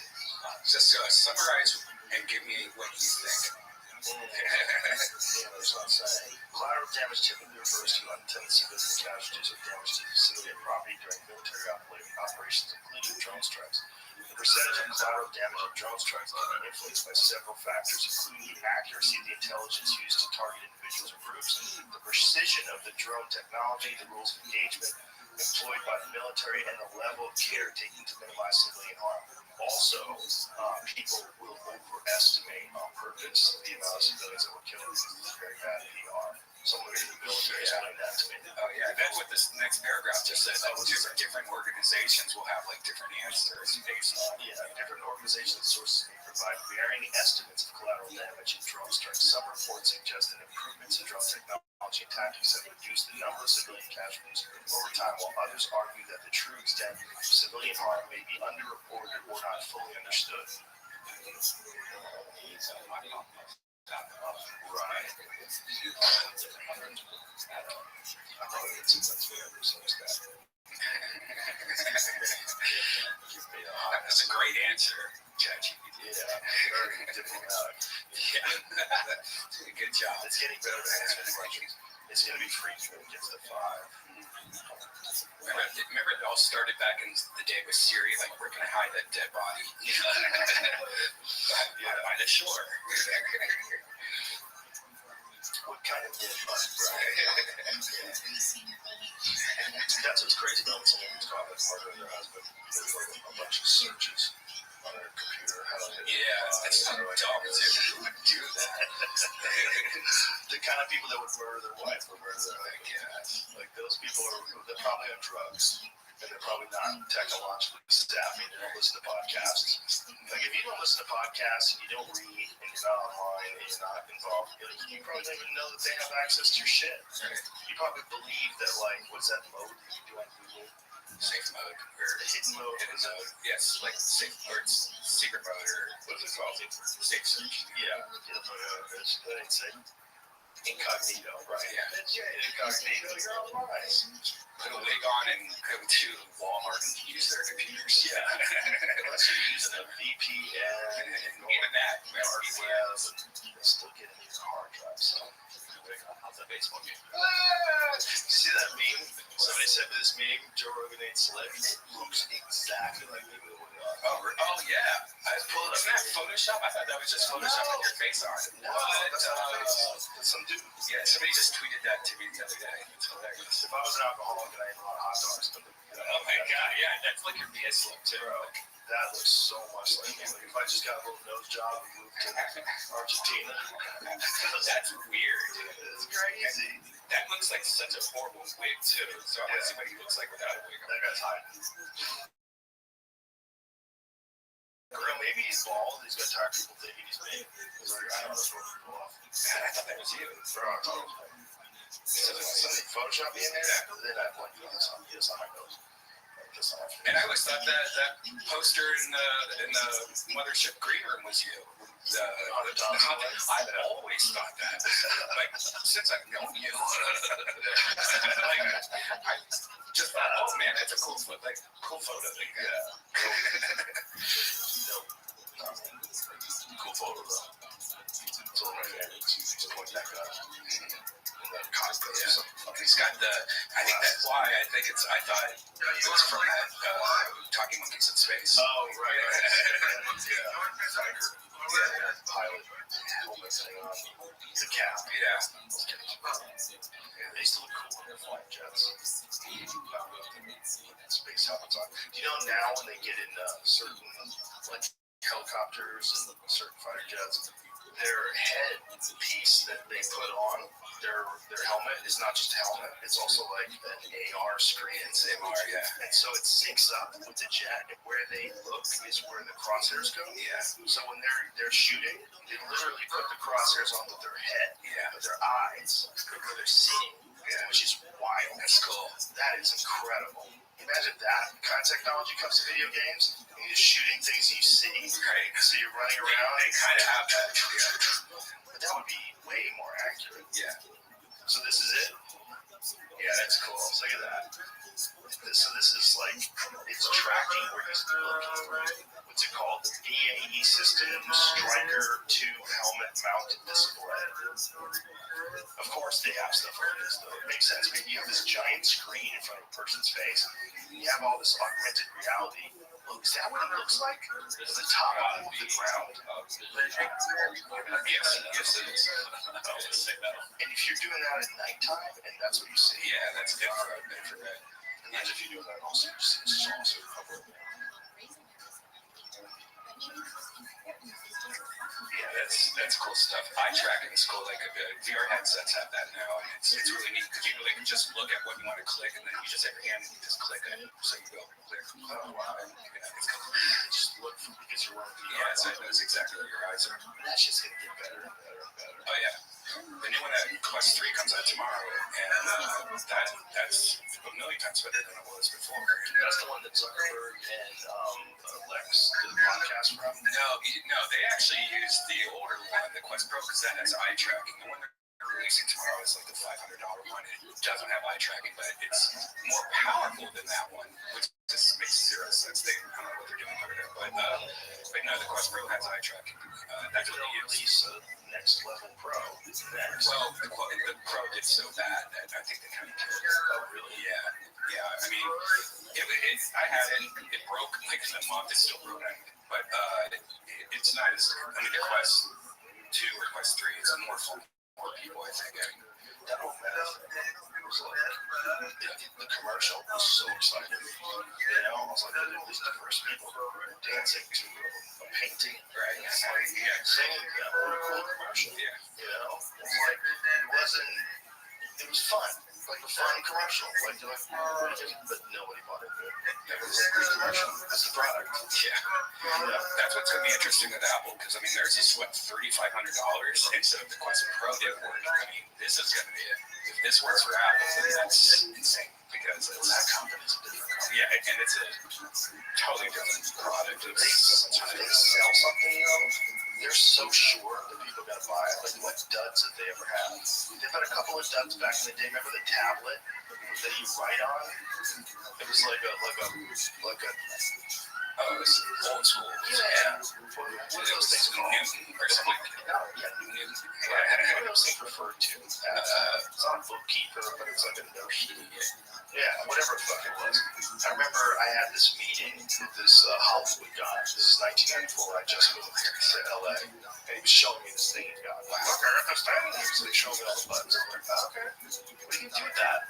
And he's like, oh, I'm organized on this. So now all my appointments come in. Put all this whole thing. You write on it. I'm like, little piece of little. There it is. That's even a newer one. I think there's even an older one. It launched in 93, discontinued in 98. It did, and it is funny because it does have some really cool Apple portal. Yeah, but now you're in the 80s. No one's buying computers yet. When you get in the 90s, like Macintosh TV, that's interesting. I heard that one. 94. Launched in 93, discontinued in 94. Price at launch $13.99 in 94. What is that today? That's like $4 at least, right? And that one, what was that? The 20th anniversary. $7,500. What is that? They made only a couple of these, I think. The video game system, they were supposed to team up with, what was it, Nintendo or somebody? What's this Performa X2? Oh, so this is just different computers that they're making. I remember that e-mail thing. Yeah, that was cool. Okay, and then the round mouse. Remember that one button? I hated that fire. I like the Q. I liked the fucking iPods. I used to love iPods. So how that was a solid product. A little wheel, clicking on it, a solid product. I'd scroll down a little bit further. Alright, these are things that are supposed to be built That was that iTunes social media thing they tried to do. Built up. Yeah, sure. Totally forgot about that. Oh yeah. Remember that? Yeah, I got that. MySpace took care of that or something. Interesting. Yeah, that was. It's whenever it's so much of like threads, right? Someone tries to launch a new one, and everybody's like, "Yeah, let's go over there," and then they go back to X. Yeah. Unfortunately, threads and all Instagram posts now. If you scroll through your feed, it's just like, check out these threads. It's like, Really? Get the fuck out of here. Interesting. It does feel kind of clean and nice not having bots. You know, that's the thing. Threads have no bots. You know, it doesn't. Like, I have no problems with any of that because it's so much harder to get an Instagram account. You know what I mean? Like, Twitter, you can have like 1 million of them. Yeah, but dude, whenever I make a post, like almost instantly, it's like I'm horny for a boyfriend. Oh yeah. Again, most of that is because it's probably not yet, which technically is sort of only a few people have it on PC. Once they opened up Instagram with PC users, and you can make posts and make comments and all that, and you can make computer programs to do all that shit. They have threads on the browser now.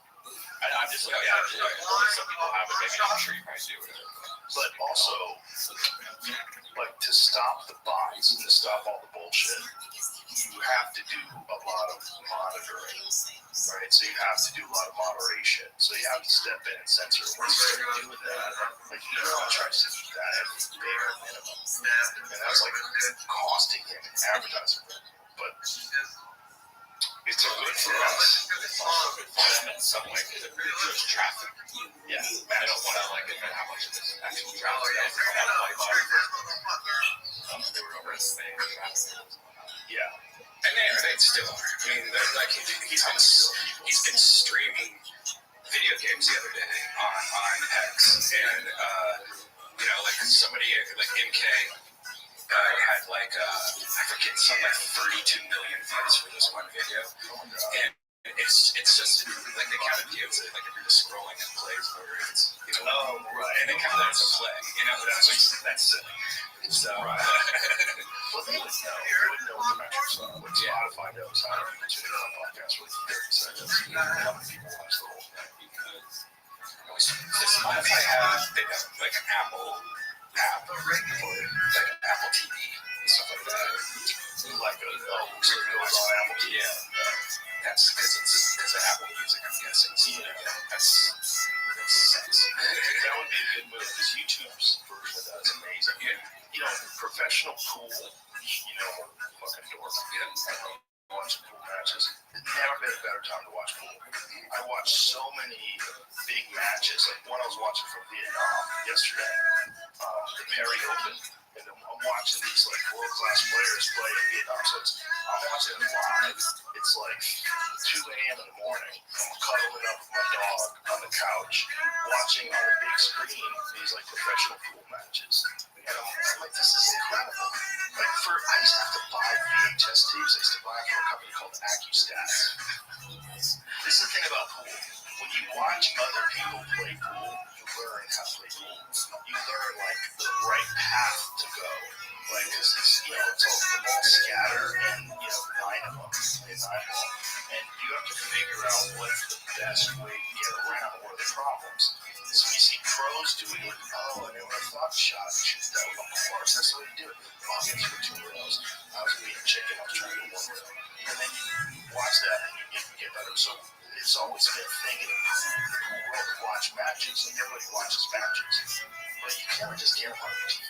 They're so hard to be on ESPN every now and again. There's all these commercials, all this nonsense. But to be able to watch it on YouTube, it's fucking amazing. Look at the channel on my YouTube TV. I don't know if you guys can check it out. Oh yeah, there is. Like channel ESPN or whatever. Yeah, it's on YouTube. Yeah, but not like on YouTube TV. It's like the service. The cable TV. Not the actual YouTube. Oh. YouTube.com. Yeah, I just switched over to YouTube TV. It's just cable for YouTube.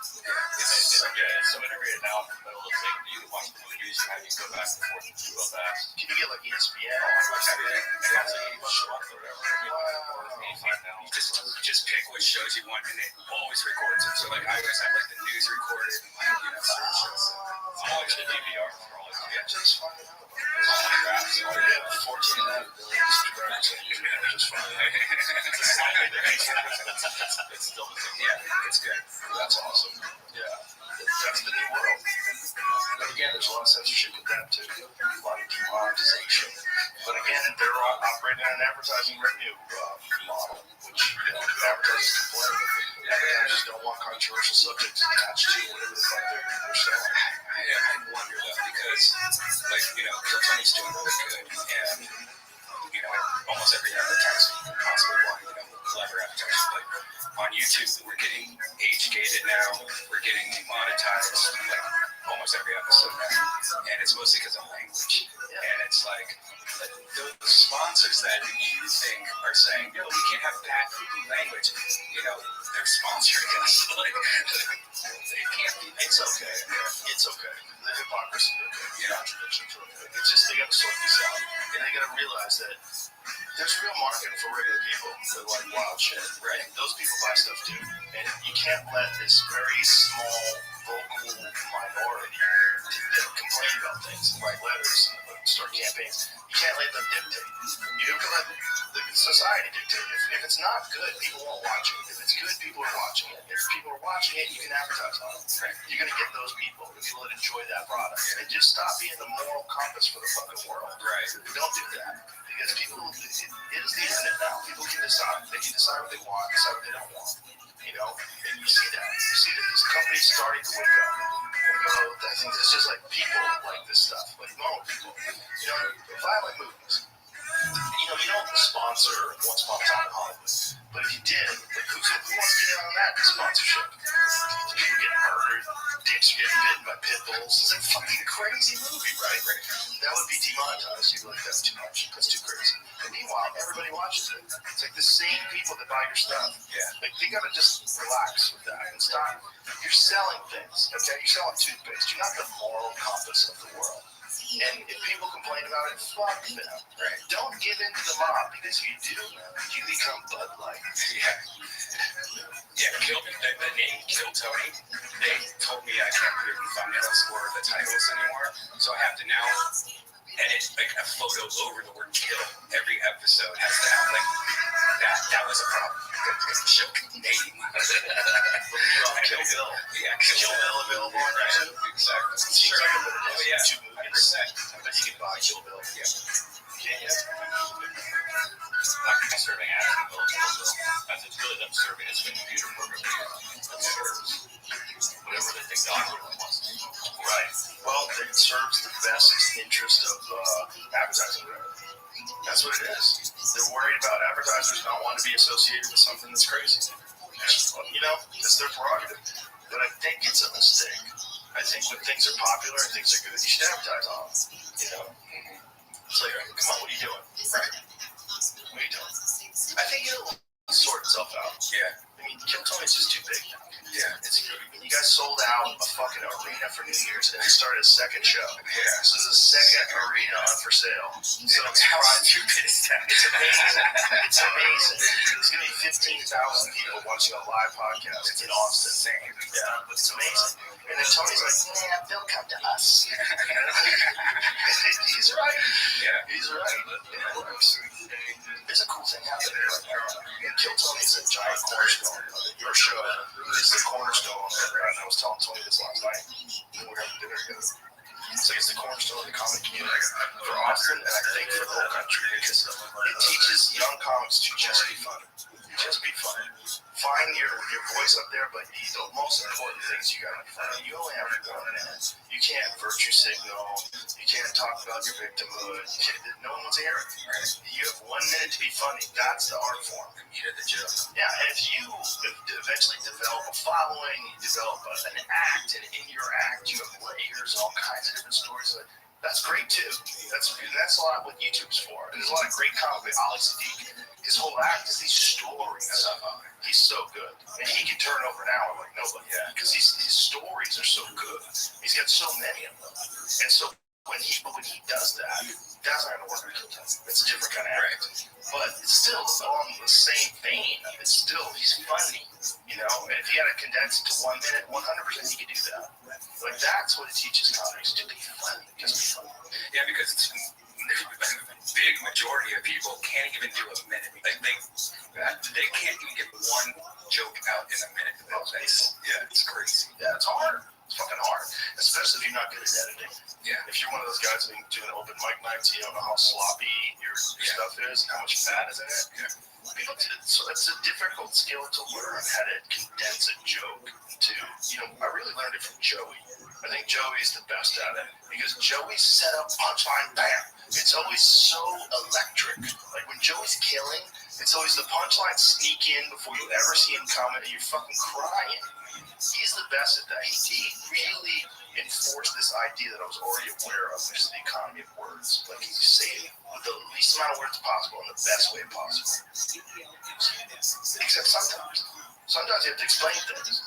Sometimes you have to take people on a little journey. Well, that's also a different kind of form of comedy. I like going into a nice story. I mean, sure, it's edited down and it's not as long as I used to be, but I like that sometimes. Yes. Well, that's where Ari's show was so good. Yeah.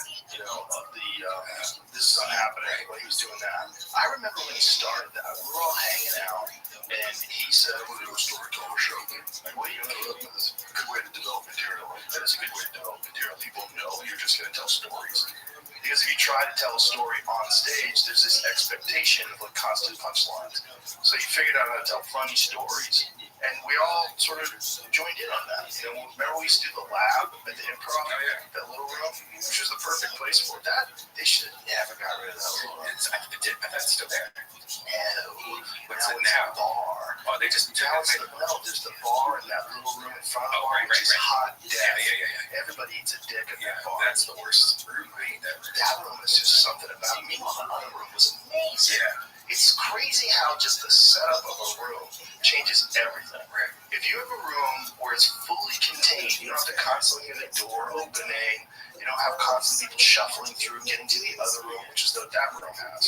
And then the bathroom's right on the corner, which mixes with the green room area. Like, all that chaos, there's too much chaos in that room. Yeah. It's not set up. There's a curtain there. Get the fuck out of here. Right. Go back to what you had. You had a door when you went into a whole new room.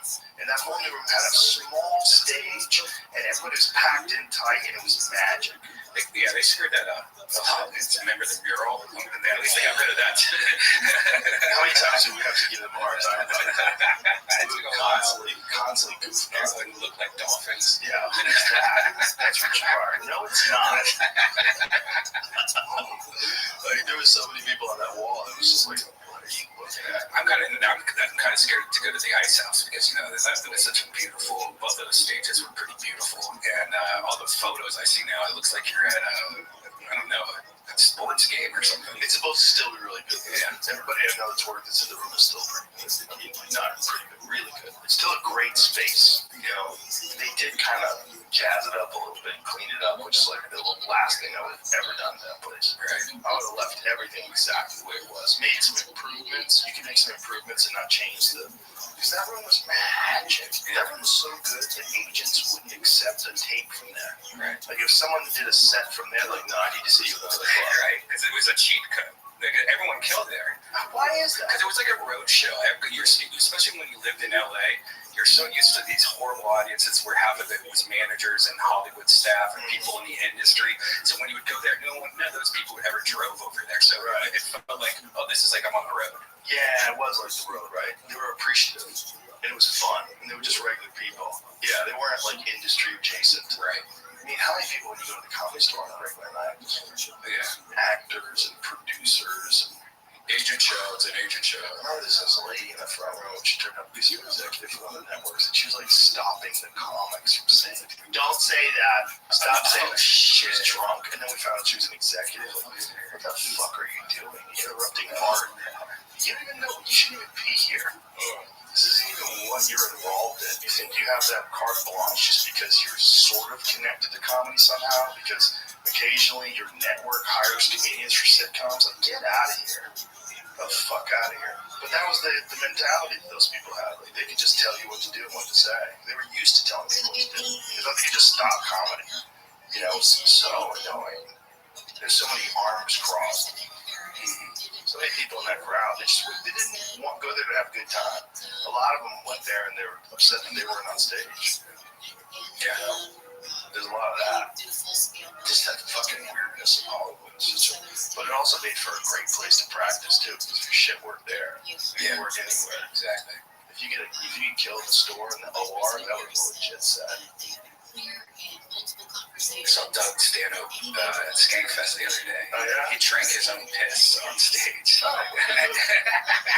Definitely a good substitute for writing. Have you seen the preview for his new movie? That looks so good. I haven't seen it. It's called like the On the Road or something. Is it a documentary? No, it's a movie made by somebody famous, and it's about being on the road. Okay, I have to pee. Want to come back and watch the trailer? Cool. All right. And we're back.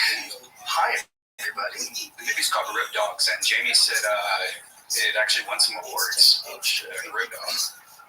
Is this about comics? Yeah. Greg Fitzsimmons is in it? You should watch the trailer. It's like, whoa. Okay. Press.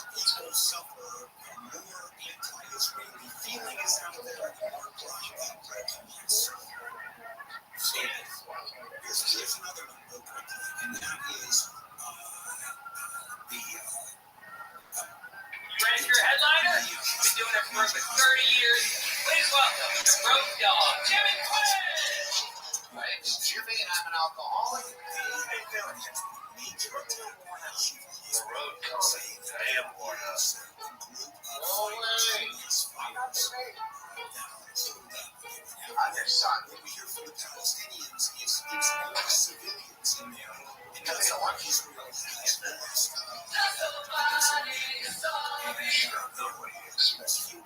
Exactly like you expected. Strangely enough, they're getting shot. That's more being instantaneous. Jack. It's fine. A little bit more time to last.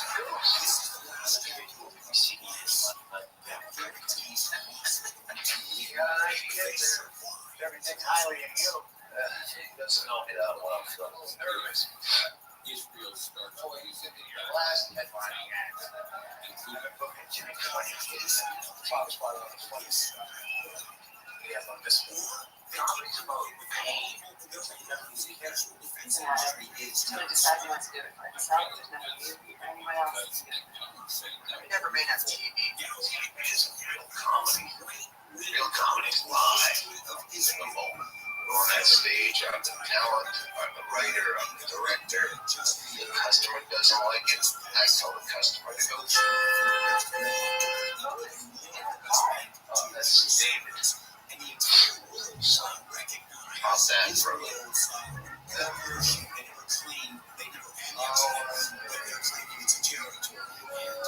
Jesus, I'm depressed already.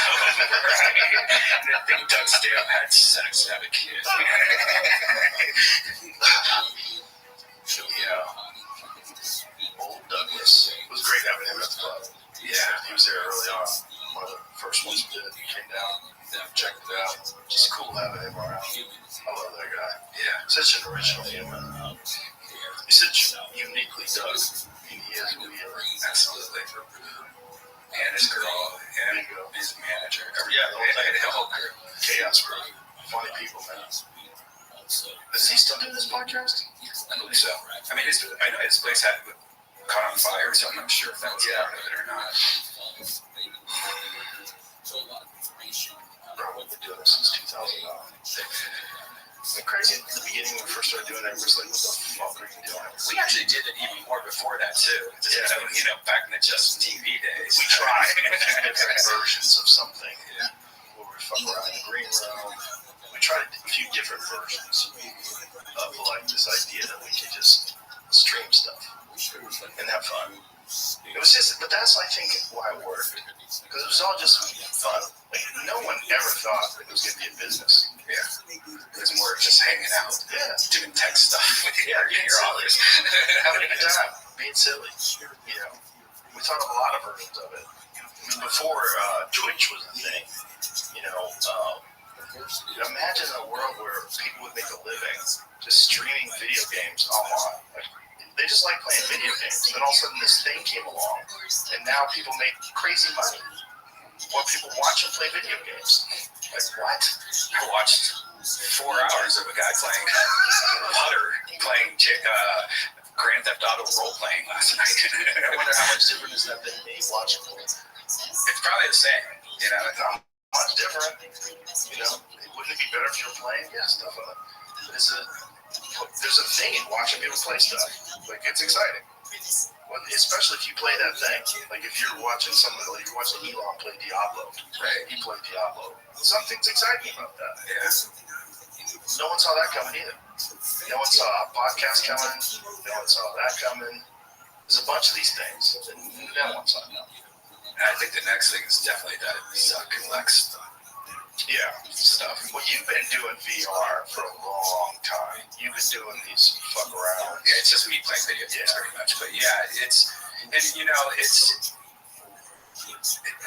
it's hard to like communicate because it's 2D. You're watching me play it on TV, so it just looks like I'm playing a regular video game like in a chat room or something. So the idea of like that, like Lex and Zuck doing it, that kind of shows more like, hey, these people aren't together. That's not them, you know? Right. That's crazy. That's crazy. And I think once Apple also releases it, it's going to be a different world when it comes to that stuff. Yeah, I think so too. And I think if everybody gets on, if it's as easy as getting on your phone, because it's not going to be in the beginning. Not everybody's going to have that thing. It might be one of those things that we look at like this, right? Like 2023, right? 2025, right? Continue. Yeah. It might be, but it might eventually boil down to a pair of glasses that you wear. Some cool looking glasses that allow you to do all this wild shit. Yeah. You scan your face using your iPhone. The thing is, like, where's the battery going to be? How much battery life is it going to have? Well, that's the one thing that Apple, I think, did wrong, is that this first generation of theirs, the battery, you're wearing it on your belt, which everybody loves. Yeah, I mean, Steve Jobs would never have allowed that. No way. Never. No way. He probably would say we can't do it yet. No. Or just, put the battery in the back. Yeah, even that is not going to work. It needs to be big. That battery's like a brick. I mean, you're carrying around essentially like a tablet. Like, how big is the battery? It's about the size of it. It's like bigger than an iPhone. It's about the size of an iPhone, but a little thicker. It's kind of heavy, right? So it's got to be all batteries. Yeah, but it's only like 2 hours, 3 hour battery pack too. They probably want to give you a backpack. Yeah. But then again, like, what is going on with having that electronic strapped to you? Right. Like, is that good for you? That's what it looks like. Yeah. So the thing sits in your pocket. That's or your belt. Yeah. And the cool thing though is that you can it's MagSafe, so they want you to buy multiple ones, so you can't take it off. And I think there's an internal battery that lasts a small, so you can take it off without disconnecting and swap it. So you're gonna have like 10 of those things. Are you though? I haven't looked. There's gonna be a bunch of people that do it. It looks dope. That lady in the upper corner, the world one. Yeah. But the eyes, that thing's the creepiest. You're gonna see people walking around like that. Oh my god, all like dead-eyed. I can see 6th Street filled with people walking down the street like that. Heck yeah. Because you can really get an Uber from that thing. You can really order food from that thing, right? Yeah. Wow. I like it. I think it's gonna be. Just because it's so unique and crazy, and especially the eye thing, I think people are gonna be like jealous when other people have it. Because the first year, supposedly, they're not gonna make that many of them to make it even more desirable. And this is augmented reality, right? So what are the features it's going to offer you that's going to make you walk down Congress? It's going to be VR and AR, but yeah, things like having stuff pop up, like maps and stuff, like go turn right here, or phone calls, or you'll be able to do FaceTime with people, while you're going to drive with that thing. I usually didn't show anybody outside of their house, though, so. Right. That'll be another step. Someone's got to make something that makes you take it out of your house and put it on. Right. And it's got to be feasible that you can walk around with this thing on. And they're also not putting it on their shoulders to make that. They're like, developers, go ahead and buy it. Start thinking of shit. Because we're not going to take that responsibility. And then when you do have it, what's to stop you from watching a movie while you're driving? Yeah. I mean, people are fucking. It would be cool though if to have that on while you're driving, and like what Tesla has, like the boxes around people, so it's like watch out for to the right. Remember when people were playing Pokemon Go in their cars? Yeah, it was real common. Yeah, I remember I was in my truck, so I was in my Lexus, the SUV, so I was looking down at this lady. She was driving erratically. I'm like, this bitch is playing Pokemon. She was playing Pokemon while she was driving. So she had the Pokemon up, and she was looking at that while she was driving. That was a weird week. When that game came out, I remember going to the Comedy Store. Literally every single comic had their phone open playing it. Yeah. People on the sidewalk was all like teamed up in a big group, like strangers just playing it, because I guess there was like a fighting ring at the Comedy Store that everyone wanted to play. And it was. So what happened? Why did it die? The novelty kind of wore off of it, I think. Just like everything. After like 2 weeks or so. I'll still pull it out once in a while and play it, see like around my house, but yeah. What? How many monthly players do you think? Yeah. It's still huge in Asia, I know that. Let me say 50 million. What? But in America, like, I would love to see what the drop off was. Yeah. Where it was. I opened it up like a month ago, and there were still people playing like around me where I live in the middle of nowhere. So there's still people where I play. There's about like that's only $1 million. Man, that's not much. What was it at the peak? It is crazy. Crazy, yeah. I wonder what happened to those people. They just woke up. Yeah. Imagine, like, bro, we got this. Right. Imagine what they were thinking, dude. They're hooked forever. This is gonna be like every other game that people get addicted to, and then everybody's just like, get the fuck out of here with this thing. Really? Are we the number one? No, I think Korea. I mean, it doesn't have. Yeah, it has U.S. number 1, Great Britain number 2, Japan number 3, Sweden and Canada, but there might be leaving out. So we're number one. America. Fuck yeah. What is the number one country where video games are played? China. 16 states are suing the Biden administration for halting approvals of new gas. Yeah, I would imagine it would be. I mean, I know that video game, like those leagues are huge in Asia. You know, like Korea, StarCraft was the big one, right? They had those giant tournaments. Yeah. Now it's like the legend. China 1, U.S. 2, video game. Do you ever talk to Carmack anymore? Yeah, occasionally. Yeah, we're going back and forth on Twitter the other day. Remember when we went down to his office back 17 years ago or something? At least. Yeah. At least. Yeah, that was when they were developing Quake 3. Yeah. Yeah, that was awesome. To be able to play Quake with those guys in their own studios. That was boy, that made you realize how much work is involved. Making a video game. That's work. Like, you need a guy like Carmack who just sits there for 16 hours a day. Just coding. It's a crazy stat. I don't know if you. I don't believe it. 3 out of 4 Americans play video games on various consoles, more than half playing on mobile phones. You don't think that's true? I believe that. I mean, I guess like is it for 5 minutes minimum per month or something like that. U.S. trails China with over 244 million gamers. China has 665 million gamers. Woo. It translated into 40.85 billion in revenue for 2020. Ukraine's like, that's not enough anymore. And although the 2018 license freeze slowed down the YOY growth rate in the Chinese gaming market, was still able to post a modest from 36.5 billion in 2019. A modest increase. I'm supposed to say that. Wow. So 3 out of 4 Americans play video games. You think that's too high, Jeremy? Yeah, I mean, would you consider yourself a gamer even though you don't play that? I mean, you were one, but no, I definitely wouldn't consider myself. I haven't played games in years. Well, but I think like mom even opens up like crossword games or like Subway Surfers. Yeah, Subway Surfers is addicted, man. I love that. Yeah, but you know, there's like parent games. You know, like those are video games. Yeah, I guess. Chess. Johnny Chester, isn't that a video game? Yeah, for that Minesweep thing. Yeah, that's the ultimate one to play online. Chess. Because you can kind of get a game at any point in time with some wizard all over the world. You guys can head fuck each other. Some wild game that's been around for thousands of years. That poor guy. The chess champion, and then they put a butt plug in. Oh, yeah. He cheated somehow, and one of the ideas was anal beads. Yeah, vibrating anal beads.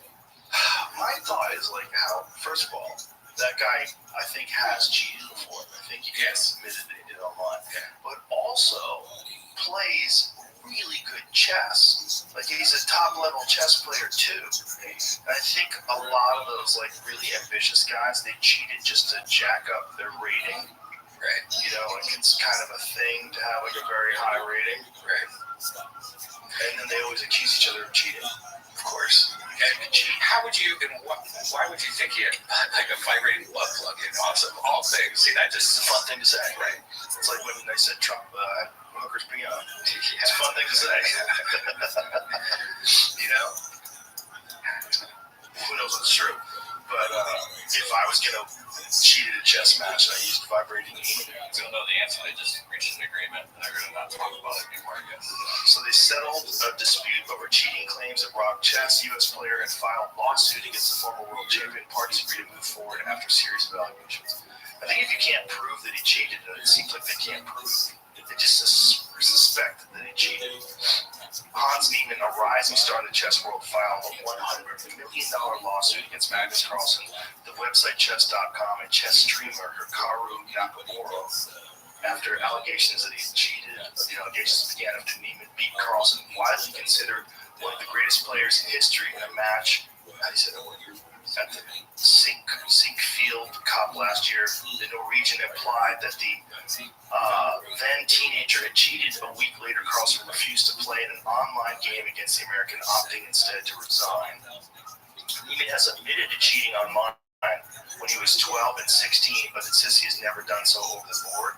He also promised to play naked to prove his innocence. What about your butt? That makes me suspicious. After unfounded claims may have used vibrating anal beads were amplified by Elon Musk.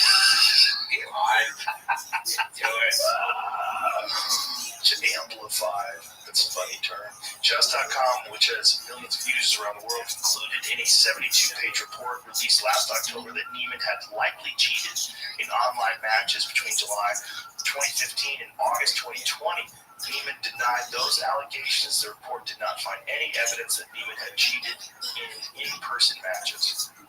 So, U.S. judge dismissed Niemann's suit in June. On Monday, Chess.com said the parties have agreed to move forward with no further threat of legal action. Well, I guess that's good. The thing is, like, it's hard to say because the guy's really good, too. It's like he's a really good chess player as well.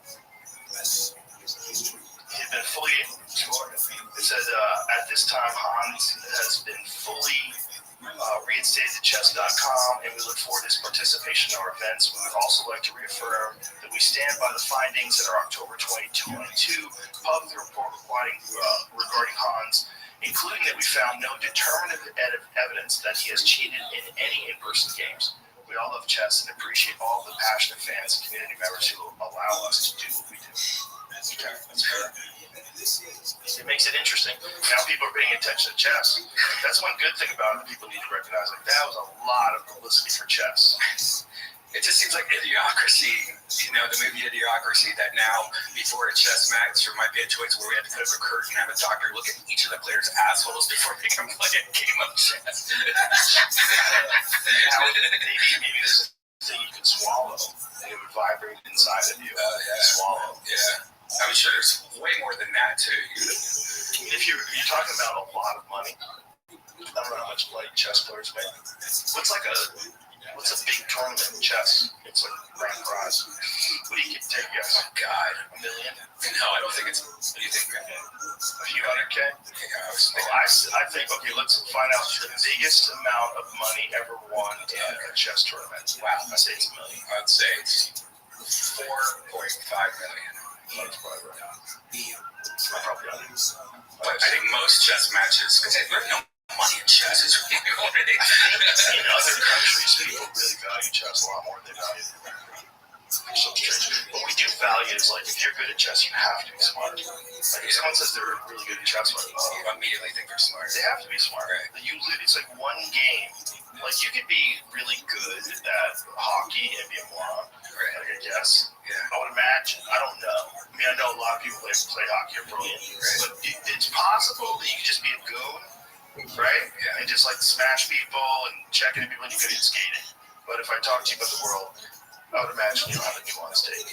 But if you tell me that you're a chess grandmaster, I'm like, oh, that's a smart person. It's an extraordinarily smart person, like universally smart. Like, I don't think there's a single moron that's like a chess grandmaster. I don't think it's possible. You can be a moron and be like really good at something. Checkers. You can be a moron and have like a crazy fastball. Like, that's all you do. You just fucking throw that ball so fast and accurate. But you might be a moron. It's possible. Probably brilliant. I'm not saying that all pitchers are morons, but I think there's a possibility that you can be a moron. Whereas if you're a chess grandmaster, there's zero possibility you're done. Right? I would say. Agree? I would agree. Yeah, don't you think, Jamie? Yeah. Yeah. So that's a unique game. So I have two answers, I guess, to two questions. You said the biggest prize ever award is a little different than like how Yeah. the biggest prize ever. I guess you could do a guess. Guess. 1992. I said 4.5. I said 1 million. 5 million is the biggest match ever between two guys, Fisher and Spassky's, maybe Bobby Fisher. Though there are 27 different people that have won over $1 million. Okay, but this 27 people that won over $1 million playing pool. Yeah. Because, you know, I would say the average is they make $250,000 a year, the best guys. You know, Kasparov is listed as the top overall at 17.2 million. Another guy with 14.2. Kasparov is an interesting guy. Very vocal in his like anti-Russian government talk on social media. So, I'd be fucking nervous if I was that dude. Yeah. You know? There's certain things you don't talk about that. Yeah. Michael Jackson. No, I I tweeted one thing about Michael Jackson once, and I was getting attacked. Yeah, Michael Jackson one's crazy because there's like most people think he did something wrong. Most people, and yet his music plays everywhere. Yeah. That's how good he is, or was. Yeah. And that's like the best cautionary tale as to how sideways he can go with fame. Like he went the most sideways than anybody ever went. It's really weird seeing him, and I watched some video of, when they were asking him questions about things, and the video made it look like he had a big hole in his nose. I don't know. He did. His nose is That was a hole. Yeah. Okay, I thought it was just weird shadows. I'm like, it looks like he has a hole. No, I don't think it was. I think this is all pre-Photoshop days. I think or videos. I think you have skin grafts on his nose because if you have too many nose surgeries, Right. First of all, there's something that can happen when the tissue dies. When you cut into things too many times, the tissue dies. What nostril? I think he burned a hole. That's what he said. He used to always say, I always wondered if that was real. Like, is that just like, is that Joey, possible? the thing about Joey was everything was a crazy exaggeration that was funny. That was like his style of comedy. It was like, everything was like 20. He'd say something, just something ridiculous where you know it couldn't be possible and you had to laugh. Yeah. He's cartoon. He's a cartoon. Yeah. He's the best. That's one person I really, really wish lived here. Well, he's gonna come visit. He did the mothership one night. Yeah, they went nuts. Every time he goes anywhere, people go nuts. But he's enjoying himself in New Jersey. Yeah, he likes New Jersey. But when I went there with him, I get it. It's nice, relaxed. Goes to these Italian restaurants. They don't know who he is. Everybody knows him. They're all nice, normal people. He likes it. Yeah, his kid likes it. His wife likes it. It'd be cool to have Florentine as a neighbor too. I think that's. He's gonna come down every now and again. Yeah. With us. Also, you don't want to come here in summer. No. The fuck is this, Joe Rogan? 107 degrees. Thanks. The fuck is 107 degrees? Yeah, that was a little much this year. It was pretty extreme. It's interesting. Yeah. It's like anybody who denies, like people want to deny climate change, like don't do that. No, don't do that. Listen, we can debate what impact human beings are having on it and what should be done about it. That certainly. But the idea that something's going on, like, are you looking at the weather? Are you paying attention? It seems like it's really hot in the summer. I mean, maybe that's just a streak and it's going to go back to cool again. Maybe not, though. The thing about it is, this is what no one wants to admit on either side of that, is that it never stays flat. The climate always does this. Before we were ever around, it gets crazy hot, and there's an ice age, and the polar caps melt, and the fucking sea rises, and they find ancient civilizations underwater because there used to be a town there, and all this pottery's there because the people got drowned out because the ocean moved. It's always changed. It's always changed. What we should be concentrating on more than anything, I think, is what we're doing to the ocean. What we're doing to the ocean is crazy. We've killed. We try to figure out how much it is. It's hard. They don't know what the real estimates are, but some people estimate it's like as high as 90% of the big fish in the ocean are missing. Like we just scooped them up with nets and fucking served them up in cans, and tuna cans, and sushi, and we went ham. And then we're throwing plastic in the ocean. Microplastics are now in rain. That's crazy. That's convenient if you want to get your microplastics. Yeah, I'm just trying to disrupt your endocrine system. You don't have time to eat credit cards. Just drink water. It's in the rain. Oh my God. Of course it's in the rain. It's evaporated. It's in the water. Evaporates. Goes in the sky. Did you read that new study? Something shocking about 1 out of 3 women who drink Diet Coke during pregnancy had an autistic kid. Oh my God. And they're now like putting this connection to Diet Coke and Diet. So real. Aspartame? It just came up. Yeah, it was. What was this? This was like 2 weeks ago. I read. Oh my God. And that's scary because there is a lot more, I think, more autistic people or people in the spectrum than there used to be. Like it seems The like study finds link between drinking some diet soda during pregnancy and autism in boys. Oh boy.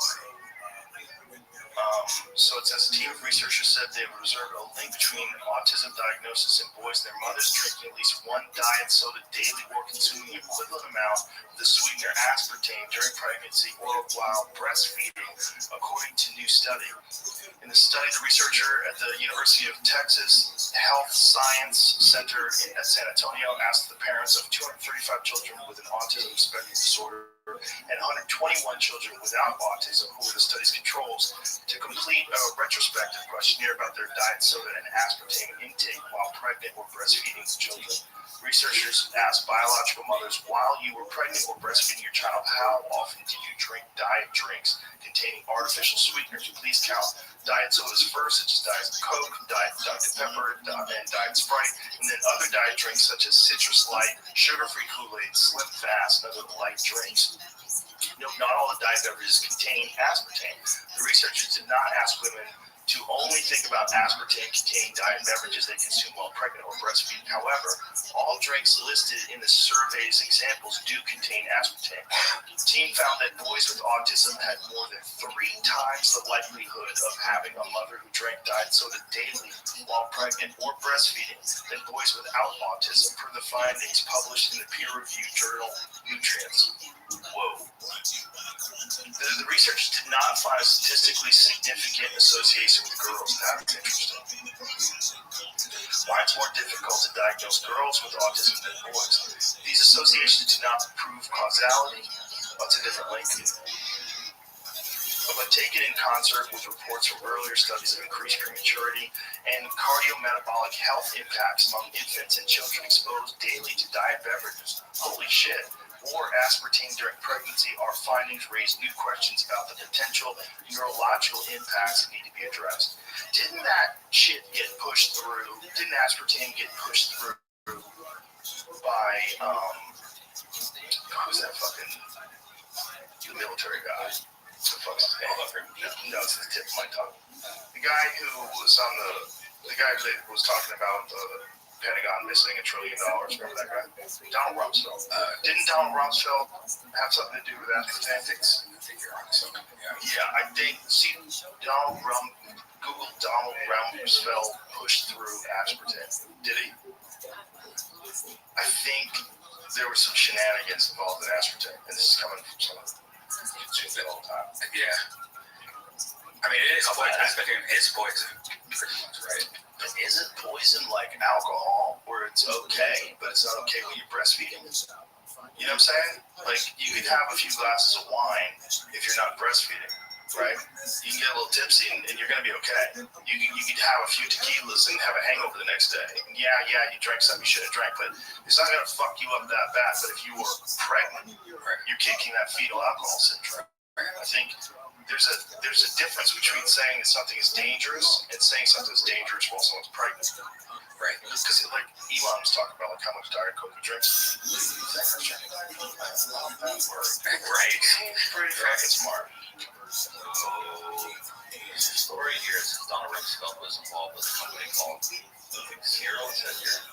He's the CEO at Cyril. He received a $12 million bonus in 1985 when the company was absorbed by Monsanto. Right here, then I can go back. It says that he was involved with picking the new head of the FDA. for the FDA commissioner, and that guy had no previous history. He had no previous experience with food additives before being appointed director of the FDA. Interesting. So Hayes, Reagan's new FDA commissioner, appointed a 5-person scientific commission to review the Board of Inquiry's decision. It soon became clear that the panel would uphold the ban by a 3-2 decision. So Hayes installed a 6th member on the commission, and the vote became deadlocked. He then personally broke the tie in aspartame's favor. Whoa, shenanigans. One of Hayes' first official acts as FDA chief was to approve the use of aspartame as an artificial sweetener in dry goods. On July 18, 1981, in order to accomplish this feat, Hayes had to overlook the scuttled grand jury testimony of Cyril has overcome the Bressel report and ignore the PBOI's recommendations and pretend aspartame did not chronically sicken and kill thousands of lab animals. What? Oh my God, how much have I taken? Hayes left his post at the FDA in November of 1983 amid accusations that he was accepting corporate gifts for political favors. That's crazy to do that. Just before leaving office in scandal, Hayes approved of the use of aspartame in beverages. After Hayes left the FDA under allegations of impropriety, he served briefly as provost at New York Medical College and then took a position as a high-paid senior medical advisor with Bernstein Marsteller, a chief public relations firm for both Monsanto and G.D. Searle. Since that time, he's never spoken publicly about aspartame. FYI, here's Rachel Maddow on Bernstein Marsteller. When evil needs public relations, evil has Bernstein Marsteller on speed dial. Evil, thy name is chemical food additives. Okay. Here's the kicker. When Searle was absorbed by Monsanto in 1985, Donald Rumsfeld reportedly received a $12 million bonus. There it is. Yeah.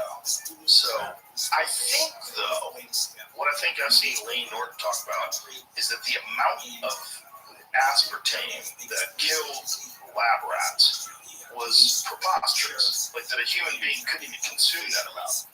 That it would have to be something like, I forget the number, but it's some preposterous number. Like you'd have to drink 1,800 Diet Cokes a day or something like that. Something really nutty to get the amount that was sickening and killing these lab rats. Well, how many of these rats have had autism? How many rats were pussies? Couldn't take a little Diet Coke. Autistic rats everywhere. Millions. You know, there's the other thing that Brett Weinstein has brought up. So like these lab mice and lab rats, like they're bred for that purpose, and so like they don't live long. Like it's not a good way to study long-term effects, and it's also like these are things that are literally bred to take fucking chemicals and have experiments run on them. Like the idea that these are just like normal mammals seems a little far-fetched because you're actually literally breeding them for testing things on them. You should just grab them from New York, the New York rats. Bro. What a living hell to be an organism that just exists so that you can test potential toxins and poisons on human beings. And so your very life only exists to make the intelligent life forms think that they can live longer and better with your medication. And we all agree to it. We all like, yep, good way to do it. Practice on rats. Practice on monkeys. Yeah, that's the most fucked up shit. The monkeys is wild. The monkey one's wild because they're sort of like us. They're sort of like they can think and they react and look, they're grabbing things and shit. They're like fucking rods in your head. They're alive. The monkey one's wild because like it's something like there's like levels of things we're allowed to kill. Like if someone kills a bug, no one freaks out. Like I remember when I lived in Colorado, I went to this Buddhist ashram that was in my neighborhood. Just was kind of in the neighborhood, seeing what they're doing. And they actually had places they would rent out there, like houses that they had for rent. So there's people I knew that like wanted to live up there and they wanted to rent a place. And the lady at the ashram was spraying bug killer on ants. She had an ant problem. And I go, you poison the ants? She's like, well, it's really not what we want to do. But I go, but you're a Buddhist. You just committed mass murder for your convenience. Like, if we think that every life form is a life form, we think that one equals one, like one roach that dies or one mouse that gets run over by a combine in a field to try to cultivate wheat. The one is one. If that's the case, like, you can't be spraying bug spray on ants. But we don't think that. Like, even vegans get hit by a mosquito, they slap that motherfucker. They kill that bitch. Right? Everybody kills mosquitoes. Fuck you. I'm not going to be itchy for your life. No one says, just take from me what you need. The only reason why you're doing it is because you're needy. Please take from me and make me itchy. Nobody does that. Everybody swats. You find a tick, you pull that fucker off you. Oh my god, this tick, you kill it. Go get it, let it go so it can give Lyme disease to other folks and other animals. Like, kill that little cocksucker, little blood-sucking piece of shit. You find a leech on you, look at the leech. Do what you must. Take from me what you must. No, you peel that bitch off. If you have to rip it in half, you rip it in half. But when it gets to like things with fur, then we go, oh, what are you doing? That thing has hair. That thing has hair on it. That's why people freak out way more over like if you have a picture with a dead deer versus a picture with a fish. Nobody gives a shit if you catch a fish. You hold up a bass like David Lucas, he doesn't know, hey, nice bass, David. David's bass fishing motherfucker. He's good at it. He knows what he's doing. He catches some nice bass. But like, nobody gets bass. But if David was like holding up a deer shot, people would because he's got fur. Except turtles and dolphins. Yeah, you can't kill turtles. I saw a video of somebody killing a turtle to eat it though. And that, turtle soup. Yeah, and that was one of the worst things I've ever seen. Like, it's if you think about this turtle, how old is he? Probably like 100 years old, and he survived so much, and now he's just got picked by a. I don't think those are the ones that live to be 100 years old. Right. I think that the sea turtles. Right. I don't know, regular turtles they make soup out of. Yeah. That bitch has been around for a couple of weeks. Oh, really? I used to have pet turtles. Yeah, I used to have pet piranhas and pet turtles. And the pet turtles were way more ferocious. Really? Ferocious. Because they feed them goldfish, and they just swim over those goldfish and grab them with their little paws and just jump into them. It's like, whoa, they're ferocious. They're little dinosaurs. Turtles are fucking cool to have in an aquarium, but there's a lot of like risks of diseases and shit. Yeah, if you touch them, you have to really make sure you wash your hands. Yeah, you can catch some funky shit, and especially because look, they're shitting this tank. Right. And then how often are you cleaning that water? You mean it's filtering, but how much is it filtering? How much are they shitting? They're in there eating goldfish all the time. They're probably shitting up a storm, and they're big, right? They're like this big. Like the thing. They eat blueberries? No, turtle ASMR. Like, I've seen this before. It's great. Bro, that is an ancient being. I mean, that is essentially like what we would have seen during the dinosaur era. Exactly what we expect. Like a stegosaurus looked like. Yeah, Sonny was the one that made, remember Sonny you had on your show? Yes. He's the one that had the video about eating the turtle, and he said it was the first time that like him and his wife both were like, should we even release this? Like, really? It was the one thing that affected him the most. Why? There's something about turtle, man. When you see this video, or you can probably take a peek at it, but like the turtle is just like, it is so fucking sad. That's a big ass turtle. Okay, so that is one of those turtles. Yeah, and that's one of those sea turtles. Yeah, when they show his face, like they just have it like, oh Jesus. Yeah, it is. Look at that. Look at this. Oh yeah, that's rough. Fucked up, man. I got so emotional about this video. I mean, you just look at his look and say, this thing. Oh, they just start smashing it. And so this is a thing they do all the time. Yeah. Oh my God, so the thing's still alive. Yeah. They're killing it. Yeah. Oh man. There's a thing too about them having armor, so they kind of most of the time are protected. Yeah. That we kind of realize how vulnerable that one person gets them. Like, oh no, he's gonna get you now. Yeah. Like your whole life you've had an awesome protection provided to you by nature. Oh my God.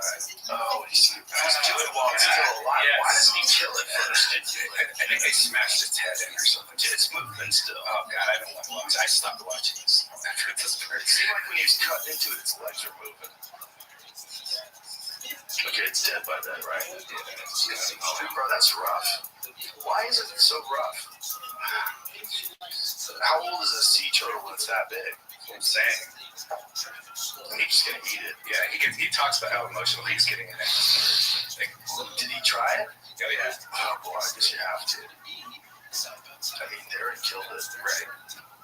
And I guess the reason they're allowed to do it is because it's the religion or something like that. It's part of the native traditions. It's like the reason why people like the Inuit are allowed to hunt seals and whales and shit. Yeah. Isn't that interesting? Like there's animals that no one's allowed to hunt, but they can hunt them. And then like Bourdain did a show once where he went to this family's house and they killed a seal and they brought it home and the kitchen floor. They laid it out, butchered it on the kitchen floor, and they were all just eating raw seal on the kitchen floor. Wow. So, and again, modern times, normal time, like right now, they're probably doing that right now somewhere. Someone has a seal, and the whole family's excited they got one, and they're eating raw seal with kids. See if we can find that. Pretty fascinating. Because you're realizing, well, if you lived up there, that's what you eat. Like, so here's the whole family. So they're sitting around in, I don't know where they were. So they got this seal that they're butchering right there, and people are just taking bites. Yeah, and they're eating the blood, they're eating everything. Every little piece of nutritious meat that comes from that seal, they consume. But the crazy thing is they're eating it raw. Like he eats it raw right there. Can you give some fire on this? Actually, per se, or something to extract the tiny element of meat from within the blubber and cartilage. Okay, that's good. It's like and of course, and it was inevitable, really, wasn't it? I'm off for the best part. The eyeball. It's sucked out like a fat Concord grape. This is an act of pure generosity and kindness to an honored guest. Cannibals. You know, cut it in the middle. Look how she has that, like, blubber knife. Covered hands and look so benevolent, so kind of sweet. Wow, he's hilarious. Yeah. That's a real part of some people's lives. Would you want to live in a world where everything goes Mad Max? Would you want to get jacked? Jacked.